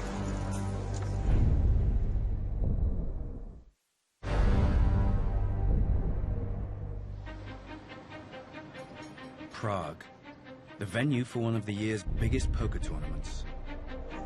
More than 1,000 players, including the world's top pros, are competing for a prize pool of almost €5 million. And today, a group of legendary sports stars will compete in a special charity challenge.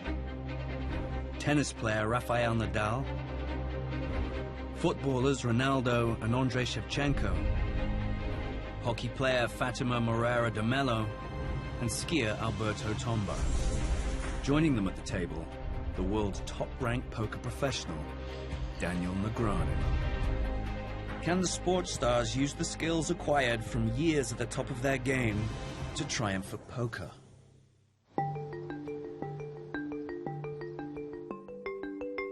It's the morning of the tournament. Rafa is with his poker coach, Alfonso. Rafa, today is the day. Basically, Rafa, the strategy today is tight is right. Oh, yes? Yeah, let's play tight. Okay. Don't be aggressive. Not today. We have to be careful. We have time. We have time. We have time. While Rafa works on his game, the other players are making their own final preparations. Alberto hits the gym. Fatima takes a walk. And Ronaldo sleeps. You know, it's a big match in a few hours. And so exciting. And, a little bit worried. Well, usually before I start playing, I like to get some fresh air to get my brain going and chill out, Not too many people around me, just be by myself. Like Rafa, Andre receives last-minute advice from a friend. Thanks. Pro poker player Eugene. When you first sit down, just take it easy and observe everyone and see what they're doing, and just get a feel for who's playing how and test them out. Just like you do in soccer, you have to find people's weaknesses, and you find their weaknesses and then you attack their weaknesses. Meanwhile, Daniel is fueling his body and mind. I eat the exact same thing every morning. Muesli, almond milk, a banana, and then I started taking these supplements. So it was about 10 or 12 different pills. It's like B12, vitamin D, some fish oil. If you look at the new breed of poker player, they're a lot more like athletes. They work out, they train, they focus on eating healthy, and getting the right nutrients into their minds. Daniel, of course, is the most dangerous guy on the table. Or me. Or you as well. This will be Rafa's first competitive face-to-face poker tournament. How do you feel now? Well, I feel excited. At the same time, a little bit scared. You are playing good online. During the last year, you were improving a lot. Today is the perfect day to show how are you improving. Yeah. All the things that you teach me will hopefully will work well, because if not, you will be fired. Yeah. It's time for the tournament. This is a great opportunity to, compete with the best competitors in the world. Of course, I want to win. What I like about playing poker is competition, and the tactics, the strategy, and makes me feel good because you play under pressure. Somos todos estrellas, cada uno en su deporte. Good catch for me, yeah. Yo creo que va a ser muy interesante ver cómo nos portamos ahí con las cartas. There's no friends at the poker table. It's about doing everything you can to just gut your opponent, to stick it to them, to use everything you know about them against them. Я думаю, когда ты играешь за живым столом, то очень важно изучать соперника. То есть хочу понять манеру игры каждого игрока. Il poker, Texas Hold'em, e vediamo. E in bocca al lupo, che vinca il più fortunato. Bene. In Texas Hold'em poker, the object is to make a 5-card winning hand from the cards dealt to you, and those dealt face up on the table. You can also win by forcing your opponents to fold, by betting big, or by bluffing.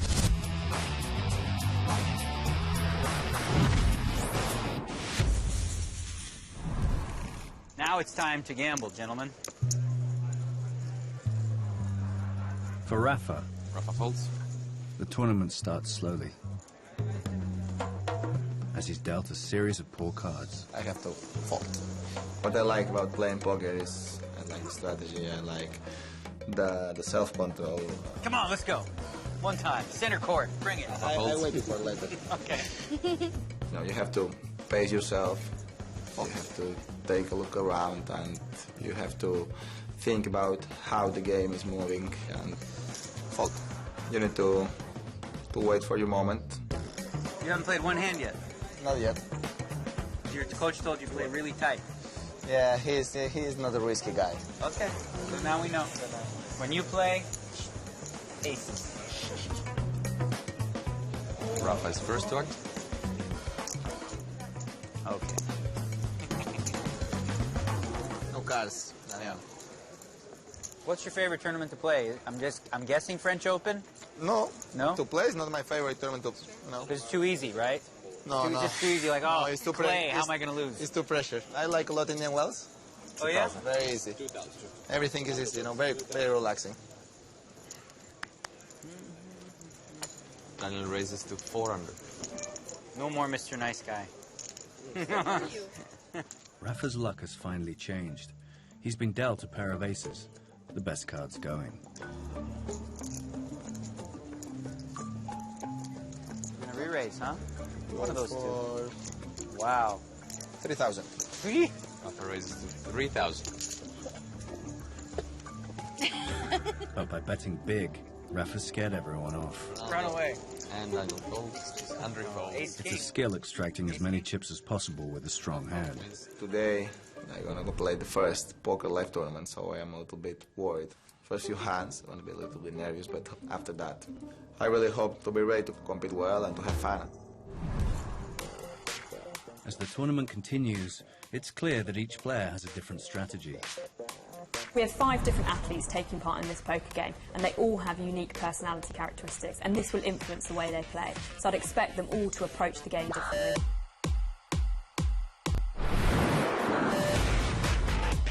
Alberto Tomba is a downhill skier. When playing poker, the fact that he's used to making quick decisions on gut instinct might actually go against him, because what's required in poker is to make calculated decisions over longer periods of time. Bluff! Way, bluffino! On the pitch, Andrei Shevchenko was a predator. He would wait for his moment. So on the poker table, I'd expect him to be quite a patient player. But when the opportunity arises, to be ruthless. Uh-oh, here comes Sheva. As a football player, Ronaldo was explosive. He was famed for his speed and his power. As a poker player, I'd expect him to be very aggressive in his style of play. Ronaldo is all in. I'd also expect him to be quite loose. He'd like to be involved and play lots of hands. As an Olympic athlete, you need to be determined, you need to be focused, and you need to have an element of persistence. And these skills will have helped Fatima to pick up poker quickly. On the tennis court, Rafa is a very aggressive player, but he's very good at being patient and knowing exactly the right moment to take advantage of. Rafa is unlikely to panic. He's very used to controlling himself, biding his time, and equally he's very resilient. So if things aren't going well for him, he'll stay calm and he'll wait for his moment. I fold. 30 minutes into the tournament, and Rafa has left Fatima and Alberto to fight it out. Alberto has a pair of aces and has no idea that Fatima is holding the winning hand, a flush, which is 5 cards of the same suit. Uh-oh. How much you want to bet? That is the question. Suggerimenti che posso paragonare allo sci e con uno sguardo riesci a capire il momento giusto, quando devi giocare, quando devi azzardare. Uh-oh. What? Bravo! All in? All in? Alberto has bet all his chips. If Fatima calls, he's out of the tournament.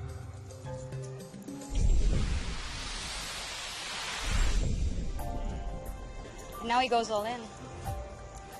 Are you bluffing, Alberto? No. I don't think so. No, never. Think about what this guy did for a living, right? Yeah, I know. Crazy. Yeah. I know. Then I should crazy. call. I know. I think I have to fold. You got me. I can't Wow.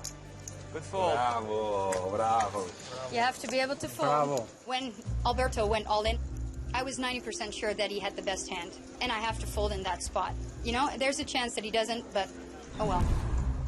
So far, Rafa has folded most of his hands, but Rafa's poker coach Alfonso is happy with his play. It's really good to see Rafa at the table.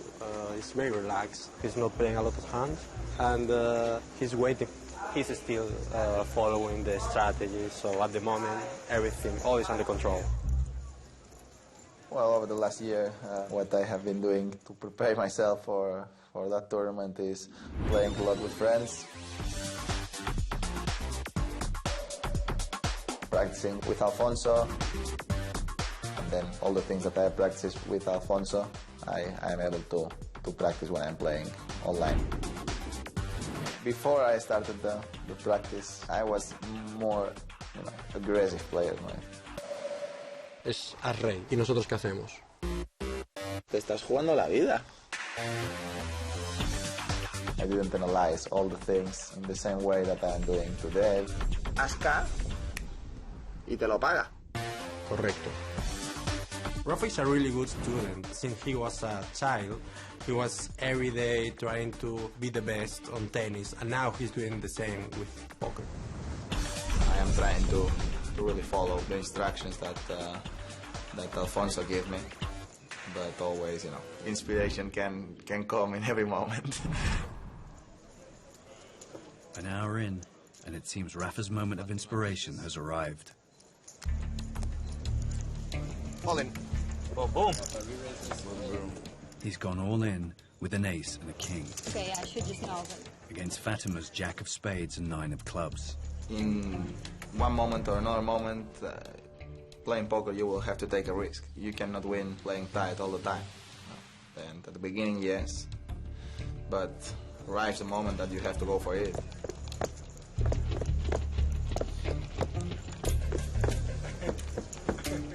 Hold on. Fatima folds, Rafa wins the fold. The adrenaline is there. That's what makes the poker exciting. It's like in everything. If you are not taking risks in some moment, you will not have success. Coming up, Feel the pressure now? Daniel plays rough.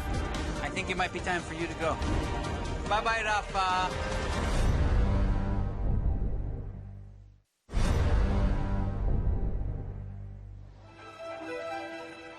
In Prague, a very special poker tournament is taking place between some of the biggest names in sport.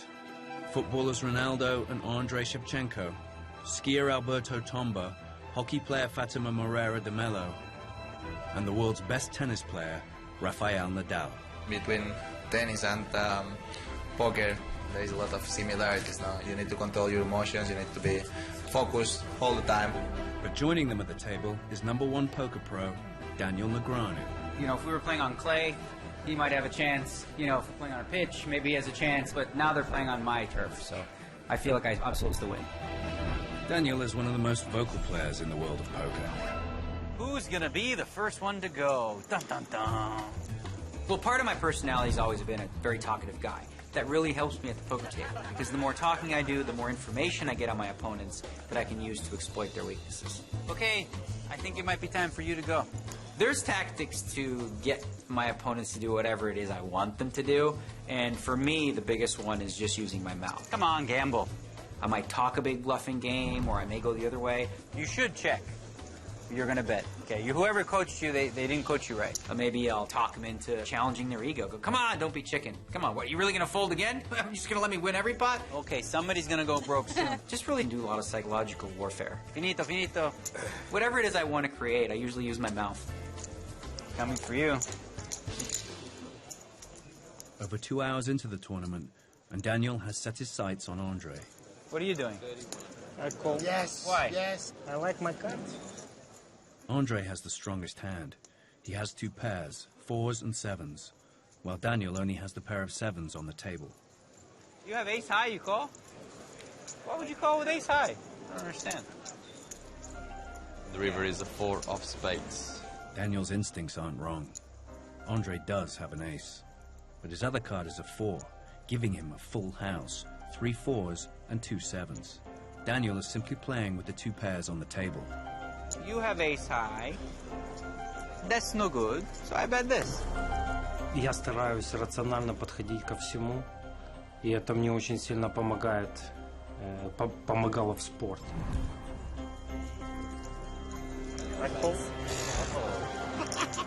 I have ace high. Ace high. You have a 4? What the hell? You win. Full house? Good hand. I thought he had ace high. I was trying to bluff him off half. The ability to bluff, to deceive opponents about the strength of your hand, is a vital skill in poker. Athletes are used to having to bluff a lot of the time because what they're trying to do is manage the impressions they give off to their opponents. So, for example, they might try and portray an image through their body language that they're confident and that they're self-assured and they know exactly what they're about to do, when actually there may well be doubts in their own mind. Bluff, algunas veces sí. Resulta que es más divertido incluso ganar una mano bleffando que con cartas buenas. Non riesco a fare bluff e non me la sento perché non ho la faccia giusta, forse. Essentially, when we're bluffing, what we're trying to do is intentionally deceive other people. And this goes against natural instinct. You know, that in itself will create an element of anxiety. Poker professionals study opponents closely for physical signs of bluffing. When we're in a state of heightened anxiety, what can happen is our heart is beating a lot faster, we tend to sweat more, the skin might be getting redder. Physical signs like these are known as tells. Is he bluffing? Is he not bluffing? Sometimes with the tell, the answer is going to be out there. Things I look out for in opponents: breathing rate, pulse rate, position in their chair, if they suddenly sat back. The way people shuffle their chips or, you know, play with their cards. Most poker players learn over time to just like completely have like a stone face and like not give away anything. Look at that poker face. Try to be as serious as possible and don't show any emotions.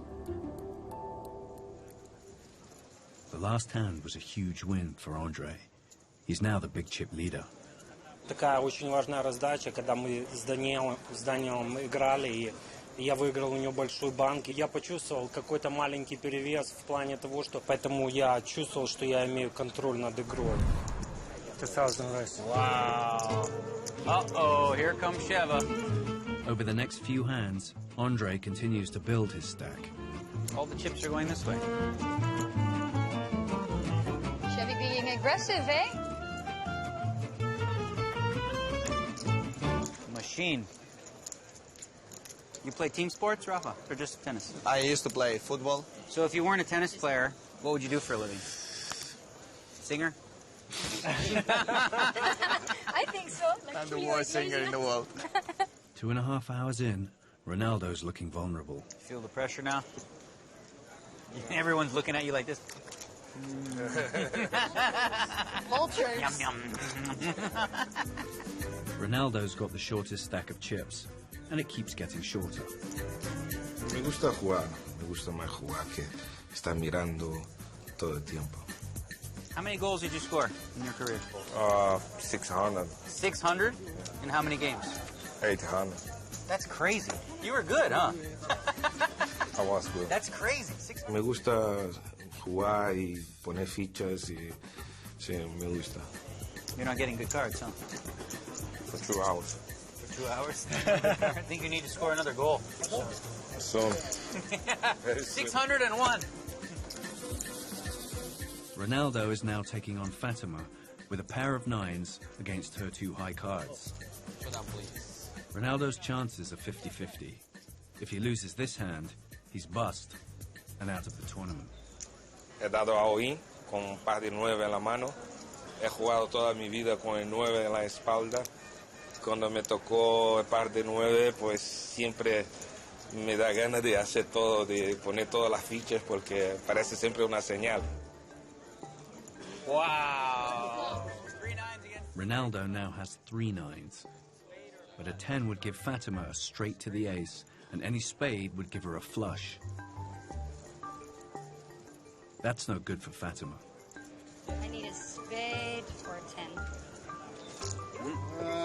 Ronaldo's 3 nines win the hand. You're alive now.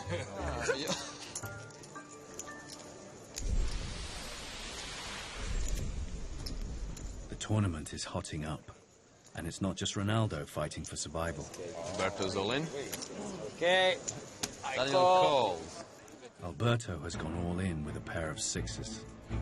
Daniel has the best hand with a pair of jacks. Alberto needs a 6 to survive, and there are only 2 left in the deck.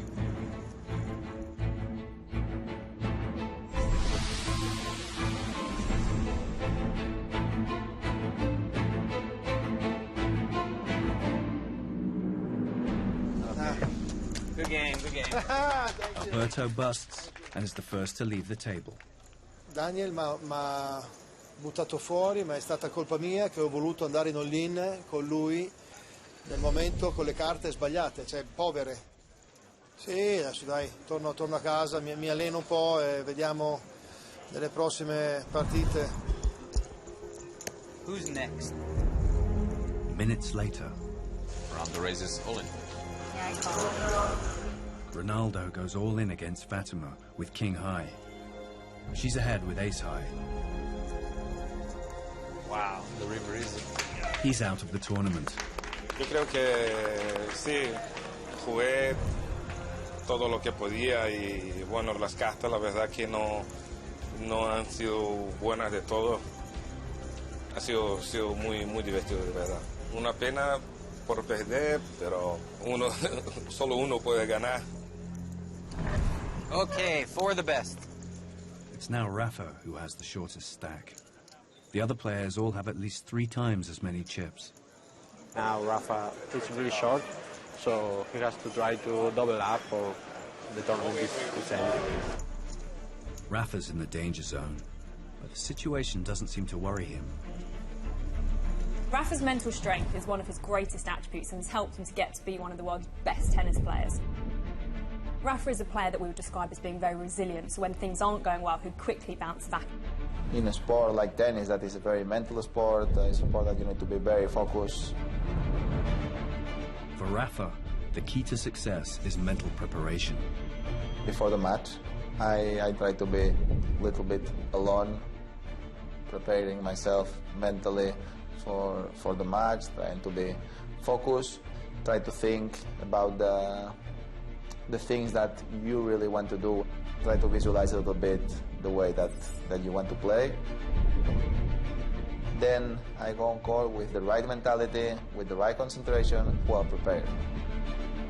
Rafa can focus for long periods of time, and this is a strength that's really needed both in tennis, but also for poker as well. All these kind of things that you learn playing tennis help you to play poker because there is a lot of similarities. It's very important to have the mind very clear, very open to make the right decisions in the right moments.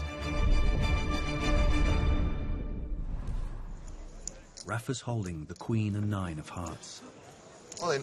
Rafa raises all in. Well, Rafa definitely has a lot of titles, but those titles don't translate to the poker table. I'm going to look to trap him. My goal is to, have a really strong hand and kind of let him fall into my trap and maybe have him do the betting for me. Well, I don't want to fold, so I'll gamble with you. Rafa's all in against the best poker player in the world. His chances are 50-50. If Rafa loses this hand, his tournament is over. Hey, so far so good. Oh my God, you have a flush draw? Forget it. Daniel's pair of 3s is still the strongest hand, but Rafa is now the slight favorite. Now, 10, queen, 9, or heart. Or bye-bye, Rafa. Bye-bye. Rafa. It's fine. I am so lucky. Yeah, he feels it, oh no. He knows already? Here, I'll pay now. Rafa needs any 9, 10, queen, or heart to survive. 10 of hearts! I told you. A huge win for Rafa. He's doubled his chips and left the world #1 poker player in jeopardy. Here we are. Alive. I might be in some trouble now.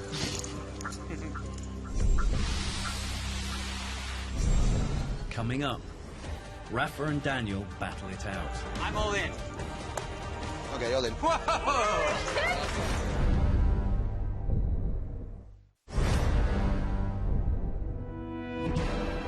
Prague is hosting a unique poker tournament. A table of sporting icons are taking on a top poker professional. Skier Alberto Tomba and footballer Ronaldo have been eliminated. Tennis legend Rafael Nadal, football great Andrei Shevchenko, and hockey star Fatima Moreira de Mello remain, fighting for the title with world #1 poker player Daniel Negreanu. Obviously, anything but a win would be considered a failure. In the last hand, Rafa won almost all of Daniel's chips.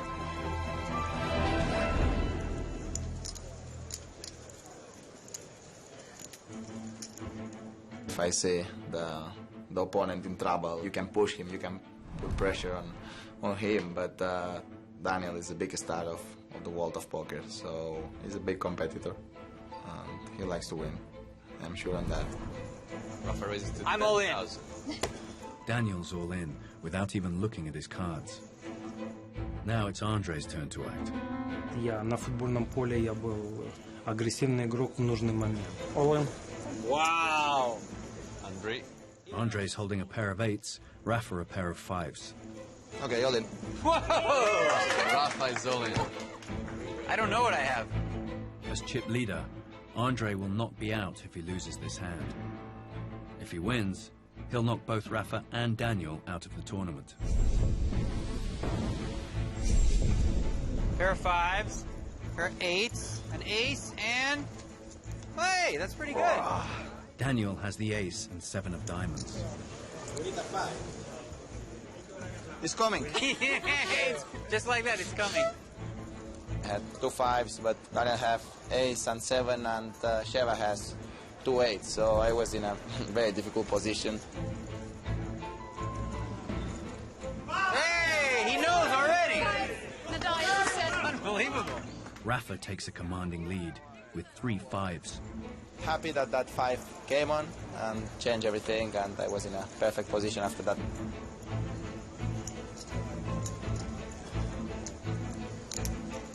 I'm finito. Rafa now has a full house and Daniel's out. But if Andre hits a jack or an 8, he'll make a better full house, and Rafa will be eliminated.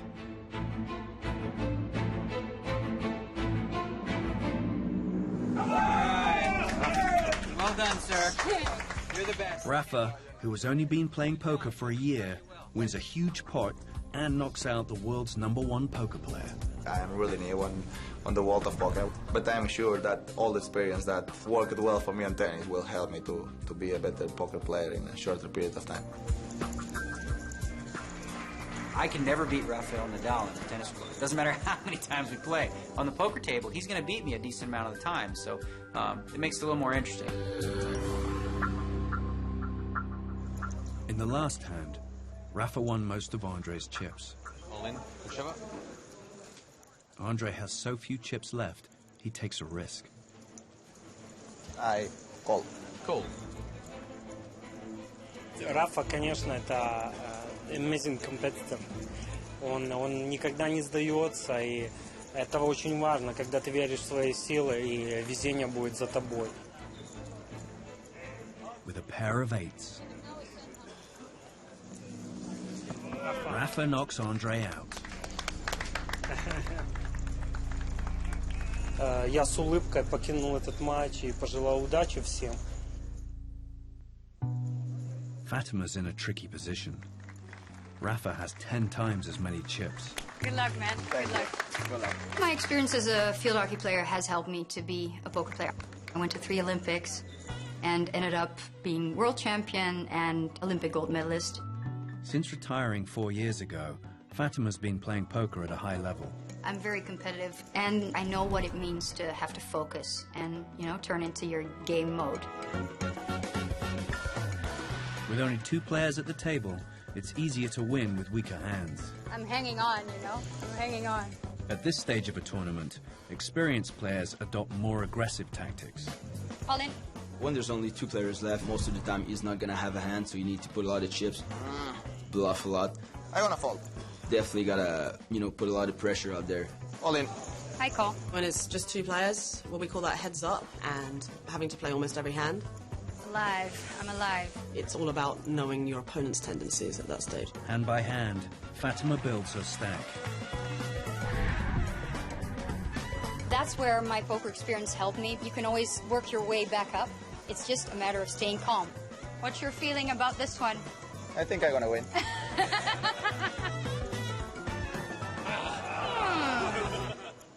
30 minutes into the heads up, and Fatima's played her way back into contention. Facing off against Rafa, I just loved it. He was so into it. When I'm competing on a tennis court, biggest stadiums, all my career I worked hard to be ready for that moment.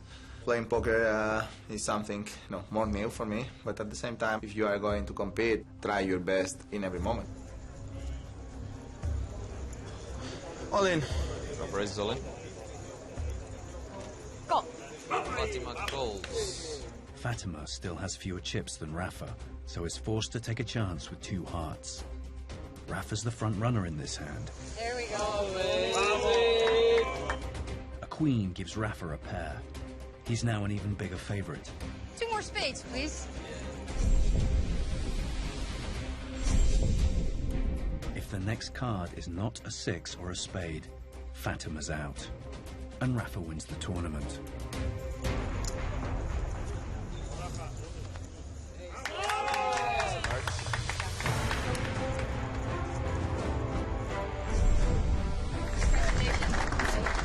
Well Pleasure. Well played. It's always annoying when you don't win if you're so close, but I think Rafa managed the pressure very well. His first live tournament, and he wins. Come on, what kind of guy is that? Yeah, I felt 100% confident all the time. No, I'm joking. No, just try to be on calm and try to follow the instructions of my coach. In tennis, in poker, you need to wait for your moment. You need to know when you have to defend, when you have to attack. You know, you have to be patient. You need to control your emotions. You need to maintain your concentration. And if you're not able to control yourself, to have a good self-control, probably you will never be a good poker player. I know you have a lot of trophies, but nothing like this one, right? Exactly, a completely different one. How many titles do you have? Around 60, I think. Okay, 61 now. Congratulations.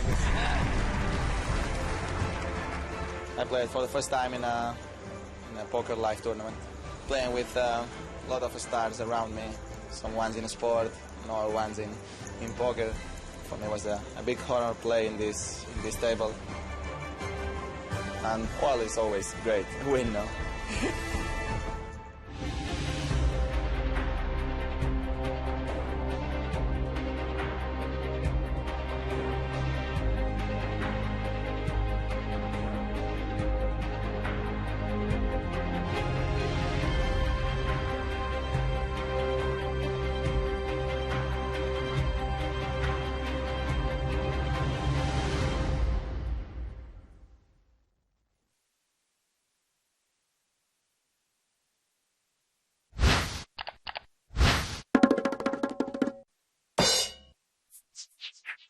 Isaac Ike Haxton fell in love with strategy games early in life. After chess and Magic the Gathering, he discovered poker and finally realized his childhood dream of playing a game for a living. His 10-year career has been filled with many unexpected twists and turns, but throughout it all, he's never lost his competitive drive. With over $5 million in live tournament earnings and over $3 million in online cash game winnings, Isaac has proven himself to be one of the best professionals of his generation.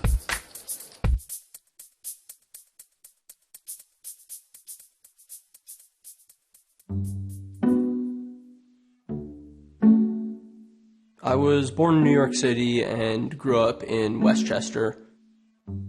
My mom is a psychiatrist and my father is a poet and an English professor.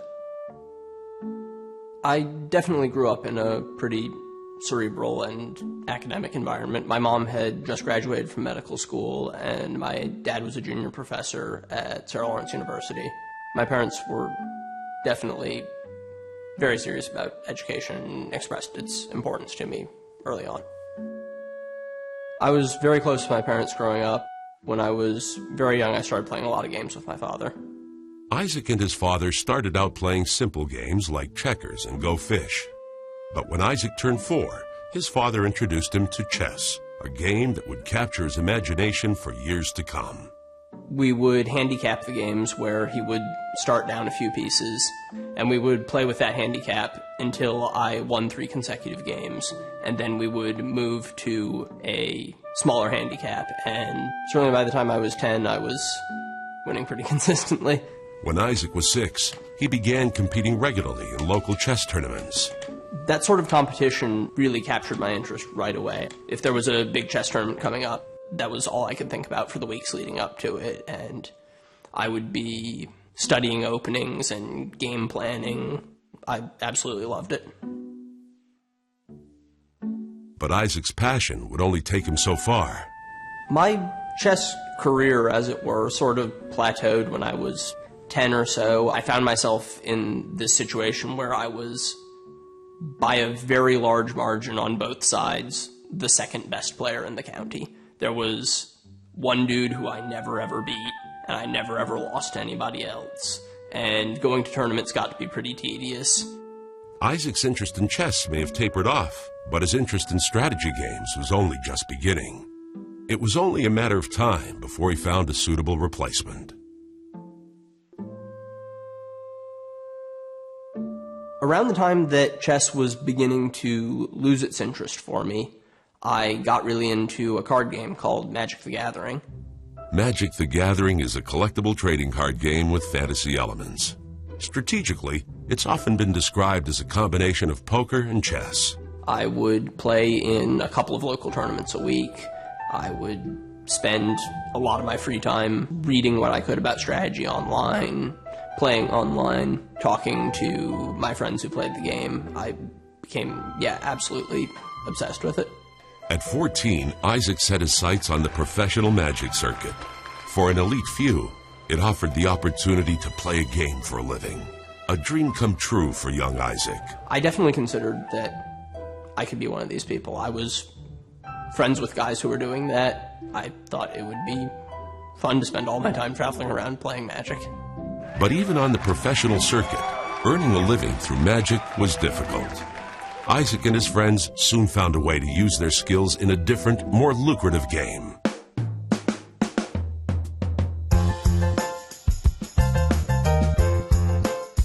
A lot of the guys I knew through Magic started playing poker before me. A lot of them were a few years older than I was. I think mostly they got started by going to the local casino outside Syracuse. One of them described it to me as, well, it's a lot like Magic, only the other guys aren't trying to win, and you're playing for a lot of money. It's like, oh, that sounds pretty good. I think I could get into that. When Isaac turned 18, he joined his Magic friends on a trip to the local casino. As soon as I started, I thought, this game is awesome. I can't get enough.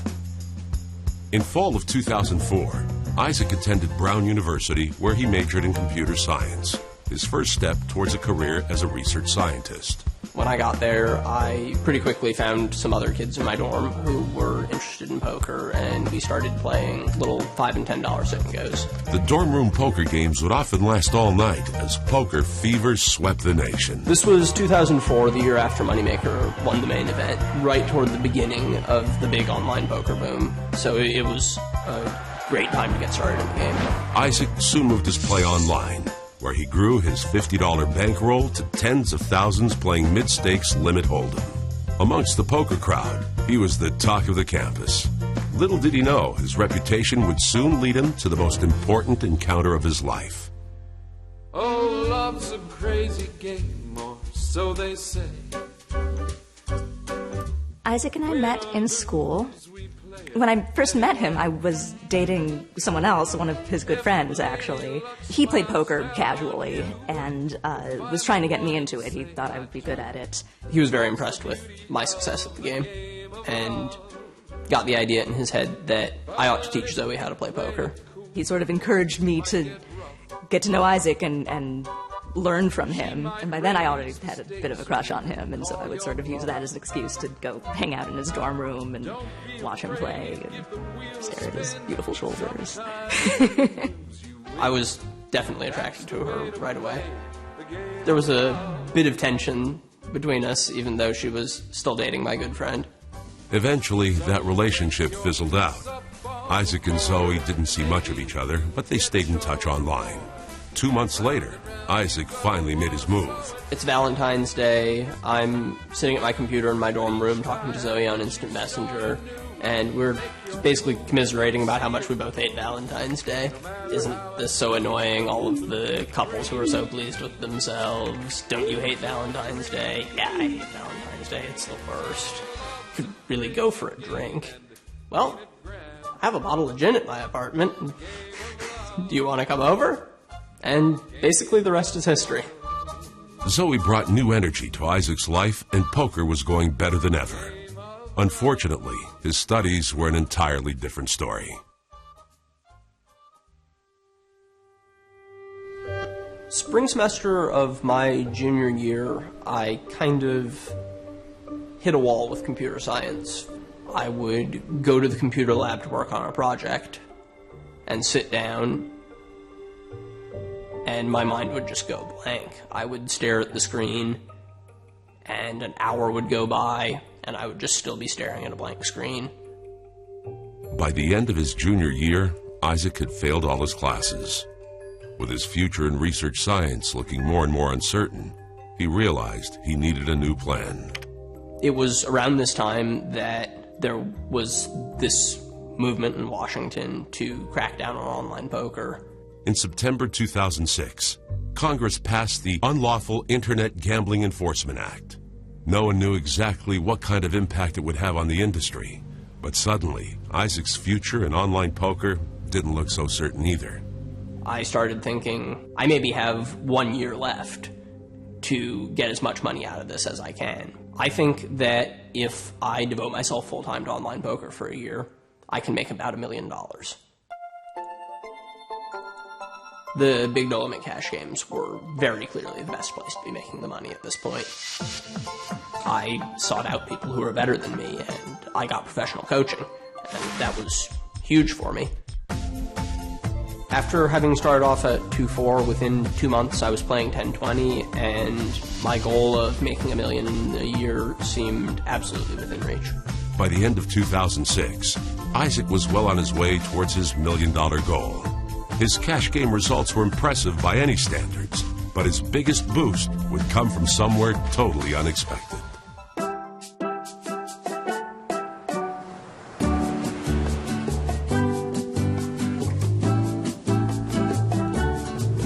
That fall, I decided that I would play some satellites for the PCA. The PokerStars Caribbean Adventure is a destination poker tournament held each year in the Bahamas, an aspect that made it one of the most popular tournaments on the circuit. I was kind of thinking of it as satelliting into a fun vacation for me and my girlfriend. You know, he wasn't expecting to win. He was expecting to bust out on the first day, and, then we would go swimming in the ocean, hang out at the pool. By the second day of the tournament, I was runaway chip leader, so I was getting asked for interviews on breaks. I'm excited. Yeah, I like the tournament. He just kept winning pots. He just kept winning. It was crazy. And then, it was, okay, he's made the final table. Hi, everyone. Welcome to the World Poker Tour. I'm Mike Sexton alongside Vince Van Patten, and we're at the beautiful Atlantis Resort on Paradise Island in the Bahamas for the final table of PokerStars.net's Caribbean Poker Adventure. All 6 players, 28 years or younger, and the youngest of them all is the whopping chip leader, 21-year-old Isaac Haxton from Boston. Going into the final table, I had more than half the chips out of the 6-handed table. I mean, he had that huge chip lead, and I was very confident. And, I just thought he was the best player, period. Isaac is the smartest, he's the best, he's gonna win. It was a much bigger stage than I'd ever been on before, but I kind of had this feeling that my whole life has been training for this. I'll raise to 80,000. I'd been running so hot throughout the entire tournament, I felt like winning was a foregone conclusion. Isaac's good fortune continued as his fellow competitors were eliminated one by one. My stack pretty steadily increased throughout the day until we got down to heads up. We are down to heads up action. Our current chip leader is Isaac Haxton. He's got 13.9 million in chips, about a 3-to-1 chip lead over Ryan Dowd, who's sitting on about 4.9 million in chips. Once we got heads up, things started going much less smoothly. So it all comes down to the river. Let's take a peek. It's an ace. Ryan Dowd has doubled up and been just that quick. We've got a new chip leader for the first time tonight. And look at the stunned look by Isaac Haxton. That's when I started to have almost a panic reaction. I started hyperventilating a little bit. I had to sit down and put my head between my knees. I was very emotional. So Ryan Dowd taking down yet another nice pot. Isaac continued his downward spiral as Dowd seemed to win every pot.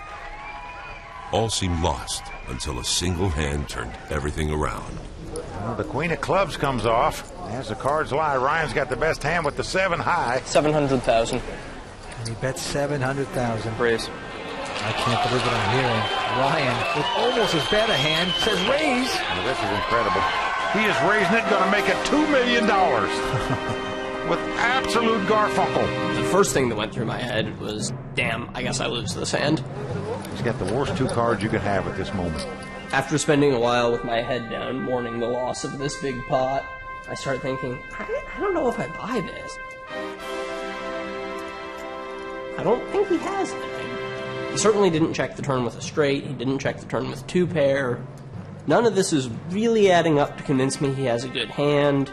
Maybe I can just bluff shove here.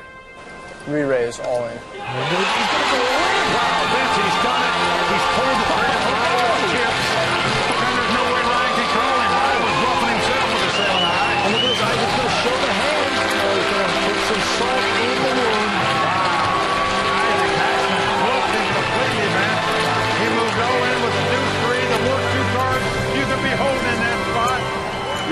gonna like when that's on TV. To this day, that's easily my favorite single hand of poker I've ever played.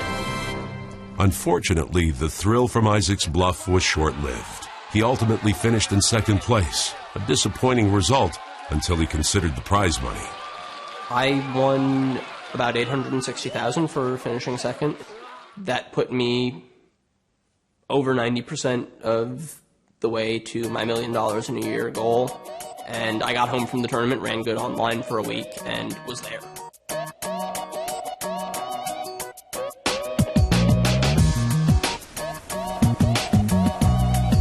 In 2008, Isaac and Zoe moved to Las Vegas. They heard about a condo development that catered especially to poker players and decided it was the perfect place for Isaac to take his poker career more seriously. Panorama Towers is a high-rise development right off of the Vegas Strip. It's an exceptionally convenient place to live if you are playing live poker in Vegas. There was a time when it was essentially completely populated by poker players and strippers. It was just a weird place to live.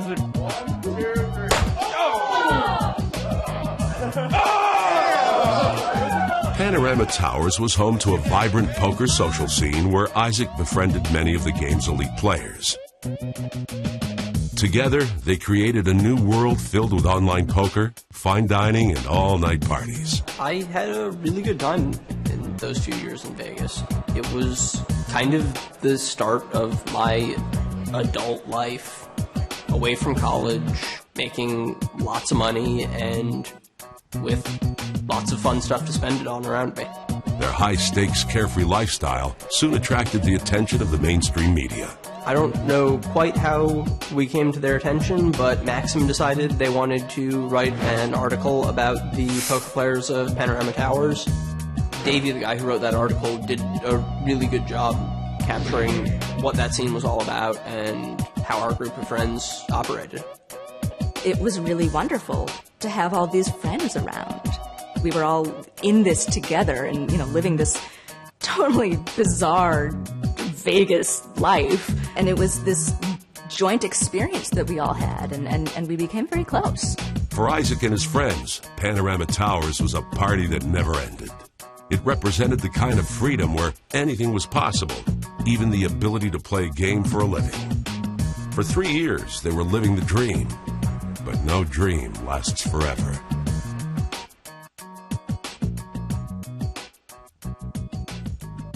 In early 2011, I was at a great point in my life, both poker-wise and otherwise.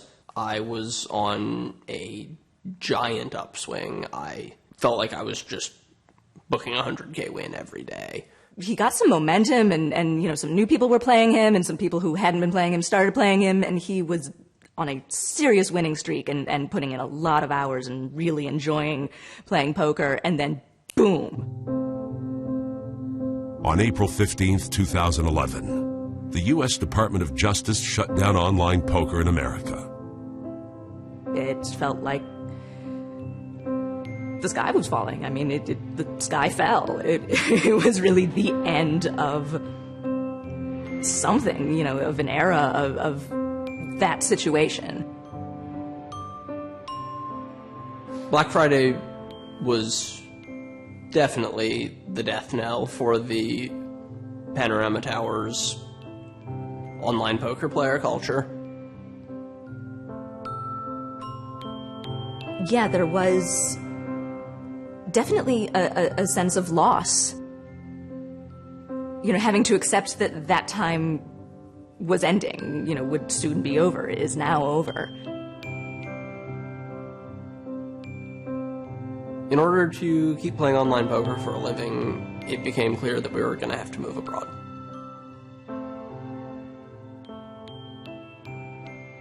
One afternoon, we were sitting on the couch in our pajamas talking about the various legal hoops we were going to have to jump through. I said, this would be a lot easier if we were just married. Do you want to get married? Then he apologized for being kind of abrupt and not very romantic in his proposal. But, you know, we talked it through, and it was the obvious choice.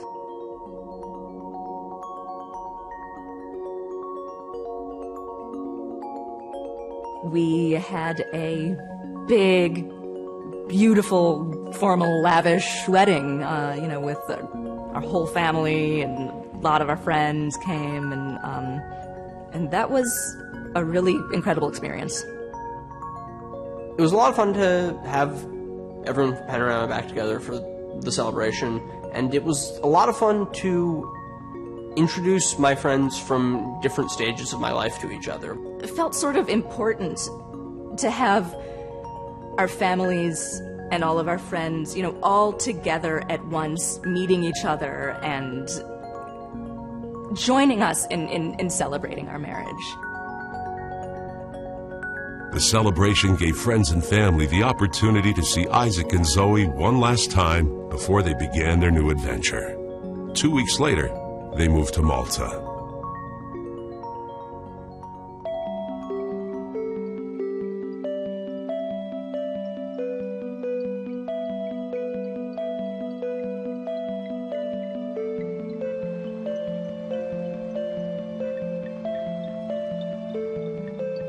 Malta is a beautiful country with 7,000 years of history. It's a really relaxing environment that's very conducive to getting a lot of play in. I really enjoy living here. The food here is awesome, the weather is awesome. I really like the Mediterranean sensibility of not working too hard and enjoying life. Black Friday has been a bit of a blessing in disguise for us. We had always talked about wanting to travel the world, and that is one of the best things about playing poker for a living, especially playing online poker for a living. You have almost unlimited freedom to work when you want and not work when you don't want, and go anywhere you want and work from there if you feel like it, or take time off if you'd prefer that. And that was something we had taken almost no advantage of while we were living in Vegas. Meeting Isaac, falling in love with him, getting wrapped up in this lifestyle has presented me with so many wonderful opportunities to see and do and learn things that I never would have otherwise. And it's great. It is very hard to say what the future holds for Zoe and me. I have every intention of continuing to play online poker for a living, and what it takes to do that is an ever-evolving question.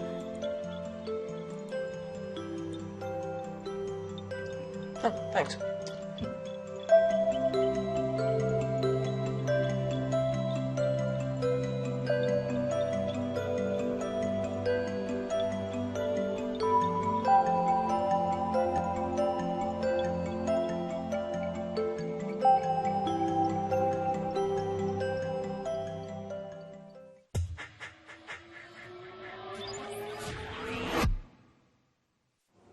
It's day 4 of the 101st EPT main event in London. Blinds 8,000, 16,000 with a 2,000 ante. Actions on Simon Debman. It's a Debman's party. Oh, no oingo boingo for him. He folds. Sahi Harrell is out. Sebastian Pauli passes his hand. Yampino folds from the button, so it's round to Jake Cody in the small blind, and he's got Queen 10 off. Blind on blind. Here we go, kids. And if you notice, Jake is wearing both dad face and dad sweater. Well, his opponent in the big blind is Daniel Erlandson, who is the effective stack with 42 big blinds. Jake elects to call. Probably with the intent of calling a raise. Erlandson ace-9 off. Checks his option. Both players under-repping their hands a little bit. Top pair for Erlandson, a gut shot for Jake. Top, very strong in this spot, heads up, blind on blind.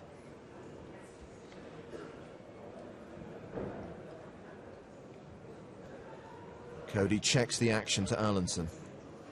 Probably hoping to get a free card.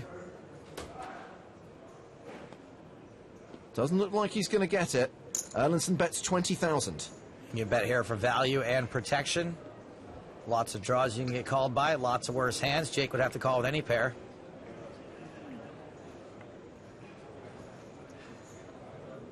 Jake check raises to 61,000. Interesting, and he's repping a pretty narrow range with this check raise. 8-9 in sets, that's about it. As far as value hands go, he can rep a whole wide range of bluffs. Erlandson calls in position. The turn card is the 7 of spades. So Jake's now up and down. So Jake was semi-bluffing before the gut shot, but now he can really semi-bluff. 166,000 in the middle. Lots of players are going to keep the aggression going when they pick up equity. Jake bets 127,000. Jake picks up equity, and soon he's going to be telling his daughter Ariana to pick up her toys. Erlandson calls. Still has the best hand. He's a 68% favorite here. Still going to be tough if he has to face another barrel. 3 of hearts on the river, so the board bricks out for Jake. Erlandson has a lock on this. Question is, will Jake bet again? I don't see Jake giving up here a lot, but it's easier said than done.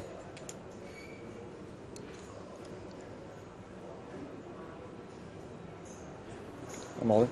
Oh, he shoves on Erlandson. Jake's just made an incredible read on what Erlandson's got here. There was 420,000 in the pot, so this is an overbet. Effectively 476k. Maybe Erlandson snaps him off here. Why so serious, Jake? Do you really want to call it off with just one pair, albeit top pair with top kicker?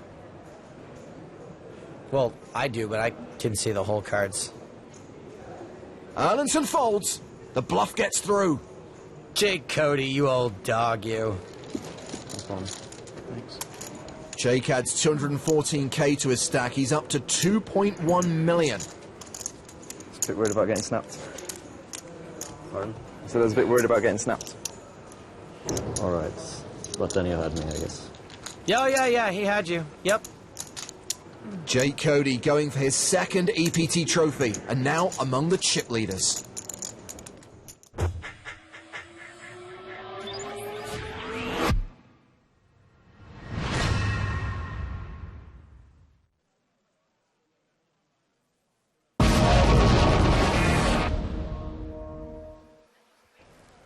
Welcome back to the PokerStars.net European Poker Tour. It is day 4 of the EPT 12 Barcelona main event, and it is the evening session. We've just come back from dinner break with 2 more levels to play today, trying to get down from 54 runners to a slightly more manageable number coming into the penultimate day of this record-breaking event. A €5,000 buy-in tournament with 1,694 runners, a prize pool of €8.2 million. Right now, Daniel Vores from Canada is the chip leader, and he is at our new feature table alongside another one of the big stacks, Jonas Christensen.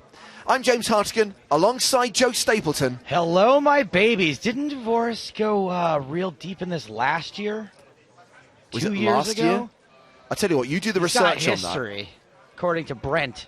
I'll let you know that this is level 24 of the main event. Blinds are actually 12,000 and 24,000 with a 3,000 ante. After that, we'll play level 25, 1530, and then we will call day 4 a wrap.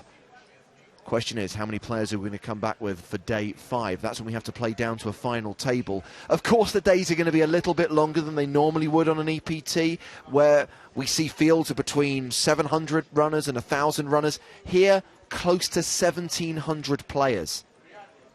Never experienced anything like this, not even at the PCA. So first hand, back from the break, and the chip leader is raising from the hijack. Vores makes it 50,000. Looking to improve on a 17th place finish from last year, according to Brent Waters, EPT producer. A relatively reliable source. Just kidding, Brent. He's Canadian. Doesn't get more reliable than that. So we get a 3-bet from Jonas Christensen on the button. Action back on Voris.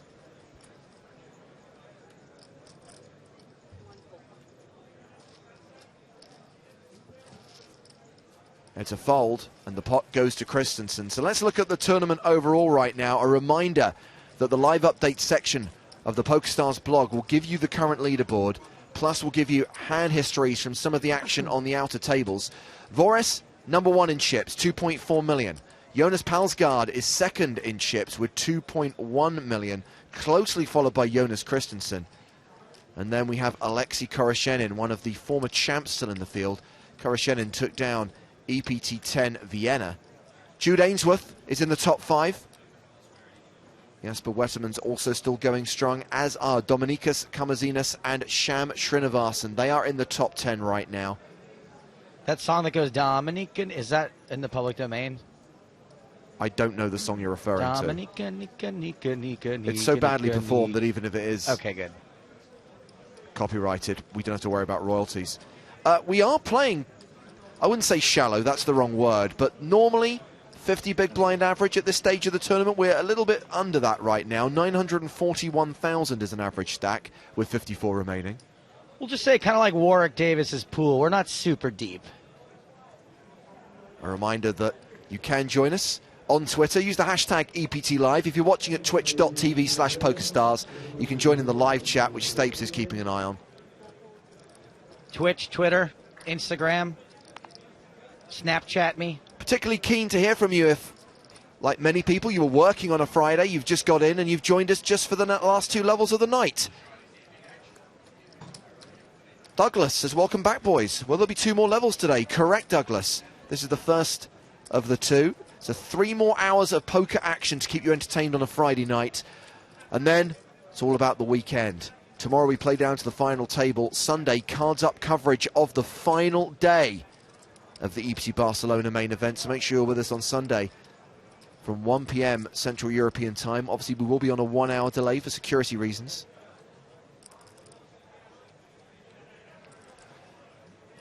Aaron on Twitch may be joining us a little late. He wants to know how many folks are left. 54 players remaining, and I know this question was asked a couple of hours ago and was probably addressed by yourself and Mr. Broughton, but when Dinah asked what happened to the Austrian guy who played that epic hand on the bubble, is he still in? Yes, and now he's on our feature table. Marcus Czerny. I can tell you, yes, for a fact, we did not address that question. It all sort of blends together for me. I can't remember who's in and who's out. I went out to the bathroom. I ran into Matthias de Mulder. Wanted to talk about a hand. Couldn't remember what happened. It was the last hand before the break. I was like, yeah, it was wild, wasn't it?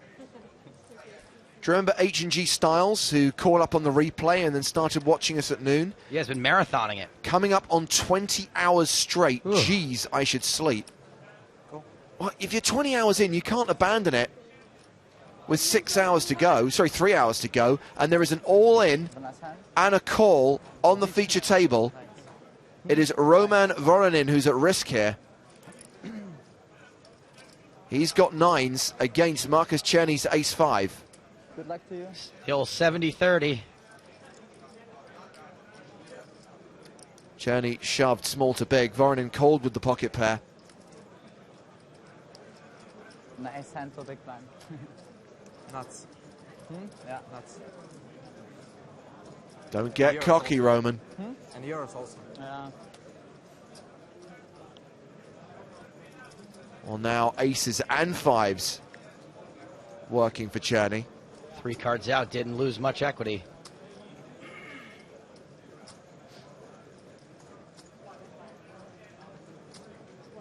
Spades, not really a factor. I guess the ace and the 5 of spades no longer working for Czerny. Well, Voronin gets the double up. Czerny left with 115,000. He is now a shorty. And apologies, thank you to Andreas for correcting me that Jonas Palsgaard and Jonas Christensen are in fact one and the same person. Rather confusingly, he's on our system as Jonas Christensen, and the live updates are referring to him as Jonas Palsgaard. So hopefully the left hand and the right hand can meet somewhere and we can get some consistency going. Somebody posted the whole history of the Singing Nun song, but it got deleted off Twitch. A couple folks on Twitter got in touch to say it's a Belgian nun who sings that song. Matthew Rabbits says, finally finished work. Time to settle down for the last couple of levels before heading out for a few drinks. Drinks on me, boys? Matthew, if you're in Barcelona, we will oblige. According to your Twitter profile, you're in Alton, Hampshire. That doesn't help us. Oh, sweet offer, bro. So Marcus Cherney now with 4 big blinds. He is very much in the danger zone. Danger zone. Lorinen has doubled up to close to 20 bigs. Dang, Marcus Cherney, he's got Kenny Loggins on speed dial.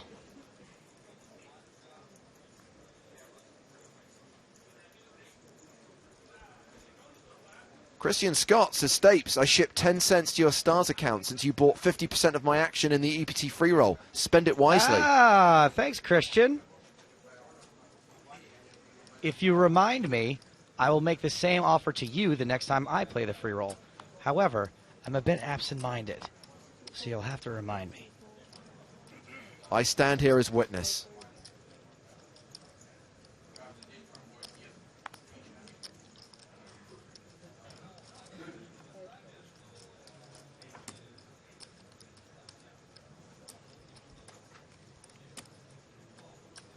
One more time. Come on, Cherney. Open shoving from the button for his 4 big blind stack.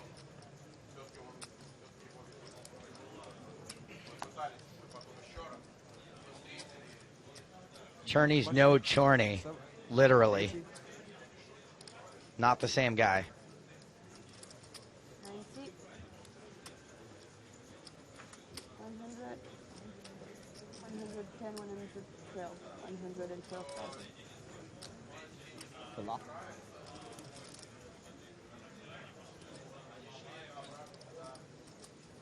Does Veronin want to do it to him again? He'd be shoving awfully wide.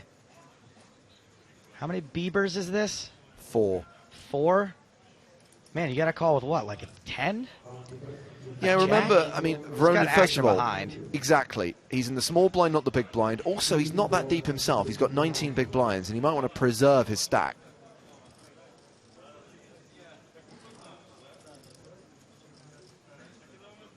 And the guy to act behind him is the chip leader. Okay, then.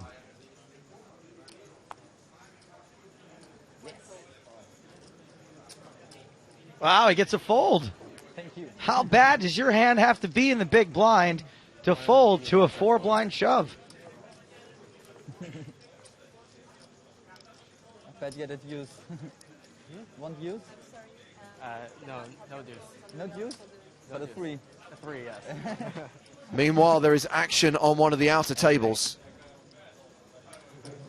Andre Akari all in with kings, called by Anthony Zinno with 4s. And a safe run out for Andre as he doubles up through Zinno. Zinno lost that huge pot, the one that went 11 minutes in the tank. Patrick Antonius. That hand was today, right? That was today.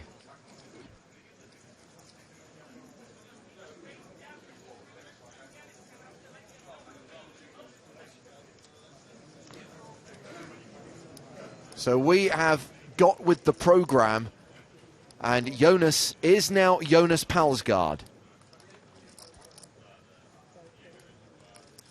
All right, whatever. It's one of those double name things, but Yeah, apparently it's if fine. we're only going to use one of them, he prefers Palsgaard to Christensen, so... Okay.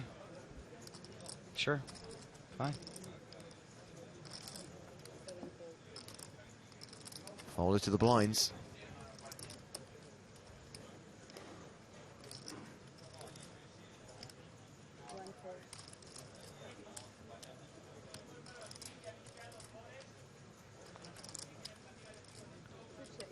Tuma from Lebanon. Up against the chip leader. Blind on blind. Vorez just completed, so this is an unraised pot.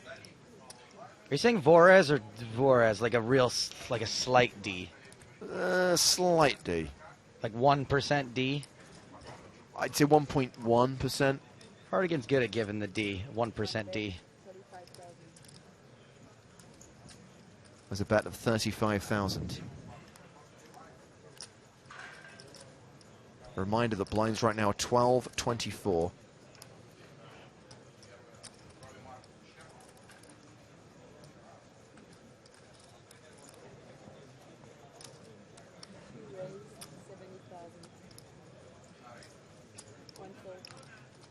A lot of tweets just suddenly flooded in with the word Dobru. Yeah, Drobu, Dobru.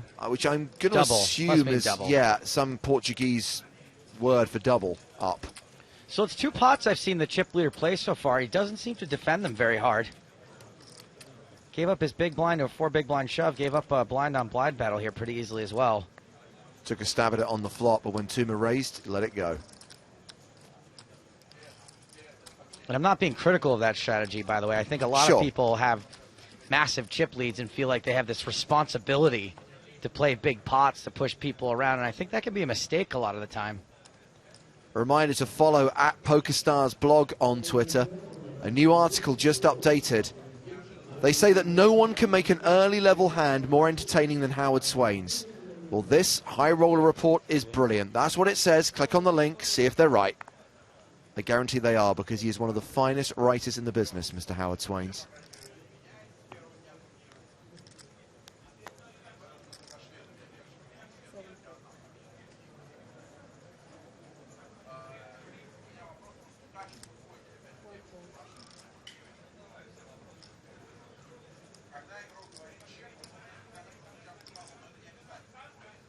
Remember the days when the PokerStars blog team used to grace us with their presence, when Rick would come in, Stephen and Howard would like chew the fat, give us updates on side events. I do remember those days, and thank God they're over. The word insufferable comes to mind. You see, I'm thinking that with these long days where we're practically on air for 12 hours, kind of the content might just come in useful just to break the monotony. No, I love those guys. I think they always bring great things into the show. I'd be happy to have any of them come in. Hint, hint. 3, 4, 6, all hearts.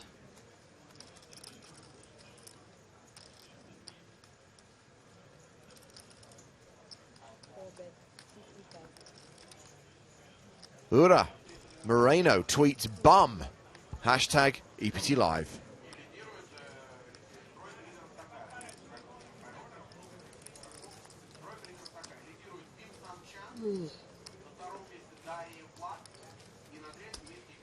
Fatigue starting to set in already? Yes. Oh, you mean the players.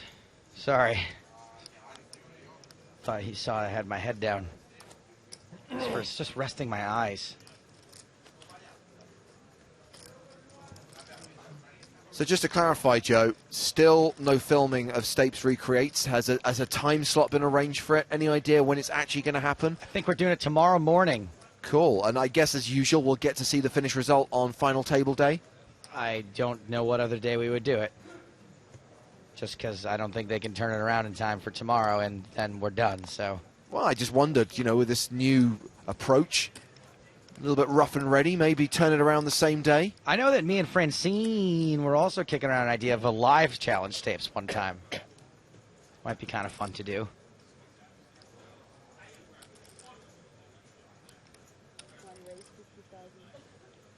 I was thinking of maybe one where I have to go through the tournament area and see how much money I can borrow from people.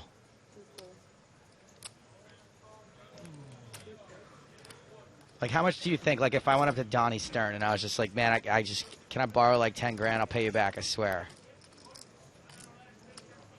Depending on his state of mind, I reckon you might get that. If there's a camera crew following me, though, then they probably assume I'm definitely going to pay them back. The so camera would have to be a decent distance and zoomed in. I think that might be a fun one, though. So the chip leader has opened to 50,000.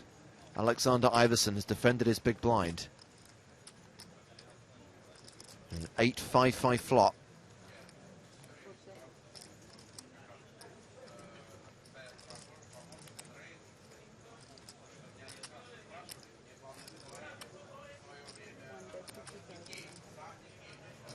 Iverson checks.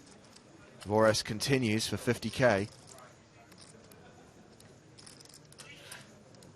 Bless you.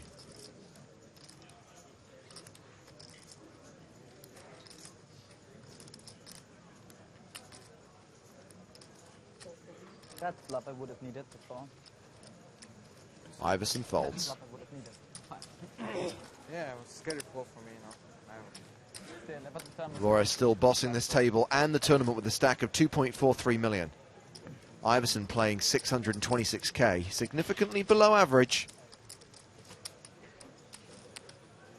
The shorty at the table, still Marcus Cherney, nursing those 4 big blinds.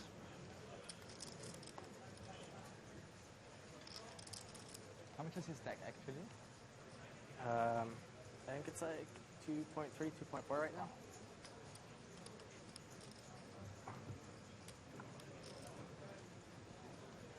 Looks like there's been an elimination from one of the outer tables. The tournament clock ticks down to 53.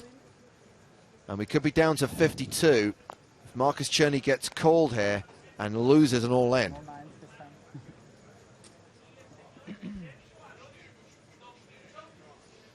much is it?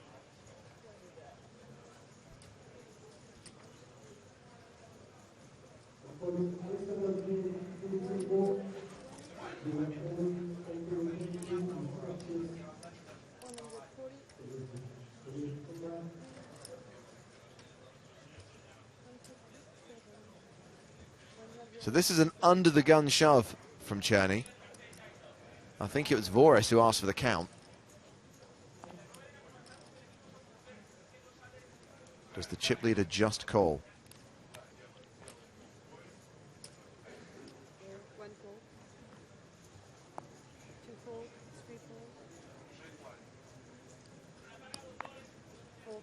So everyone else folds. So Cherney at risk. Turn him up. Again? No, come on. Vores has pocket nines. The hand that did the damage to Cherney. He's got ace-10. At least this time he's got 2 overcards. It's a race. You have 40% of a royal flush. That's pretty good. Like being a prince versus being prince. One of these two hands has a slight mathematical advantage.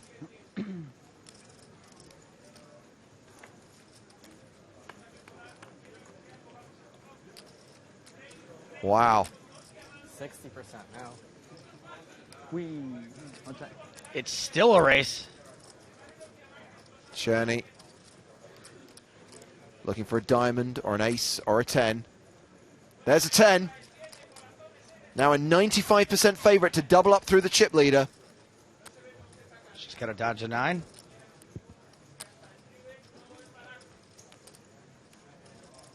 Aw, he really cares. I like that. Nice hand. You're okay, buddy. Oh. You made it. Yeah. Yeah. Thank you so much.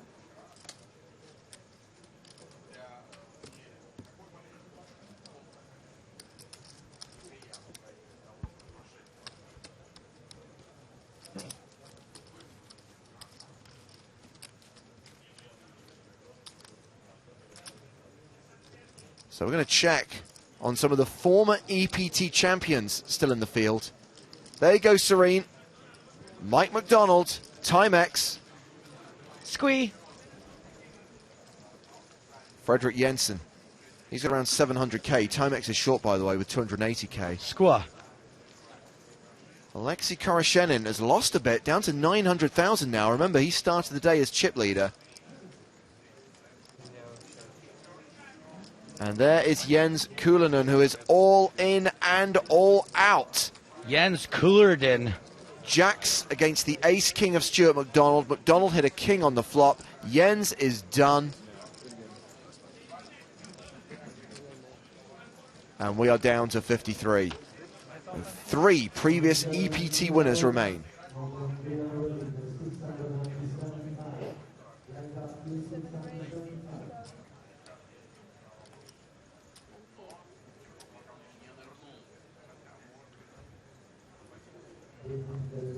There's an argument right now going on in the Skype chat as to whether or not Marcus Cherney is hot. I say yes.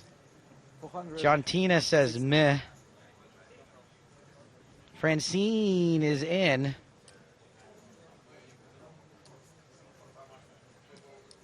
James is offering to make an introduction. Ooh, a resounding no. Now, one of our bosses does have the propensity to, when she meets one of these attractive poker players, to have very vivid dreams about him later. Especially about their fingers. Yeah. We'll call them digital dreams.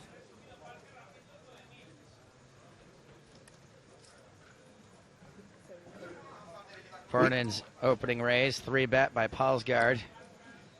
Gets a fold. You know what? I'm calling him Christensen. I don't even care. This guy's no Palsgaard of mine.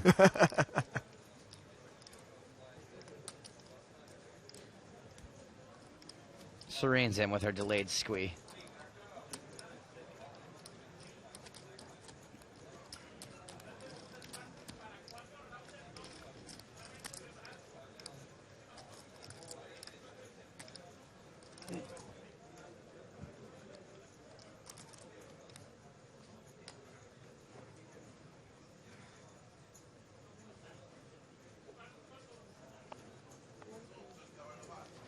We're talking about sending some new blog guy in here. What do you think?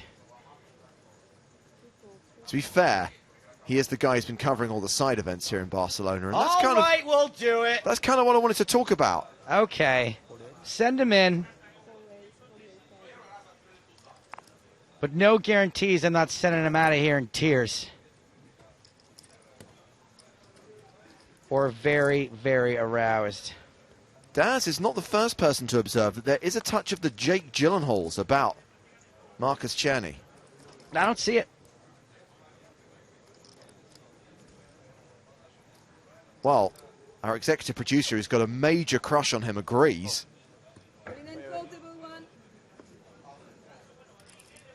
All in and a call. Jack 10 against pocket 10s. Oof. Not a race. Not looking good for Veronin.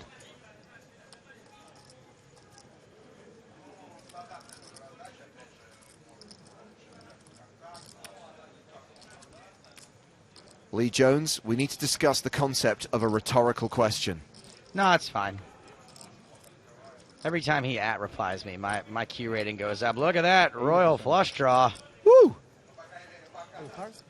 But if I'm not mistaken, the jacks are in front right now, right? They are. Even though Veronin is a statistical underdog, he currently has the lead with top pair. Bottom pair, rather.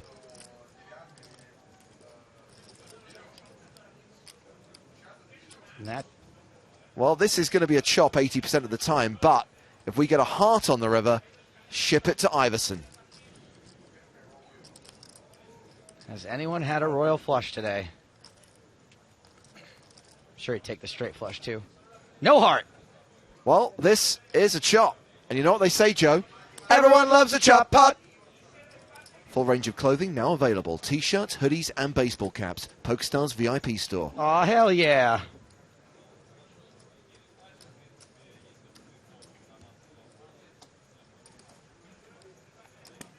Oh, this Martin.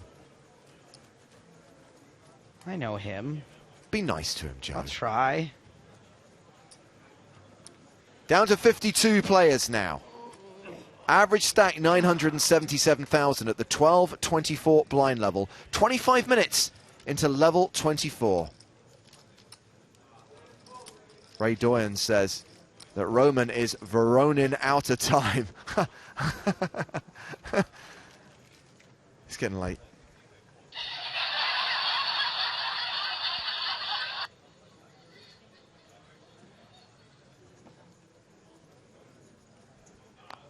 Oh, Lee Jones strikes back. What if we treated the question... Sorry, let me rephrase that. What if we treated the question, you know what they say, as rhetorical? Lee, are you saying you don't want singing? You don't want jingles? You don't want catchphrases? We're trying to bring fun to poker, Lee Jones. Fun. Yeah. We're putting the FU in fun, Lee. Sorry.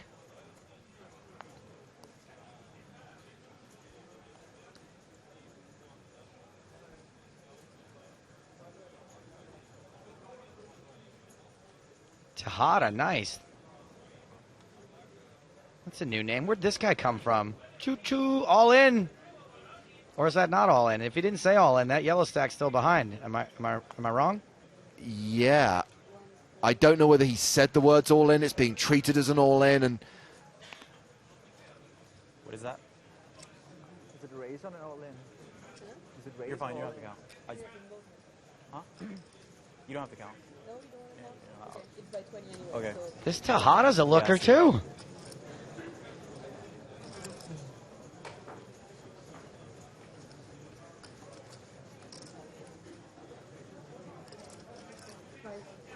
gets a fold. And yeah, he didn't actually say anything, so he would have had chips behind there had he been called. Similar effect. Stephen asks, so lads, who's repping the Aussies out there? Is Stu Mack still up and about? Yep, we just saw him bust Jens Kulinen. So Stuart McDonald still very much alive. And to answer Omar's question, first prize in this record-breaking EPT Barcelona main event is 1.4 million euros. So as promised, we are going to introduce a member of the PokerStars blog team making his debut here on EPT Live. We say hello to Mr. Martin Harris, third place finisher in the EPT Barcelona media event. That's right, that's right. I made the mistake of playing deep into the night last night. And Martin, you also drew the short straw, because while your colleagues got to rock up like 5 or 6 days into the festival, you were here from the beginning. So you were tasked with covering the Estrellas event on your own. That's true. I got here, in fact, my throat, you're going to hear my voice go into strange directions because my throat is not what it was. Because you've been shouting all the players in the Estrellas event? Exactly, just trying to be heard. Martin, answer me this question. Were you or were you not named after the Martin Lawrence sitcom character Martin? I was not. Oh, that's a bummer. That was my only question. I hope you've got some stuff for him, James. But yes, I was here 2 weeks ago almost, and then those guys, I told them I was basically, I felt like the local police force scouting the case, and I had almost figured it out, and then the FBI came in and they took over. Wow. You're equating the blog team to the FBI? I had almost solved it. You mean they came in, kicked the doors down, shot first, and answered questions later? Exactly. Okay. What were your expectations coming in, Martin? Because obviously Barcelona just gets bigger year on year, and I guess we knew there'd be an increase in players from last year. Did you think that events like the Estrellas Main and the Barcelona Cup would be as huge as they actually were? Well, I was here 2 years ago, and it was big then. And then I was at PCA, and the LAPT Bahamas was so huge. And this sort of the schedule with this big intro event with the local tour was kind of analogous to LAPT Bahamas, and so yeah. I knew it would be big. We were kind of laughing almost about 3,000 for that Estrellas main event, and then suddenly it crept up to that and went way past it, so it was amazing. The story that really took me was the Barcelona Cup, though, because that was like a €300 event with like a first prize of more than 130k. I mean, that's the kind of tournament I would play in a casino, like €300, $300. But the first prize is never ever 6 figures. Yeah, what was it, 150? About 130, I think. 130. I think it was 300 buy-in. Barcelona Cup. So what's been we got a hand brewing here. Then I got a question for you, Martin. After this hand. Yes, this hand started with a raise from Verona, and Voris' 3-bet to 135k. Action now on Amir Tuma in the big blind.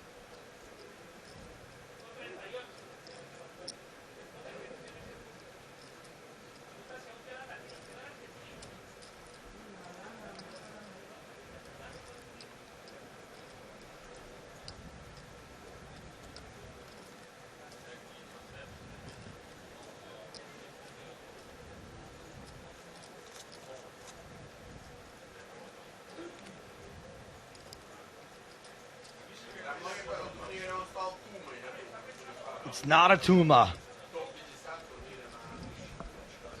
In this case, it is. It is a Tuma. actually. Well, Amir Tuma. That hand, by the way, between Jens Kulinen and Stuart McDonald, thanks to Benny for pointing this out, sees Stuart McDonald move into third in chips behind Jonas Palsgaard and Daniel Voris.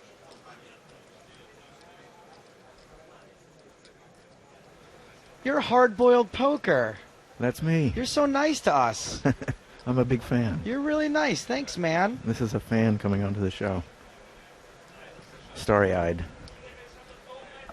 Well, you've been a very supportive fellow, and I appreciate that. Because you're well-respected in the community, and it's rare well-respected people say nice things to me.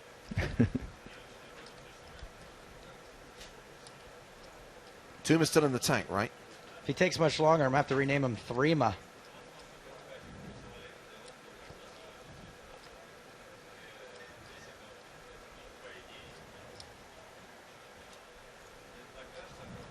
And remember, he's still got the original Razor act behind him. He folds.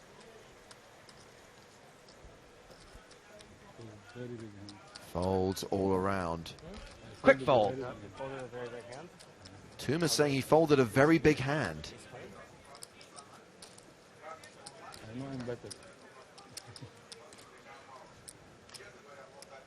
Well, let's check on some action from the outer tables.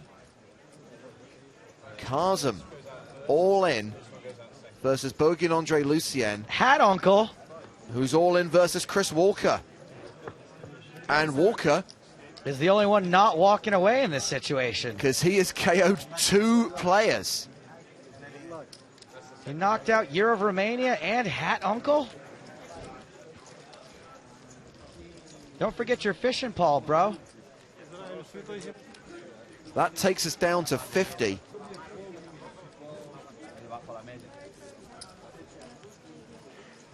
How did we get here? How did we get down to 50 from 1,694? Meanwhile, there's action at this table between John Juanda and Stephen Warburton. Stephen Active Warburton. It looks like a tabling of a hand. Trip sevens for Warburton. Juanda mucks. Yeah, Warburton bet 124k on the river. Got value from Juanda, who called there. Trip sevens, the hand for Warburton.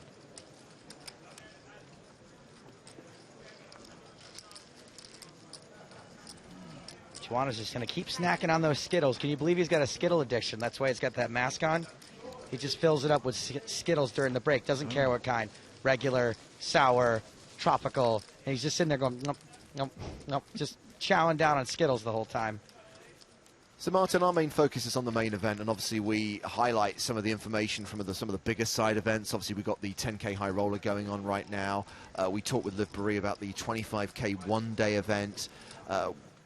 Obviously, there were plenty of live coverage of the 50K super high roller, but we're still dealing with like 4 or 5 tournaments out of 72. So your job is to basically keep your eyes across everything else that's happening here in Barcelona. What have been the events that you've enjoyed covering the most, and what have been the best stories to have come out of those events? Well, it's we were sort of following a few different ones. We had 4 Spaniards win side events, which was something of note. And that guy from Saved by the Bell, he won the Estrellas main event, right? You're talking about Lopez, Mario Lopez, yeah. Argentine. Did he sit in his chair backwards the whole time, like Lacey Slater? Not the same guy, I'm assuming, by the face you're making. For me, that event kind of dominated the first week. Sure. And it was, I was focused on it pretty intently. And Mario Lopez, I actually do a lot of LAPTs, and so I'm pretty familiar with him. He had won an LAPT about 1.5 years ago. And there was some pretty amazing poker and hands towards the end of that tournament. The young Polish player, Jose Carlos Garcia, who that old Pole, has made some EPT final tables at big EPT events, and he was leading with a couple tables to go and made some interesting aggressive plays, and Lopez called a huge bluff on that final table, and that's what propelled him to victory. What excites you? Is it seeing big bluffs called? Is it great laydowns? What gets you going? Hard-boiled poker. Probably, well, calling a bluff, being correct. In that case, he had second pair and he was calling for his tournament life, and it's pretty that was exciting. something. The big folds, obviously, you know, standing there by the table, you don't always know they're big folds, but those are actually the most exciting plays when I hear hands analyzed and broken down afterwards. Somebody who can find a fold with, you know, a bottom set or something is always amazing. So one thing we get now at every single EPT festival is all these funky events, these strange combinations and formats that Neil Johnson insists on enforcing on the poker world. Have any of those taken off here in Barcelona? Yeah, well, all the events are getting big fields, or fields that are above expectations, I think. Yeah. And they had that I enjoyed kind of trying to figure out that pot limit Raz they added yesterday, and there's the win the button, and there's Deuces Wild tonight, and well, one of the weird things I found is on day 2, so it was the first day that we streamed the main event. Play finished, I think, around 8:30 in the evening local time, and we were just kind of like finishing off for the night, and I went into the main room, which we're looking at right now, and our team were on the stage, and they'd done an amazing job of like clearing away all the bags of all the chips of the main event players, resetting, getting all the dealers set up for the nightly turbo, and then 600 new players come in and play a completely different tournament less than an hour after the main event has concluded. I mean, the turnaround time as well is spectacular. yeah, it's a organizational marvel the way they put this all together. The color-coded map they have when you walk in the door is very helpful for people who are following side events. So Neil J mentioned earlier on that Kenny Hallett, I think, won one of the side events. The pot limit Raz. That's right, and I think another winner of the side event that Joe and I noticed is Sebastian Pauli, because obviously if it's someone who's known to us as an EPT main event champ, and Sebastian really stood out in our minds because he was so emotional when he won his main event title. So great to see him still having success on the tour. We call it emotional, but he cried. Let's just put it out there. Yeah, genuine emotion rather than the "it's been emotional" line that William Kassouf dispensed. Actually, just before I walked over here, I saw the conclusion of another side event, kind of a big one, this 2K, and got down to heads up. It had about $1 million euro prize pool, and it was Richard Dubini, an Argentinian, and Jack Salter were heads up at the end of it. Did Jack Salter come second again? He did. Oh, wow. Perpetual silver medalist. I think he says that on his Twitter profile, actually. Guy finishes second more often than my girlfriend's.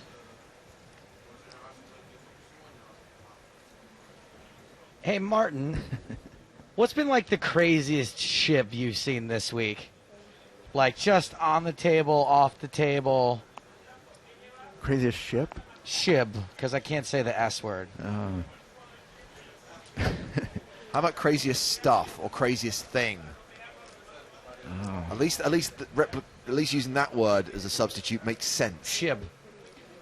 I haven't seen any shib whatsoever. No shib? You're bullshibbing me. I guess I'm just scared shibless. Come up with one.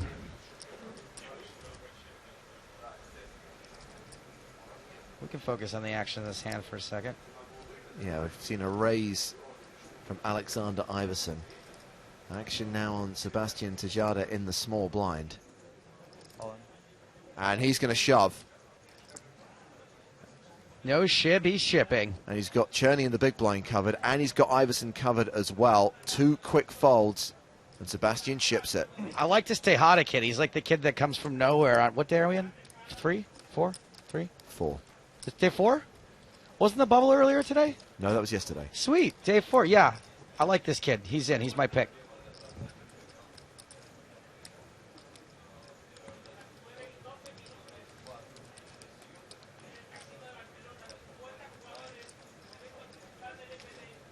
I had something I really wanted to talk about, and I forgot. Do you play poker, Martin? I do. I played more back in the day. Moar? I'm an American, and watching people play online poker a lot. Were you a winning poker player? Very modestly. Okay. At low stakes. Yeah, that's something. I won last night. What'd you? Oh, right. At so you finished third? Yes. Frank Optaward, Web Joker finished second. He's always in there. I can't remember. He's like always cashing those things. And who won? I can't tell you his name. I don't know it. It's a secret. No, he beat. Frank took my chips and he took Frank's. Random foreign media dude. Well done for winning the media event here in Barcelona.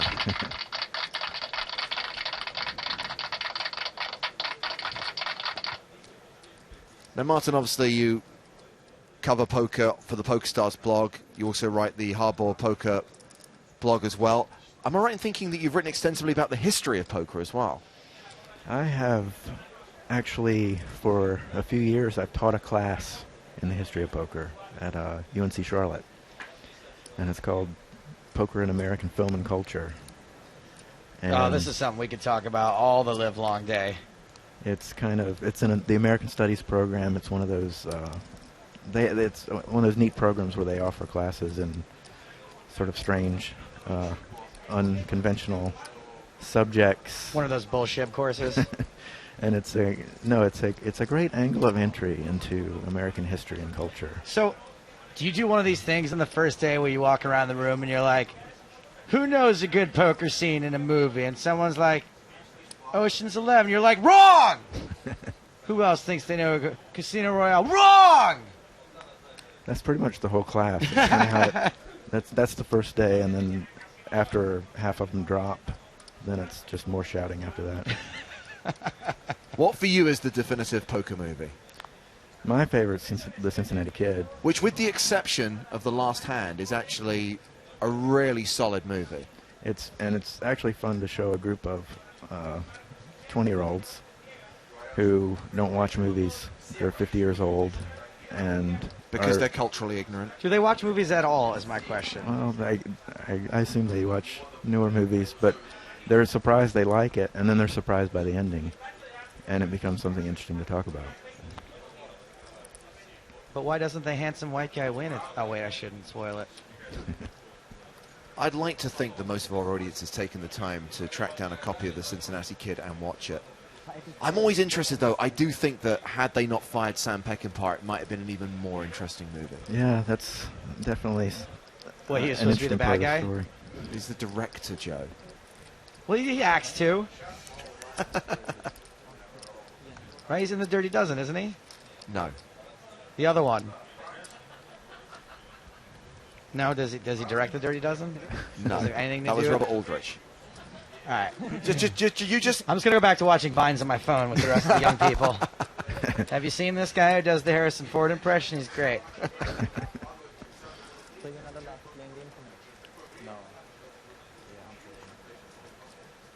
I've interviewed you before, right? Didn't you come on W Coop Radio or Scoop Radio or something once? I don't think so. Definitely. Did we have this exact conversation before where I'm like, oh, you're that guy? If we did, we've both forgotten it. Okay, cool. That makes me feel better. I feel like I talked to you on the phone once on one of the shows I used to do, but maybe not.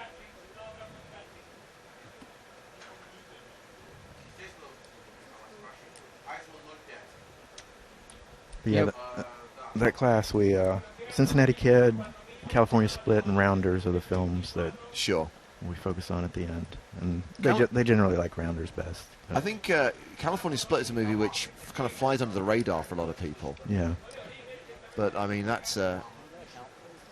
Is that the one about the divorce? No. What am I thinking? Oh, Kramer versus Kramer.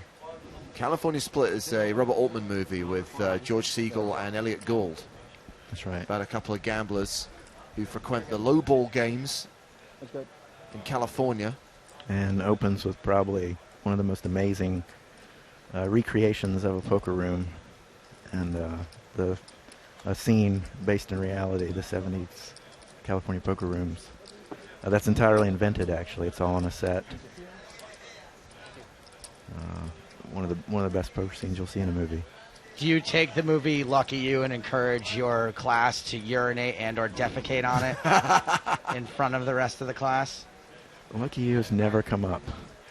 Just pretend like it doesn't exist. Did you see that Matt Savage tweeted the other day that he still gets residual checks from Lucky You? He tweeted him the other day, and the movie's came out 10 years ago, and he got a check for $837. But the weird thing is, I remember being at the 2006 World Series when they had a special media screening of it wasn't like the full movie. It was like they were screening like 30 minutes of the film. A sizzle reel or something? something? It's like a sizzle reel, absolutely. And the movie was due for release that year. It didn't come out for a further 12 months. And that's when you knew it was going to be terrible. Problems. However, as bad as Lucky You was, it was not as bad as Deal, which tells almost exactly the same story. That's one with Burt Reynolds and Shannon Elizabeth. And it has exactly the same ending. It's like, oh, he folds aces so the old guy can win.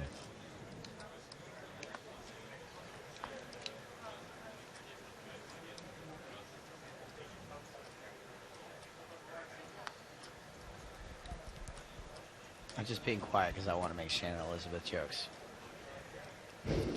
But I can't because she's been really nice to me.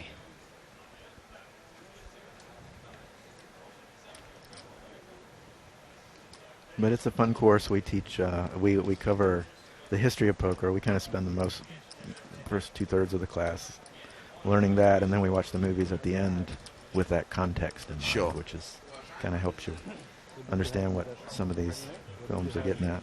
Does Wild Bill Hickok in Deadwood come up in your course? It sure does. Cool.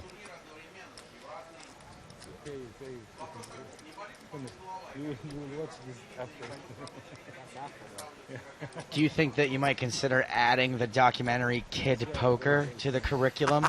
We'll see. In your course? We have actually watched that. We've watched All In, the poker movie, which kind of catches the story up the last 10 years or so. The movie that came out a couple of years back. Which one's All In? Was that the one Bet Raise Fold, or is it a different one? It was before Bet Raise Fold. Oh, okay, cool. All right. It was the one that they were just about to bring out, and then Black Friday happened, and they shot some new scenes and sort of Is it like one of these deals where you like teach all your kids about poker and they're like, well, I'm really interested in poker now, and you're like, come play in my home game because like the blinds aren't that high and bring money, ha ha, check it out. The best way to learn is to lose. I have brought chips into the classroom and we've played in the class. For fakesies. For fakes. But I've always done so with an eye over my shoulder, wondering what would be thought of it. Paul Redman joins the conversation on Twitter. He says, Shade isn't that bad of a movie. Now, Paul, you're entitled to your opinion. You are 100% wrong, but you're entitled to your opinion. It is a god-awful movie. As opposed to Evening Shade, which was fantastic. Michael Jeter, God rest his soul.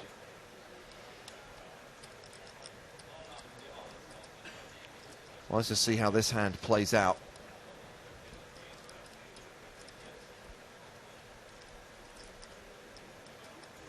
was raised by Veronin. Iverson defended his big blind. He's checked this queen high flop. And looks like we've got a 35,000 c-bet from Veronin.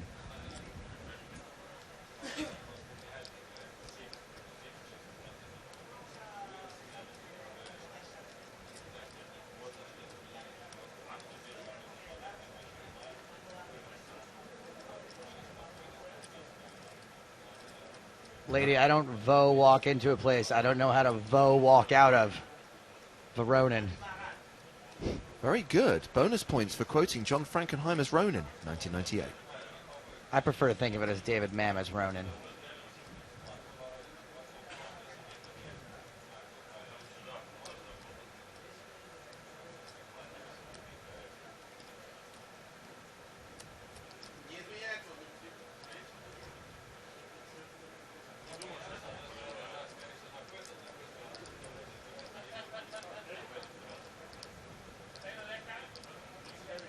Iverson checks a second time as we get the 10 of clubs on the turn. Second barrel coming from Veronin.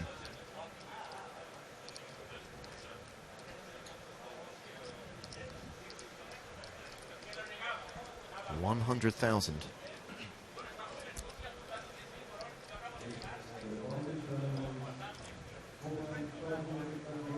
Young Yamada says, what's the best poker movie besides Rounders and the Cincinnati Kid, as Iverson folds? Well, I think we've already said California Split's worth checking out. I'm going to throw another one in the mix, Martin, a controversial suggestion, because it's not actually a poker movie. But both Neil Channing and I have reached the conclusion that The Hustler, the Paul Newman movie about pool hustlers, feels very similar to the kind of poker scene and has very much shades of that world. Heading to the outer tables, where former chip leader Heinz Trout is all in and out.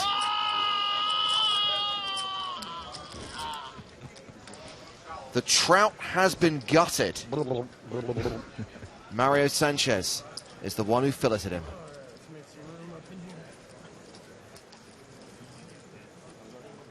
There's Frank. Frank up toward one of the live updates team doing sterling work. Sterling work. And while we're out in the field, we've got John Juanda all in with Queen 4. Matty DeMulder calls with Ace Queen. Domination situation, but Juanda hit a 4 on the flop, and he has just doubled up through Matty. Luck box Juanda. Well, Martin Harris, thank you for joining us on EPT Live. Thank you for giving us an overview of the festival. Always great to talk poker movies with anyone, anytime. And congratulations on your cash in the media event last night. Thanks very much. I'm still walking with a. You can tell he's overjoyed. He's just over the moon. I think the fact that you didn't actually get eliminated at 3 a.m. is probably the reason That's why true. he's a little subdued today.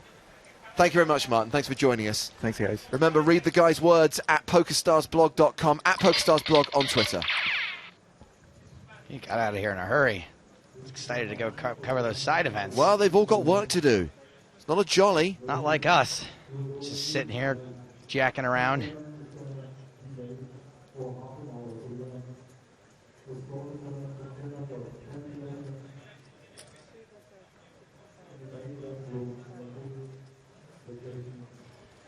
So with Trout out, 49 remain now.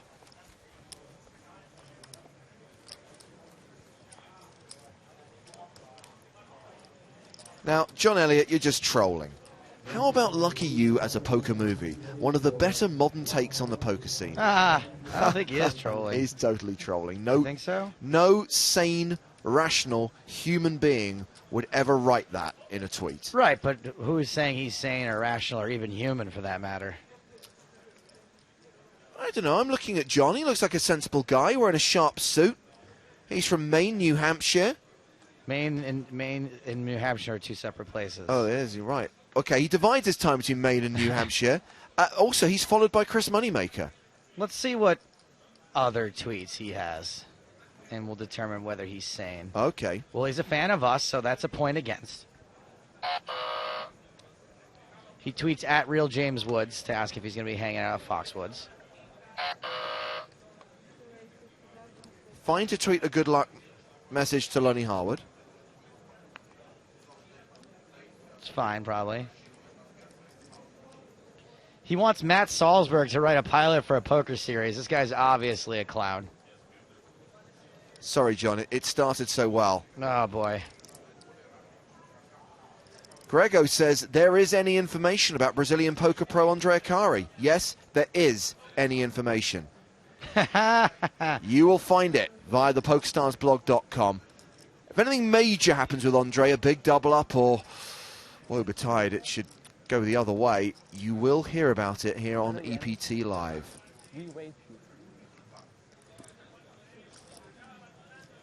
Right now, Andre's playing around 720,000, so he is below average. The average stack right now, more than a milli.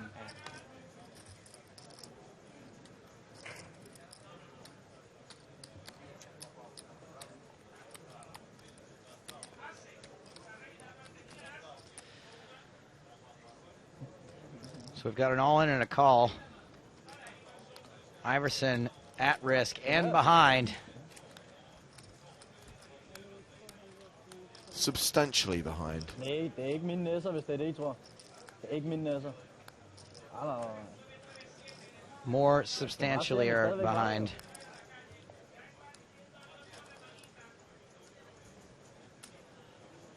Oh, here comes Sar Wolf to check out the action. It's over on the turn. We lose Alexander Iverson in 49th place. He cashes for 22,840 euros. It is a Tuma.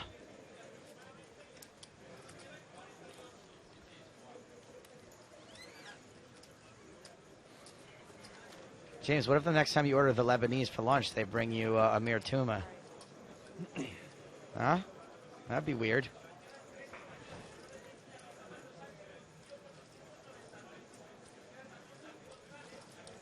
Tuma now playing a stack of 1.2 million.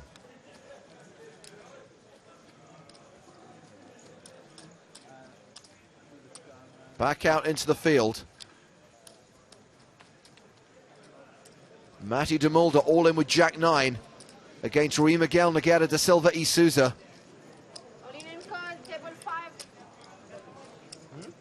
He's racing against pocket sevens.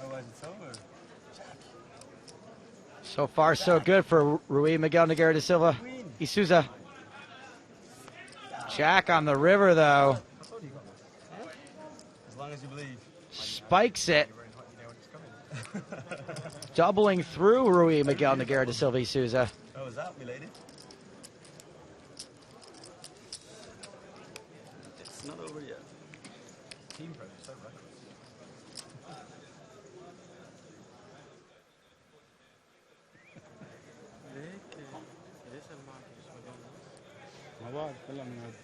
You know, it kind of looked like he had a straight, but it turns out it was just a pair. Turns out it was just a pair of jacks on the river, although to some people that might have looked like a straight. To the trained poker eye, it was a pair. We spotted it was a pair.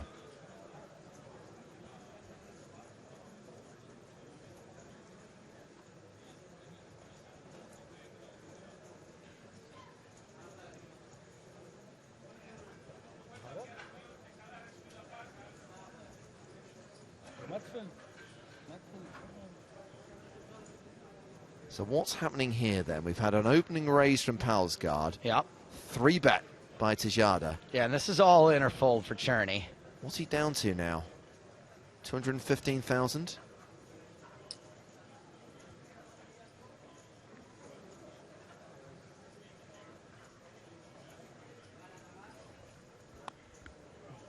Benny J on Twitch says, or Benji J. Lucky You is an okay movie, but the poker in it is pure garbage. I would take out all of the words between you and it. Or including, yeah, all the words from between you, after you, and before it is what I meant to say. Lucky You is pure garbage. Whatever, you know what I'm trying to say. I screwed that up, but whatever, you got it. No more poker movie talk. We do this every trip. Cherney! Inevitably towards the end of a long day, when we're running out of energy.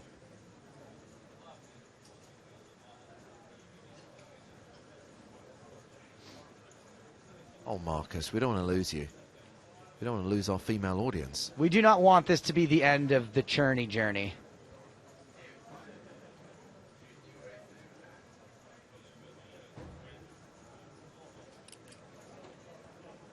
Decides to fold. In the words of Brett Maverick, he lives to fight another day. So back around to Palsgard.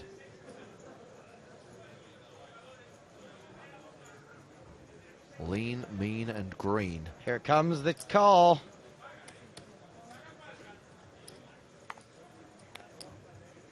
Some folks on the Twitch complaining about the tanking right there. Guys, not that big a deal. Not at this stage. Not for your tournament life. Not when you're on the cusp of making day 5. Not when you got 10 big blinds. These are big decisions.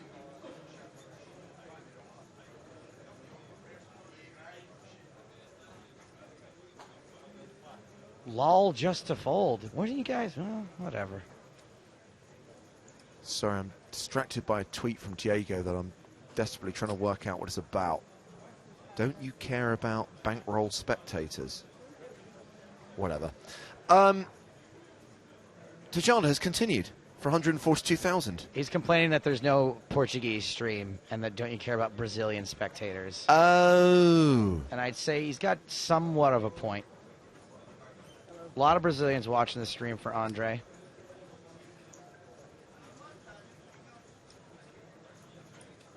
There is often a Portuguese stream.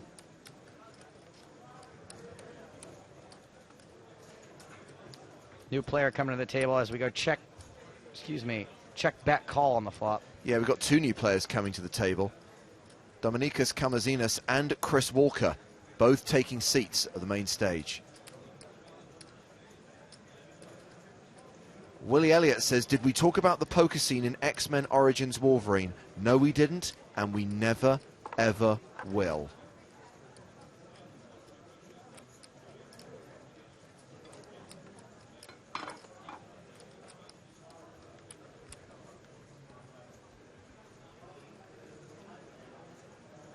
So Palsgard checks for a second time. Tejada deciding whether to bet again. There's 586,000 in the middle. He's got just over 600k behind.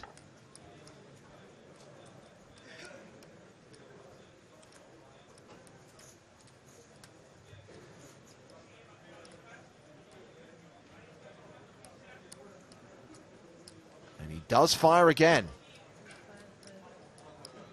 Now, we haven't seen him play at all over the last few days until he got here to this table, this level, so we don't know too much about him.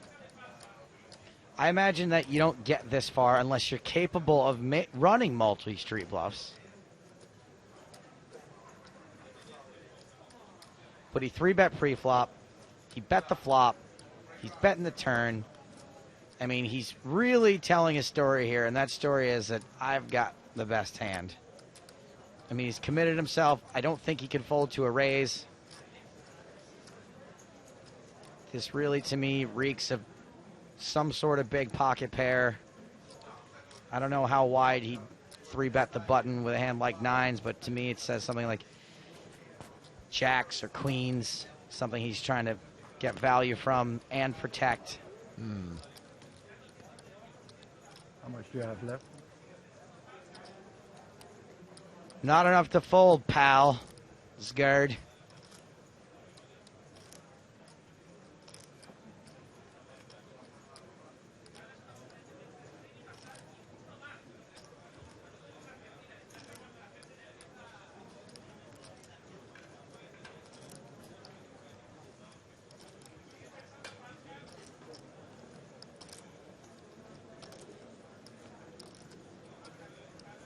Paulo Almeida gets in touch. Here in Brazil, I'm watching and supporting Andre Akari. Go Akari! The King of Scandinavia says, having just now only seen the trailer for Lucky You, I realise what you're talking about. Holy crap. I think just regular crap.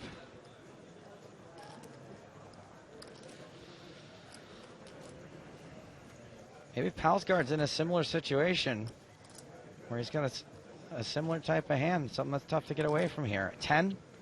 The 10's a pretty tough decision. Jacks are a tough decision.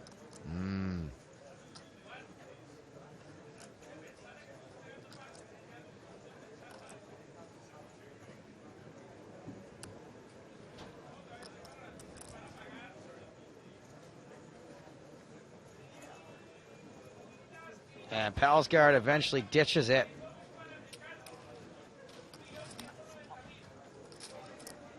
Tejada moves over the million mark. By the way, some of the folks in the Twitch who are saying that Tank took too long are saying how you only get 10 seconds online. If I could just bring up the very salient point that online, you have all of the information in front of you at all times. You know how much is in the pot. You know how much all of your opponents have. You know how much the next payout is. These are all things you have to calculate in your head when you're playing in live poker, not to mention the fact that it just moves faster online. So, you know, you got to take those things into consideration. Another elimination. Alessandro Faneri out. Eliminated by Peter Eichhardt. And that takes us down to 47 players. We've got another all-in player, though. Yeah, Matty de Mulder has just shoved. Decision on Steve Warburton.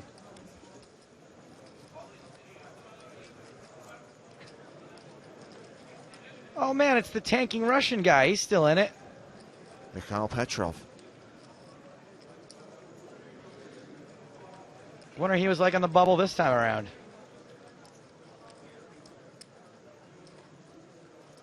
See how Steve's looking around the room? He's looking to see how much time's left on the level, how many players are left. This is stuff when you're playing online. It's all on a screen in front of you. So Matty is shoved for 700,000.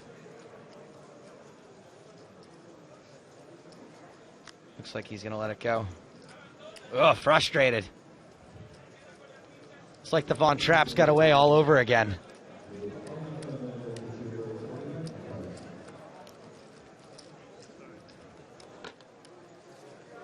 So we mentioned that a couple of new players have taken seats at the feature table. We've got Chris Walker from the UK with a 29 big blind stack.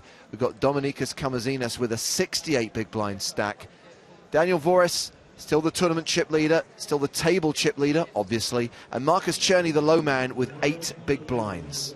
That's not a huge stack for tournament chip leader, by the way, just 100 big blinds. Now, it's a really nice stack to have at a tournament, especially this stage, but... Well, bear in mind the average, Joe, is still fewer than 50 bigs. And that's right around where we should be. Now, something I want to tell you about, because we're going on break again in 22 minutes' time, and then we'll have one more level. So 90 more minutes of poker after the next 20-minute break. And during the last level of the day, level 25 of the EPT Barcelona main event, we are going to give away a package, a trip, to the PokerStars VIP Club live event in Athens, Greece. This is taking place first week of September. The package includes $750 US for travel expenses. Which in Greece, that's going to go a long way. 2 nights hotel stay at a 5-star hotel in Athens, limo transportation from the airport, and of course, 2 tickets to the VIP Club live event. Now, James and I can tell you how awesome the VIP Club live parties are, because we just went to one. They are sick, and I can imagine in a place like Athens where it's probably, they can probably get, the money goes a lot further there. So I'm imagining this party is going to be pretty sweet. So 2 important details you need to be aware of for when we run this competition in the next level. First of all, it is only open to people who have real money poker accounts on PokerStars. So I'm really sorry, players in the United States of America, but you are not eligible. You must have a real money PokerStars account to take part in this contest. Also, apologies to those of you who prefer communicating in the Twitch chat, but the competition will be via Twitter only. So now will be a good time to set up a Twitter account if you don't already have one. The hashtag EPT Live will be used for this contest. Do it. Set it up. It's free. So that is in the next level. After the next break, a chance for you to win a package to the VIP Club live party in Athens. So this is a 3-bet pot. Tejada the aggressor again. Paulsgaard again contemplating check calling.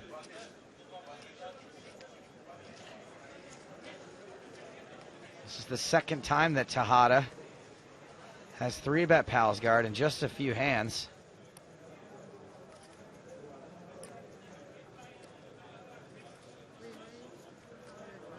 And Paulsgaard has decided to raise this flop from 85,000 to 230,000.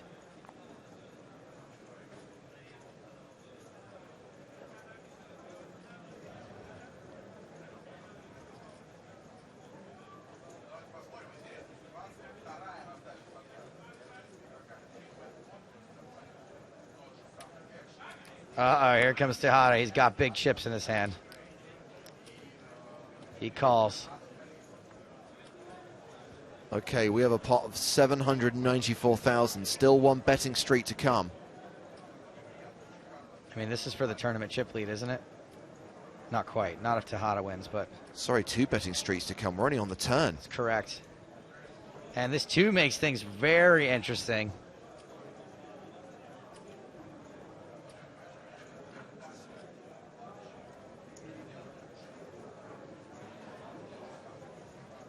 All kinds of mind games can be played now. We'll have graphics back in a second. We'll follow the action very closely. Key hand developing right here, kids. Poor old Zuli just heard us talk about that VIP club package. He says, OMG, living in the US is the worst. Such a sick prize we're missing out on. If you are an online poker fan, it's not ideal, granted.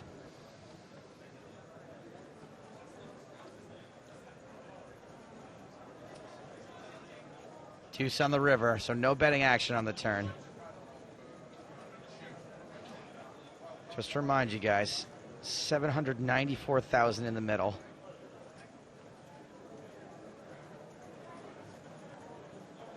And now Palsgard is going to lead after Tejada showed just a little bit of weakness there on the turn.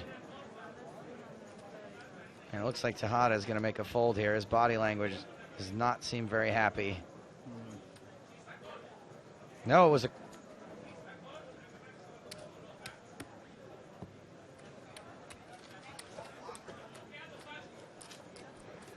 It was a call and a quick muck from Tejada. Well, I thought Tejada won the pot. Oops. Pardon me. So Tejada called. Palsgard mucked. That's probably why you saw Tejada muck his hand, Joe, because obviously with Palsgard mucking, Tejada didn't need to show. So both players mucked. Yeah, as the last player with cards, Tejada received the pot. Thank you.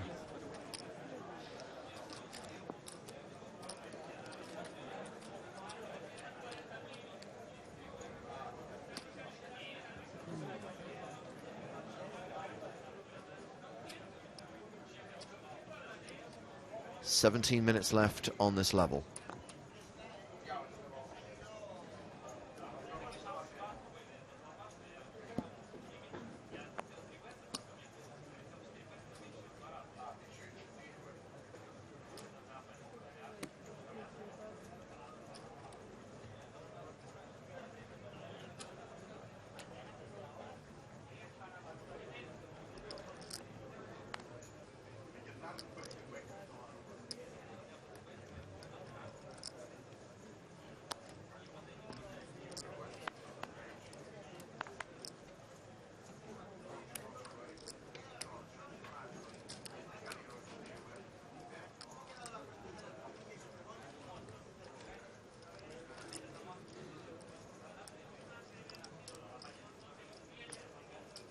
So Tuma raised it to 50,000 under the gun. Boris defends his big blind.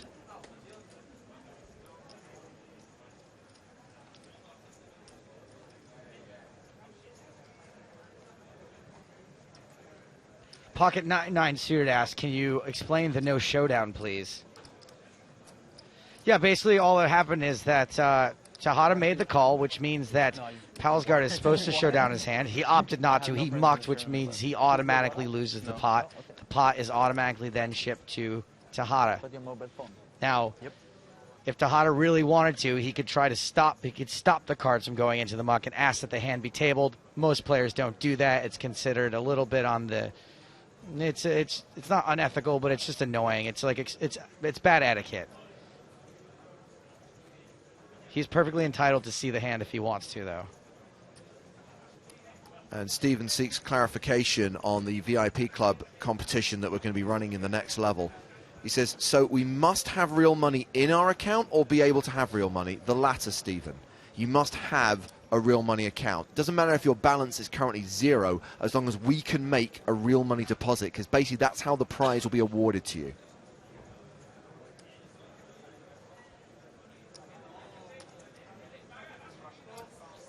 Doesn't that allow for collusion then, Stapes? I guess it's possible, but it's a pretty rare thing.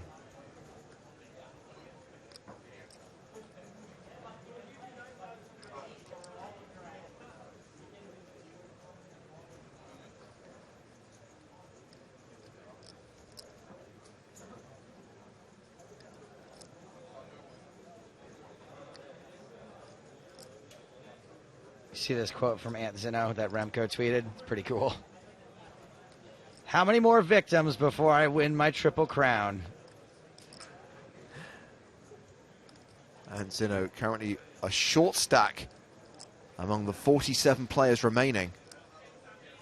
Remco, a shining star in the world of poker media, and Antonino, I've had a few interactions with him. He seems like a really, really nice guy.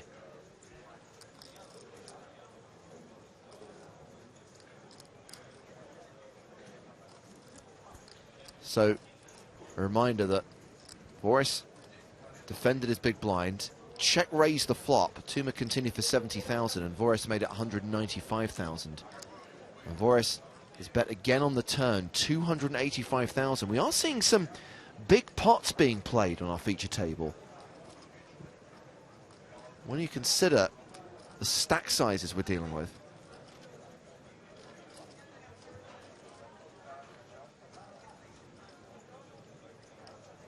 So Tuma calls the 285k. We have a pot of close to 1.1 million. Oh, hell yeah. Tuma has 670k behind. So to recap the action, Tuma was the original raiser. Yeah. Just flattered by Voris in the big blind. But then Voris check raised the flop, bet the turn, and now it'll be interesting to see whether Voris puts Tuma to the test here and shoves on him on the river. And just what I've noticed so far about Voris, like I said, he doesn't seem to be a guy that gets into these battles for no reason. He hasn't been a super active player, so I would tend to think he's got it here. Maybe he picks his spots really well, and he builds himself a nice image. However, I don't know how light he's going to be here and how often. This river bet is not for very much, though. Bets 180,000, 85,000, and gets a insta-call. And again, the action happened really fast there, so maybe he was light. That was just a small bet on the river. I don't know why you bet so small if you don't want to get called. Well, we just saw a major change in the stacks there. Tuma up to 1.92 million, and Voris, former chip leader, down to 1.64 million.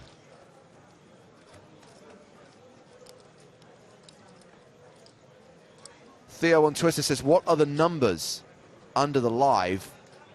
That is the field size, so 47 remain from the 1,694 who started. Had a request, James, from Mad Flavor J, who wants us to show, he wants us to turn on the camera, but he specifically wants us to show our feet. Ain't gonna happen. Meanwhile, if you want to know who the new chip leader is, it's this chap. EPT blast from the past, Peter Eichhardt. We think he's got around 2.5 million, and we think he is the man leading this field of 47 right now. Peter Eichhardt final tabled Deauville in Season 1.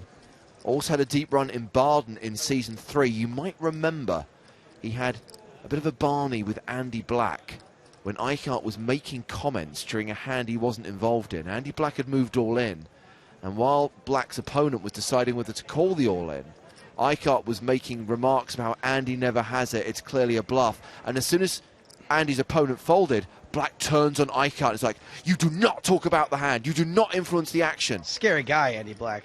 Eichhardt apologized and appreciated that he was out of line, but Andy let him have it, both barrels.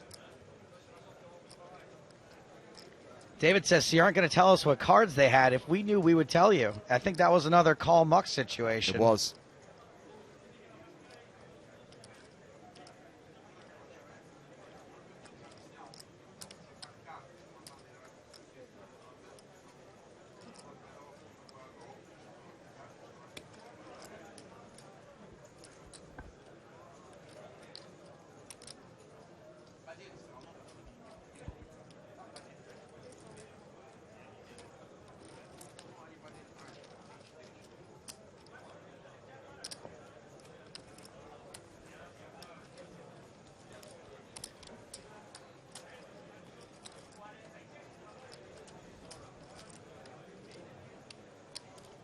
Let's just wave hello to the gang without feet for 1 second.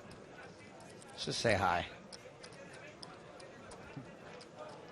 All right, I'm just gonna go ahead and turn it off now.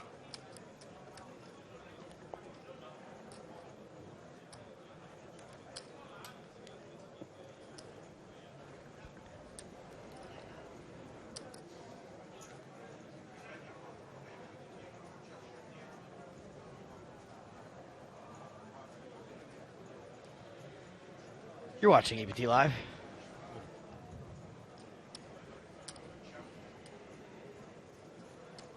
Link wants to know, where is Akari? Barcelona. Next.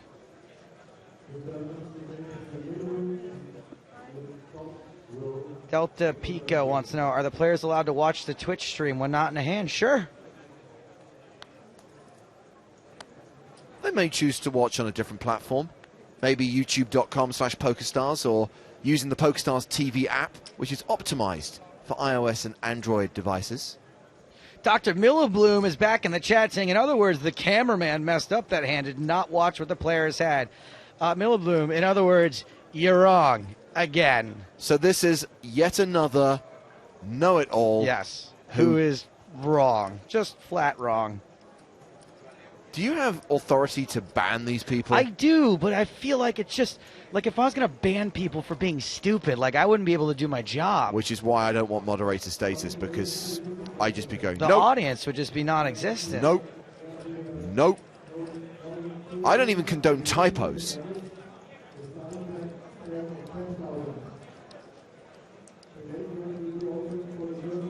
This guy's a stone-cold moron.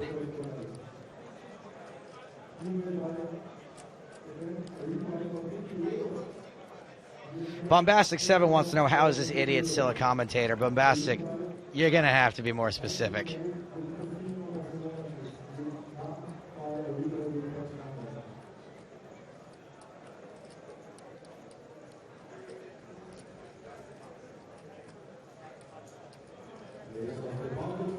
Check, bet from Walker. And he does not have a huge stack. He is well below average. He's about half average. Hello to Joe T. Says, hey, I just created a Twitter account looking forward for the contest. Hope this is the right way to participate. It is, Joe. Further instructions, further details on the competition in the next level. So 6.5 minutes until the break. After the break, final level of the day. That's when we'll run the competition to win a trip to Athens for the next VIP Club live event. Remember, you have to have a real money account on PokerStars, and you need to have a Twitter account as well. It's going to be Twitter only, this competition. Can someone in the Twitch chat, a smart person, just have a little chat with Millibloom? And I just don't have time for this. We got a game to cover, and the whole, we would tell you the cards if we knew what they were. Yes, we don't know what the cards are because we aren't keeping track of the cards. This is cards down coverage. You genius! You're watching EPT Live. And we've got action from the outer tables. It's a really entertaining table, huh? People who are watching it are having the time of their life. A situation here where Verbion Mondstad ran ace-queen into ace-king, and he is out of here. And he's not the only one. It seems we have another elimination. We're not down to 46, we are down to 45. Whoa. Alexei Ponomarev has just busted. Boy, they are dropping like poker players in a semi-shallow tournament. Adam points out that you might also need a passport to compete in that contest. Adam, yes, but I would assume that everyone knew that. However, you're absolutely right. Looking at some of the comments we get from our audience, there is no such thing as stating the obvious. So, passport, real money account, Twitter account, ability to go to Athens on the first week of September. This event is taking place on the 5th of September. Like, for example, I know many of you out there are probably being jailed at home, wearing some sort of ankle bracelet. If you're not if you're under house arrest, don't enter the competition.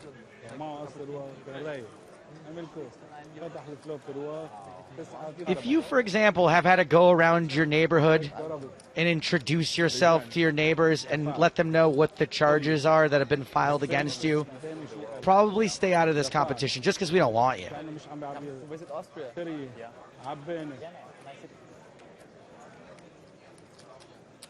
We have some poker casinos as well. Yes, Matthew is right. You must also have a pulse. You must actually be... You have to be alive.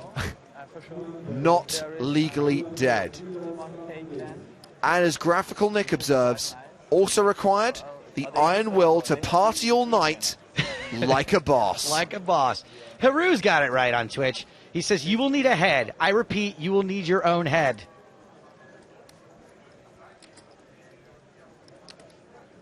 The people leader. Yeah, he won't let it. If you don't like parties, don't enter the competition. Good suggestion, Mason Derulo.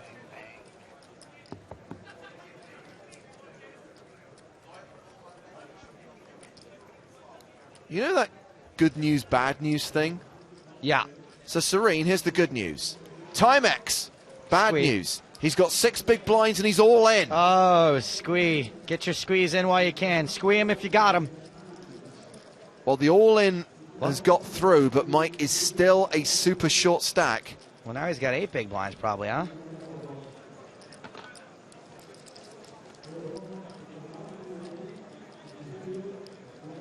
Oh, by the way, this party that we're trying to send you to, did we say the date? Yeah, 5th of September. September 5th. I mean, it's like a week away, so if you can't get away, don't go for it. Now, Zuli, who was disappointed because she's in America, said, slightly pacified by the fact that I have a prior commitment to Electric Zoo on September the 5th, so she would not have been able to go anyway. Churney all in.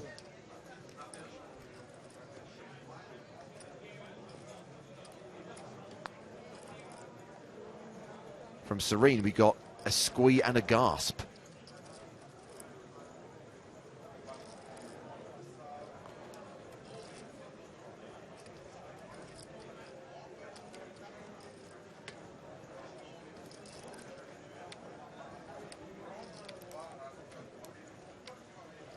Is it a Tuma or is it not a Tuma?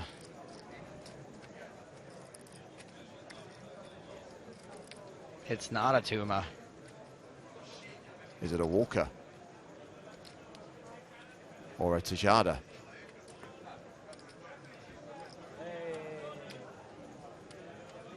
The shove gets through.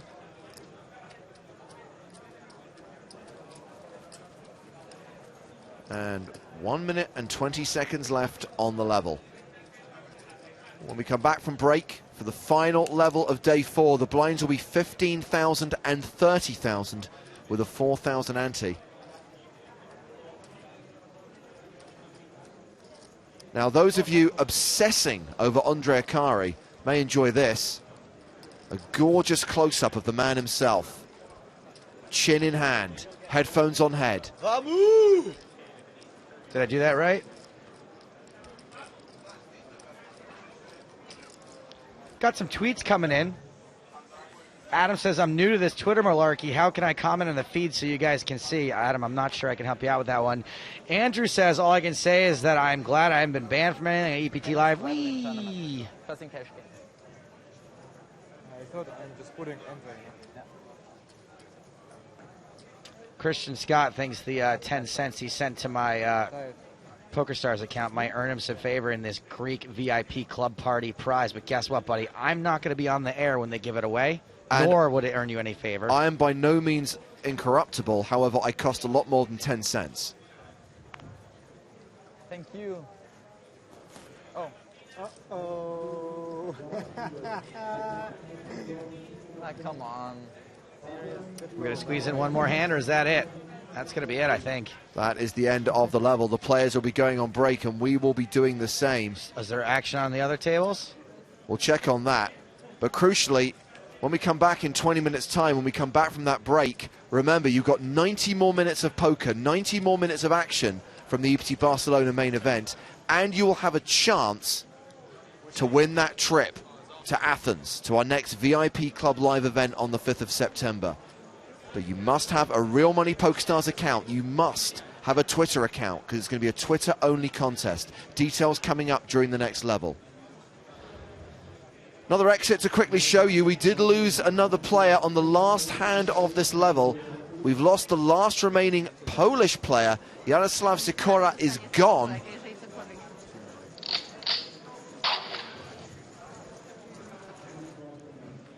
Oh, we do have action. And Andre Kari. Small to big shove. Folding to a shove there. So looks like hand has concluded at every table. These are the stacks of the players on the feature table. And yes, the blinds will be 15 and 30. Cherney, a super short stack with 7 big blinds. Tuma, the table chip leader, with 65 big blinds. Peter Eichhardt, who's on one of the outer tables, is the tournament chip leader right now with close to 2.5 million. So join us in 18 minutes' time for one more level of action from day 4 of EPT Barcelona.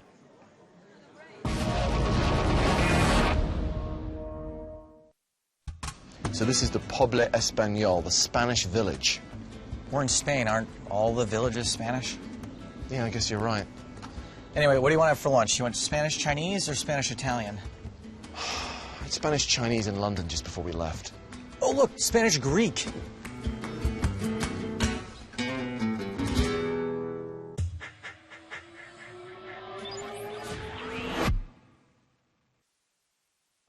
Mike McDonald is heads up against Poland's Dominik Panka at the PCA main event final table, looking to become the EPT's first ever 2-time champ.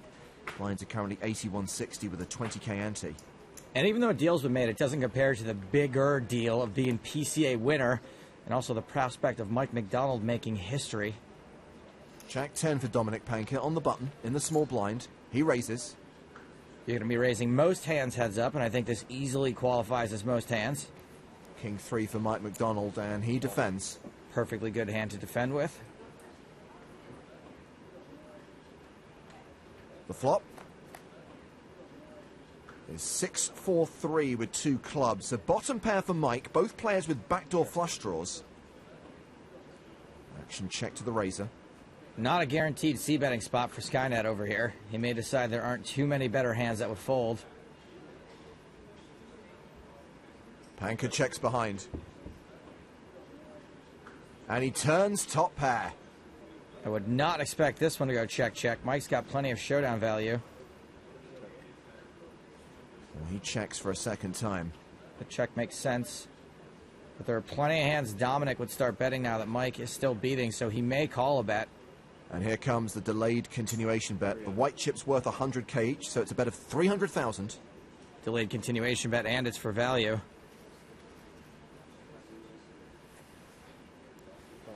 Mike calls. And he'd be beating a spade draw, any of those king and queen high, ace high hands that would bet there. A 3 on the river, trips for Timex. He blinked, that's a tell. The old bink blink gets him every time. He checks for a third time. It's a trap. I don't see Dominik not betting here. Let's use a double negative. He still has top pair. And he bets 525,000. Now I see him betting. Mike getting ready for the old check raise. If I look at him long enough, maybe he'll think I'm bluffing.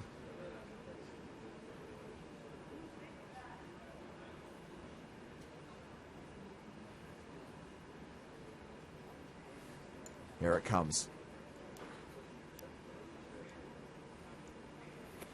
2 million. Put that raise in your hard drive, Skynet.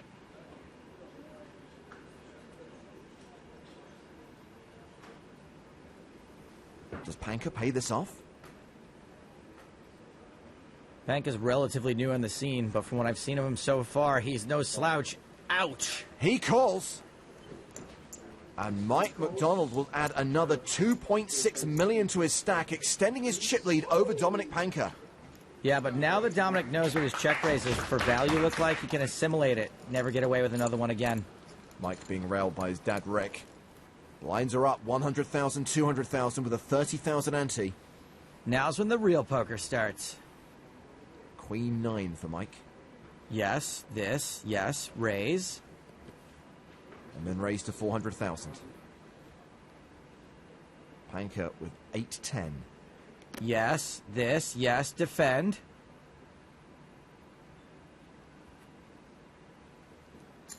He calls. Mike the favorite going to the flop. Well, that's a gut shot for Panka. Mike's still ahead with queen high.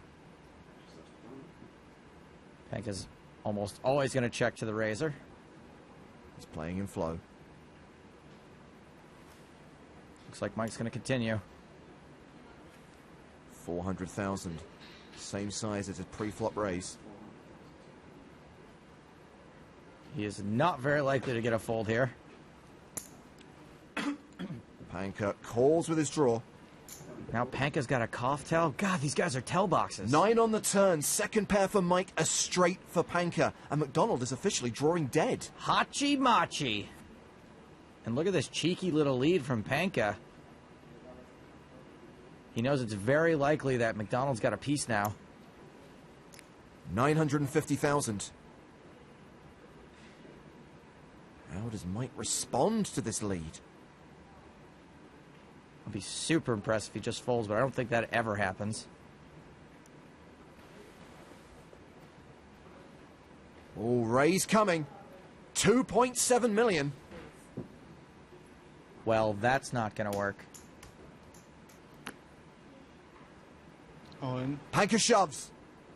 And Mike's got a fold now. He lets it go. And they're now pretty much even in chips. Yeah, go Poland. And go Canada. Dominic Panka looking to become the first ever Polish winner on the tour. It's Panka's button.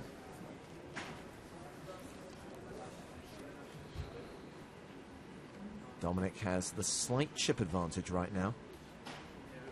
10-5, not much of a hand. I think you're still supposed to raise this heads up? He raises to 400,000. Queen Jack suited for Mike. Oh, we could see a 3-bet. No, he just calls. Perfectly good hand to take a flop with. Doesn't want to play a huge pot. Fine. And what a flop for McDonald. A pair and a royal flush draw. Panka with just a gut shot. Boy, that just looks nice.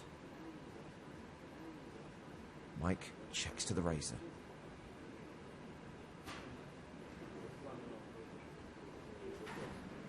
Panka's going to continue. He thinks he's going to get a lot of folds on this board. Mike would have to defend pretty wide. 550,000. Just because Mike called the raise doesn't mean he hit this board, but oh, he certainly did.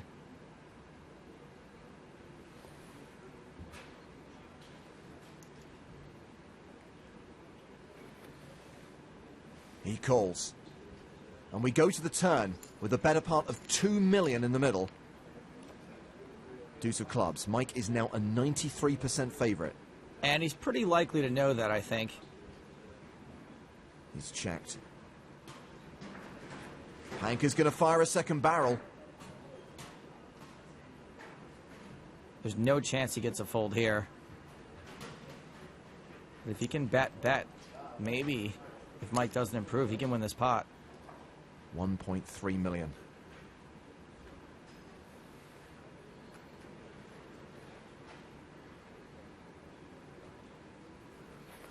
Once again, Mike just calls. He does not want to take the bluffs out of Panka's range. More than 4.5 million in the middle and a 6 of hearts on the river. Mike didn't need to improve, but he does. He's rivered the nuts. And he checks it. Panka goes for the triple barrel bluff. 2.9 million. 2.9. And look at this, a very rare show of excitement from Mike McDonald. Look how hard he's breathing. All in. He shoves. Gasp. The crowd think this is it. But it's not. Panka forced to fold. It wasn't the big one, but it was a big one. Mike McDonald reclaims the chip lead as this epic heads-up battle continues.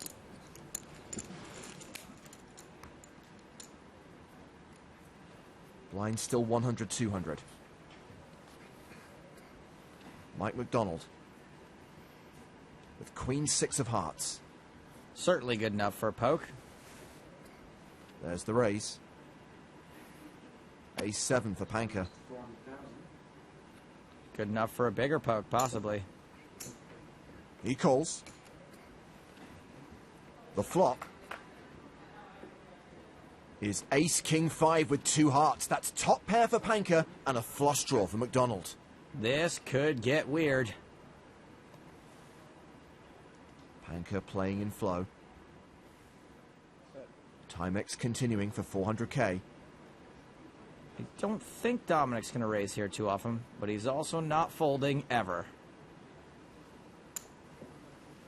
He calls. The turn card is the 9 of hearts. That's a flush for Mike, but Panker has a redraw to the nut flush. So still just ensures that he's not folding. He checks for a second time. I don't think Mike's ever giving a free card here. Tons of hands you can get value from, specifically aces and the ace of hearts. Roughly half the pot, 800,000. And Dominic is never, ever, ever, ever, ever folding here. Ever. And he's not folding twice on Sunday. He calls again. So we now have nearly 3.3 million in the pot. One card to come. That card is the Jack of Spades, so the board bricks out for Panker. What'll be really interesting is if Dominic can get away from this. Check. He checks to Mike.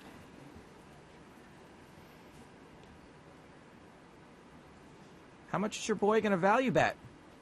I bet it's a lot.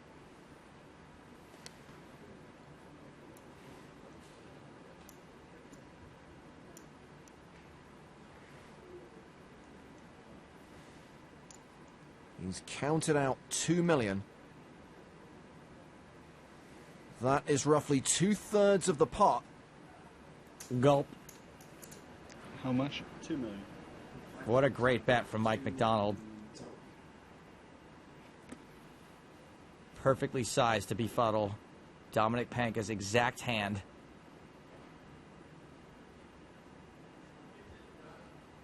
The most bizarre part about this, Dominic is a machine. He already knows what he's doing. He's just waiting so he seems more human. He makes a fold, a good lay down. A fine fold. Fantastic. Hospital corners. Mike McDonald extends his chip lead. It's roughly 19 million playing 11.5 million, and they play on. One looking to become the first 2-time EPT champ, the other hoping to become the first ever Polish winner on the tour. To see the conclusion of the 2014 PCA main event final table, go to youtube.com/PokerStars.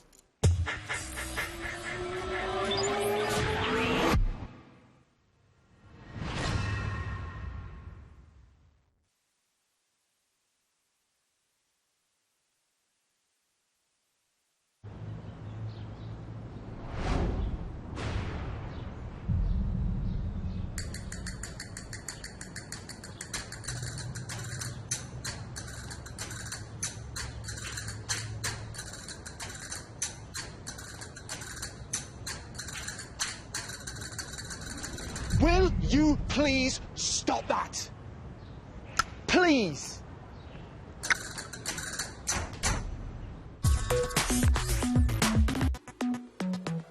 Tom Middleton being railed by Toby Lewis, who may have a stake in Mr. Middleton's action. It's an absolutely great feeling to be this deep in a tournament and have your friends show up to rail you, I assume. Blinds 20,000 and 40,000 with a 5,000 ante. Ace-Jack for Pasi Sormanen. I like the way Posse peels his cards. It's like they're telling him a little story. Ace. Jack.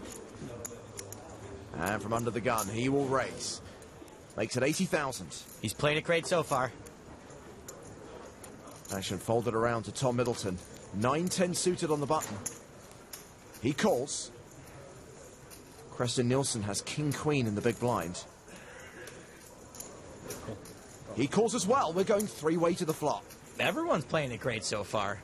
Shame 2 of them have to lose. Well, Middleton flops best. He's got top pair. Check.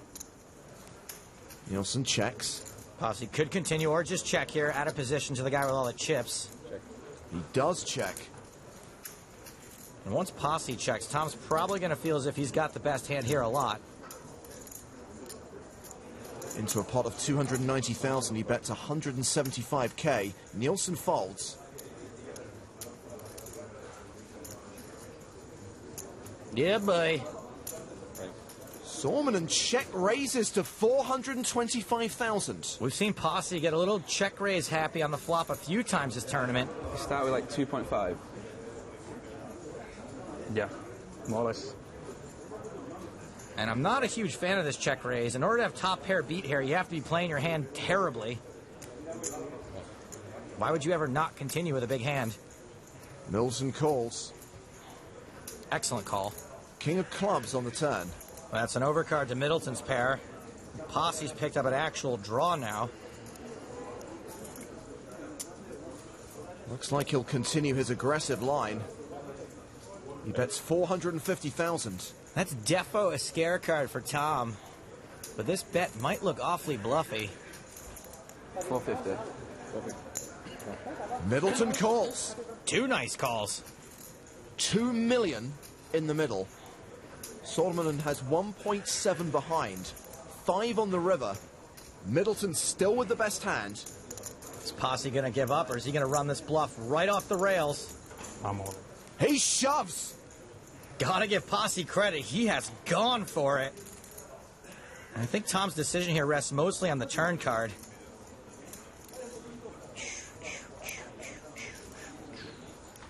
If Posse had been raising the flop with an airball, there's a pretty good chance the king hit him. Sure, he could have been check raising bottom pair, but I think like NASCAR, this is all about the turn. If the turn card were anything but Broadway, this bluff works never. Good bluff. Midi folds. He's got you the bluff. I think so too. Well, I would take a half a dozen Creston Nielsen celebrations over one bluff slam the cards down. You had ace-10, I knew it. No, I didn't have ace-10. But you had 10, right? Cool story, bro.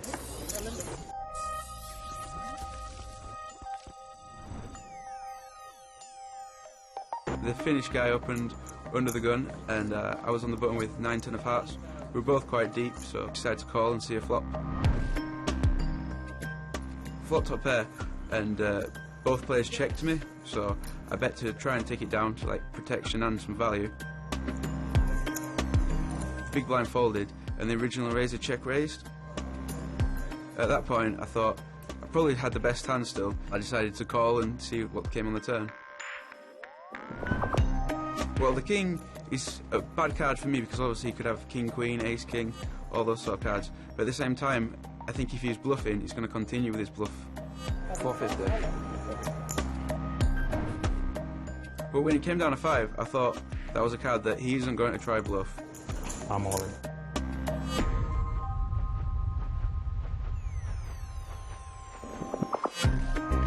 It's really hard for him to have a value hand there. I was inclined to think he was bluffing, but at the same time, it's a lot of chips deep in the tournament. Like I can only beat him like losing his head, and that's what he had done, and I folded. Good bluff. I think so too. I could still fold and have 2.8 million deep in an EPT, which is still a great shot. Whereas if I called and got it wrong, I'd have been shot and I'd have been gutted.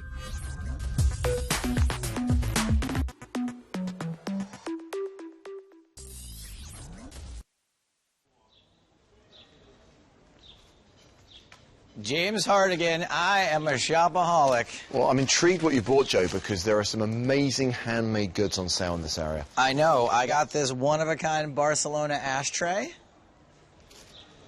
This is made in China. I know. Isn't it great? And I got this naked lady pen. Come on. Check this out. No, check this out. Look, look, look. Woo! You're missing it. Hello. Hi.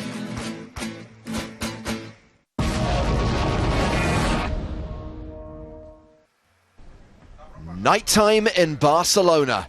90 more minutes of poker to play on day 4 of the PokerStars.net European Poker Tour Barcelona main event. Hello everyone, it's James Hartigan alongside Matt Broughton. Hello everybody. So 44 players coming back from break, Matt.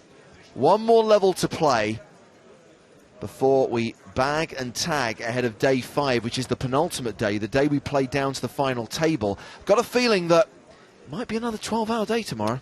I think if we want to get anywhere near a final table with less than 22 people, yes, we need a lot more pokers. Now remember, as well as watching some world-class poker action here on PokerStars.tv, you're also going to get the chance to win a PokerStars VIP Club Live Athens package. That competition running during the next 90 minutes. And a quick reminder that in order to enter that competition, you must be a Real Money PokerStars player and you must have a Twitter account, because it will be Twitter only through which we'll accept your competition entries. Yes, and do remember, if you want to chat with us while we are here in the booth, hashtag EPT Live. We are monitoring the Twitch chat. Moves so fast. Hi, everybody, saying hi to me. Email, I think, might still work, and letters. Just address them to James, courtesy of poker@PokerStars. Do it Harry Potter style. Send an owl. Really? What? Hang on a minute. Yeah, I'm pretty sure I've... Thank you, Hedwig. Oh, that didn't last very long. So yeah, 44 remain from the 1,694 who started in this record-breaking main event. Blinds are currently 15,000 and 30,000 with a 4,000 ante. Sebastian Tejada raised the button here, called by Roman Voronin in the big blind. We've got an ace, 8-7, 2-club flop.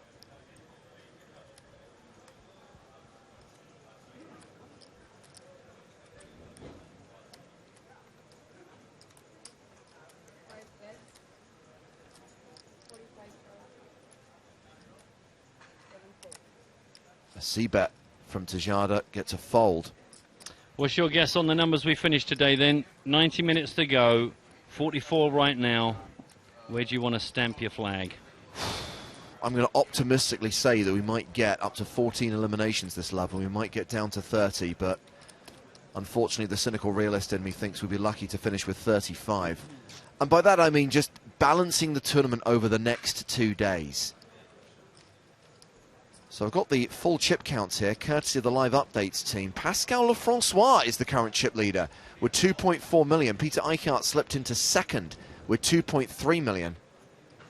We know we've got a lot of Andre Akari fans out there. We'll get an update on Andre's stack ASAP. Chips ahoy.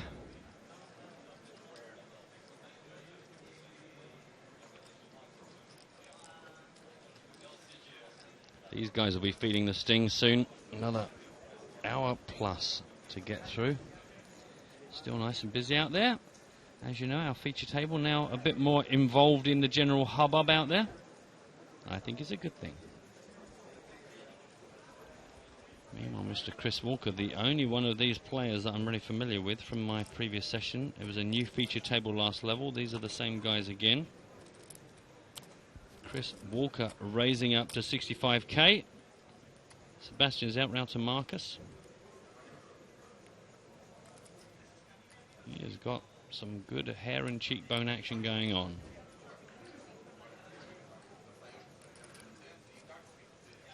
So yeah, Andre Akari, one of the shorter stacks right now with 570,000. The other member of Team PokerStars Pro, Matty DeMulder, with a much healthier 800,000, but still below the average stack right now, which is 1.1 million. Mike McDonald, super short, 230k, fewer than 10 big blinds. All in, meanwhile, from Marcus Cherney here, 207,000.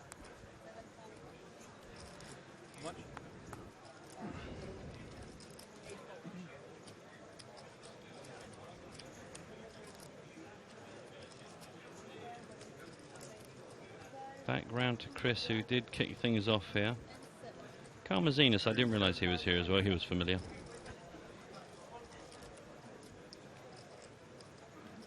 While Walker thinks about this decision, let me address Adam's question. He says, James, I don't know who your co-commentator is. Can I follow him on Twitter?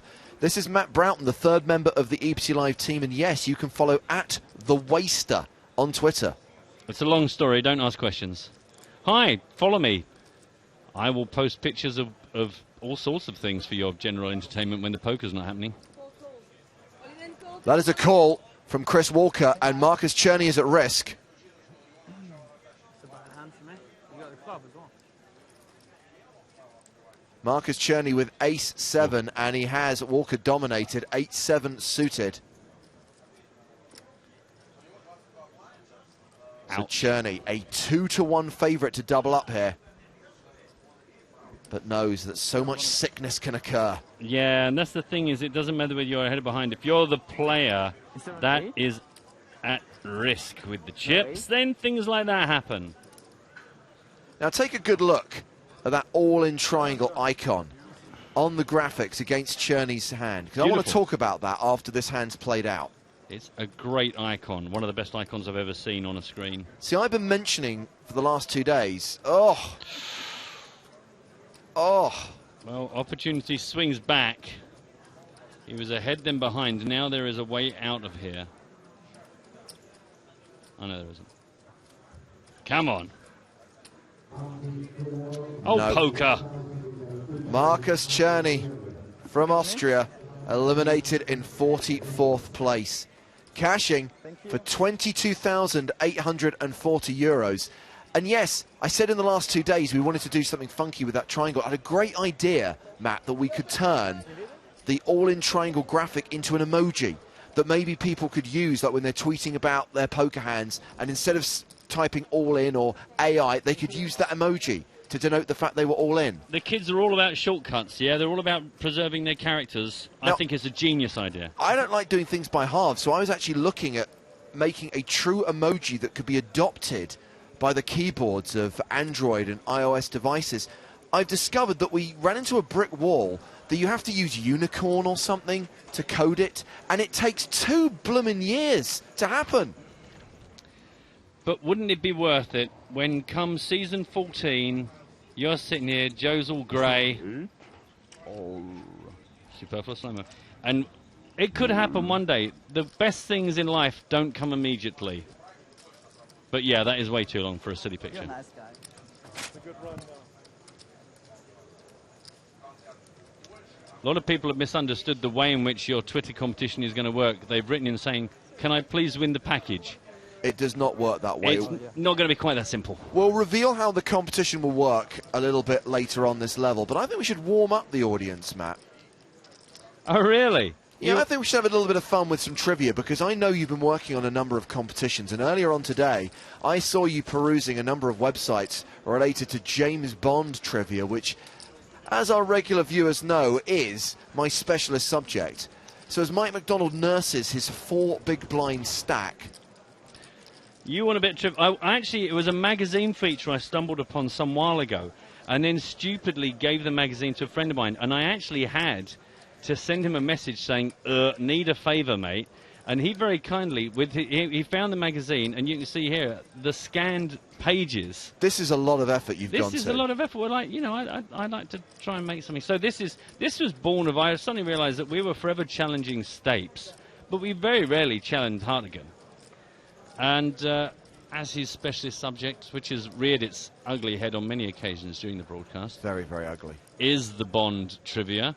I thought I'll throw a few things at him. And you guys can join in. But basically, the rule I'll put on James is if I throw him a question, he has to take a good 30, 45 seconds just to allow you guys on the Twitch and the tweet to throw some answers at me as well. And I just want to be clear, this is just going to be for fun. Yeah. No prizes attached. This is certainly not the competition for the Athens package.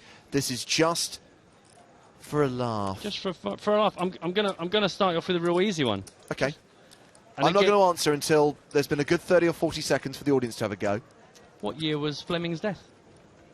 Okay. Leave you with that. Leave the crowd with that. Don't Google it. Do me a favour, don't Google any of these things. How about, can I write it down for you? Yeah, so you know can. that I know the answer. Yeah. James has got it right. I say I knew that he would, but I thought, you know what? Let's just crack into the Bond trivia. No Googling, no Googling. I mean, you can do, but it's just boring, isn't it? And it's more fun to get it wrong. Uh-oh. Serene, I've got some bad news. Man.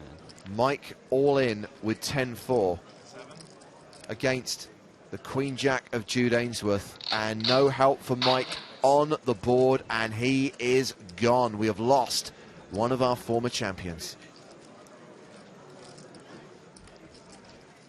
So, who have we still got left? Is it just Frederick Jensen? No, Alexei Koroshenin's still in as well.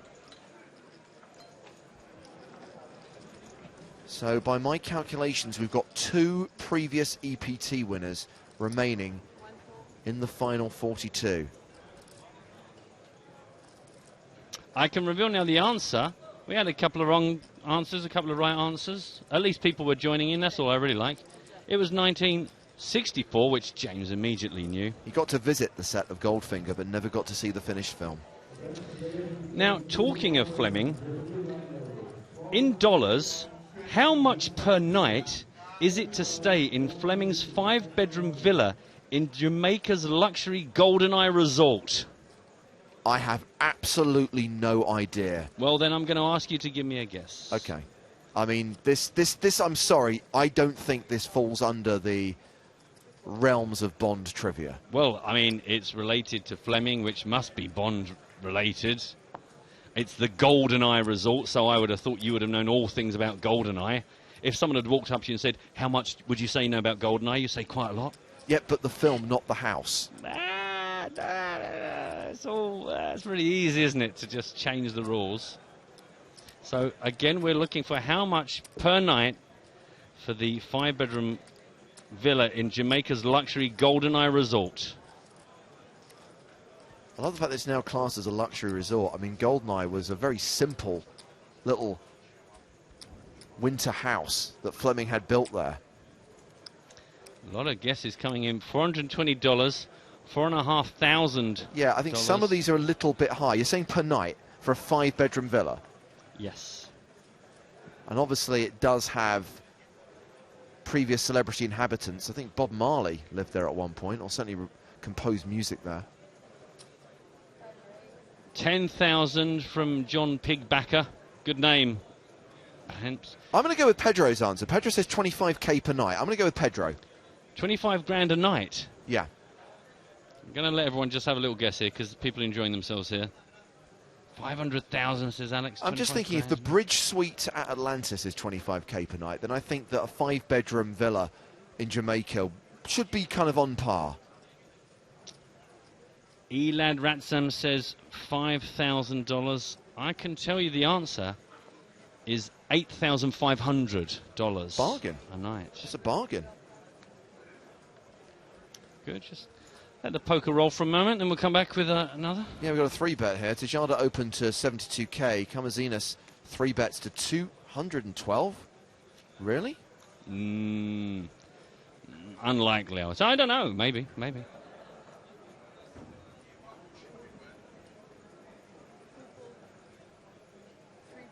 Well, everyone else has folded, so it's back on the original razor.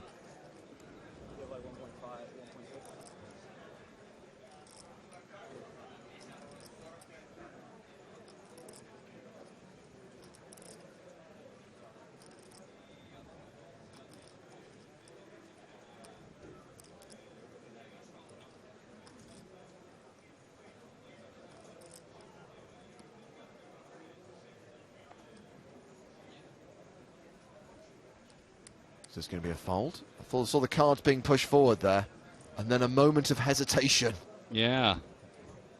And now some chips. Love Carl's guess, $1 a night. I mean, I know I was a little bit over, but that is significantly under. Yeah. Yeah, there's no prizes for the worst, lowest guess.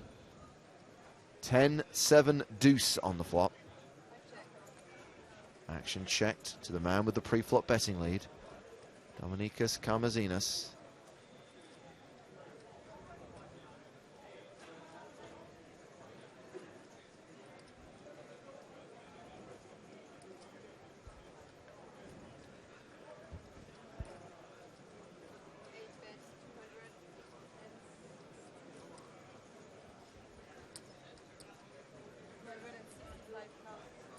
How much?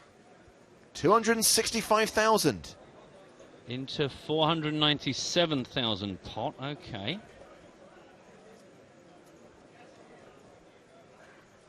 Oh, wow. Nicola has confirmed. The information I had was it was a range between 6,600 and 8,500 and has come in. It's different summer, autumn. Autumn is when it's 8,500. Summer, 6,500. Well, good Lord. You can trust me, audience. I don't just make these numbers up.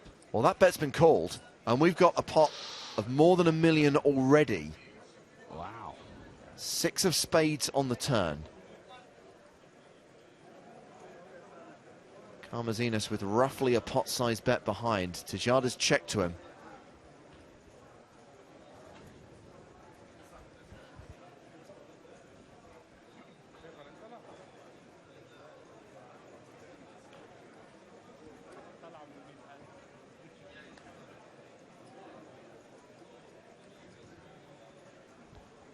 Two streets of betting to go. Come on. Oh, has he checked it down to the... That's a shame. That's a shame. I would have liked to see much more money go in the middle here. Interesting card. An ace on the river. Tejada checks for a third time.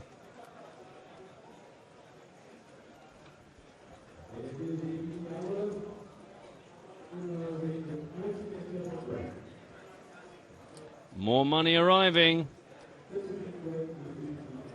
Get the fresh breath mint chips out. Wow, snap called. Karmazinas says good call. Tejada tables ace-jack, king-queen, the hand for Karmazinas. Good Lord, he got out of hand with that, didn't he? And that sees Tejada move up to 2.91 million. That'll give him the tournament chip lead. Karmazinas down to 725,000.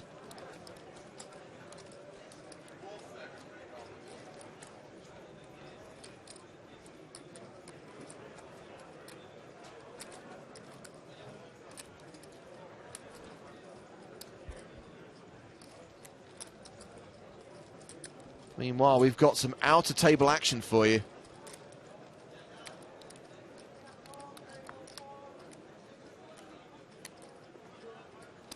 A hand involving John Juanda and Anthony Zinno. My favorite hand. Zinno all in with sevens. What did you call? And John Juanda with tens.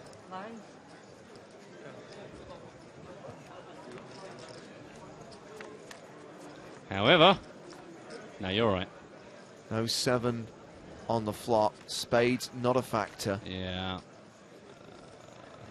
Has to be a 7. It's a 10. And that is the end of Anthony Zinno, eliminated in 42nd place. And a near double up for John Juanda.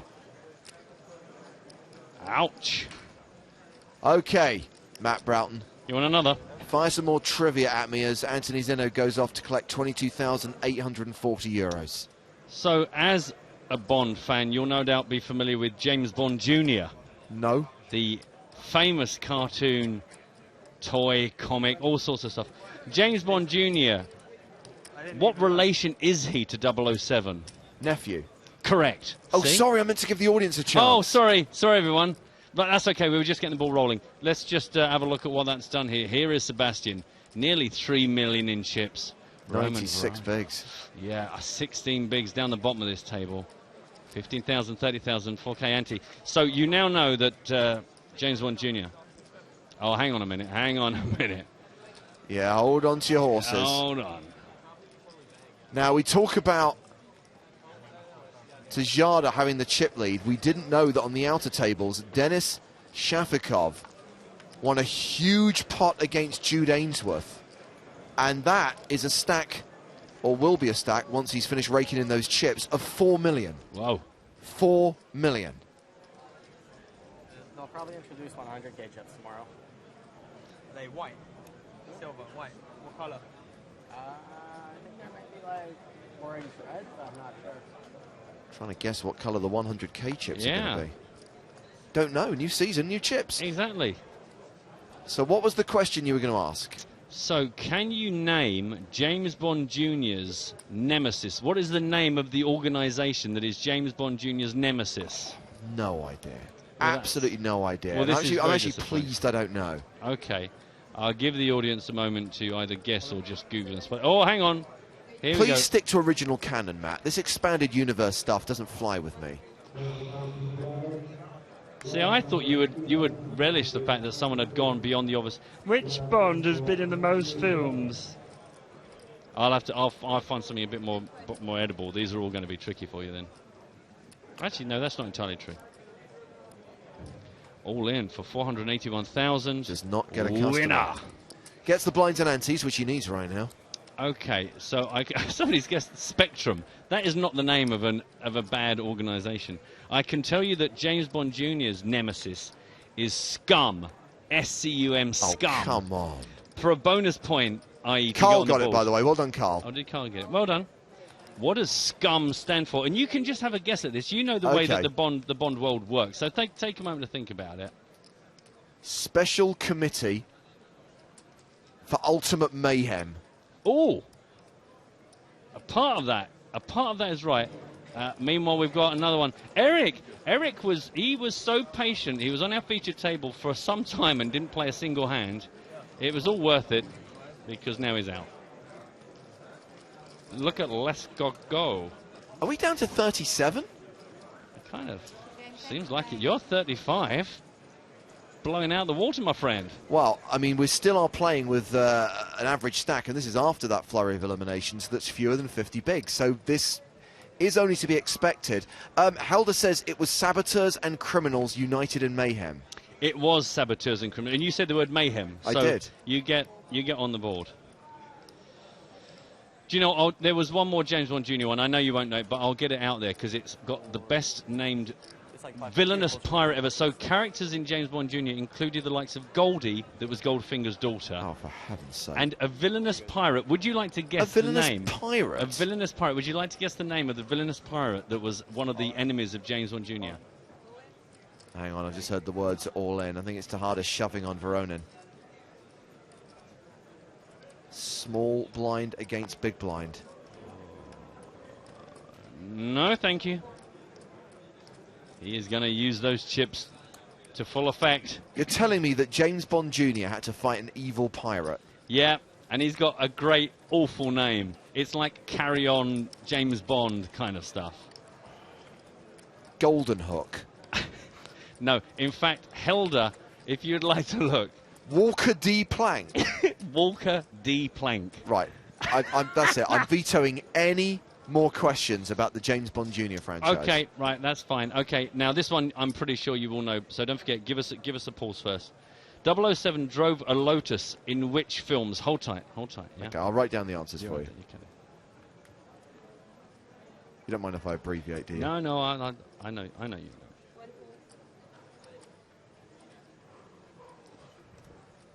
So the question, if our audience would like to join in, is which Bond films did 007 drive a Lotus in? Jack Sparrow is not the correct answer. But deserves points for sheer invention. Walker D. Plank. Can you believe that? Isn't that just absolutely terrible? Just dreadful. Fold it around the table. The man with all the chips also happens to have the button. No chance he's not going to make life difficult for the blinds here. Bang says, for your eyes only in the next one? You might have to be a little bit more specific than that. Also, part of your answer is correct, and part of it is really badly wrong. I'm going to give Helder the points there, Matt. Helder seems to know a lot about James Bond, or he's very quick on Google. I hope, I pray that he just knows. It's horrible to just Google in such a situation. Let's have a look at his profile. Let's see what kind of person he is. Web developer and poker player in Brazil. He looks like the kind of person who's a Bond fan. Well, then, let's say that it's correct. This one, meanwhile, has gone off. It's just been limped in. Sebastian did let everyone in on the cheap. 6-3 king, 2 clubs down, 118,000 in the middle.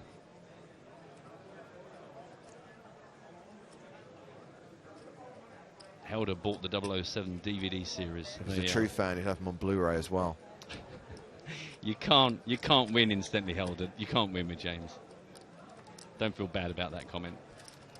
Another pot for Tejada, up over 3 million now. So I wrote down The Spy Who Loved Me and For Your Eyes Only. You're absolutely correct. Although, for a bonus point, which film featured the turbo version of the Lotus?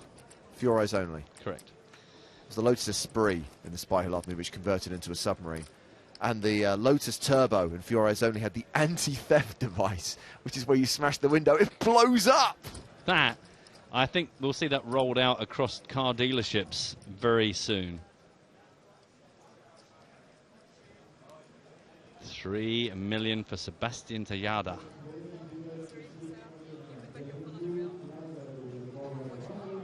So those of you hanging on for the genuine competition this level, a chance to win that trip to Athens for the next VIP Club live event. The competition is imminent. Let me remind you what the prize is. $750 US in expenses. 2-night stay at a 5-star hotel in Athens. Limo transportation from the airport and 2 tickets to the VIP Club live event in Athens on the 5th of September. So remember, this is going to be a Twitter-only competition. You will need to use the hashtag EPT Live, and please listen carefully. You must also tag at PokerStars VIP. Say that again, James, because I think it's very important people, because it'd be so annoying if people get things right, but they've not understood the stipulations for the competition entry. So the tweet has to include hashtag EPT Live and at PokerStars VIP. Okay, did you all focus on that? Because don't come moaning later on me. Say, I was first, and you go, got to have both of those, that tag and the at. I will go over it again when we actually set the question. So here is the thing. When we do give you the question, it'll be the first correct tweet that followed the correct procedure, including the EPT Live hashtag and the at PokerStars VIP handle. A lot of people on Twitter ready. Let's rock this competition, says Tomka. You just hold on to your horses. It's all coming your way. Karmazinas raised to 75,000. Daniel Dvoris looks like he's going to come along for the ride. Savio, I did not say just send a random tweet with those 2 things in. You're going to have to wait for the competition question and then tweet the answer. Blimey. Vamos, Akari! Not a winning answer. A 3-bet to 190,000. Ka-ching. Alex, hashtag EPT Live at PokerStars VIP. You see, we reward people for following instructions. Okay. And once again, the competition, we've just told you, like, the way that you enter. We haven't actually asked any questions or anything. Don't just... Well, people are very, very eager. What can I say? That's good. So this is going to be an anagram competition. This... Get ready. This is not the question. No. Reminder. This is the prize. It's not a 5 asterisks. It's a 5-star hotel. This is the question. That is an anagram of the name of a member of Team PokerStars Team Pro Online. The first person to tweet the correct spelling of that player's name using the hashtag EPT Live and the handle at PokerStars VIP wins the package. Remember, you must have a real money PokerStars account in order to win the prize. And remember, it's at PokerStars VIP, not a hashtag. I can hear 1,000 anagram busting sites being fired up as we speak.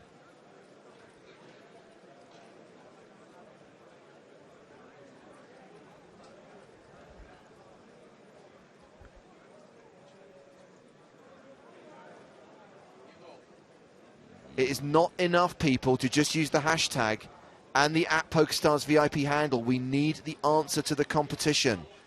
There was an anagram on screen, and we needed to tell me which member of Team PokerStars Pro Online that was an anagram of. It is not Matthias de Mulder. It is not Andre Akari. They are not members of Team Pro Online. It's not Randy Lou.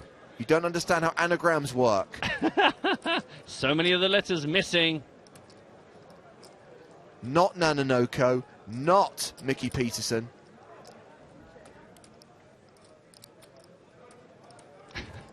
Wayne is at least honest. He has not got a clue. It is not Randy Nanonoko. It is not Johnny Lodden, but... Hold on a second. Hold on a second. Checking spelling. Checking that we have the EPT Live hashtag. Checking that we have the @PokerStars VIP handle. I've got a good feeling about this. I've verified, I've checked, and I can confirm that Carl Leondis, is the first man in. Carl, in China, you have won the competition. Well done, sir. Oh, well done, my friend. The first person to get the name right and the hashtag right and the @ right. And you can see the commiserations to Eric H. You were seconds behind with the next correct answer. That's it. You can stop now, everybody. It's over. So well done to Carl Leondis. Now, Carl, we are going to need to verify that you are able to attend that event, that you do have a PokerStars Real Money account. Otherwise, the competition is null and void. But if you meet all the requirements, you will be going to Athens, and we hope you have a good time. And don't worry, Eric, I'm going to keep a note of your details just in case, for any reason, there's an issue. I guess you're next in the queue. And you could be joining myself and James and... No, actually, I don't think any of us are going.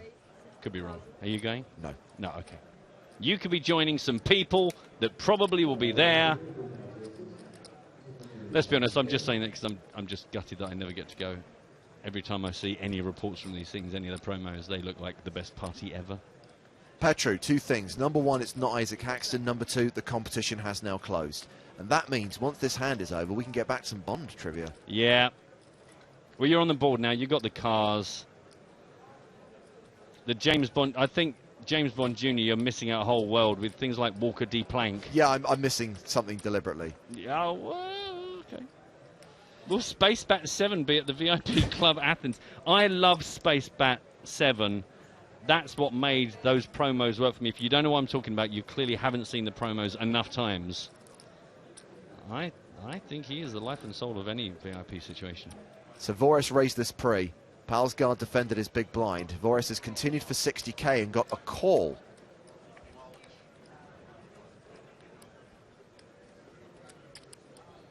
People still answering this question. I fear that some people are in delay slightly. Maybe there's a little bit lag on their stream. Well, there you are. You're being punished. Yeah? Get rid of that dial-up. 2015. If you've got less than 15 megabits, well, of course you can't go to Athens. And very nice from Mr. Wolf. Shouting out, congrats. Good man. That's what we like. A bit of community spirit. It's like the bingo rooms. Well done, love. I love Serene. I know the answer, but I'm busy on the 5th of September.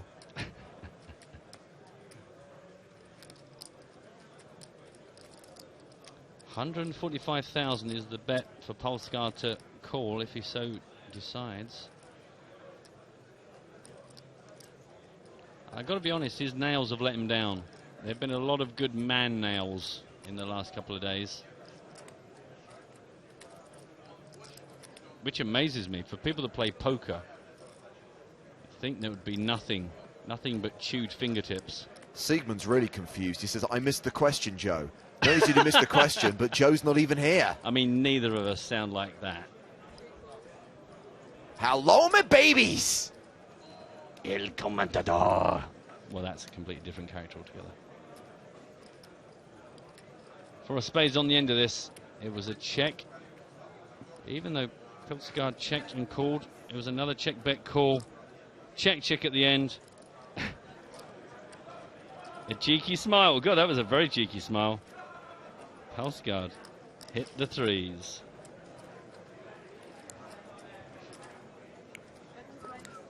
Okay, Matt, what's your next Bond trivia question then? Gonna be bad. Okay. Again, remember, don't answer too quickly. I'll write down my answer to prove that I know it, but I'll let the audience have a chance, don't worry. So, as has now been revealed in Spectre, the car will be an Aston Martin DB10, quote, a modern interpretation of the classic DBS. It's a limited edition. How many... There's Space Bat! There's Space Bat! If you're going to a party, take Space Bat 7 with you. How many of this limited edition Aston Martin DB10 have been made? One guess per human. My guess is as good as yours, guys, unless someone actually knows the answer, because I'm going to be honest with you, I don't. It's not something I've looked into, Matt, not necessarily having the budget right now to invest in an Aston Martin DB10. Do you know, I just thought it was more a case of, because of the publicity behind everything that's been going on about Spectre's launch, I thought you might have picked it up. Some guesses coming. 25, says Banksy.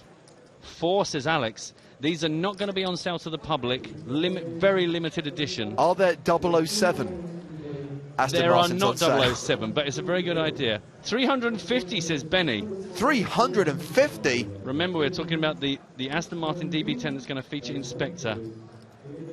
How many of that limited edition? It does seem like it should be 007. I think the title should be referred to as Spectre, personally. Spectre. Dirk says 2. It's not that limited. Re-raise here. 60 from Dvoris. Now raised up from Pulseguard in the minty hoodie.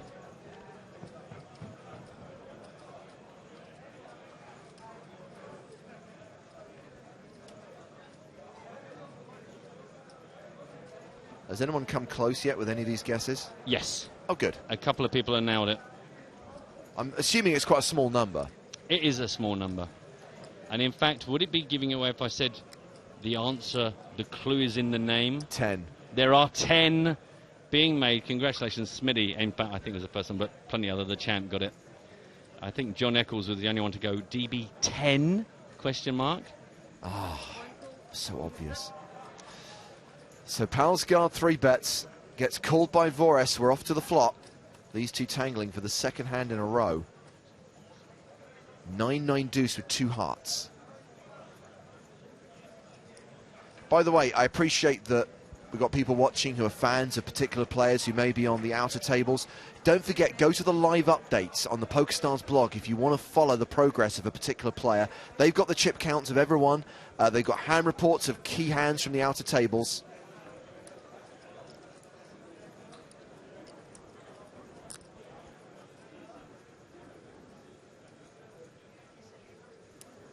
Boris looks like he's coming along for the ride.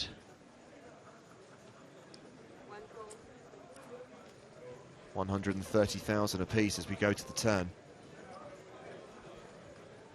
Manu says, how do I win the Aston Martin, please? Right, okay.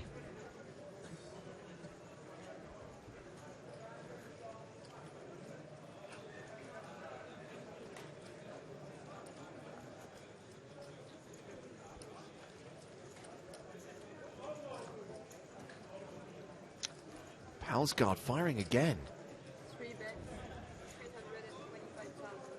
325k. Well, that is a third of his remaining stack and roughly a third of Voris's remaining chips as well.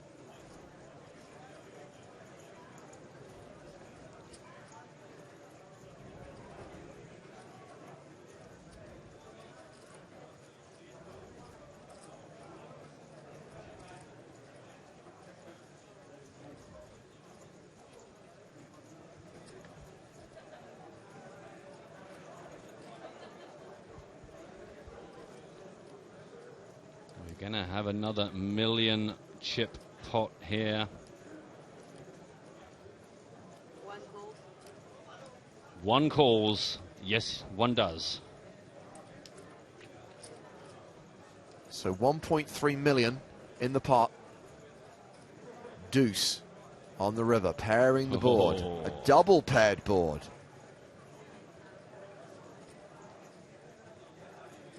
People are asking me for the original anagram. Why? It's over. I don't know. take Katerina's name and mix it up a bit. Why not make your own anagram?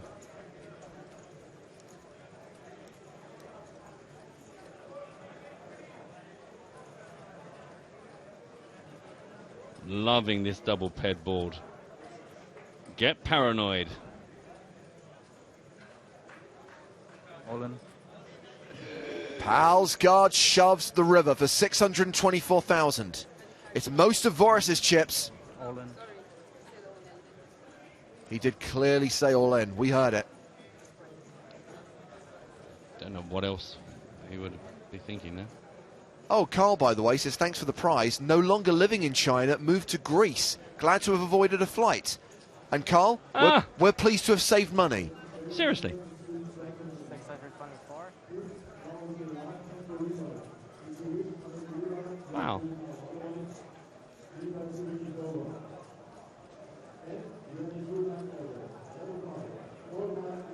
Alexander on Twitter saying Voris has 4 house 9 over deuces.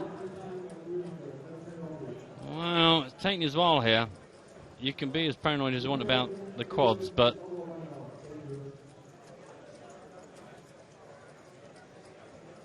Adam, I'll answer your question after this hand.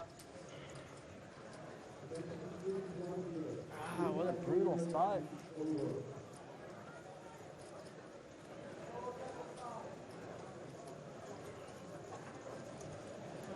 I think Voris has got the he's got the deuces full of 9s. No, he hasn't. No, I don't know. Yeah, maybe he's got the 9s, and now he's scared about the quads. I don't know. I don't even know why I'm doing this out loud. It just shows you how indecisive I am.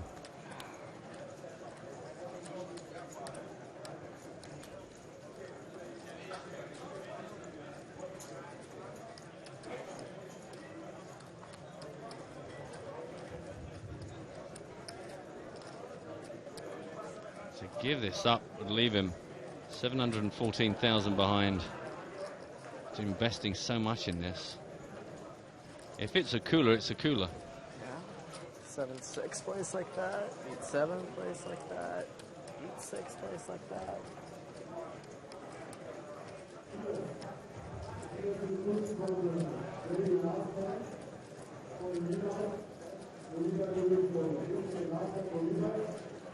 Some suggestions that Palsgaard is air.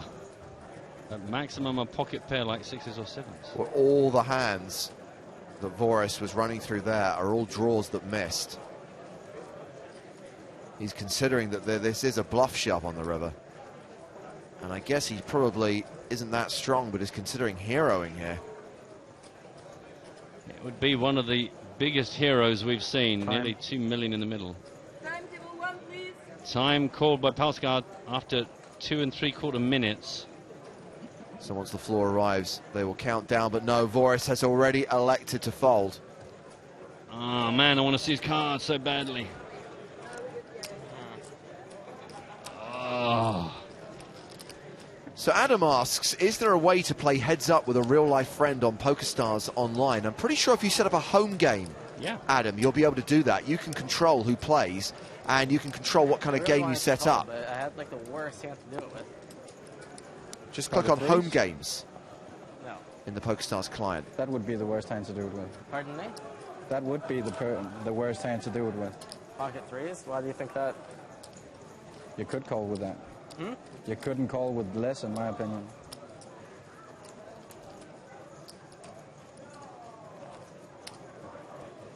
Voris started this level as chip leader. He's down to 710,000 now. About half the tournament average. And nearly 2 million now. 2 players sitting just shy of 2 million here on our feature table.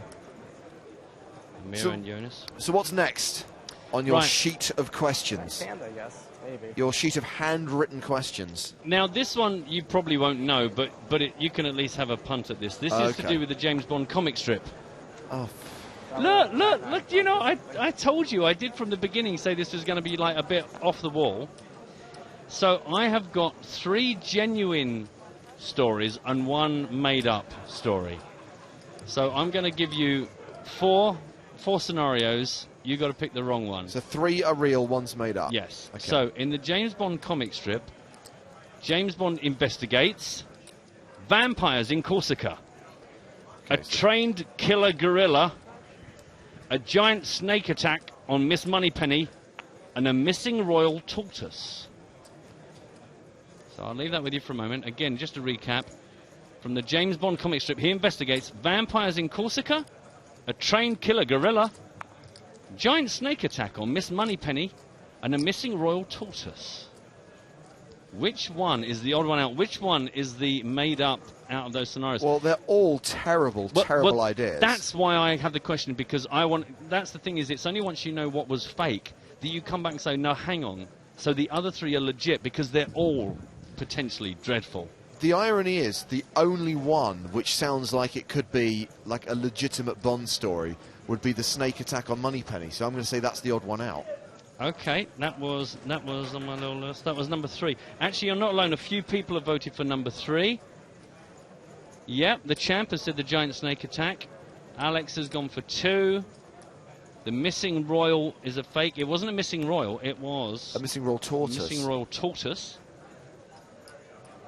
Question 1 said Alex. Alex, you've already voted for number 2. You can't. I'm not stupid.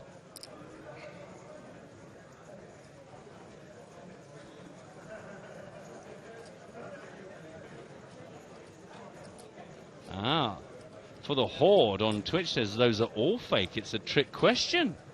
Benny says the missing tortoise sounds like marginally the stupidest one.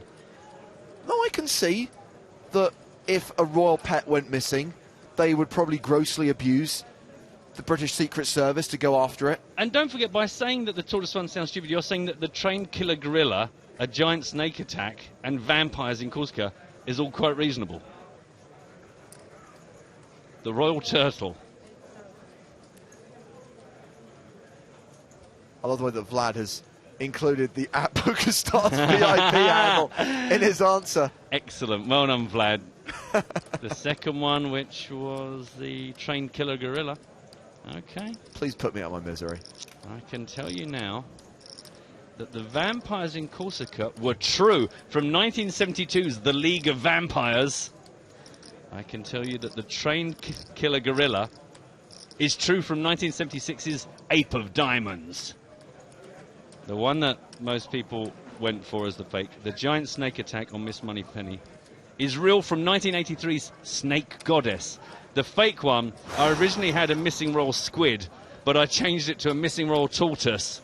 That one I made up. But let's just reflect on that fact. That means that James Bond has investigated vampires in Corsica, a trained killer gorilla, and a giant snake attacking Miss Moneypenny. Can I once again remind you that this is not canon? That is true. That's true. Although when I looked more closely into the vampires, because I thought that's ridiculous, it turns out that it's a bunch of people using fake teeth that are being used to inject poison into people. That's actually quite cool. It's not actual vampires. They didn't go that far. Okay. Only a couple more of these left. I didn't go crazy. I mean, it was ridiculous. The other questions I could have asked you weren't even you wouldn't have known, and they weren't entertaining. So there was no point. Let's take a brief hiatus, follow the action for a couple of hands, and then you can fire another one in my general direction. I do love giving you these because I think I'm gonna have to do a Superman one for you. We've already spoken about Superman at length. I know it's nothing to do with poker, but every now and then we get these lulls. We can still follow the poker. We can still let you know what's going on in the game. Every now and then it's just a bit of a raise and take it, and things slow down. We are here as much to entertain you as we are to bring you the poker. You can see a lot of it anyway. You don't need us shouting it all out. I know a lot of you would hugely disagree with me, but that's my take on the broadcast. Some people are coming through some questions of their own. I like this. I'm going to put these to James. Just let me collate. As Ash said to Ripley, still collating. This is a raise from Amir Tuma. Makes it 65,000. To Jada in the small blind. The man with 2.8 million chips.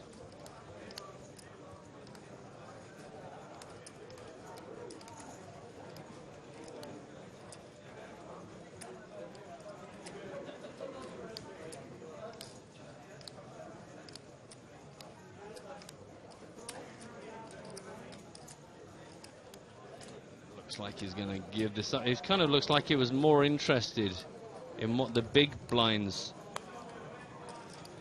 Oh, he's called. I do apologise. I looked away. I thought he was checking out the big blind, but he has indeed called for the 50k.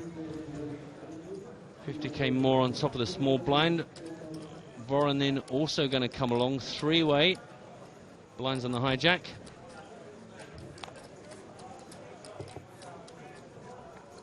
$223,000 in the middle as we get a double diamond ace-5 jack flop. Being asked by a couple of people when the day will finish. We're running this level out. We are level 25. 38 minutes left on the clock before we wrap things up. It'll probably take a bit longer than that because, as you know, towards the end of the level we will pause the clock, pick out how many more hands are going to be played. But as you can see, tonight's play will terminate just before midnight local time here. 75,000 from Tuma.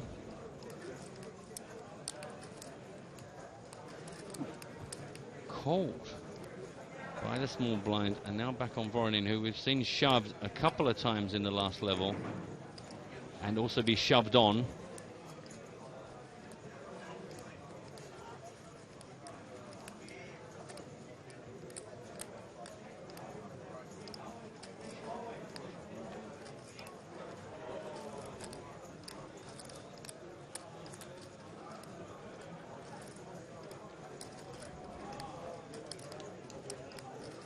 See, now the audience are responding with their own Bond I questions. know. I have promised them that I'm going to bounce a couple onto you. Well, I've spotted Helder's one, which is very, very easy. Well, not for me. I wouldn't know it. Well, actually, no, I think I would, but I wouldn't think it's a guarantee. I think we should set up a competition which is Twitter versus Twitch, where we will cut and paste questions from Twitter into Twitch and vice versa. Sounds like a monstrous undertaking, but it seems worthwhile. So Voronin's out of there, and now it's just these two. It was Tuma that raised up pre, so no reason to think it's complete muckabout here.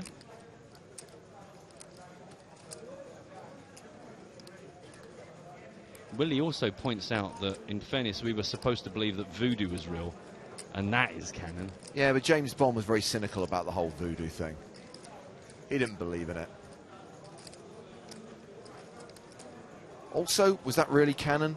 It was like a blaxploitation movie that James Bond had somehow popped up in.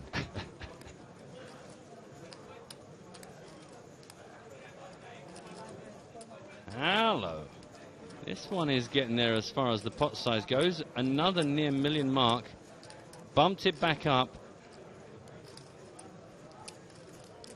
Took it from the 125,000 that Amir made it, and now Sebastian has made it 450,000.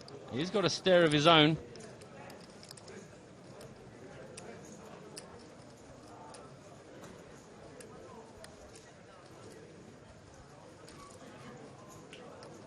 Both these players more than capable of taking a big chunk out of each other here. Big stacks.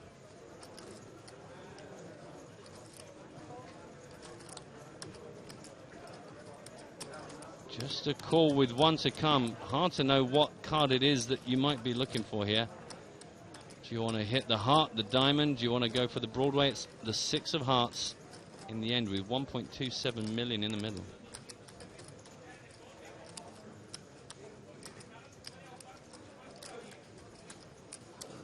All in. Tejada shoves river. Effectively putting Tuma all in.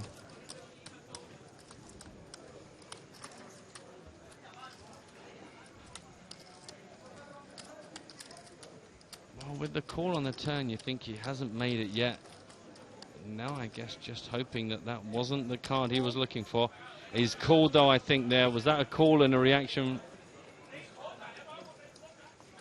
King Jack against Ace Jack. And Tuma doubles up.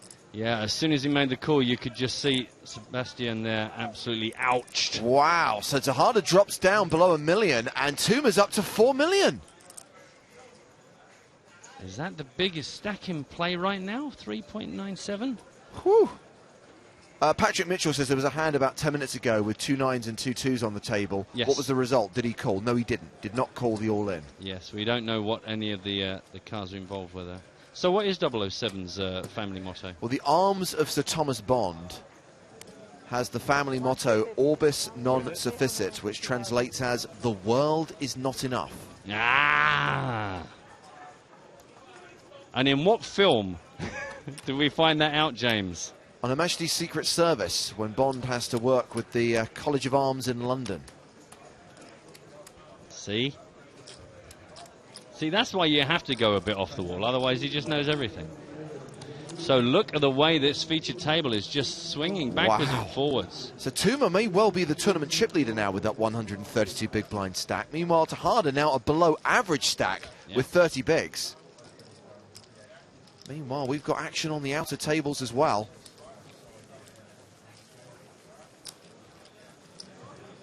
This is Mario Lopez, who is 5-bet shove against Fredrik Jensen. And Jensen has been thinking about this for 3 minutes.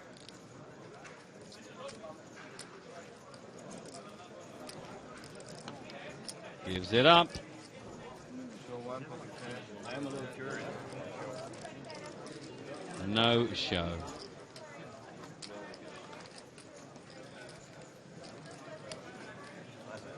Rob King set me a good challenge. Can James name all the actors to have played Felix Leiter? Okay, Dr. No, Jack Lord, Goldfinger, Sek Linder, Thunderball, Rick Van Nutter, great name. Diamonds Are Forever, Norman Burton. Live and Let Die, David Hedison. Never Say Never Again, Bernie Casey, even though it's not part of the official Bond series. Living Daylights, John Terry. License to Kill, David Hedison, again. And then, of course, since the reboot with Daniel Craig, the role has been played twice by Jeffrey Wright. Very nicely done. And do you know which of Felix Leiter's siblings is a friend and ally of James Bond Jr.? Don't tell me it's his daughter, Candice Leiter. It's actually his son, Cigarette Leiter. No, it's not. It isn't. No, it's not. It isn't. Felix Leiter's son, Gordo. Gordo Leiter? Yeah. Look, his classmates included Felix Leiter's son, Gordo, Horace Boothroyd III, grandson of Q. That was going to be another question, but I knew you wouldn't know any of this. And the Saboteurs and Criminals United in Mayhem, Scum, they were a Spectre-style outfit whose villainous operatives included Oddjob, Jaws, and Ulrich Goldfinger. So they all joined together. Yeah. Oh. And new additions included Goldfinger's daughter Goldie that I mentioned, and Walker D. Plank, and Dr. Derange. So we've got 4 players who've gone to this flop. I know. Palsgard raised it to 65k. Tejada, Veronin, and Kamazinas all called.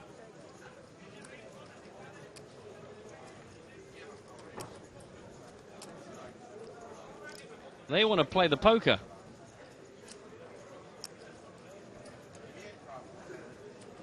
Gets checked around, and we get a deuce on the turn.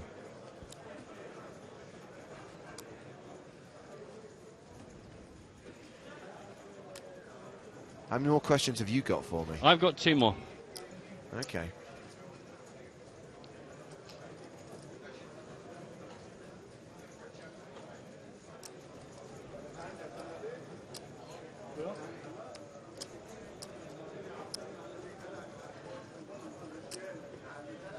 Maybe I'll do Superman 4, The Quest for Peace, tomorrow. Everyone, watch it before tomorrow's broadcast. No, that is just inflicting pain and human suffering. If you haven't, you should do. That is one movie that I guarantee nobody watches more than once. Oh, I watched it twice out of loyalty, and then I just couldn't do it again. Not that it ever comes around on the TV, and not that I didn't immediately take out my box set and put in the bin. So Kamazinas has decided to take a shot at this 4-way. 145,000, folding, folding, folding. Only Voronin, one of the shorter stacks. What's he got, 328k behind? Yeah. 10 biggies to play with.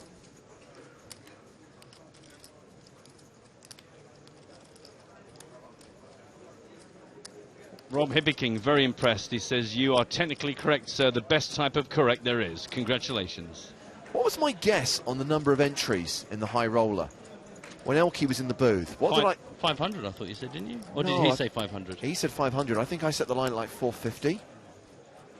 Do you know, I actually don't remember. I wouldn't be surprised if you remembered right. The update at the moment is 447 so far. Now, bear in mind that there's still until the start of day 2 for people to register or re-enter. And he offered you a money bet on that, and you turned it down. Such an idiot. So Kamazinas wins that one. All right, Matthew Broughton, your penultimate James Bond question. Okay. Which Bond film nemesis went on to play 007 himself in a Radio 4 version of Dr. No?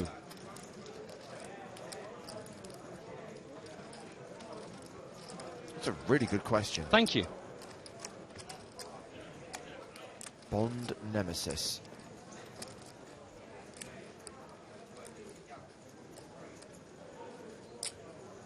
So I'm going to assume it's a British actor. I don't feel like I should give you anything.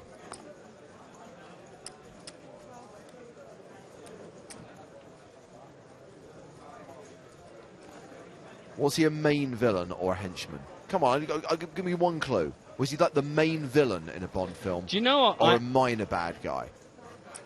I might have to go back to my source material, because I must admit, see, I don't, not being super Bondy, I don't know all the actors' names and which they were. I might have to come back to you on that. Okay. We'll let that one brew for a second. I don't want to give you misinformation. That's fair enough.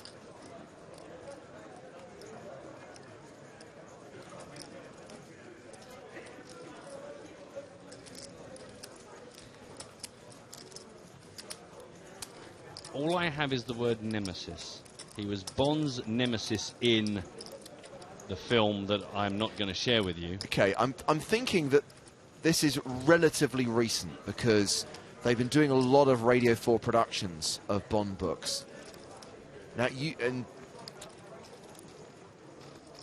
going to say it's probably within the last 15 years? Yes. Yes.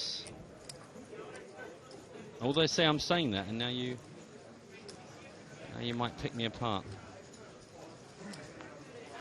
I can tell you that though I have only listed that this person played 007 in the Radio 4 version of Dr. No, he also appeared in the Radio 4 versions of Goldfinger, From Russia with Love, and On Her Majesty's Secret Service. Okay, I think it is the villain from one of my most hated Bond movies, Die Another Day, Toby Stevens. Correct. Well done, sir. Well done, sir. What led you there? The timing, the era? Yeah, as I said, I think it was in the last 15 years. And Toby Stevens could very easily play a very good Bond on the radio, because that was the whole idea of the character in Die Another Day, is he was meant to be like bad Bond. Remind me which one Die Another Day was. Basically, he's a Korean colonel who has like this advanced kind of genetic surgery to make himself look British. This is the Brosnan the one. The last Brosnan. It's the one that basically ruined Brosnan's chances of ever making another Bond film. Right. It was complete toilet. Thank you, Tracy, who says, James, your guess for the high roller was 457. Wow. Elkie guessed more than 472. So I'm closest so far.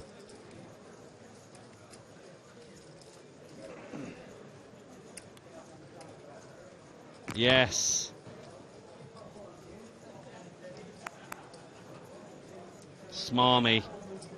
Smarmy is the word I think of when I think of that guy.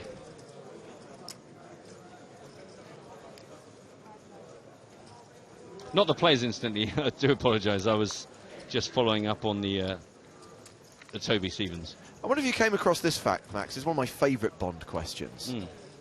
Who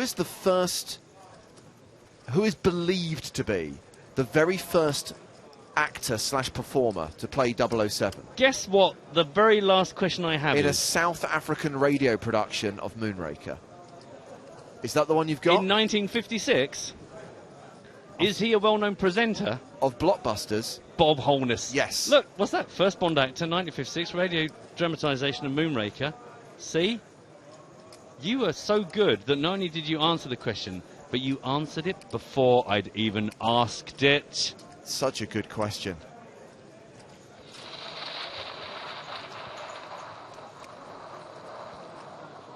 Creepy.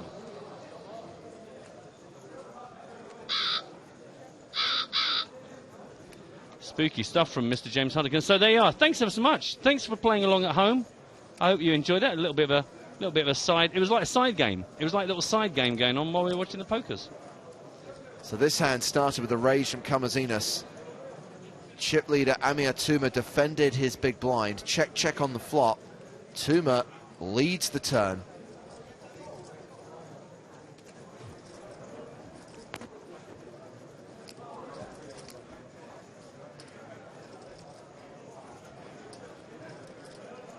Could be tied for the chip lead at the moment, Matt, because Denis Shafikov on the outer tables has around 3.8, 3.9 million. So it's very close between the two of them. Was Amir Tuma on the feature table when Joe was here? Yes.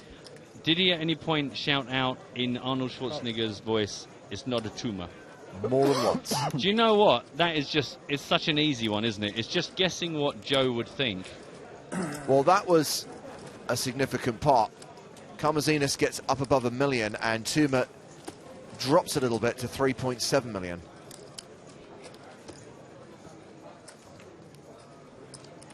A lot of people asking for updates on Andre Akari. I think he's kind of crippled by his stack size at the moment. I don't think Andre's really playing that many hands. He's waiting for an opportunity, I think. And he came back from break with around 15 big blinds. So really, he is in the danger zone. Danger zone! I mean, he's got barely a reshoving stack. He'll be open shipping very soon. The other member of Team PokerStars Pro, Matty de Mulder, sitting on around 800,000. Yeah, we think Andre's dropped a bit, down to 500,000 now. So, obviously, if he is presented with the red triangle of death, if he goes for the double up, we will take you there. He's having a nice time. He's listening to his music, having a little tip-tap along. Varun is incredibly impressed by your amazing read on me, knowing somehow what was coming question-wise. Do you know the first actor to play 007 on screen? And it wasn't necessarily in the movies. Was it James Bond Jr.? No, I don't know, actually. Was it one of the strange ones? It was Barry Nelson in an American TV production of Casino Royale, where they turned him into a CIA agent called Card Sense Jimmy Bond, assisted by Clarence Leiter of the British Secret Service. The only good thing about it is that Peter Lorre of Casablanca and Maltese Falcon fame plays Le Chiffre. And there's a really nasty torture sequence. Not quite as nasty as the one in the books and the movies where his genitals feel the pinch, but he basically pulls out Bond's toenails with a pair of pliers. Don't give your chips away. I play the hand the same way. Take it easy. Perfect. Barry Nelson went on, by the way, to probably his most famous screen role was the hotel manager in The Shining. It's a fair CV. Yeah, sometimes you win, sometimes you lose. Poker. I thought Joseph Carlino was there for a minute. Sometimes I win, sometimes I lose. Sometimes I call, sometimes I raise. You never know. Be careful. Oh, pretty quickly. I didn't think I was going to lose the hand. Yeah, but he made the decision on the turn, not on the river. No, a lot of change on the river. Not for him. Well, yeah.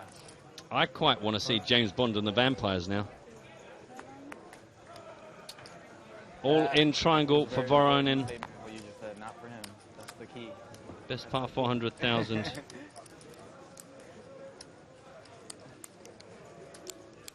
A huge stack of Tuma.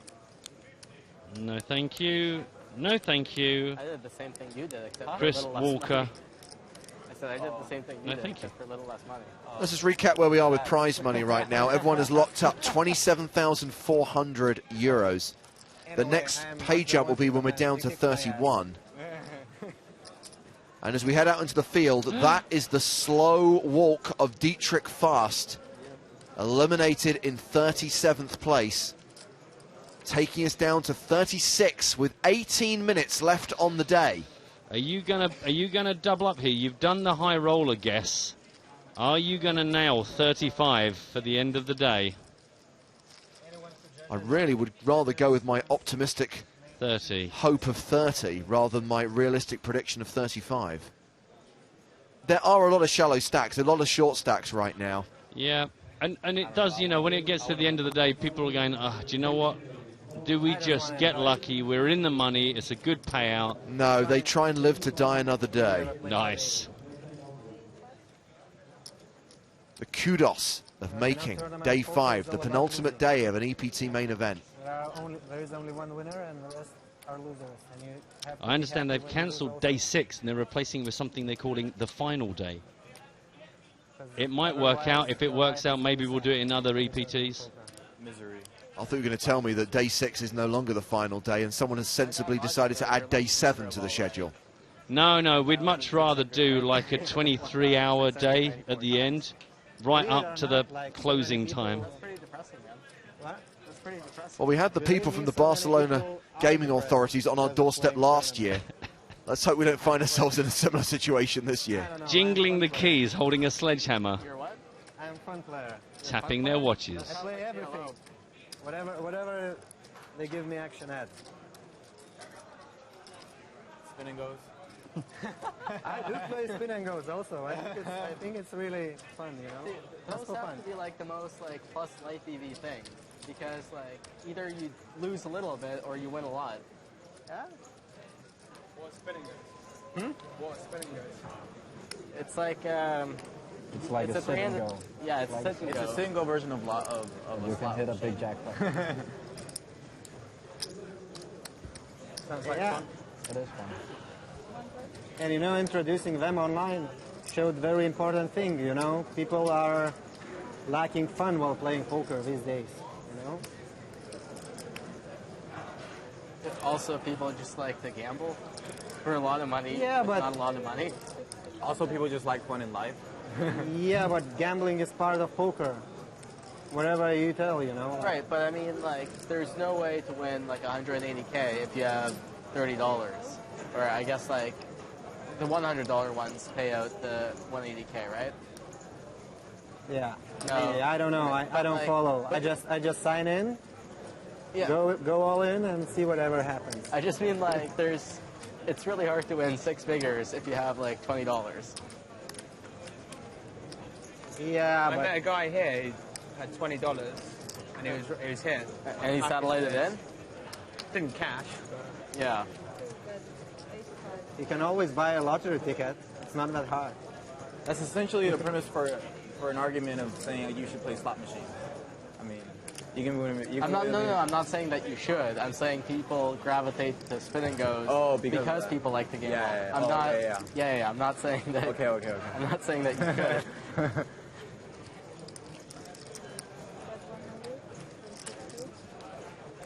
Quick recap of how we got to this point. Tuma raised it to 65,000. Got the call from Polsgaard. After the flop, Tuma continued for 85,000. Got another call. The turn, Tuma carried on 100,000. Got the call. Check now at the end. And it Where's all the chips? is going to be a chop pot. We don't want to waste any time. And you know what they say, Matt? Everyone loves a chop pot. First one of season 12 for me. Feeling pretty good about that. Interesting talk at the table. Yeah, I try to keep quiet there.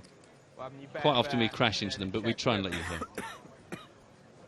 I felt even if it will go, then I will pay. Exactly. On the river. Yeah. Stick that chip in. No problem. He didn't think very long. It's quite a big pot. I felt they have You must be chip later. Yes. For sure, yeah. Thanks. Good call.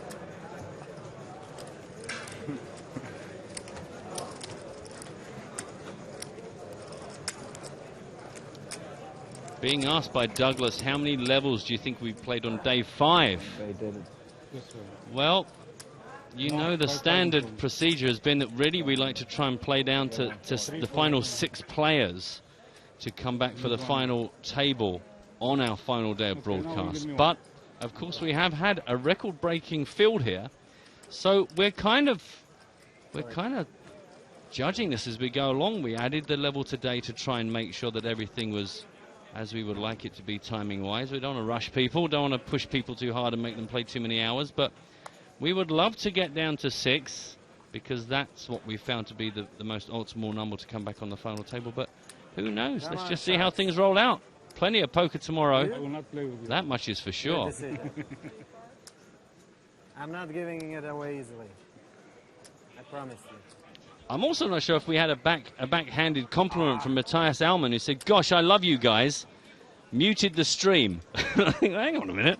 Muted the stream while studying, clever lad, and just started listening again. Pure entertainment. Thank you, mate. Glad to have you with us. And glad you're a sensible lad. You know, we're here for been here the whole week, and we're here pretty much all day, so tune in and out. Don't let any of your real life suffer just because of us. So how many hands do you reckon Tuma's going to draw?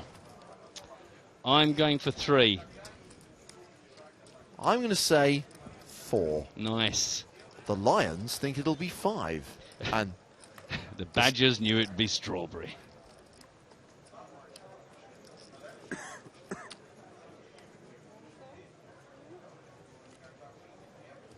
Benny says that was some tight harmonizing. Actually, we were perfectly in unison because me and James, we just know. We just know now. And Darko says Richard Burton. No idea why. I don't know if that's a competition answer from some seasons ago. Uh-oh.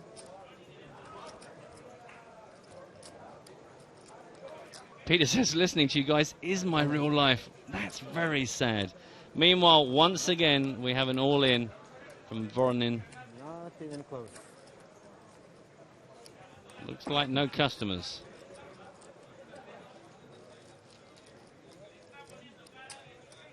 They're not doing the last 3 hands today. It's at a random time. Oh, it's not like 15 minutes to go? No, they changed it. So now it's it's a random time between like 5 Event players and dealers, finish the hand you're on and stop dealing. So like it's a random, they pick a random time between like 5 and 15 minutes or something. They like pick out the cards to say which. Yeah, I don't know. I don't know how they do it, but it's they're about to do it right now. Look, they're about We're just going to draw for how many more hands we're going to play tonight.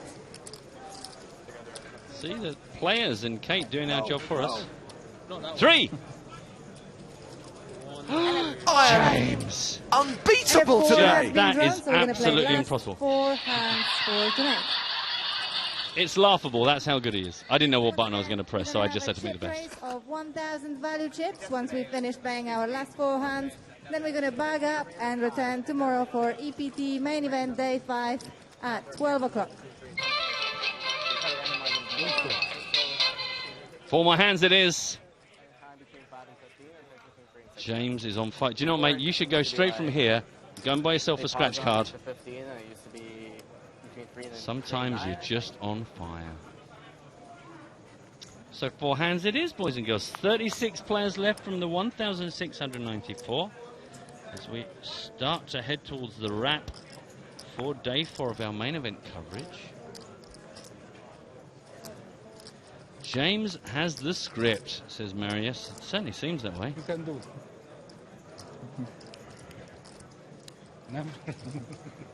Why you don't fold? The anti-pre-penultimate hand, that means 4 to go. I should raise it. They should. I should raise it. I will check for you.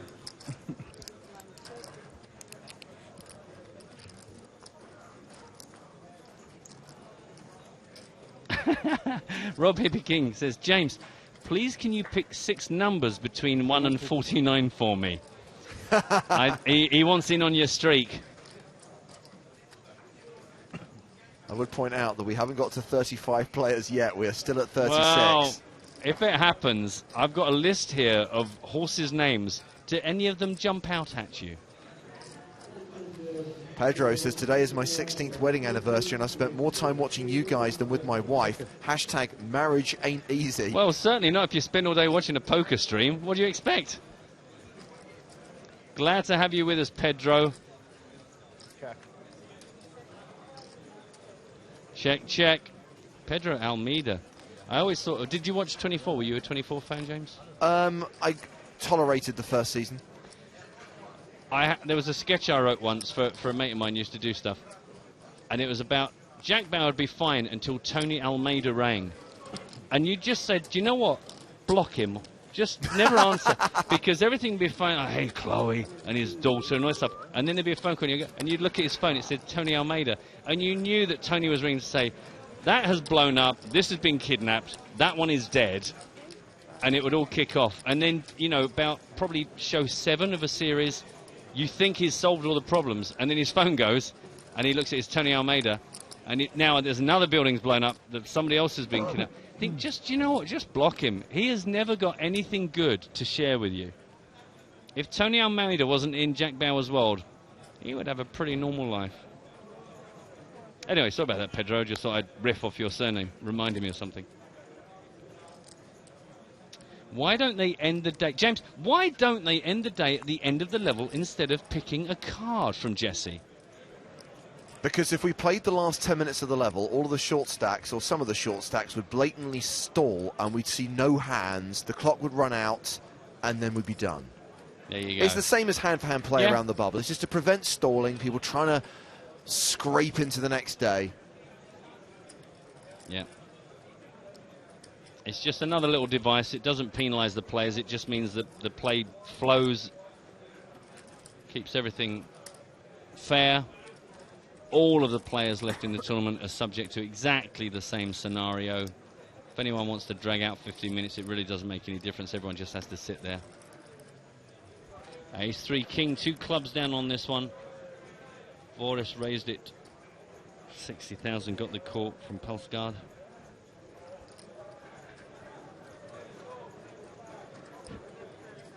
Rob suggesting Tony Almeida wasn't even any better once he died. I know. He just became more bad news. Being asked if John Juan is still in. The last time I looked at the live updates on the PokerStars blog, he had taken a huge hit. But he is still alive. He still has chips. Yeah, he lost about 740,000. 2 more? In a big hand. Oh my word. Pedro says, my son's name is Tony. Tony Almeida, and I'm not a 24 fan. It just happened. Wow. Do you know what? How cool is that for his son's friends when they've got to get the get the old ringtone? Because when they go Tony Almeida, it'll be fine for them, but their parents will freak out.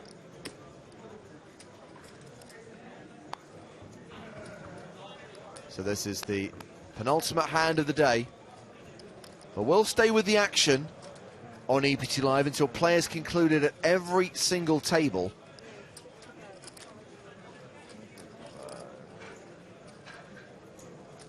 We've now been on air for 11 hours and 45 minutes.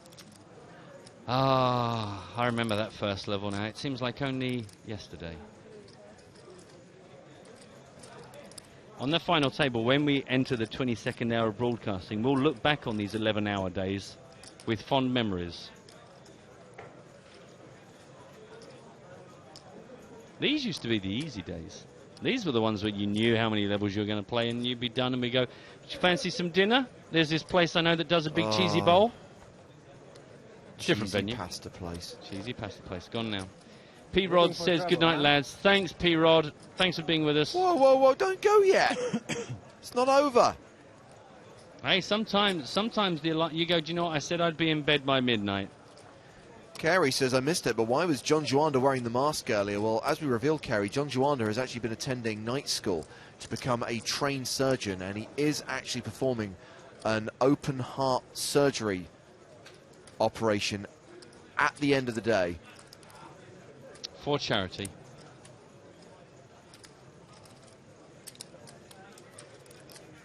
He did a hip replacement yesterday. wasn't surrendering this time. I promise you that. One more. Yeah.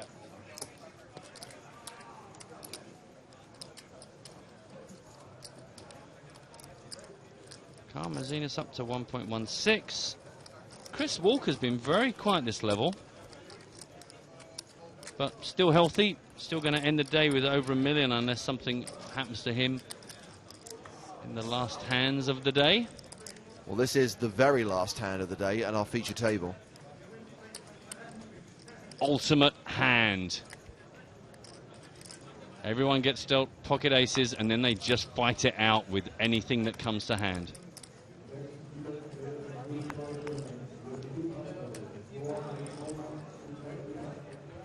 Alad has picked me up. You're absolutely right. I promised you. Actually, I promised you a consolation prize, not a constellation prize. That's right. You promised you some stars. Some stars for your chicken boona rhyme earlier on. You're absolutely right. I was trying to find out if we are we giving away the little cash tickles like we do sometimes. You know, we have like the tournament.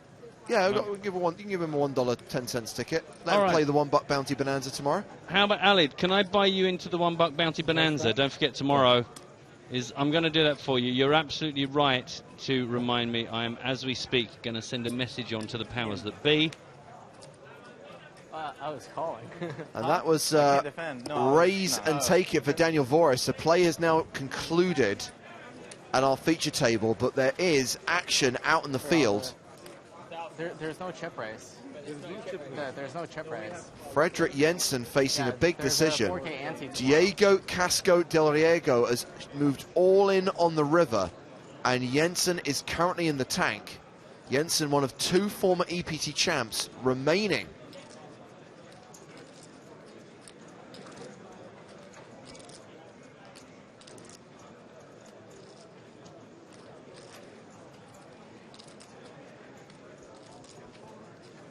And that is a big pot.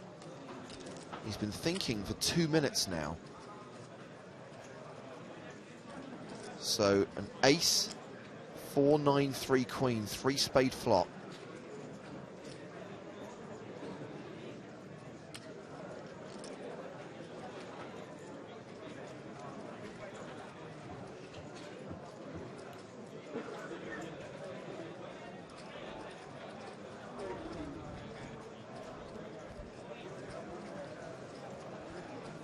Could this be how James Hartigan gets to 35 players?